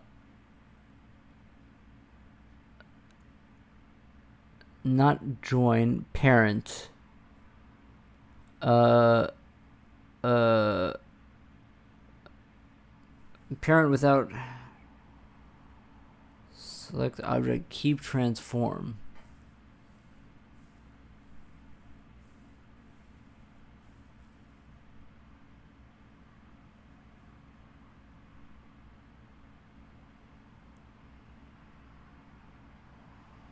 I have no clue. I don't remember. I remember doing the with the weights, but we're just gonna do that.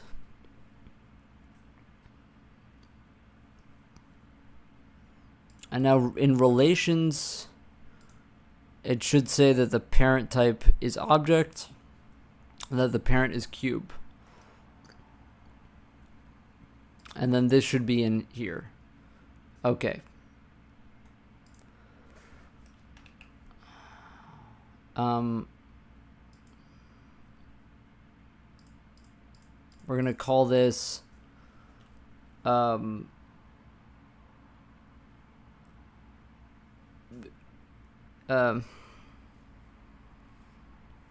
parent. No, we're gonna call this cube 2. It's not very descriptive, but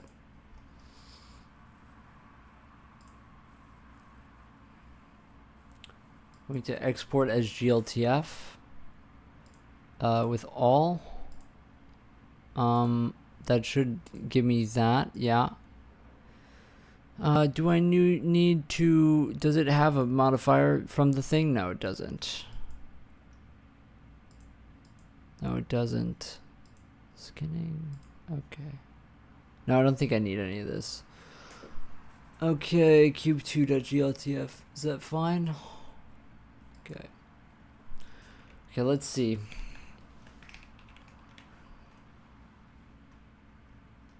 I have no clue what's gonna happen when I load this in.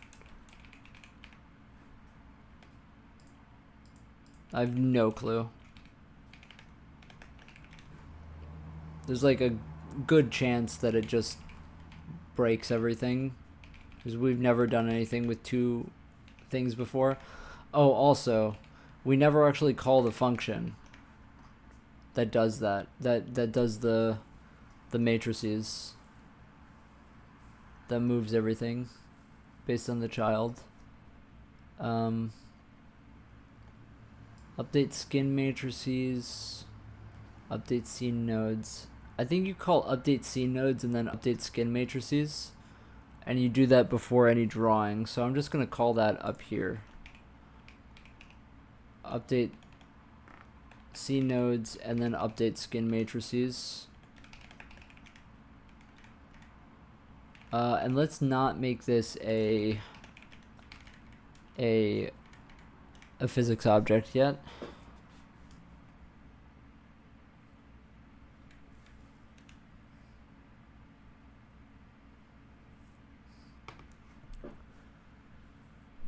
Mesh icosphere not found. Oh. Yeah, I have to do this to init the meshes regardless. I'm actually kind of worried because it may not init the both of them.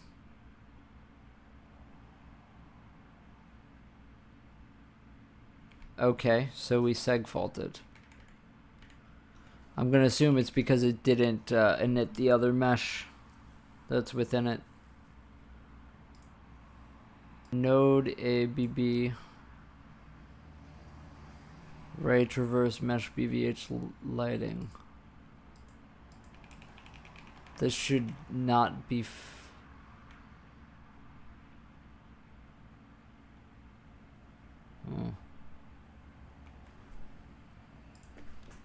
mesh 4.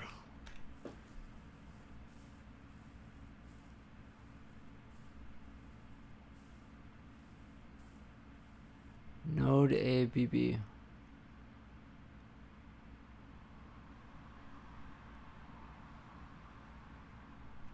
Yeah, I'm gonna guess that it doesn't init it.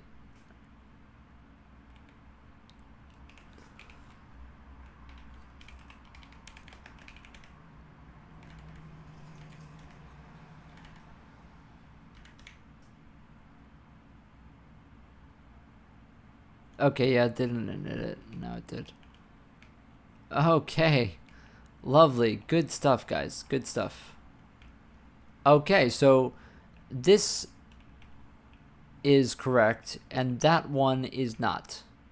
Okay, so we have that. Okay, so we loaded in the parent, but the other guy is not feeling so good. The other guy is really not feeling good. How about this? Let's load them in as not dynamic objects.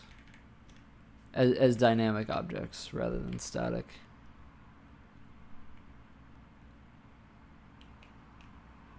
Fucking Christ.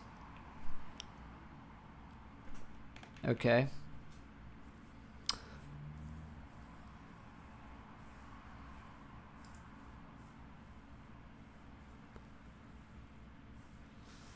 Oh boy. Oh boy.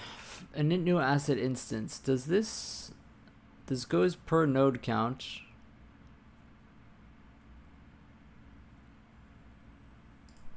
How about this? Let's just do this for both of them. Let's hope it's a matrix problem and not an actual.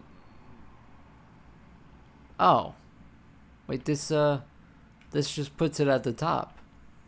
So what the fuck is the rest of this shit going on? What is that? What is the rest of that shit about? What is all of that?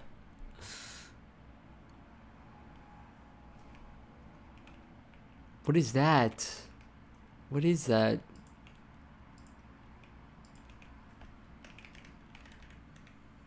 Oh my god.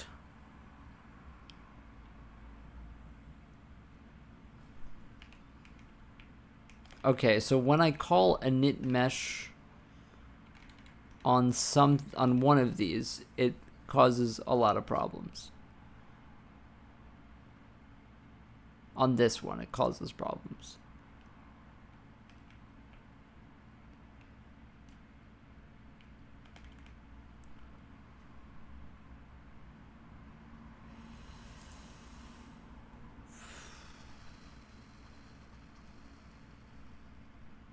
It causes problems and it doesn't even... It shouldn't even be added to the buffer.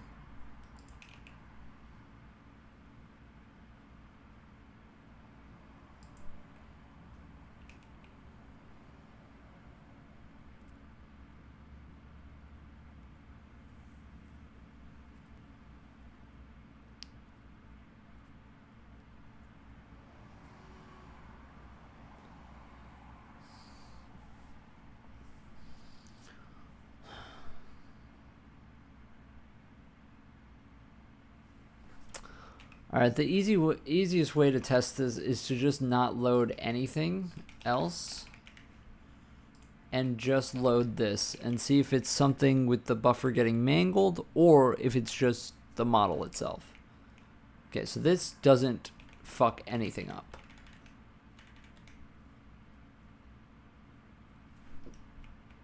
This also doesn't fuck anything up.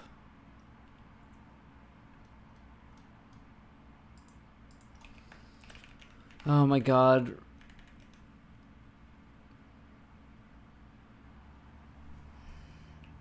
And this does fuck everything up. This buffer gets mangled for this mesh. Somehow.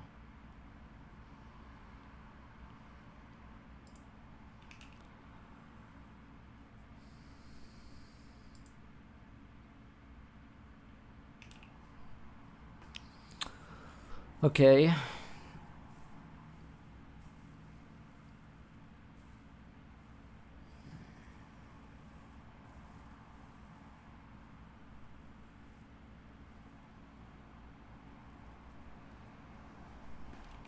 And this happens even though this isn't a static mesh.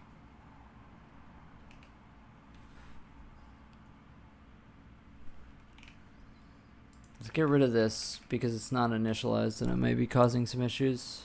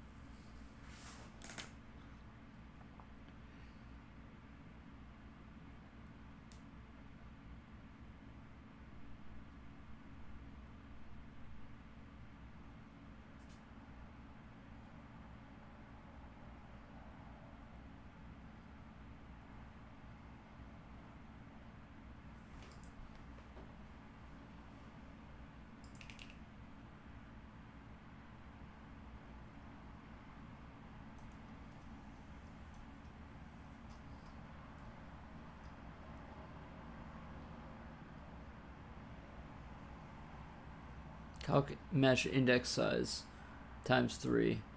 But that's obviously not the case.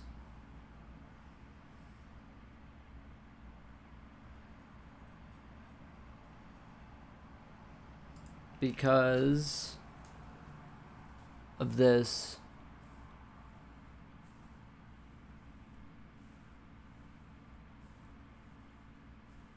You have to count the mesh nodes. The same with the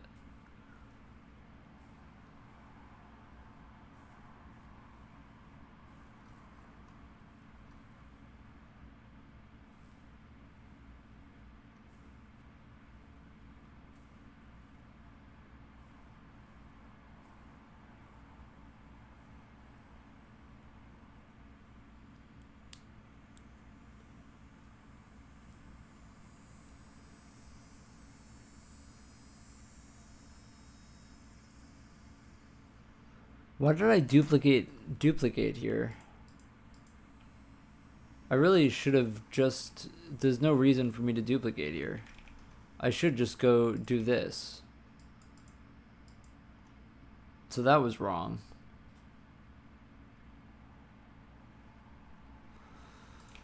How about this? If I get rid of the light map UVs and all that shit, and I do this instead...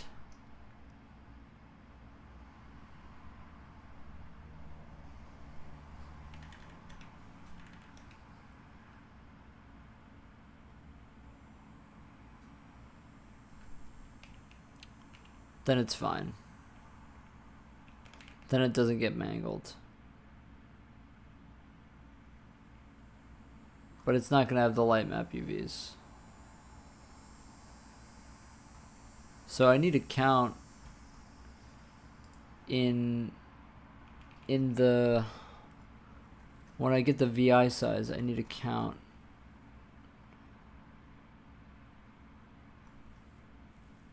For each mesh node.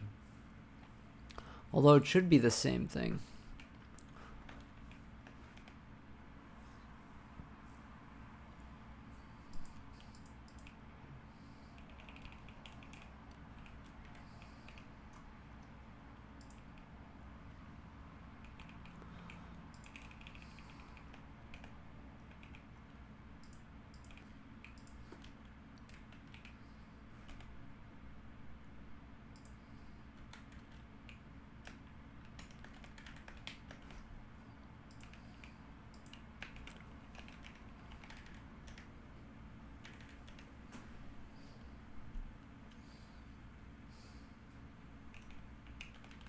Is that, did I do it?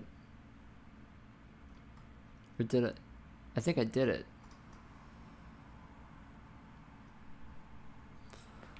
I think I fixed it, hopefully. Can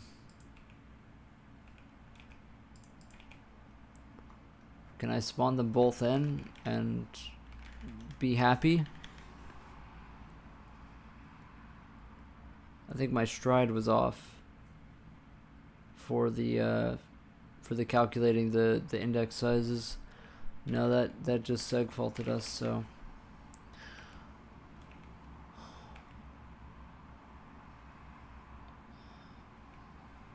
oh, I didn't init the other one.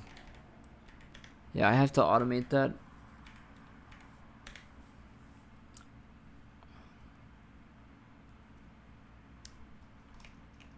Okay, there we go, we fixed it. Okay, so now we have a body and a head, basically. It's weird how that gets its own material and this gets a different material. Weird. Very weird. It's probably something that you can check in here. The object material, it has none, and then this has a regular material. So that is true to the GLTF. Okay, so can we create an entity with it? That's the first question. Can we create a physics object? How bad is it going to break things? Okay, so this is exactly what we wanted to know. The top does not, that does not move with this. That does not move with this. It's cool to honestly just make random objects and then just load them into the engine. Not to like pat myself on the back, but the physics is pretty cool that you can just do that. The thing is, that should be affecting this matrix.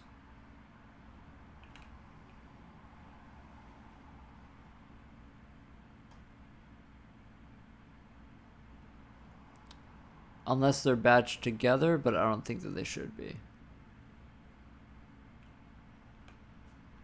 Maybe they are. Let me check if they're batched together. They may be batched together, and that may be a, like, I may have been stupid to do that.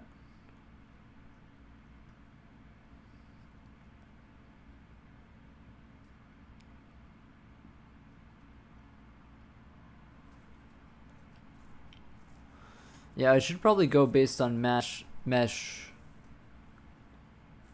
node.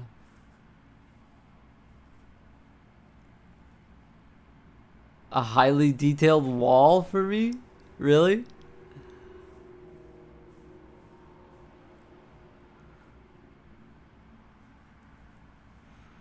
A highly detailed wall.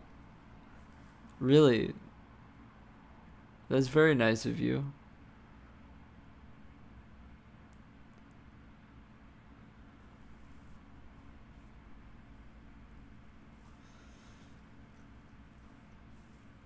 I bind the global, right? I do the global.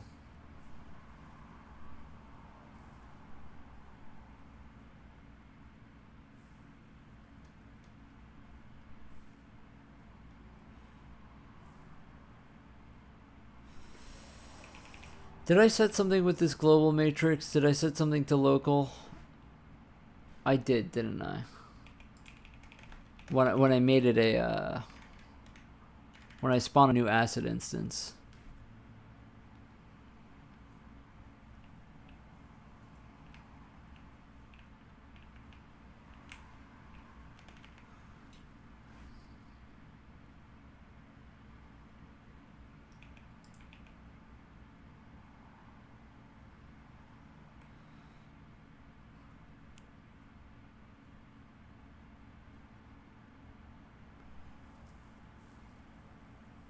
Oh, but I don't actually, I see. So, for the node count, instance first node equals this, but I don't actually do instance node count equals asset node count. Oh, I do. I do.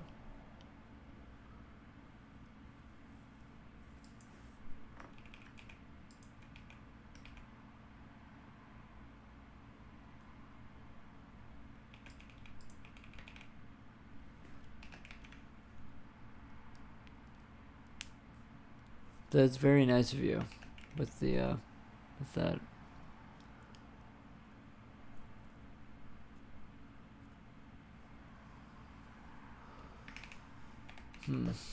Yeah, we're not updating things properly.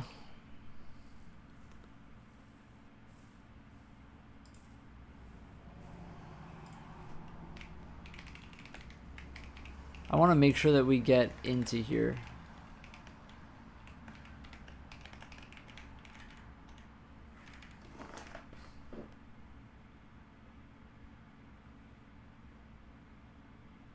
We are getting into there. You see this. Continue the GLB. I do unfortunately need it in GLTF because I'm lame.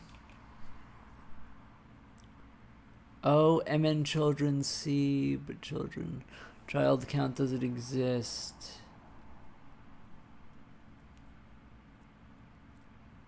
Right.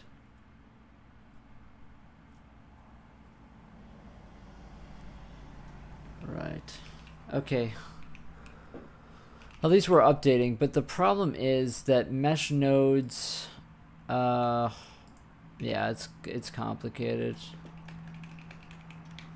Mesh nodes have this int pointer to the children, but I think honestly, I'm just gonna have it to max children.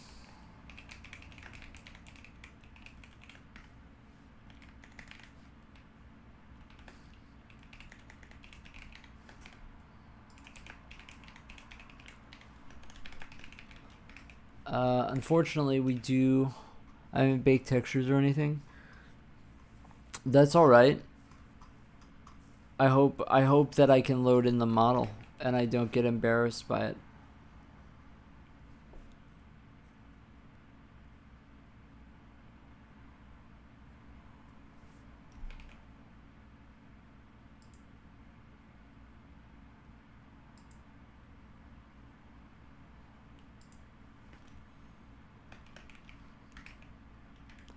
We're not going to worry about going out of bounds yet.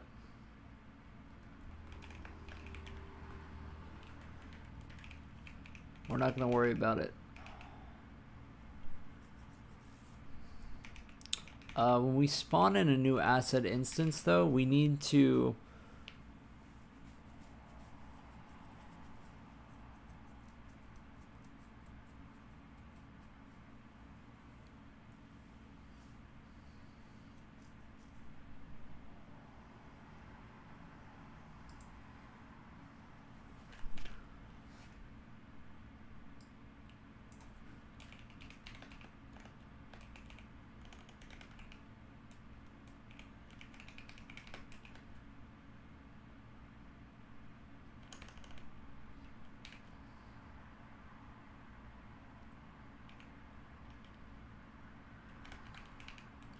copy in the children.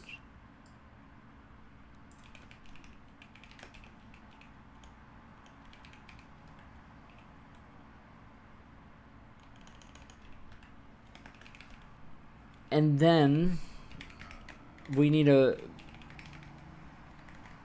move the children over. Like this Roman temple looking wall.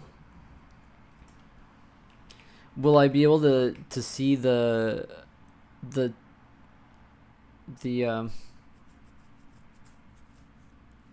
you mind also not clicking the Y up thing? I'm sorry. But that's just the way it is.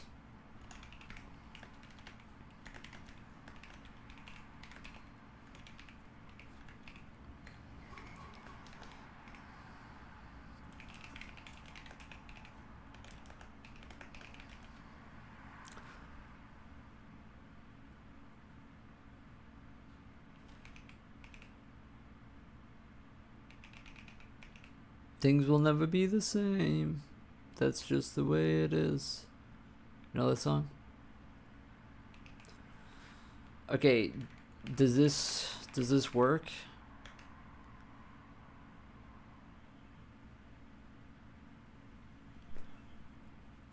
Mine not, or I don't know, I just export.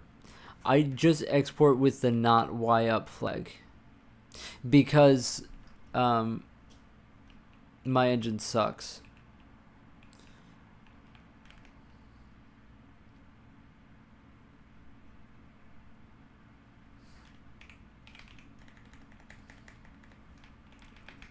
Let's see the child count.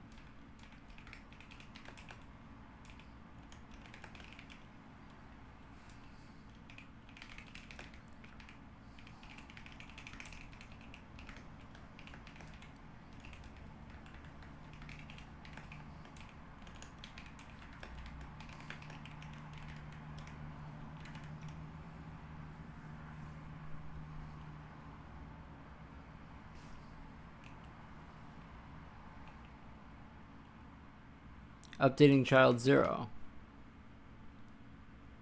Quick question. Okay, shoot.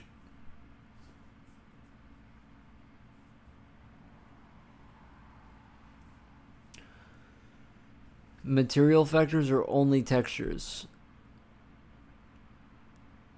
I think it supports material factors for metallic and roughness. I have the information. I just don't multiply stuff yet. I literally have it in the shader. I just don't know. I can multiply AO strength for sure. That one's a freebie.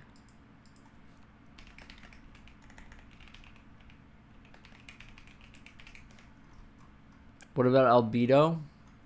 We can do that. I have diffuse, which should be that.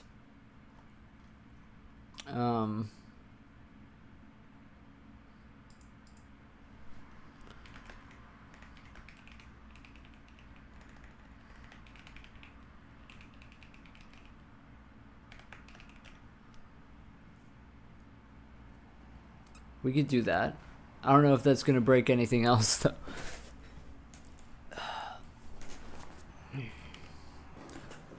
That's just the way it is. Things will never be the same.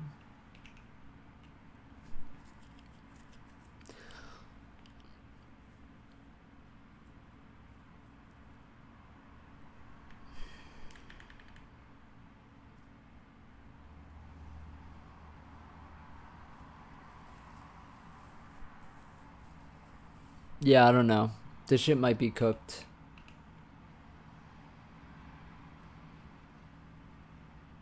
This shit might just be absolutely cooked.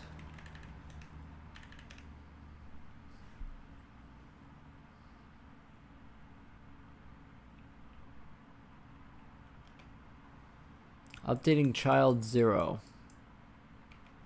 Updating 0, updating 1.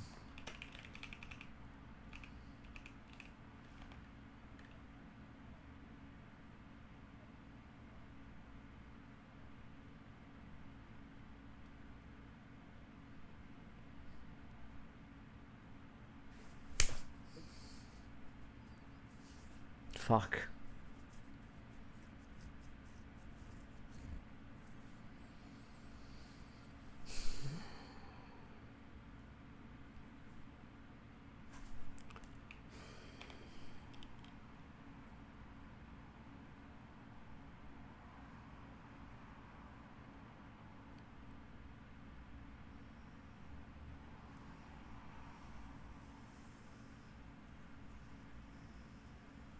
Maybe I'll just hard code this to 2 and see if it works.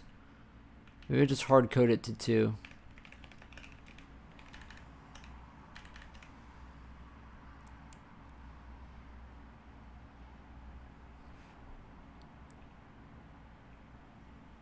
No.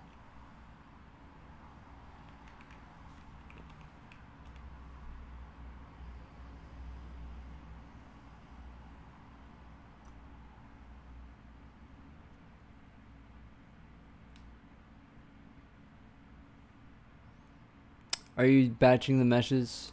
Maybe the number of vertices got wrong when using GeoDraw. No. No. It has nothing to do with the vertices. This is a model matrix issue. They have 2 different materials, so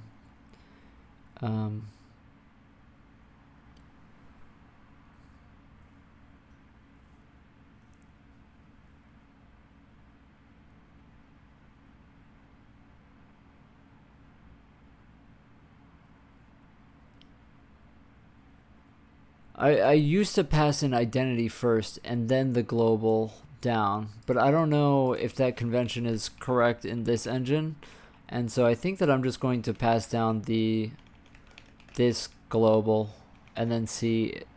I may not be updating it right. Okay, there we go. It's fucked up though. It starts offset, so let's see. It starts offset. It probably starts offset because of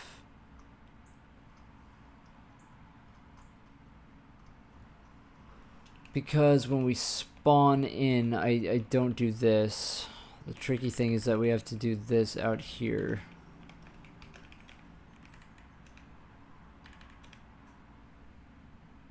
Should probably make sure there's 1 material per mesh. Not necessarily. I should be able to handle it. Okay, there we go. But it's not. It's supposed to be connected to it. So it's still off.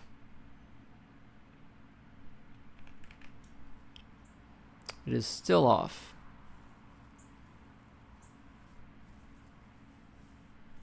Oh, it might be this.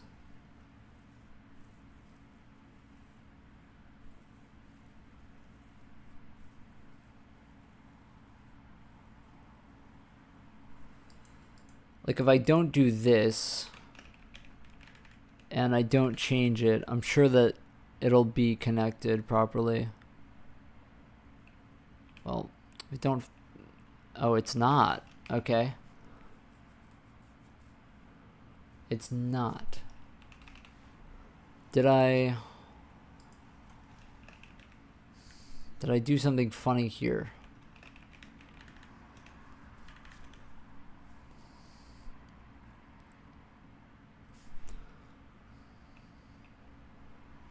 No.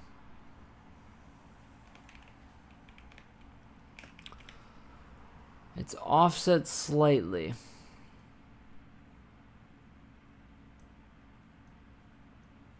It is offset slightly. I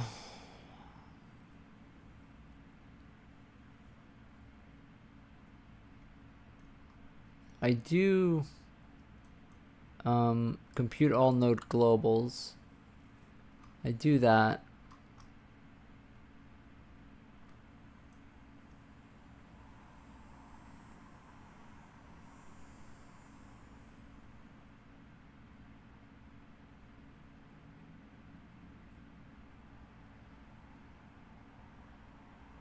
I wonder if we're not supposed to do this. I don't know.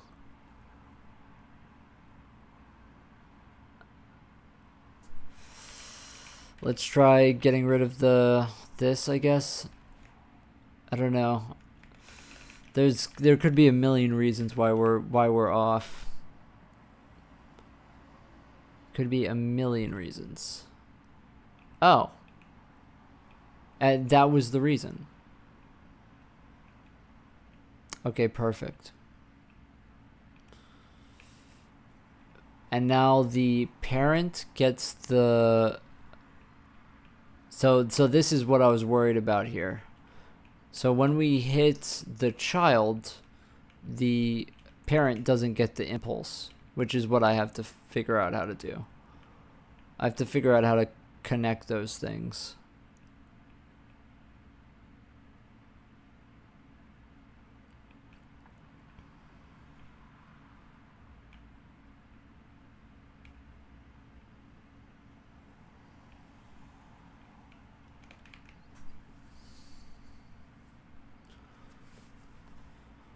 Yeah, I don't know why I had this before.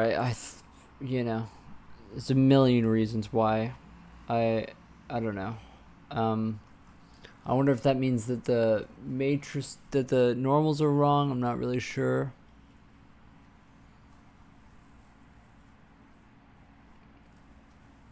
We'll leave that for now.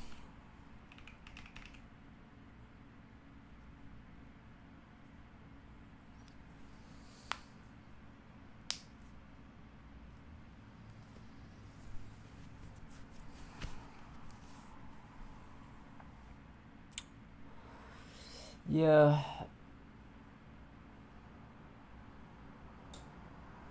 So the way we do collision for the physics component is we just check if...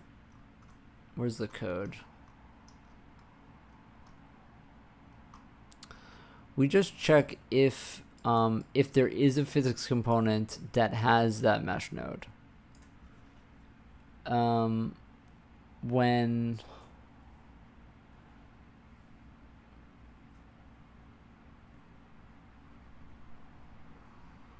we want to really, instead, when we hit a mesh node, we want to see if that mesh node has a physics component, and if it doesn't, we want to go up the tree until we hit a -1 for a parent. So we're just going to recursively do that. So in parent equals mn parent, and then while parent doesn't equal -1, we will do this. First of all, you have to check if MNPC, meaning that it has a physics component, then we want to do this.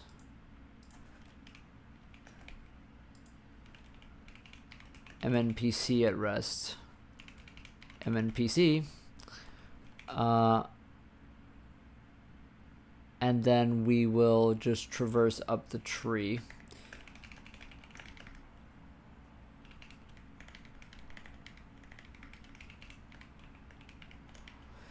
Then again, I don't know if our parents, we have children relationships that are correct, but I don't think we actually defined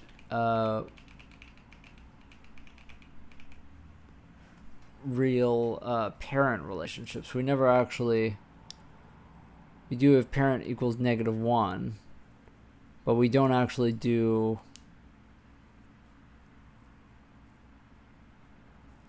We don't actually...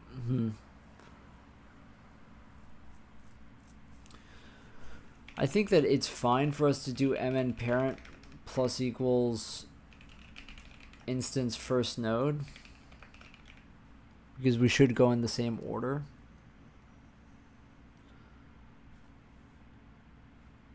That should be fine.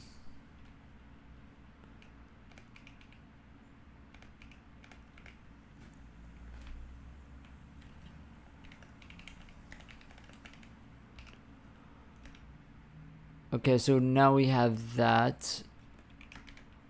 If mn0 PC, then we do this.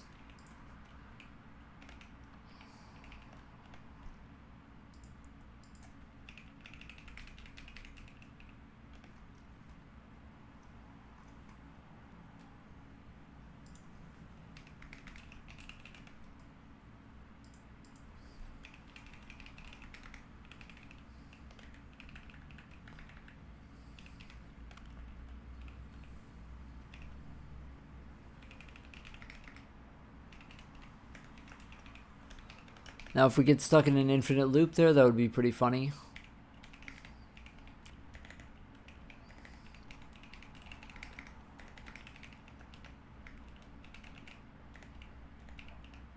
But that's how you do it. And now we should hopefully, when we hit the child, we should hit the parent. And that's not hitting the child. That is not hitting the child. What we didn't do was we don't actually set mn PC equals null here. So we dereferenced a bad thing. You want the topmost parent to for the root to have the thing. So if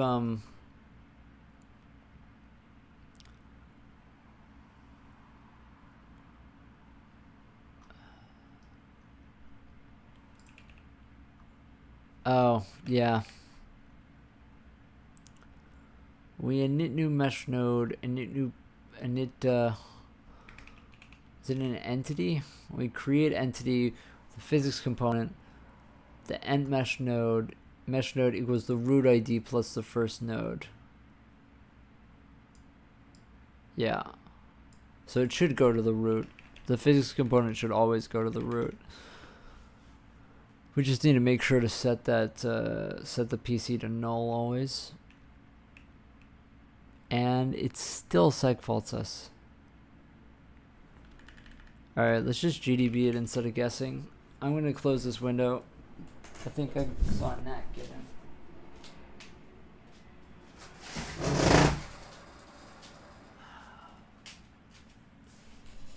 Alright, let's see.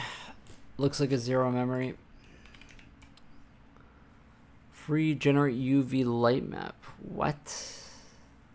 Bake light map. What?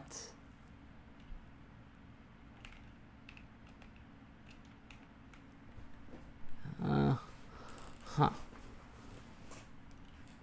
Free. 1925 light map. Let's see. Well, I wasn't really planning on debugging that, but apparently mbuff.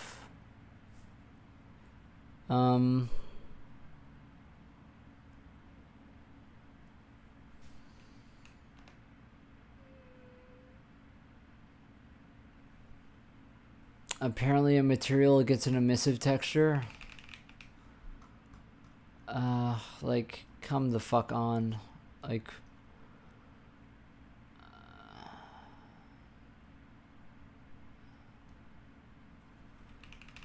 on my init for my default material, do I do anything fucking funny? I do set the emissive text to -1, so I don't know what the fuck it's talking about.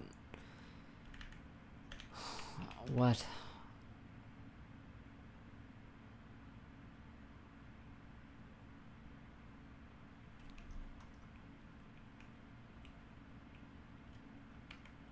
mnpc at rest equals false. mnpc at rest equals false. Dude, how are you not initialized to null?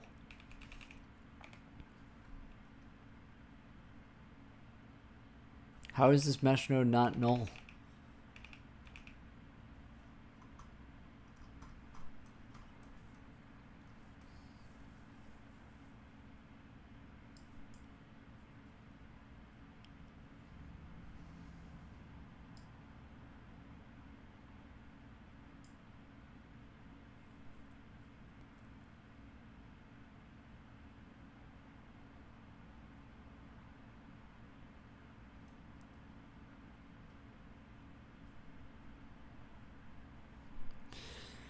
where does it get touched after?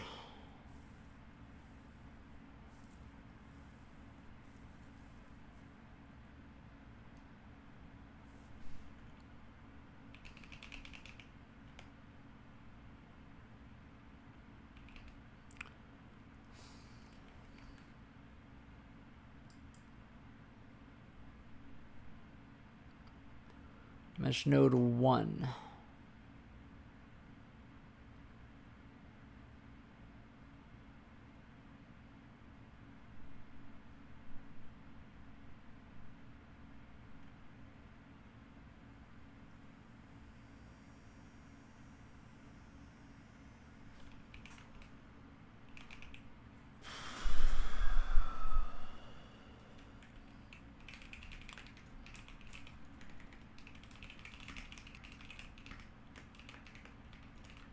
Let me see which mesh node it is. Bibidome.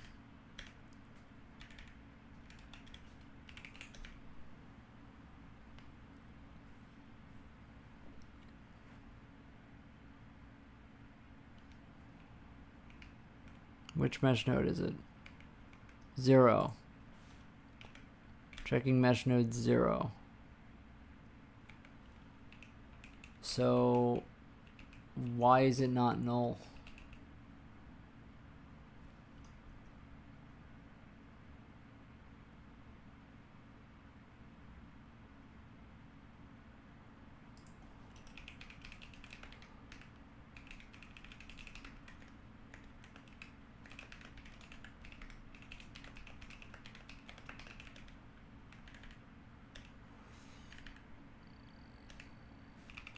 How does this go from being null to having data in it? I don't understand. I just don't understand.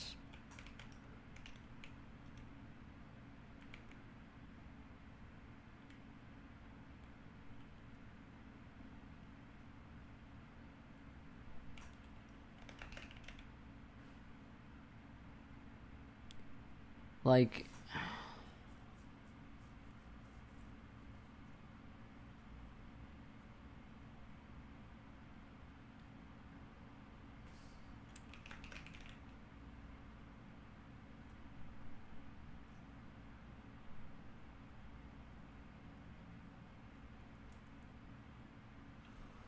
it's so weird. It's so fucking weird.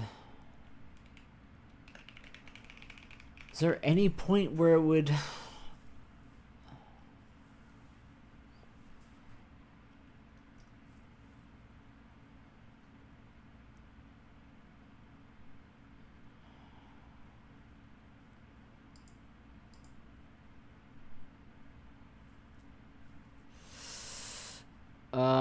The only thing I can think to do is to literally just loop through all of the meshes, all of the mesh nodes, and then see if they're null.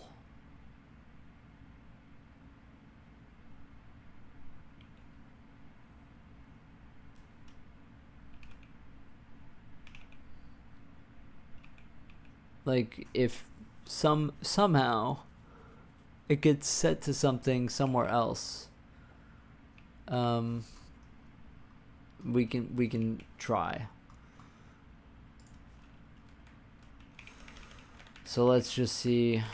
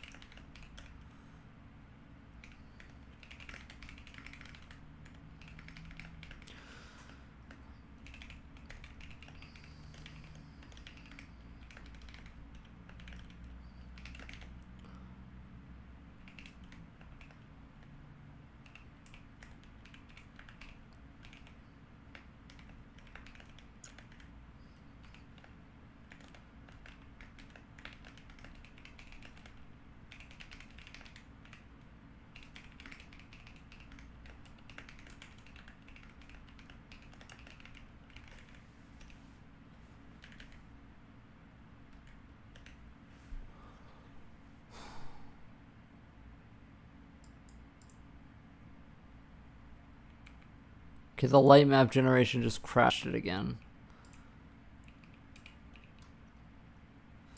Maybe there's some like stack corruption or something that's also fucking it up because of this shit. Yeah, we gotta fix this light map generation. It's the fucking emissive texture. It's for some reason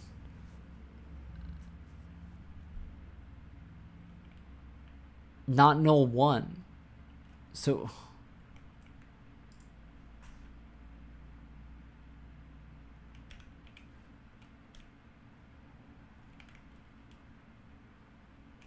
how the fuck is that like what?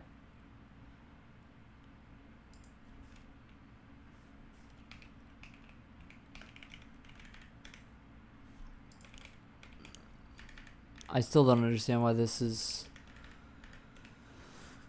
a problem.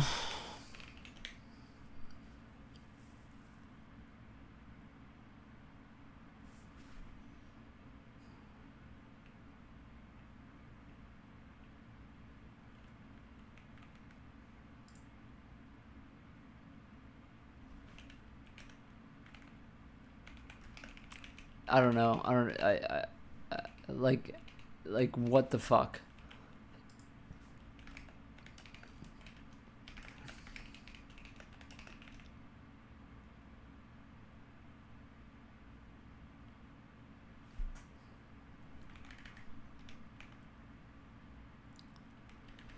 Unless the ID is not what it is, and it's the ID 1.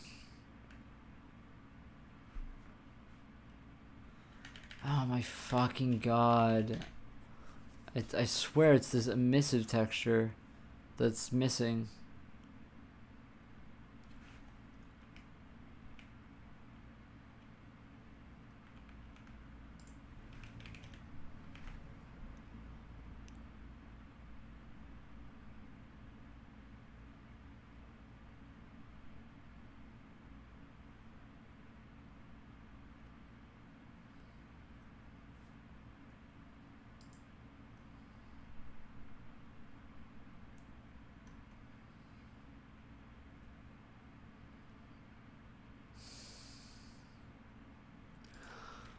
I don't know.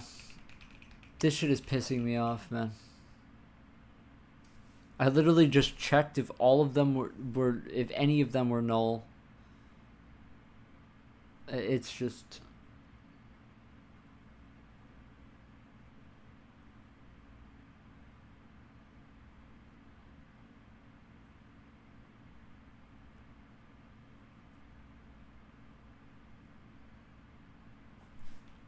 It's just fucking stupid.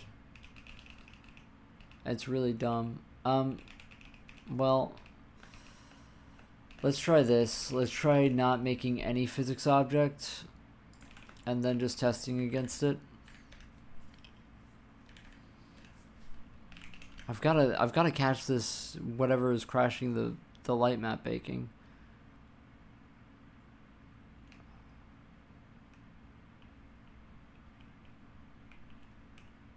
If I don't make any physics component, then it doesn't crash.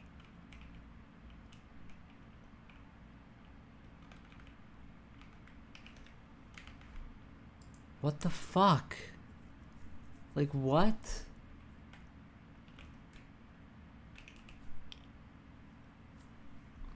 I don't know.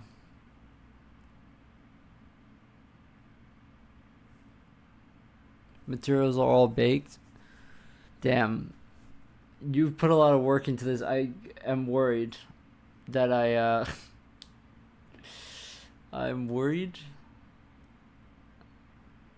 that I will fuck it up. Want to do custom normals. That sounds pretty crazy. I don't even know if I can do AO. Baked AO? I guess, I mean, if there's a texture, yeah.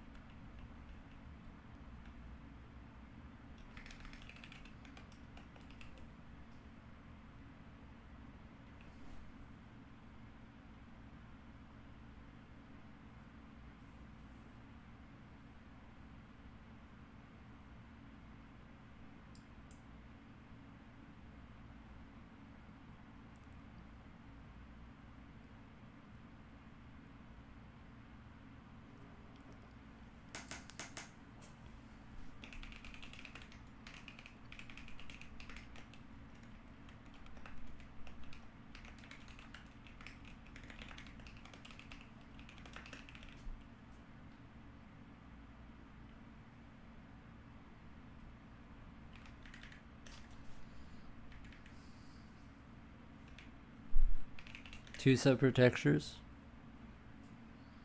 I feel like it's gonna. I'm gonna let you down. I'm worried that I will let you down. It's just fucking ridiculous.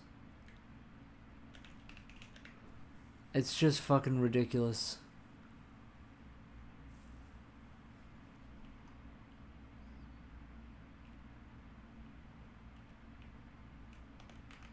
It's just fucking like, what the fuck, man? Like, where does that, like, where does that, like, where does this, like, what the fuck?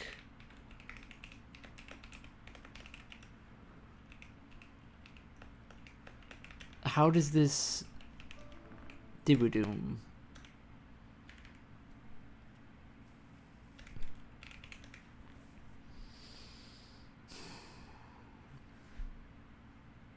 Setting with that pointer, and then when we hit it, we should see that pointer. We do see the same pointer, and then 0.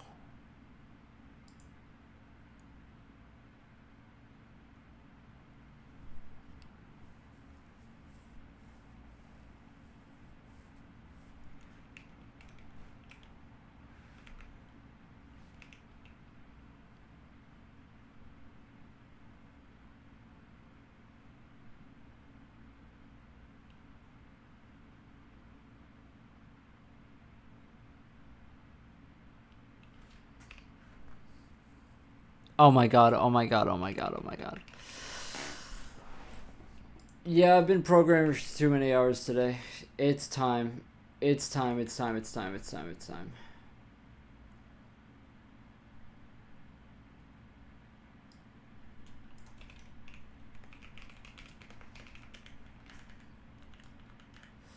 It's time, it's time, it's time.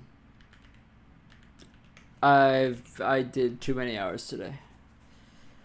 Oh my god, no fucking way. I even thought that too. I even thought that too.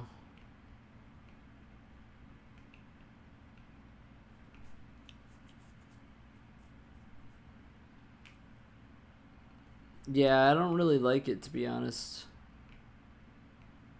I think that you need to make the whole thing have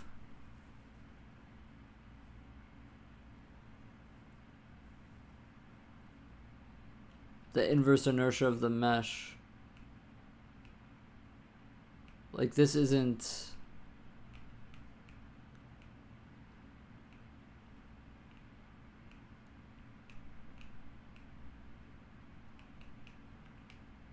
It's not tipping over, it should be.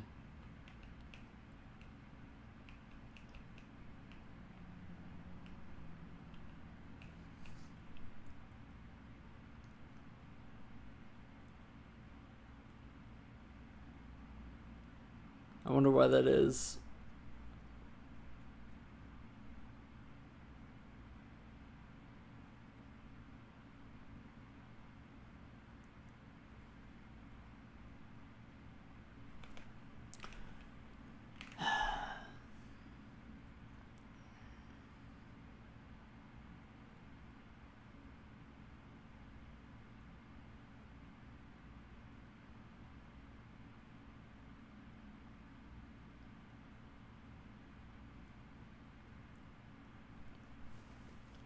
No, yeah.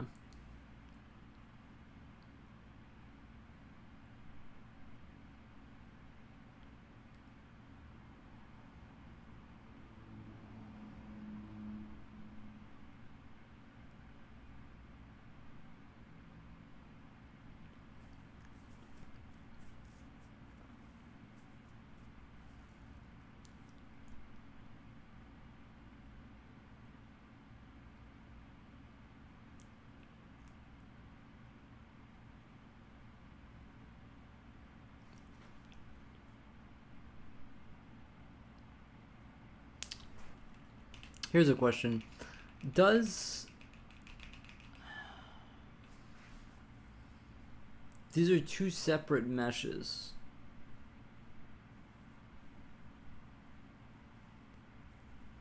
Yeah.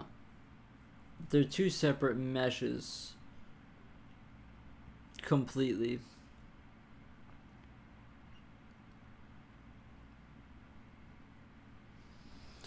If I want to make them one thing for a physics thing,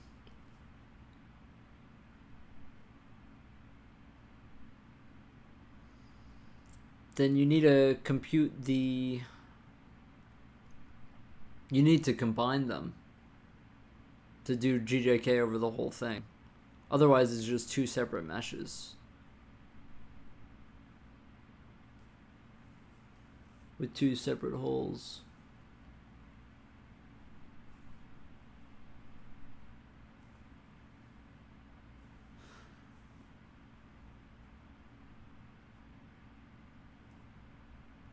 The normals you did look really good. All right. I mean, I hope I can load it in. Fuck.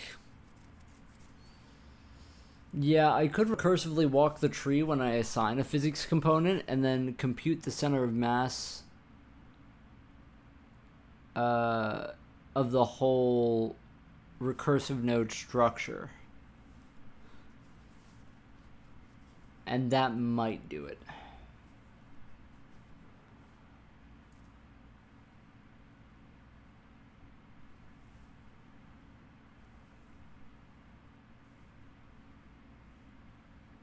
What do you mean,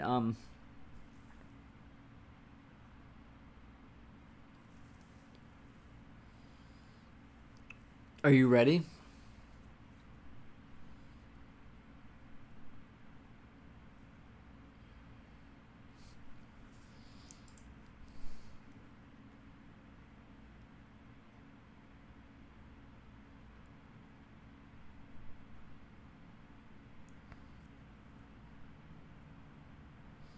Yeah, I don't know. I need to think about this later. I don't know why it's not pushing it over. I can do a bit of printing out in terms of the physics just to see why it's not getting angular.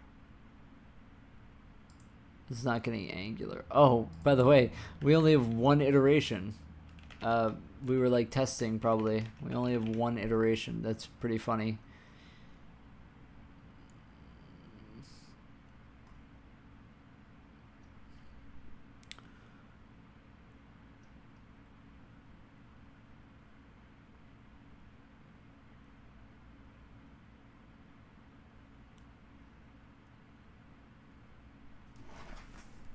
Something important? Okay.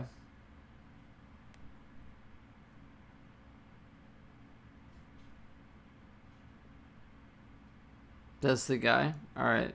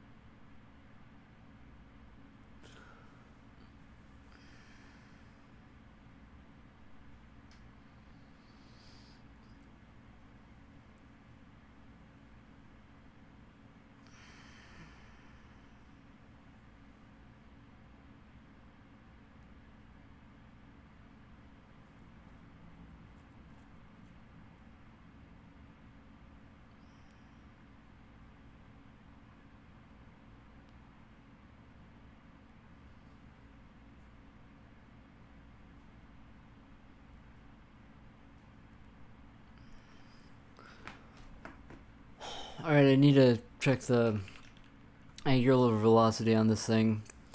I think I'm just gonna...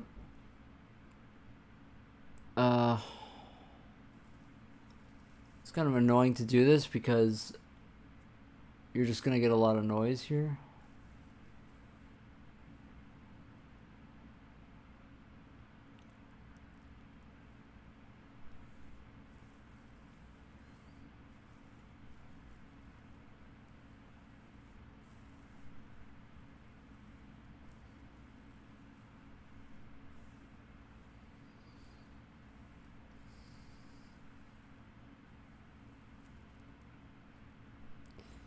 I would think that we would get so much torque because the root is at the bottom. So I would assume that if we were based on the root and then hitting it at the top, we would get an insane amount of torque, but we aren't. And that's like the weird thing. That is the weird thing.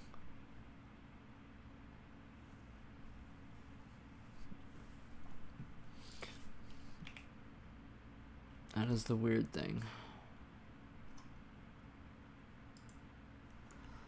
Let's see what the RA and RB are.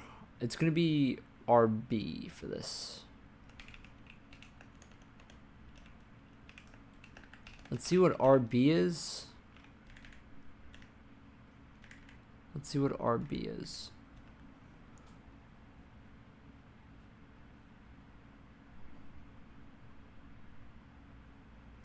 Dude, like this thing, it's when it loads in materials, it's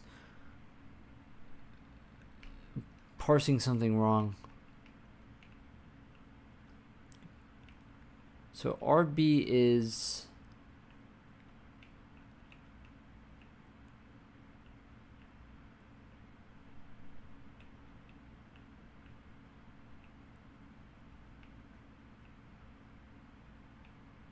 one up there.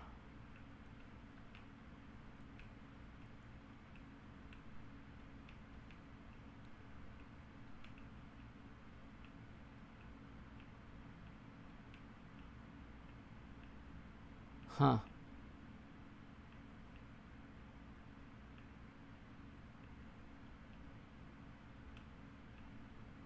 That's not what I would expect.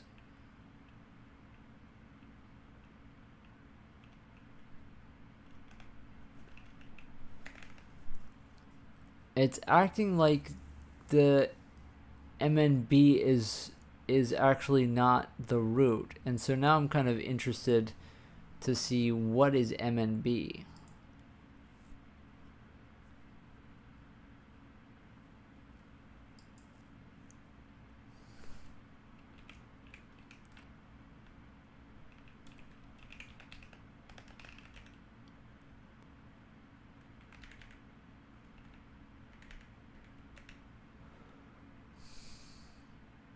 But you probably would take that out in game. Messes with the AO.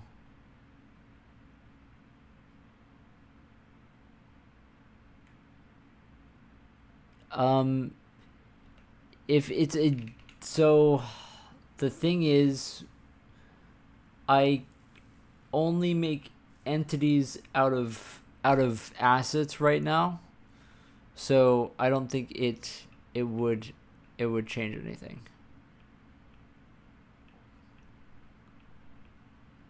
Oh, I see what's happening. I see what's happening. Oh wait, no, com B is transformed.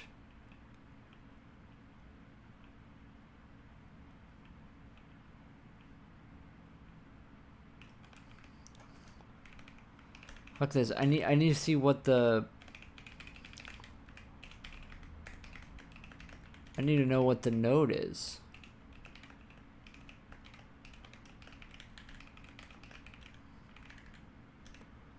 I need to know if it's the parent or not.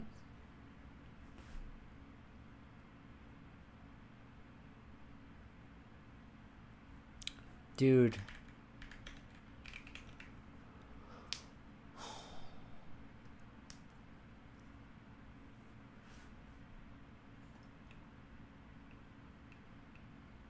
Node 1.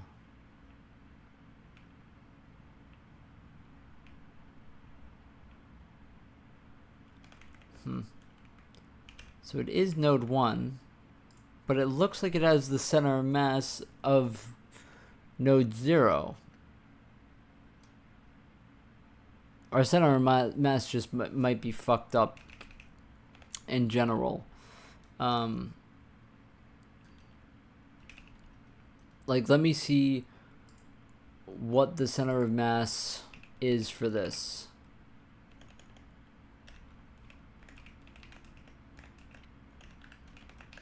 Let me see.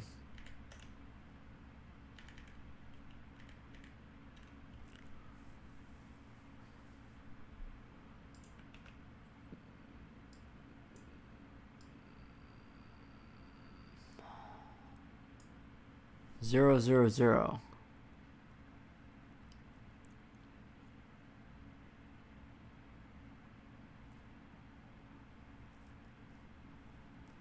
Okay, well, I mean, never mind, I guess.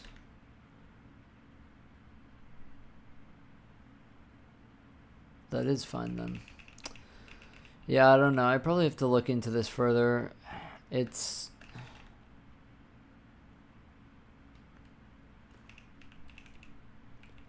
I probably have to look into it further.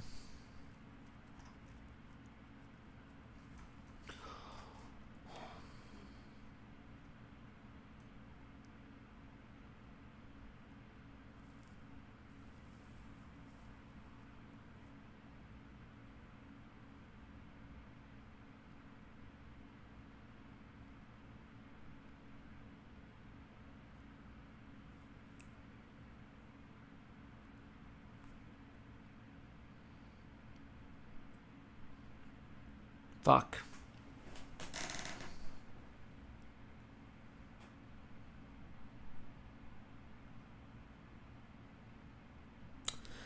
Yeah, I don't know.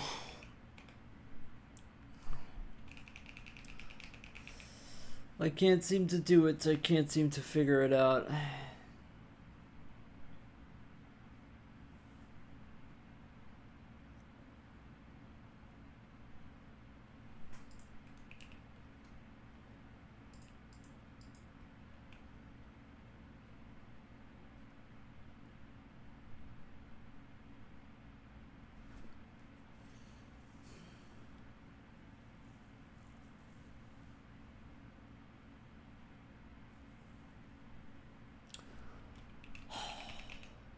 The index of that is definitely the root, right?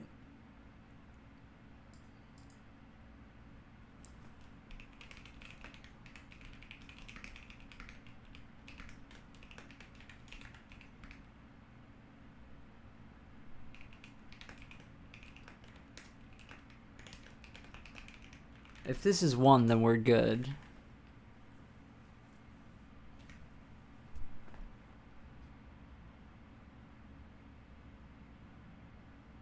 Yeah, it is 1. Okay, whatever is crashing the fucking light map is gonna, like, drive me up a wall right now. Let me test this. Something is getting a texture that shouldn't be getting a texture.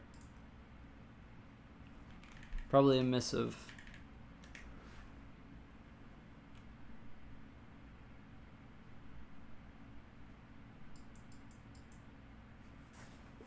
I don't see it.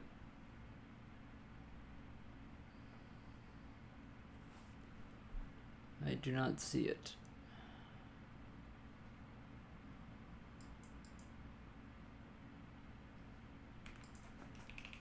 Okay, let's just comment out the emissive stuff. I guess I'm at that point with it where I just can't be fucked.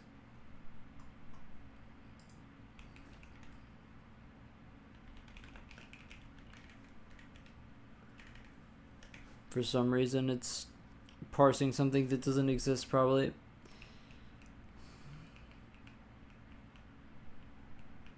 So making root at 1. So unless I chose the wrong one to be the root, and then that's on me. But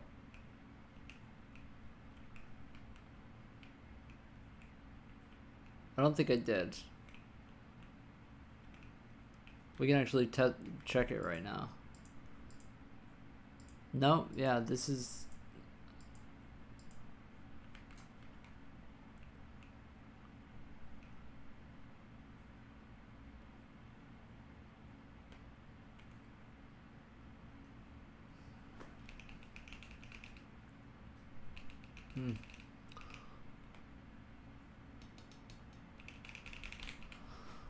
Yeah, I don't know.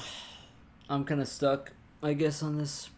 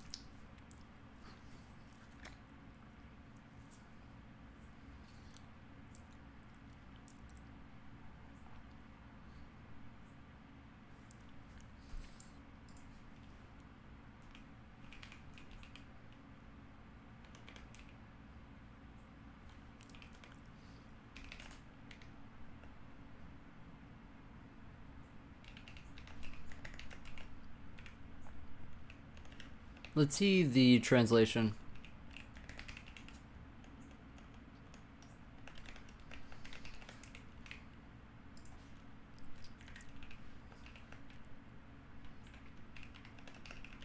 Of both.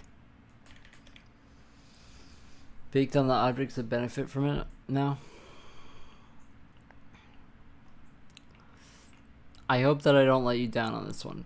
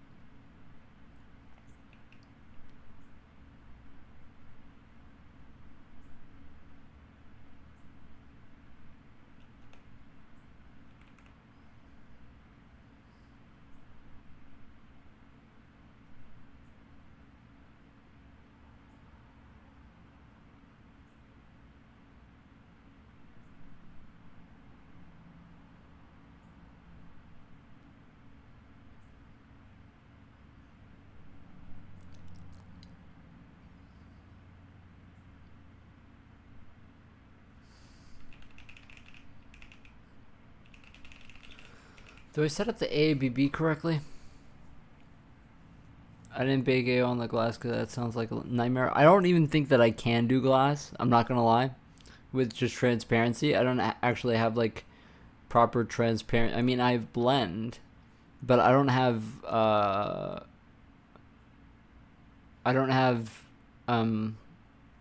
the sorting for transparency implemented yet. I mean, I already have the sorting, but I don't sort based on opacity yet.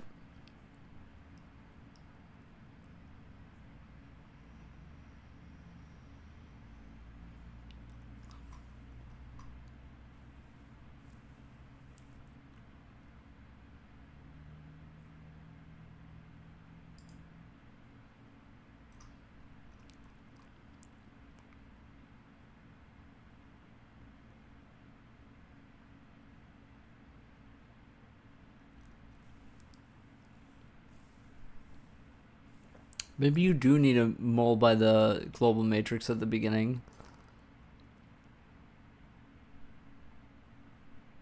Or else everything is off or something.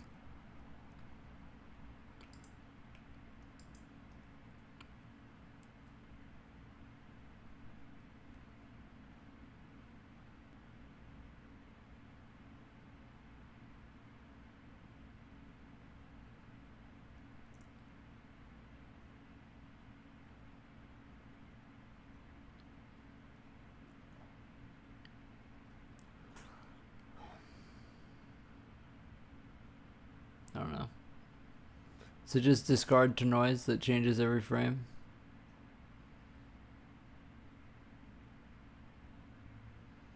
That does sound kind of more complex than just sorting.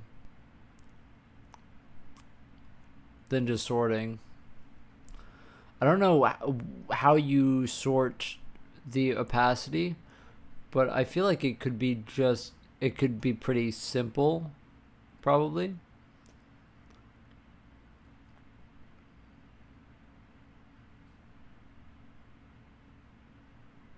It's probably pretty simple.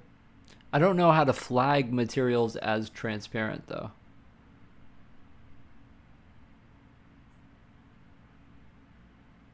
Maybe that's that alpha mode. If something is alpha mode 2, I can just put it in like a further sort group. That could be something.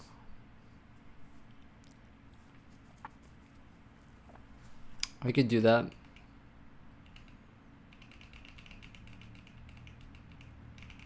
Where is it? I could do that.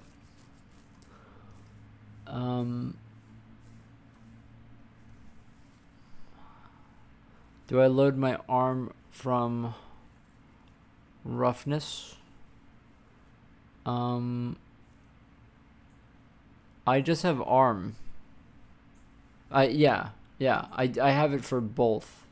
If they're both the same index.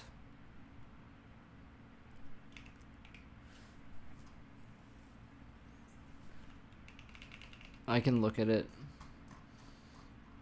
I have it as if the metallic roughness equals the occlusion text. Otherwise, I do them separately. But I don't have it implemented for separately. So I could just comment it out and just, if that's necessary, I could just do that.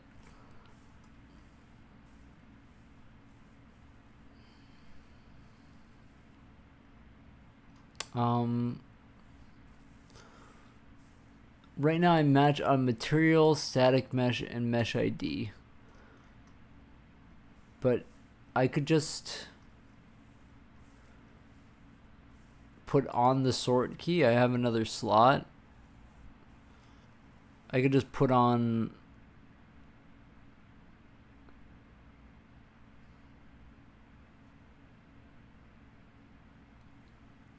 the material opacity.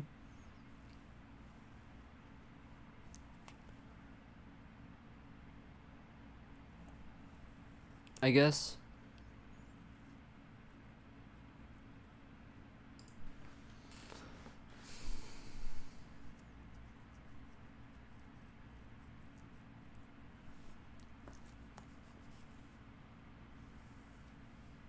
It's kind of jank, but sure, we can do it.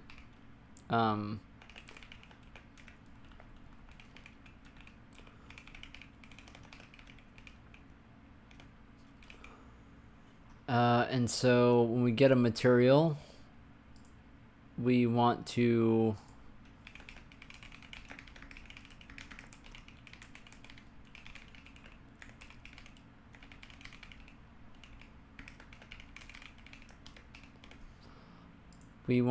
get DC opaque equals the matte DC material alpha mode, I guess.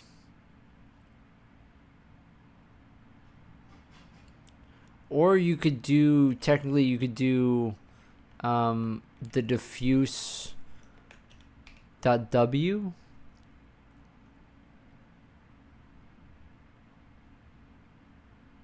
Unless I want display. I don't have displacements now.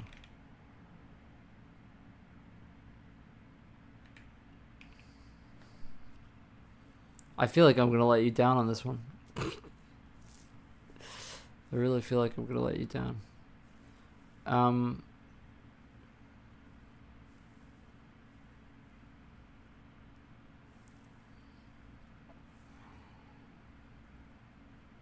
I guess we could just do this as the transparency, and then just like multiply it times 255, and then cast to an int.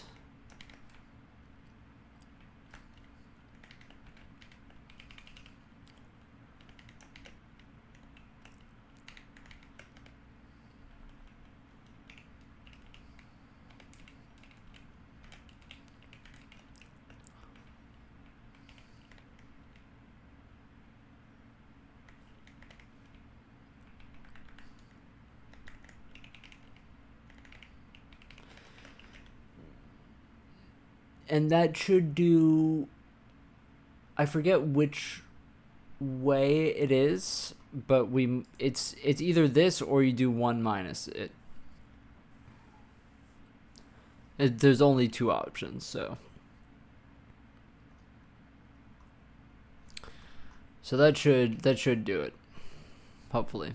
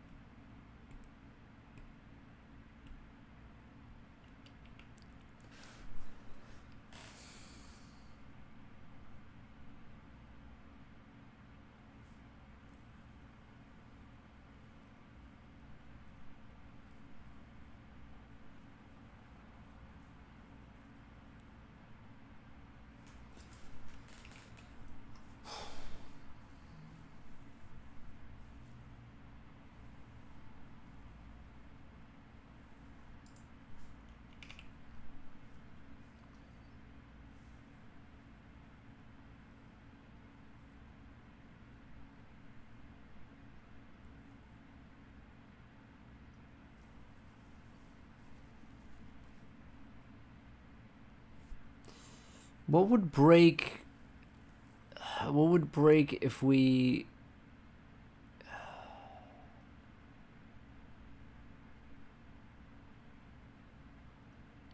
I don't know.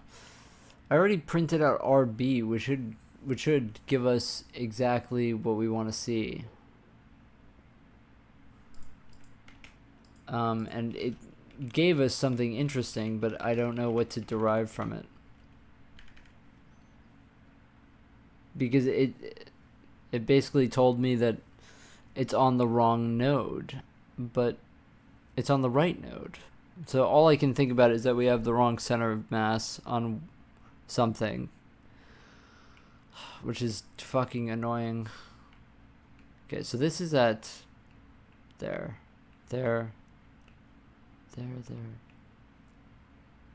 Oh.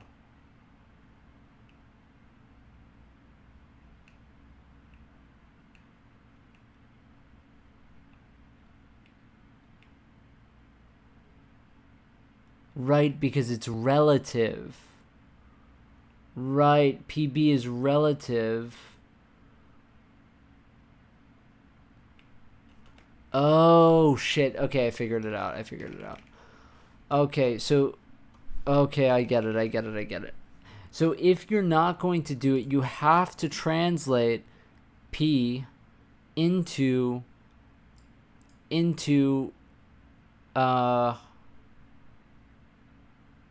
the space of the root node. So since it's local,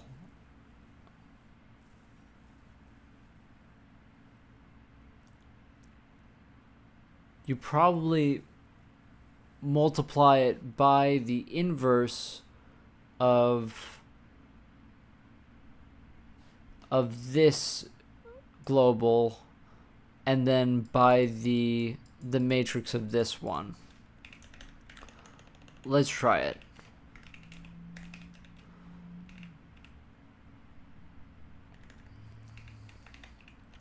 Inverse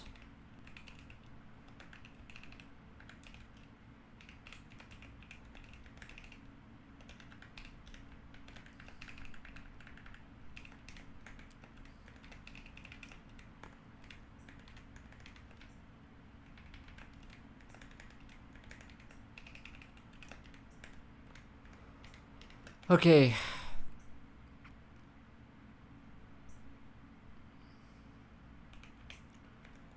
So PB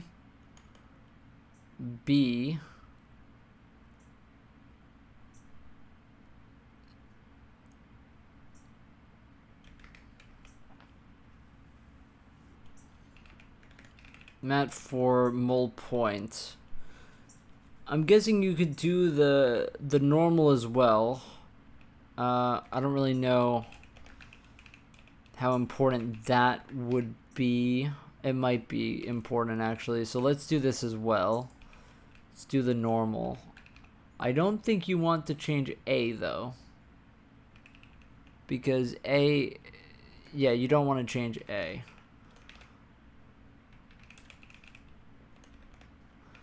And now PB equals mat 4 mole point with MN0 global matrix PB, and then MN0 global matrix here. All right, let's try this. Let us try this.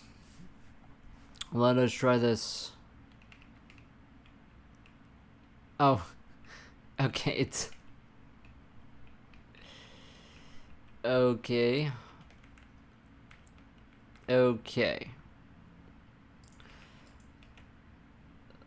Let's try it without the normal.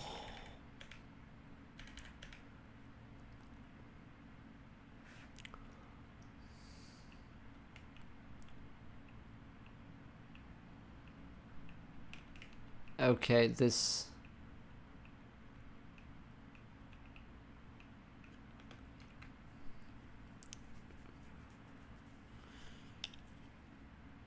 Okay, this is not what we want.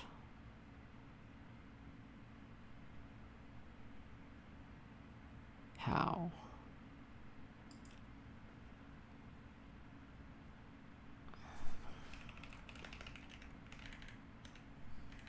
Fuck. You definitely can't multiply it by it raw. Wait, what? What? No, yeah. No, yeah. It only works, it's cheating. It's not actually working. Unless you just do the normal now and then it just works. I heavily doubt it. You need to multiply by the inverse.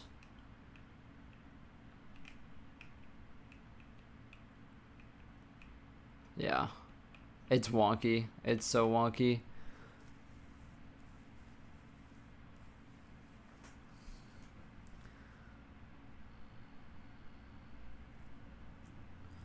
It makes sense to multiply by the inverse. It does.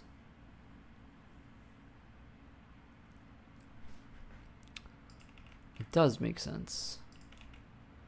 Let me try my other inverse function.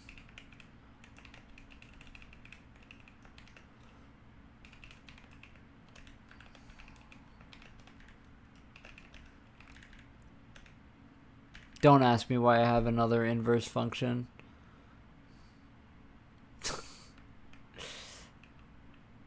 I have one just in case the other one doesn't work. Duh. Dummy. Okay, at this point, it's ridiculous. Maybe you do need to do, maybe you do need to do, p.a as well. Maybe that's what it is. I doubt it because PA is really only relevant for it's really only relevant for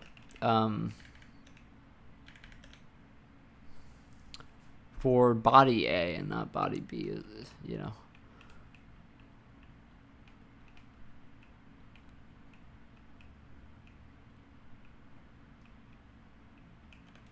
How about this? Let's actually print out. Let's just print out PA and PB. Let's just print out PB so that we know where we are.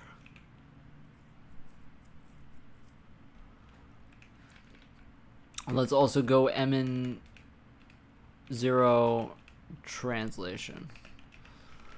Just to see if we're ballparking anywhere near it.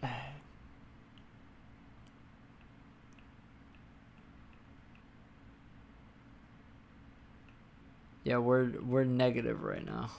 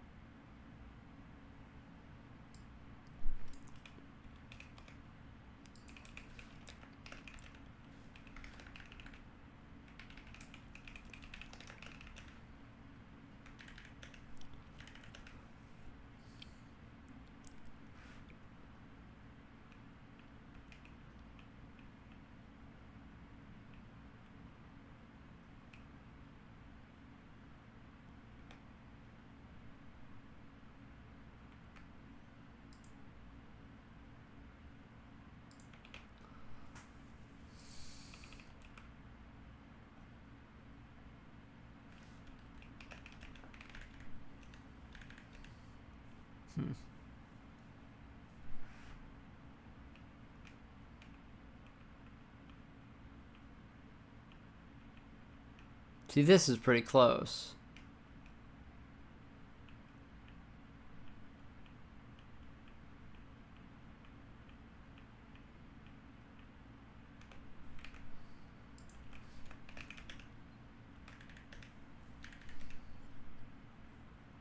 I'm guessing that the normal is fucked up.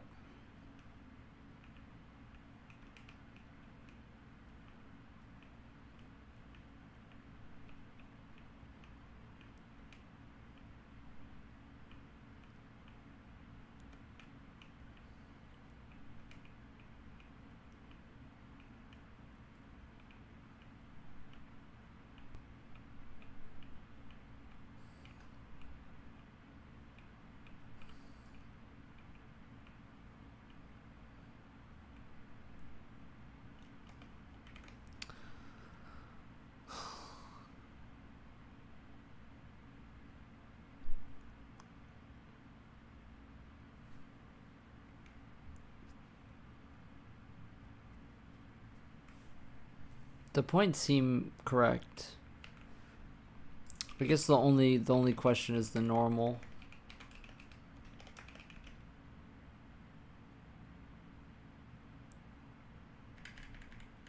Why is the normal not correct?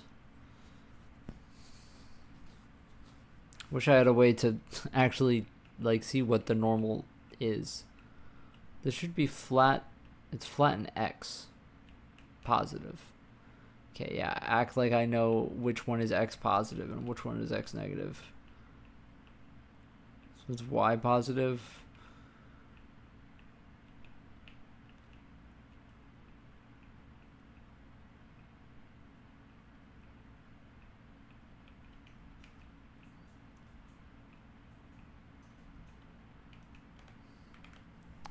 I don't know.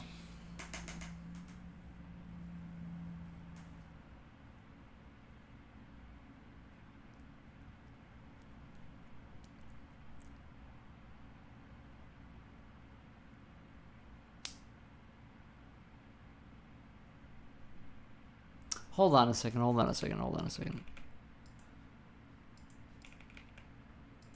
What if you just multiply it by the inverse because you multiply it by the model matrix afterwards? No.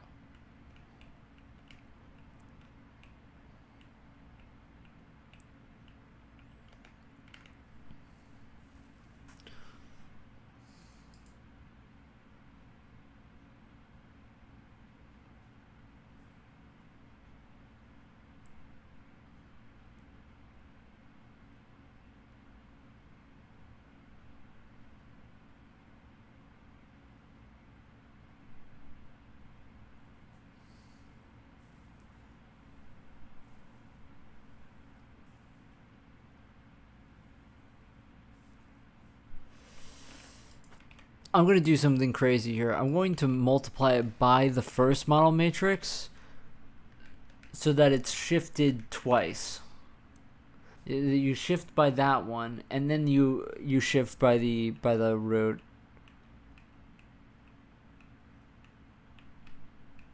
There you go. That's what it is. That's the solution, I think. No, it's the same problem with this.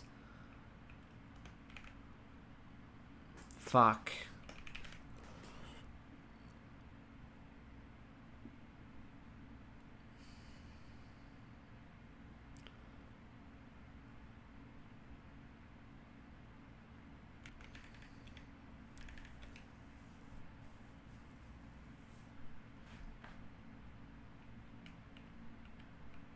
Like that one works.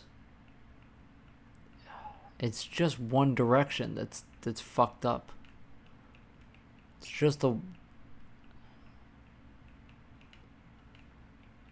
If I move it, and now the normal is something different.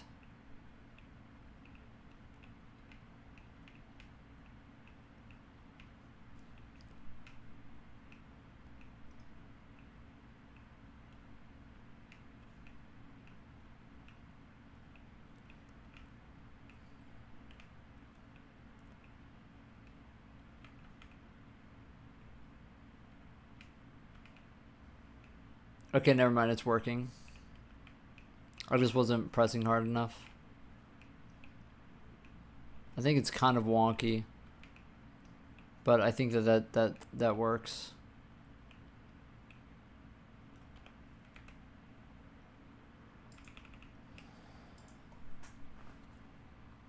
It's kind of confusing. It really confused me.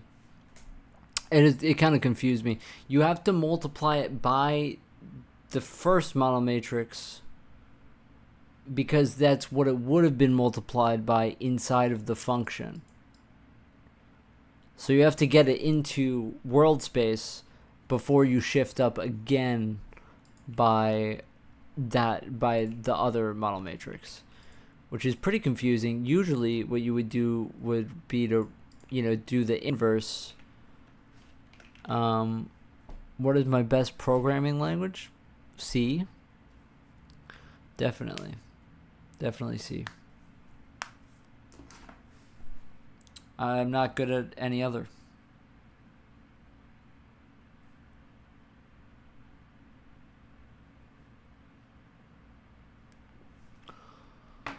I'm not good at any other.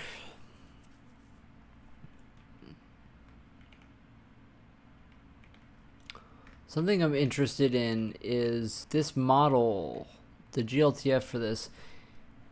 The materials, there's one material.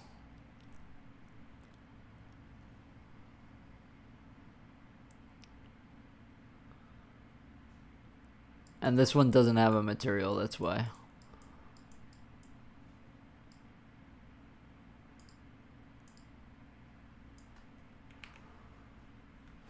And that's why, honestly, that's why we should have a default material for that very reason.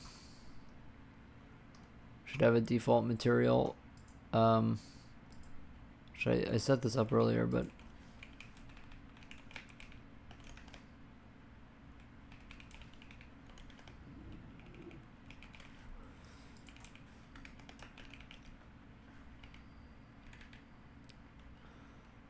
and bake them to, and all are done now. Is it time? Have I tried freelancing? No. Not necessarily. I think honestly that stuff is pretty. Oh, it is kind of buggy.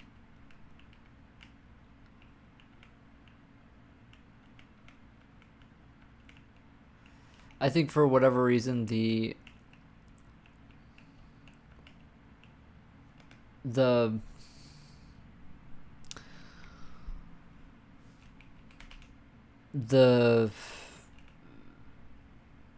way that stuff goes is kind of like it's really hard to compete with other people. Like it's like incredibly hard to compete with people in freelance. Especially the people in freelance are super ruthless because they know skills like, you know, like, hey, I'll make you a 3D modeling app, you know, like it's like kind of ridiculous. Okay, well that's definitely not right. That 100% is not right. Oh, I did mole point and not mole direction. It's not necessarily putting my skills down, but you know, if somebody was like, "Hey, can you make me a game in C?" You know, I'd be like, "Okay, yeah, I can do that." It's like, but game engines exist, you know?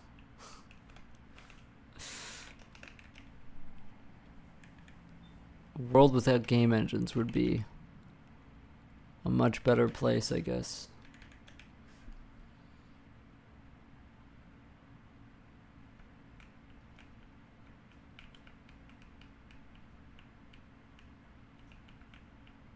What did you want me to take? The not Y up thing? Yeah, that off. I don't know. What else? Just do a GLTF and no GLB and click tangents. I don't know what else matters. I'm gonna let you down with this, I feel like.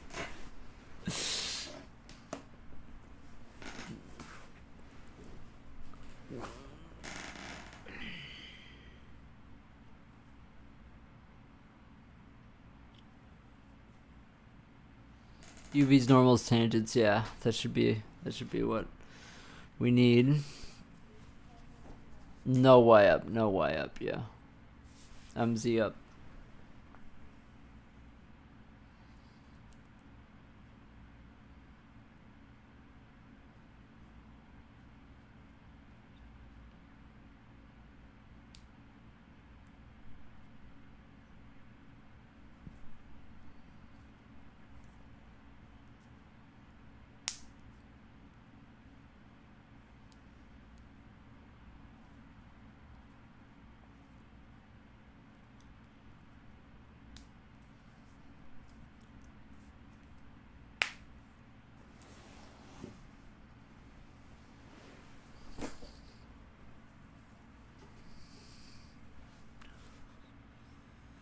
You could actually just like cheat it and just move PB up by the exact difference between the translations between MN and MN0. Like technically what you could do would be like vec3 diff equals MN0 translation MN translation. The problem is that this doesn't do rotation. I don't know how to do that. And then you just do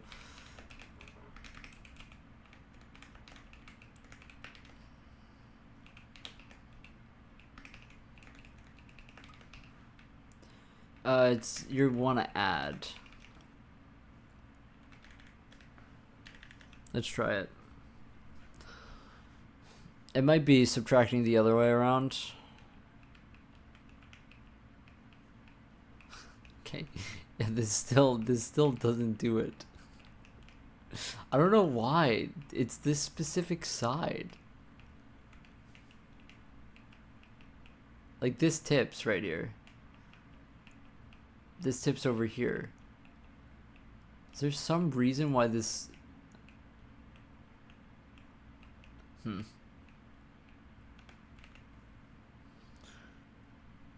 don't even know tangents where it exports it. Yeah, I don't know why you would choose it without it.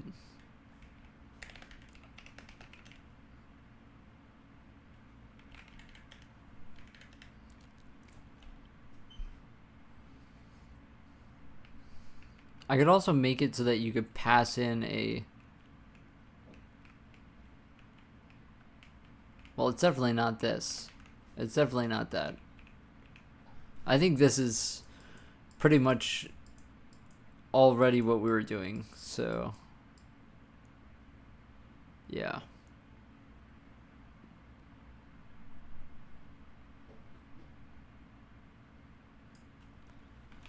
You sent it to me? Okay. I already thought how we were gonna do this.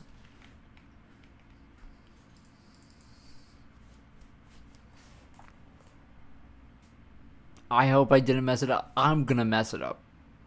I have no clue what this, you know. I have no clue. Like, we might be here for a while. Potential dangerous download.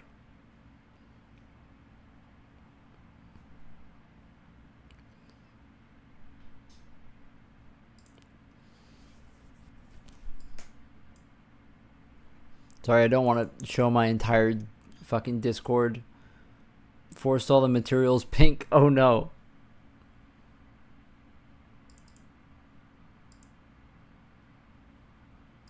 Wait, hold on. Make sure to oh no, this is fine.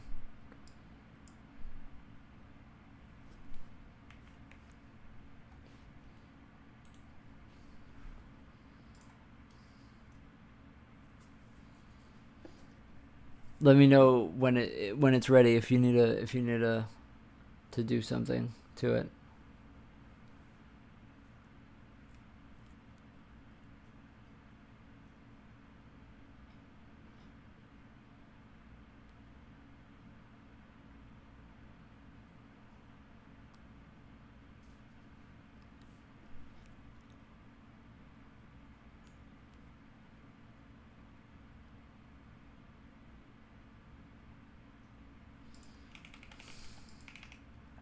Let's print out RB, then pasting them back in. Oh no. I hope that doesn't fuck with my shitty code.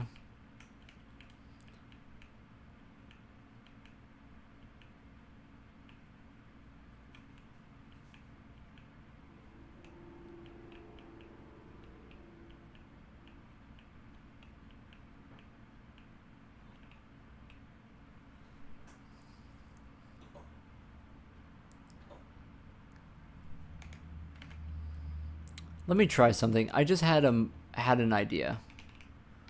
Let me try the local matrix. Let me try local matrix.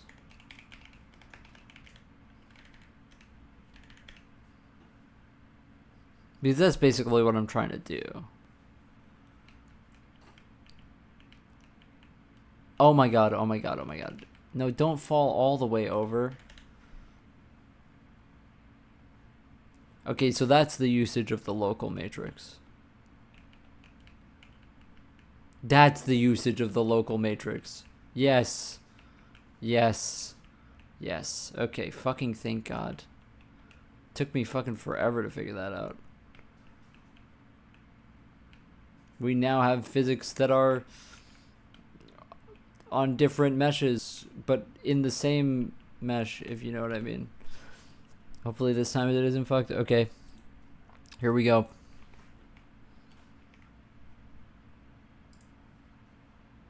Continue to download. Okay.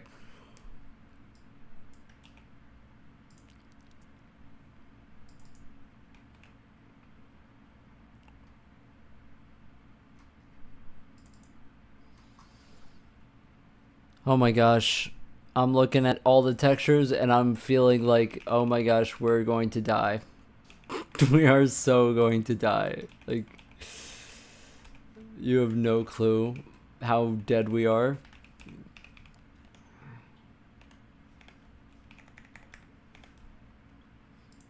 It's so fucking over. Wait a second. Okay. Hold on. We can save this. We can save this. How many meshes are there? No. I can just call... I can fix this. I can fix this. How many meshes are there? There are... Honestly, there's not that many. Cylinder. Okay, there's a few. Okay, so I was doing this janky init mesh thing by asset name and by thing. But instead, what I'm going to do, just for this, so we're just going to make a version of this that just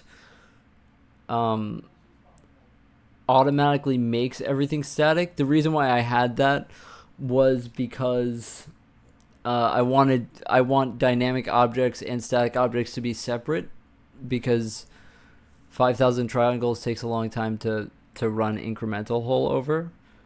So instead what I'm going to do is I'm just going to take in a mesh pointer mesh and we won't even look for it. And then we'll just make everything static for now. We're just going to call this init mesh new because of reasons. And we're just going to not have... Yeah.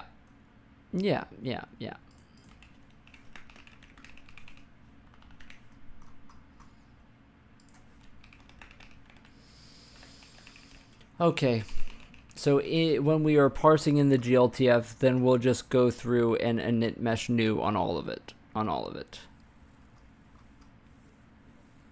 don't know if I should wait till the end to do that, or if I can just do it, because here is the end of the mesh. Once the prim count and everything, that should be the end of the mesh. So I can do init mesh new. Hopefully there's no problem with me doing this. If there is, then we'll figure that out in a second. Okay, so we're gonna create a new instance for this, and just pray. You've got me nervous. There's such a low % chance of this working. Like, you have like no idea. Like, there's such an insanely low % chance that it's like, okay. We'll see. I'm going to open it in GDB so that we can get ready.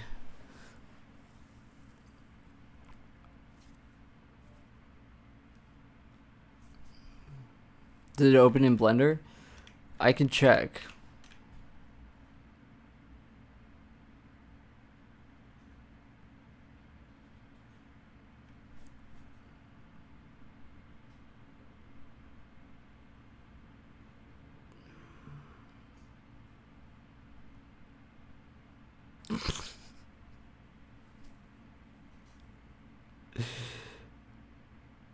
This is the direct lighting.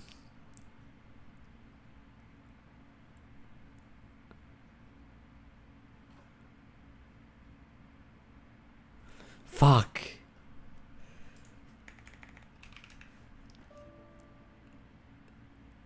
$19.15. $19.15. There's I freed some already freed memory.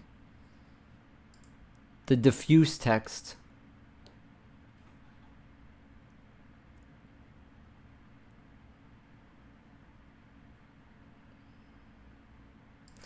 Okay, are you gonna be? Let's just try to get it open first, and then we can do all the fancy albedo light map baking. We can do all of that. Let's just get it open first, because this texel initialization in that many seconds, I don't think I've put it through this many.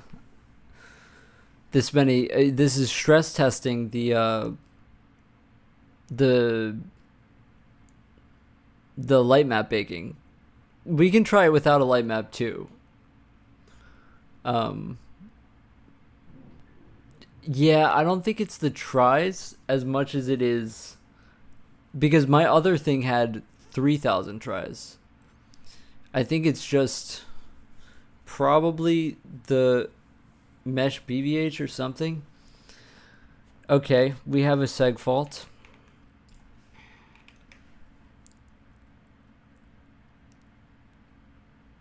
At Matt Armtex. Okay. How about this? How about let's not bake the light map so that we can just get all the fun stuff out of the way first. Okay, so Matt Armtex goes out of bounds.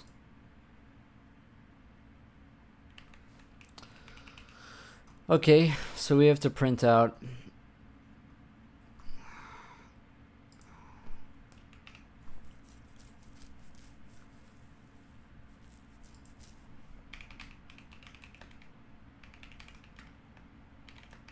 I want to see if it's -1. I think I do check if it's -1 though. In there, I do check if this is -1.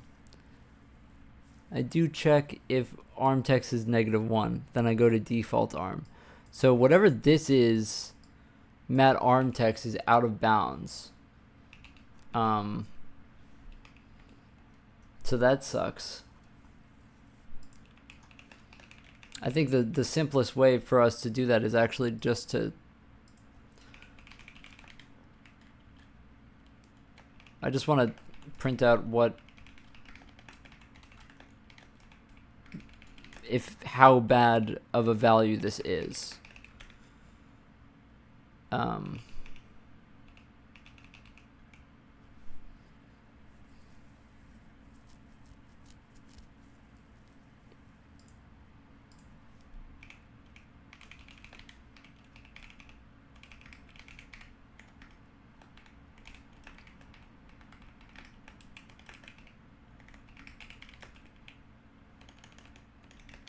We will get it working, one way or another. 32-bit depth. I don't know if that kills me or not.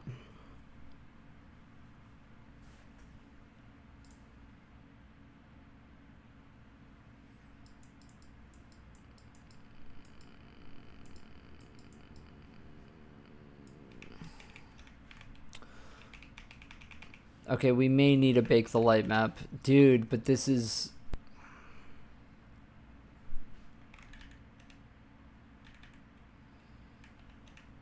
We could just do dynamic and then not do incremental hole on it. Because this is...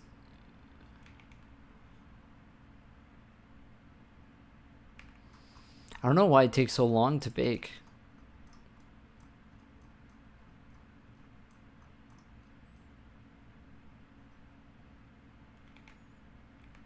It's the initialization for the texels, so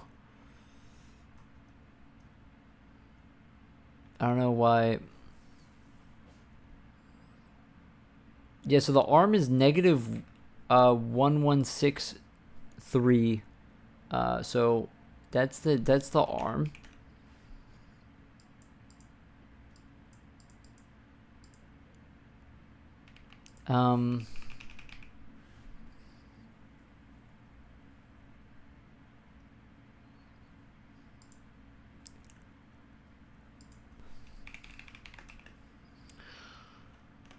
Hold on, let me look. So what I'm assuming is happening here is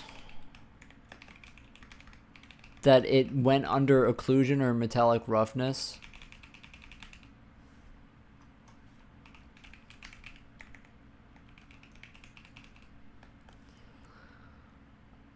Index 1, 2. Okay, so it went under metallic roughness.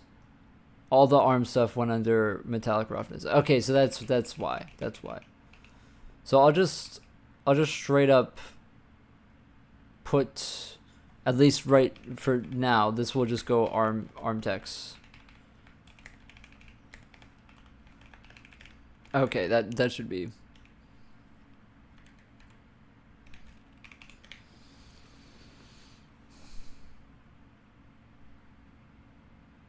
The last one I did, the reason why I did it is the last one I did had them both equal to each other. For both AO and metallic roughness. So I was just like, okay, well, let me do that. But I didn't have like a fallback path for this.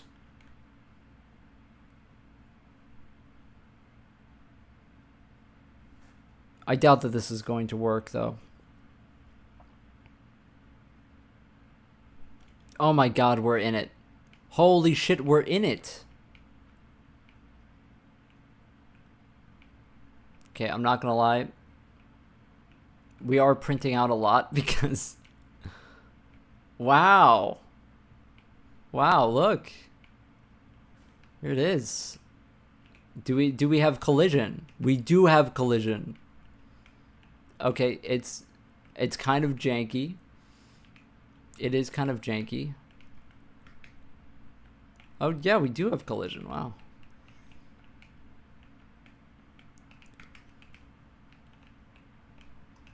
I definitely...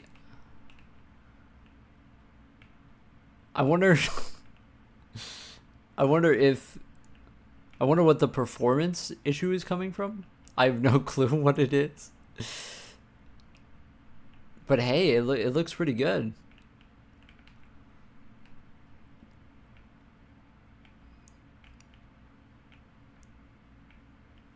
This is a cool model. Is this how it's supposed to look like, or do I have some? I hope that it looks like what it's supposed to look like.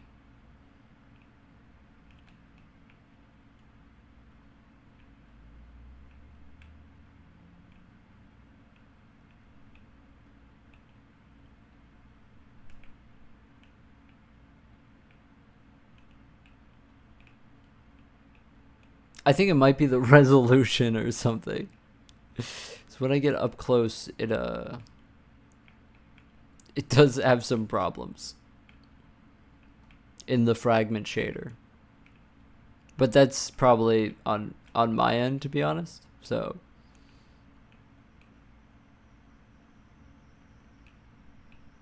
I wonder how much batching I have. I should try this on the NVIDIA GPU and see if there's... Also, I am in GDB, so that is also a thing. Okay, now let's see, with that worked out, if I can...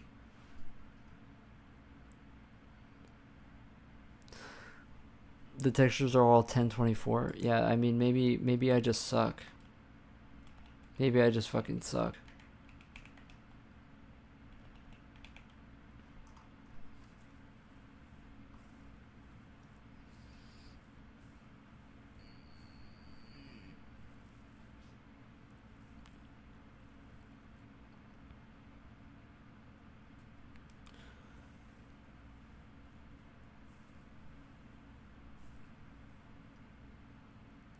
Yeah, I think that this doesn't work because I don't know if the albedo texture has 3 channels or not.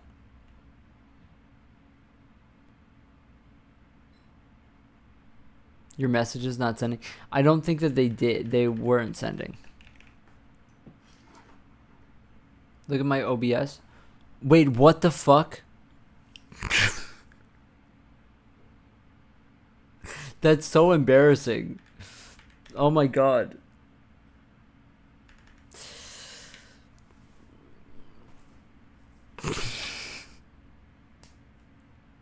I forgot to take the cover off. Oh my god. I'm sorry. It was suppressing you from saying the word black? It's not still doing it. I'm so sorry. That's so unfortunate. Because I was straight up like walking around your model for like a while.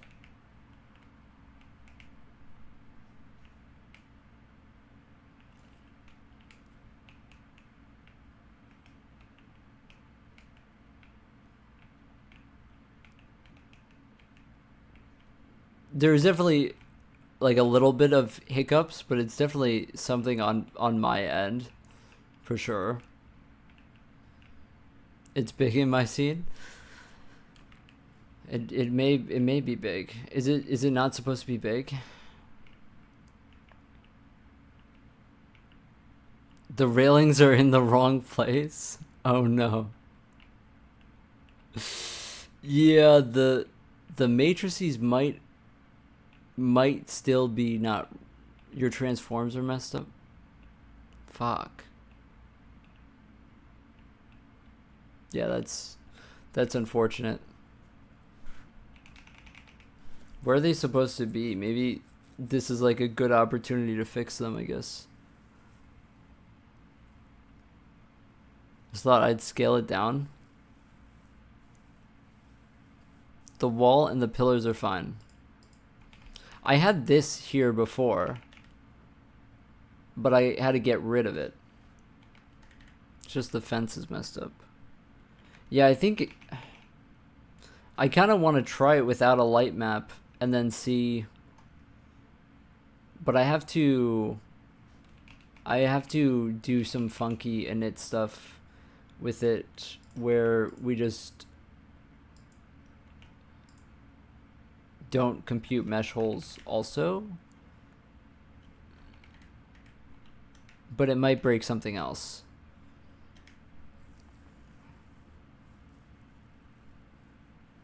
Yeah, probably just break something else. If I run a hole on it, it's probably just like gonna. Yeah. Yeah. Yeah. Can I at least like see what the problem is at least? See what it should look like? Okay.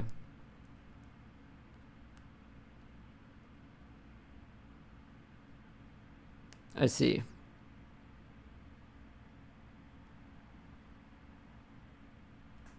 I see. Yeah, the railings are messed up.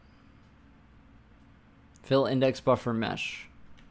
But it's not a... Oh, I meant to put it to false. I do need to stress test it, so this is good. This is a good opportunity. Oh, it goes instantly. And it renders like fairly fast when it's not light mapped. And the railings are correct now, right? That's correct.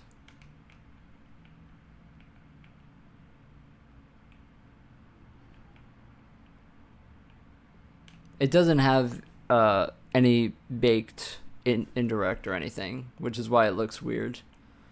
Because it was are the normals there? Yeah. That's why there's.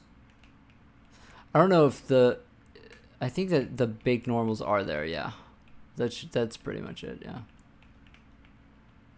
I think that's correct. Hopefully.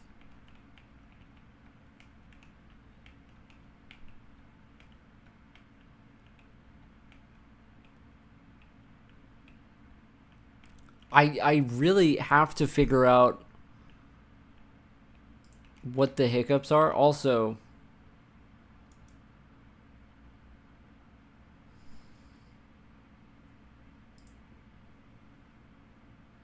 I'm gonna bring up graphics settings and put it to this.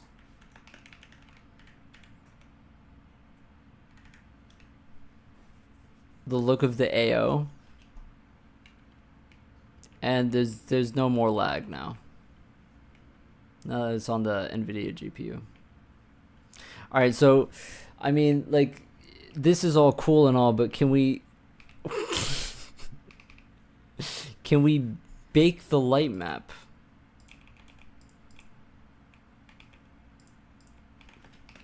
Yeah, I don't know why the light map is taking so long to bake.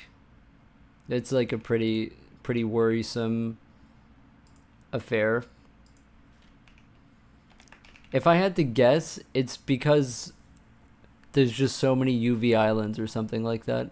I don't know. Like, we can probably count the amount of UV islands, and it's probably like every single one is a UV island for the triangles. It's probably something fucking crazy like that that's going on. I mean, this genuinely might take a long time to bake it.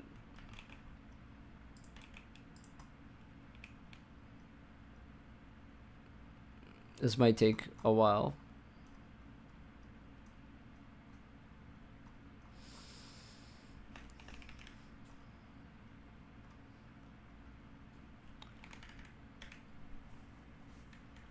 Yeah, I'd like to see the hospital, yeah.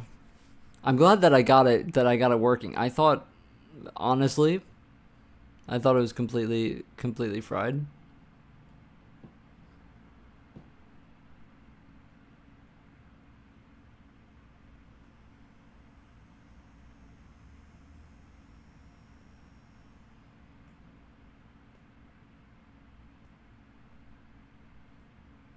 Okay, the light map is baking. I wonder if we're out of space. It's actually not as slow as I thought it was. Yeah, so the bake actually doesn't take a long time. It's the initialization for whatever reason, which is interesting. My coordinate system is the stuff of nightmares? What do you mean? Okay, now the blur.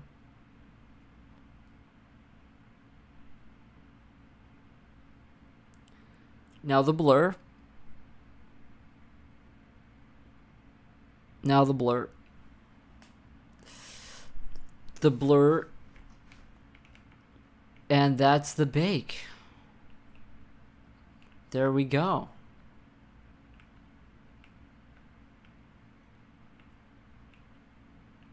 Combine all the meshes together, the same material. I have the batching that way, but I don't have it that way for other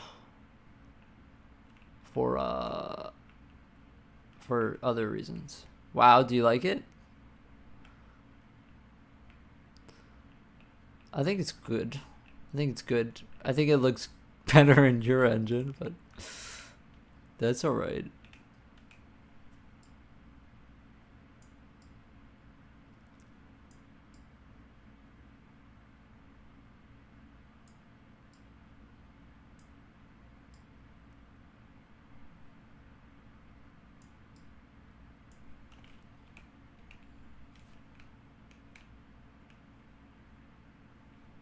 On this metal? Oh, you did it for me? Well, I appreciate you doing it for me.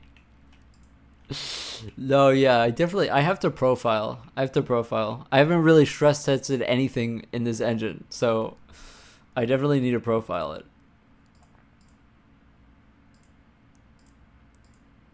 It's pretty cool that I can change material from here, though. We can fuck with it, which is...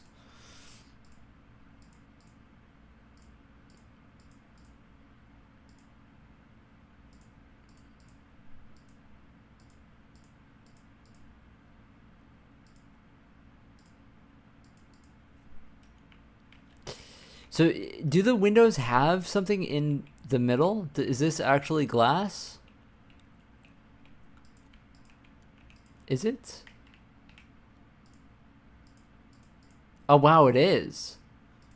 Oh wow. So I wonder if I got the sorting right by accident.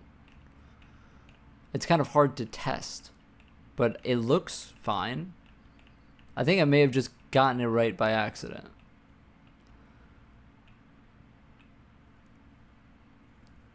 You're sending the hospital hallway? Okay. I'm sorry that I fucking I'm sorry that I fucking had the black screen up. That was funny. Yeah, the collision is the collision is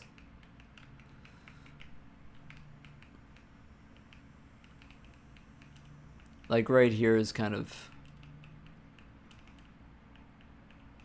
the player collision I have neglected. So it's good to stress test it against something though. Because there's definitely an edge case here that I should work on.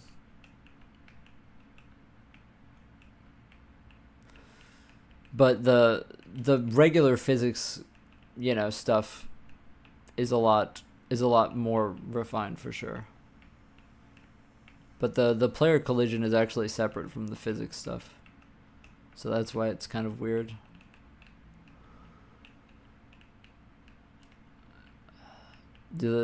Yeah. Yeah. Yeah, I definitely... This makes me kind of want to, like,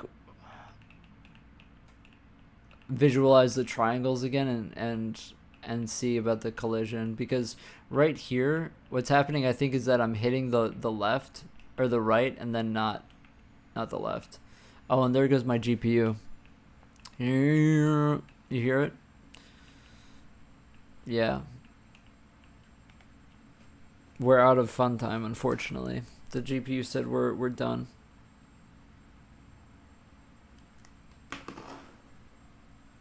Yeah, I wasn't joking about this GPU. Like, even if I push it like a little bit, I was honestly surprised that the 3000 triangles. Okay, we have to remember to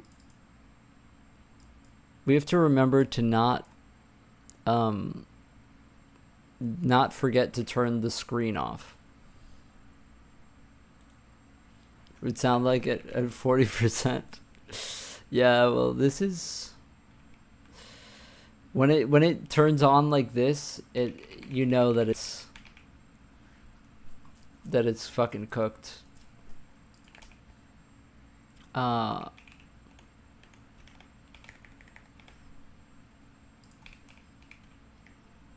This one might have problems. Hopefully no problems. Should I just go for the bake right off the rip? Oh wow, the bake is incredibly fast on this. That was incredibly fast. I need to put my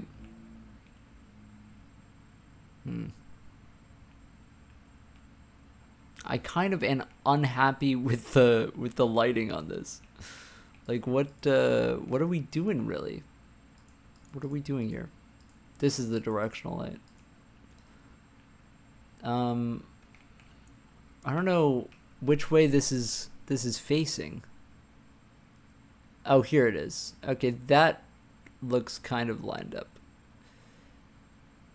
Oh, the shadow map is kind of fucked. Yeah, the shadow map is kind of fucked.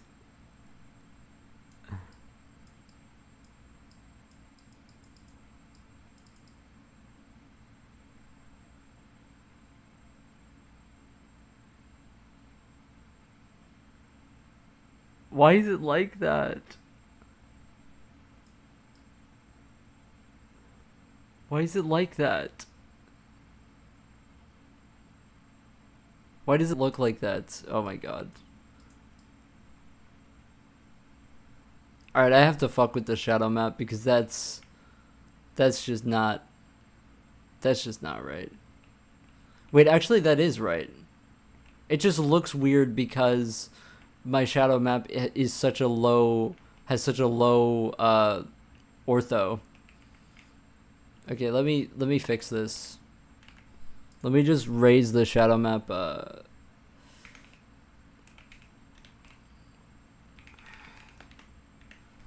I have it like really tight, the bounds on it, for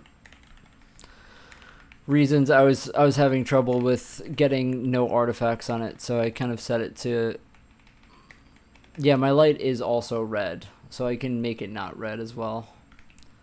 When I init the lights, I can make it not red.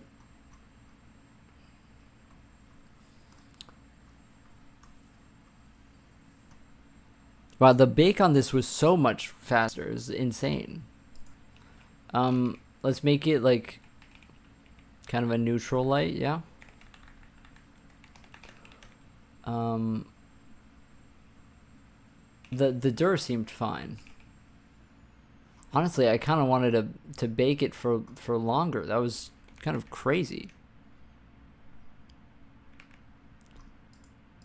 That was kind of wild how fast I have no clue why this one was so fast and the other one was long. Is this one took like, you know, like actually like no time at all. It's very, oh god, I didn't compile.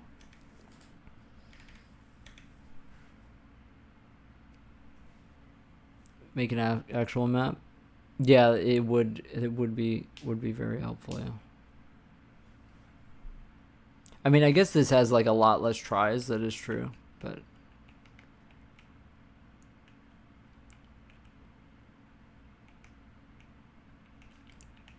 okay, the light is still red though.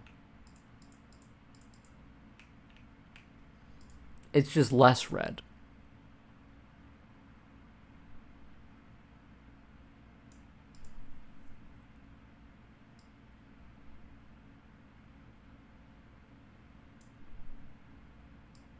Oh wait, there we go.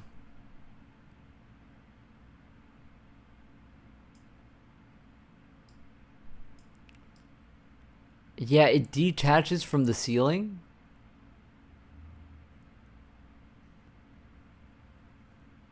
Yeah, it's probably something where with the position of it specifically.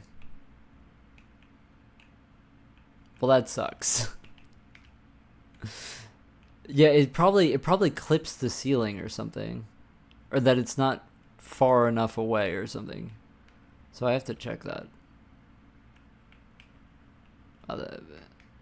This one feels quite big. I feel a bit small.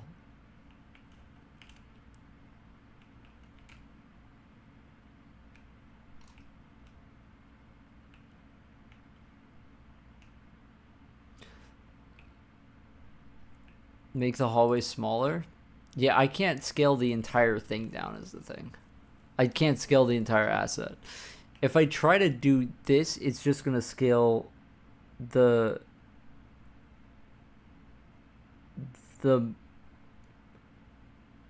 oh, this only does the local matrix, yeah.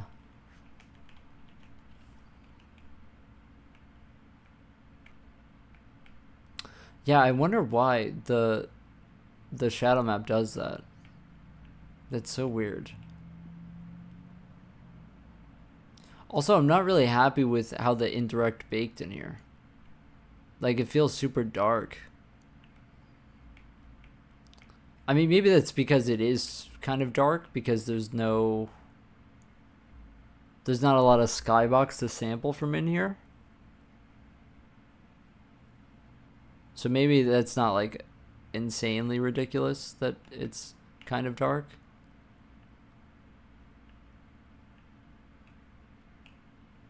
Also don't like the light leaking. I think that that's the probes maybe. I'm not sure. Not quite sure. I hope that that is in the UV light map and that these texels are getting lit. That might be what it is. Actually.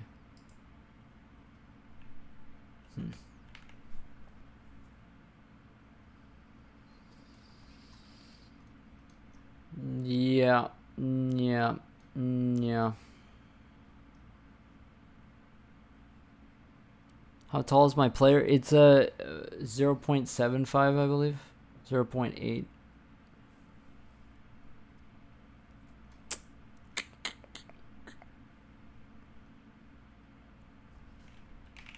I wonder how it looks with just it as a dynamic mesh again. Just to test both.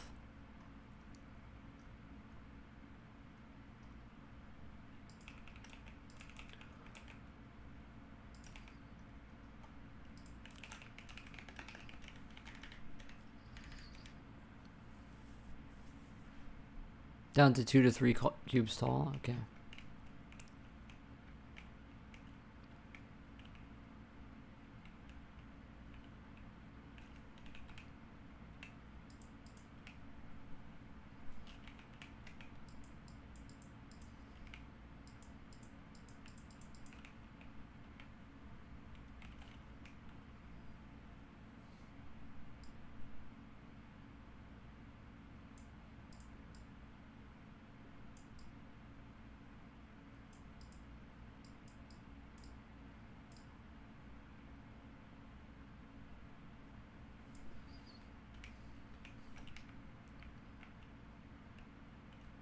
This is with no indirect.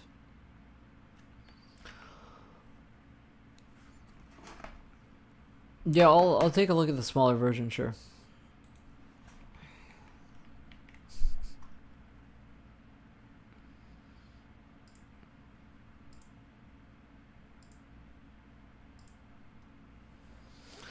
Yeah, I've got to see what is the big performance hit. I really hope that it's not the way I'm doing. I really hope it's not the way that I'm doing my my matrices or something like that. That the way that I just. Oh, I turned this to 6 instead of 0.6. So that's why it was so weird. I do want to fix my ortho though. It feels bad.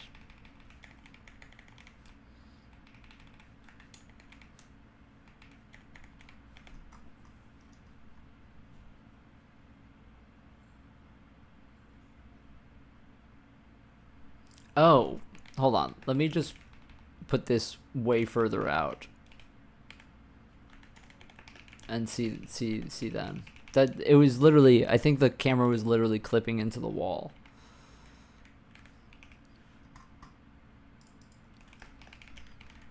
That's probably what was happening.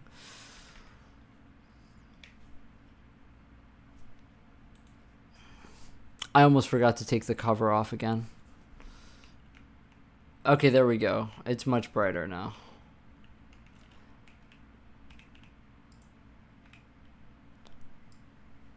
I gotta get the... Okay, there we go. The shadow map is not dog shit now. The annoying thing is that it doesn't go on the floor. It doesn't like look like it's on the floor. I don't know why that is.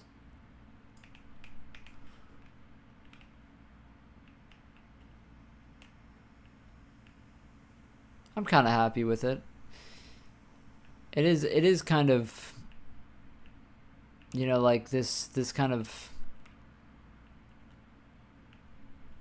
the kind of like bar in the ceiling just doesn't really feel great to me.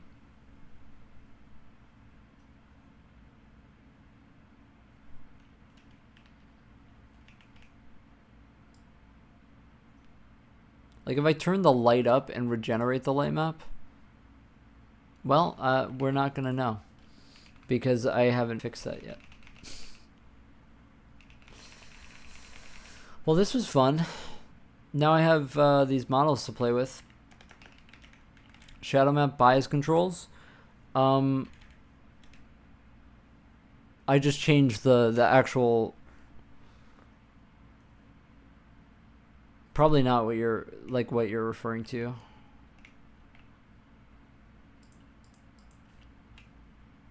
Probably not.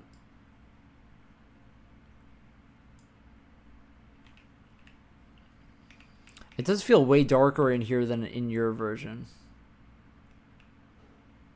Maybe it's just me, I don't know. Other models that might be good for testing GI? Yeah. I think I should definitely test it on this. Like, I should tune some of my stuff better based on how it looks in here. I'm pretty sure that it's per fragment stuff that's in here that's giving me problems. Because like once you get close to it, then it's really bad. So I think it's time to just like take a look in here and see what I can do.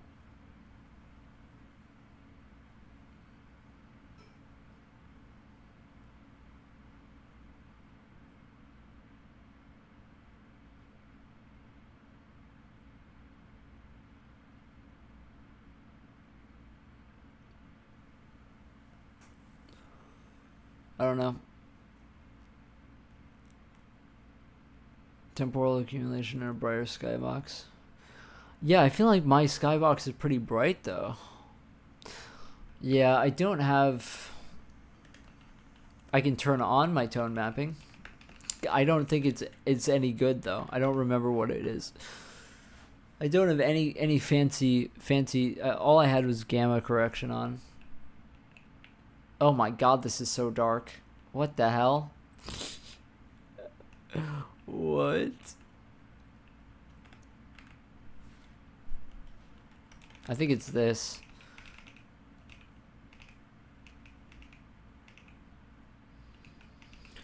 If I get rid of the lights completely, let's just see if the lag goes away. That's what how we're gonna test it.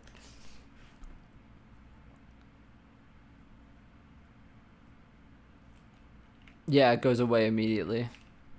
It's the PBR calcs. Yeah.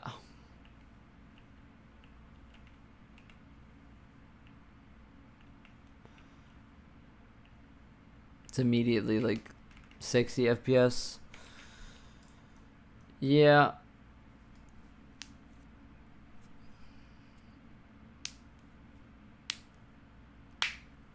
I may have to look into like a way of doing it cheaper.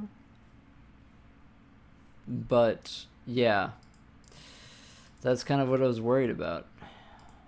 This is 4 lights, by the way.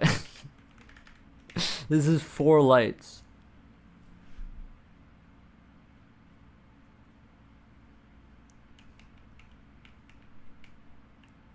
Oh yeah, even just the directional light is just completely cursed. In fact, I wonder if it's just the directional light that's the...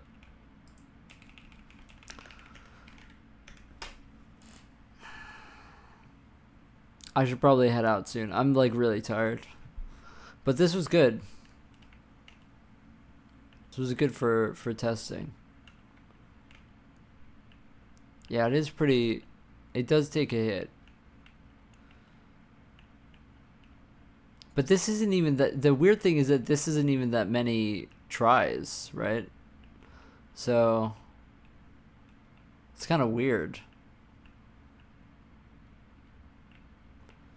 It might be the resolution of this texture, to be honest. It might be the resolution of this texture. It's like pretty high. Yeah, I definitely have to look at things. Like the light bleeding is just so bad. It's just so bad. Definitely something I need to look at.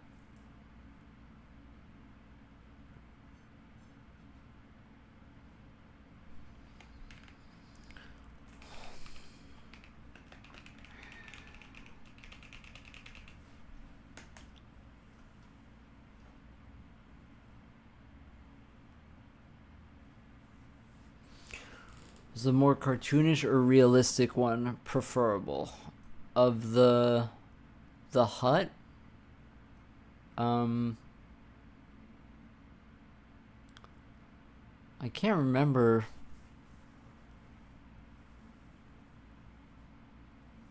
I can't remember that. I can't remember that. Probably if I saw it, I would immediately remember it. Was this recently?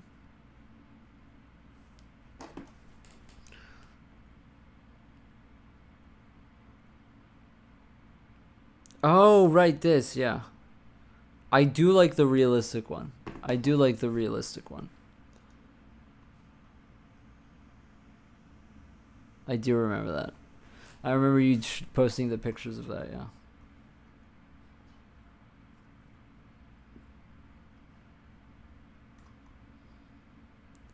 Yeah, we might have to go back and just debug the light map now. Now that we have other things to test. Like we can just, this is how I did it before, was just like set it to a red color and then just see what the hits are like.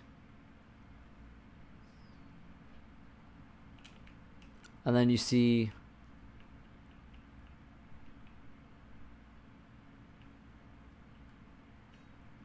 wow, that's weird. Because you would expect to see this get hits. You know what I'm interested to see? I'm interested to see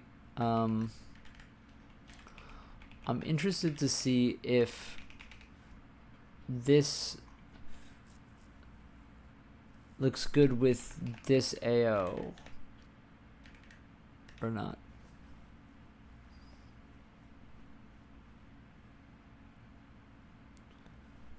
Not BY up. I think that if I do implement it with the Y up, then it would just be sideways in the engine, unfortunately. I think that that's what would probably happen. This is with the baked AO. But I mean, it's just kind of dark. But it does even out the light spots.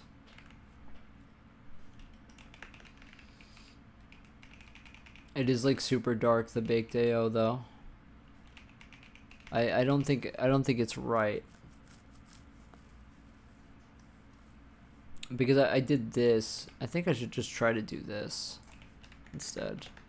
And then see how this looks. I don't know if you like the material charts. Like the red dots. Yeah, I should probably do that.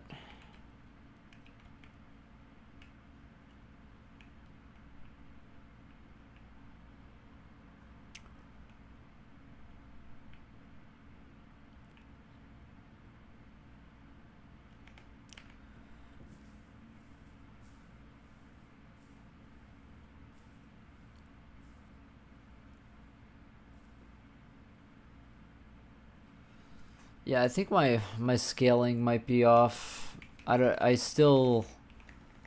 know, because I started off with like, what is it, 2 times MPi overrays? But then that felt like way too much later.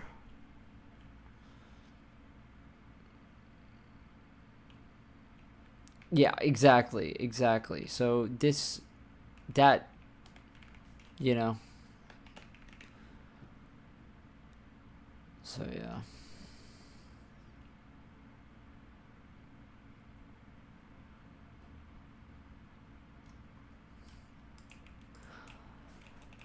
Let me do a test here and just get rid of the cube map sampling and then see if it's that's giving it problems. Yeah. There are these light portions of the thing though. But I almost wonder if that's the shadow map. I think that that's the shadow map. That's the problem. So I will definitely take a look at the house and probably use it to... Yeah, it's the shadow map. So the cube map sampling doesn't normalize very well. That not appearing on the floor is kind of weird.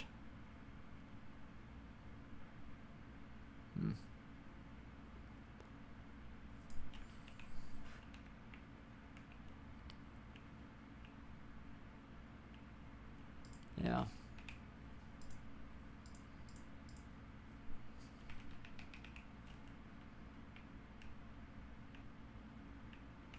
My lighting looks quantized? What do you mean? And banded? Yeah. Yeah. No, it's because I turned on the shitty tone mapping.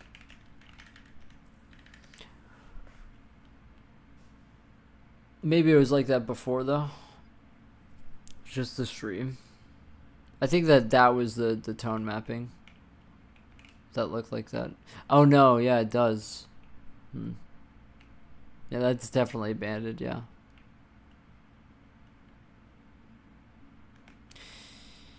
I think that might just be my light map though. I think that the scaling on my light map is fucked up.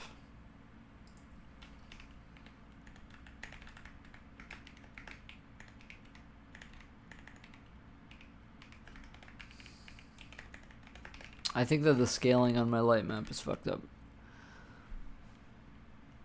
Because when I started sampling the cube map, it was so insanely bright, and so I tried to scale it down. Now this is just way too bright.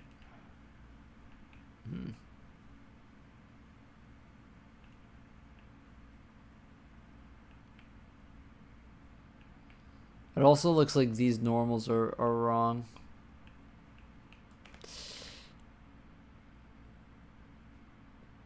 Indirect and quantize at low samples. Yeah. We aren't really pushing it. Yeah. Let me try without blurring it. And let's see what that looks like. Maybe it's my blur that's going across too many triangles or something like that.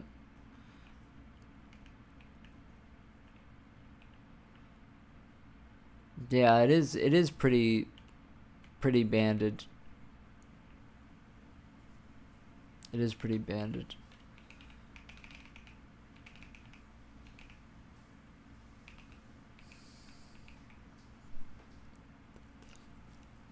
Handle alpha? No, I don't think it does. I don't sample the albedo. Or I do sample the albedo, but I don't sample the alpha or do anything like that, so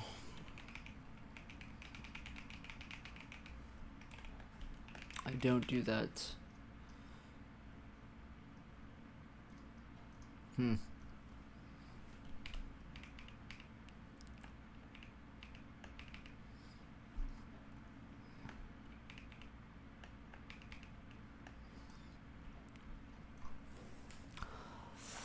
I want to try it with the dynamic lighting again, just to feel safe and peace in mind that my whole fucking lighting isn't banded.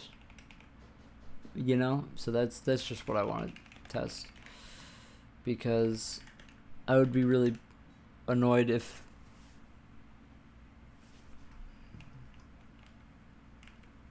it is pretty.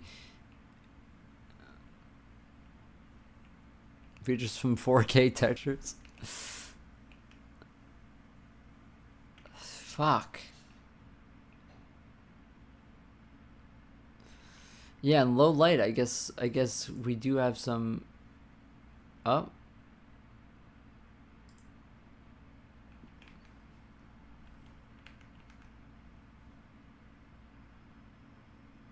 Oh my god.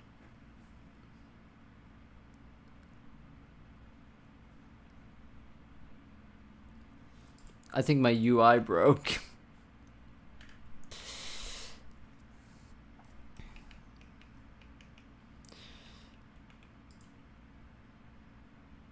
Yeah, it just breaks when I click that specific light.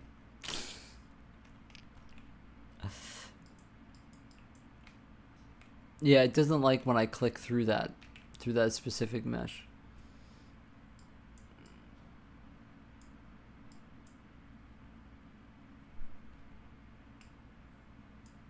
Hmm.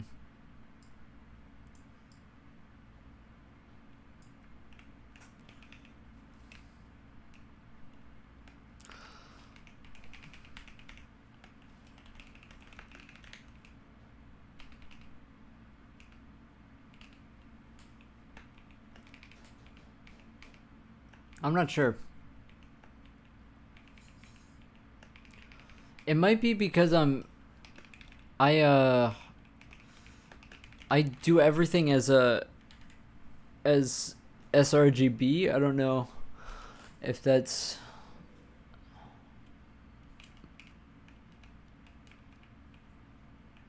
or maybe it's the way I'm doing my gamma correction. It's just so.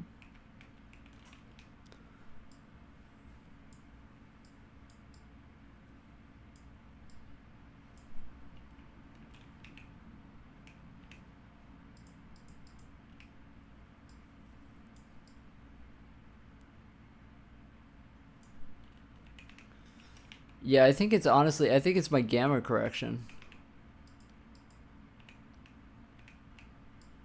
that like causes banding. Because now, if you look at this, I mean, it's kind of night and day. Yeah. So, I think it's that. Because without it, I mean, it looks good.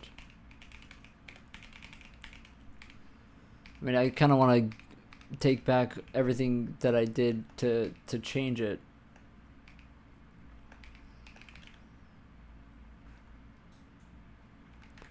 And see what it looks like, but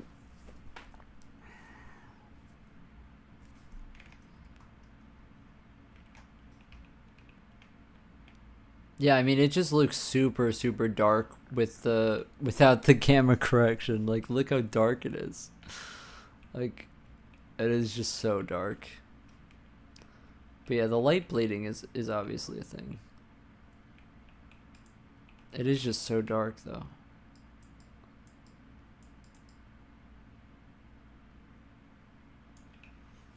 Like, it's just so dark that it's not even. Yeah, I have to figure out. It's being quantized. I don't know how you do your gamma correction. If my way of doing the gamma correction is bad, this is the way that I've always done it, or if those textures are not meant to be sRGB, and I'm importing them as sRGB, because that's my default. I don't know if that's what you do as well, but apparently I think that's the thing. If you like have RGB textures and then you apply gamma correction, it like fucks them up, so that it has to be sRGB or something. But I don't know. I do have to go. I'm very exhausted. Thanks for the models though. I'm going to keep testing them until I get them looking good and working fast. I need to figure out a way to make the lighting calcs. I think it's the amount of lights, to be honest. I don't know. I think with less lights it would probably be a bit better, but yeah.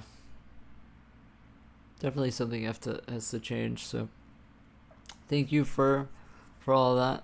I'm gonna have a lot of fun tonight, playing with this shit and trying to make it look good, so thank you. Alright, I have to eat dinner and sleep because I'm very tired. But all right, peace out.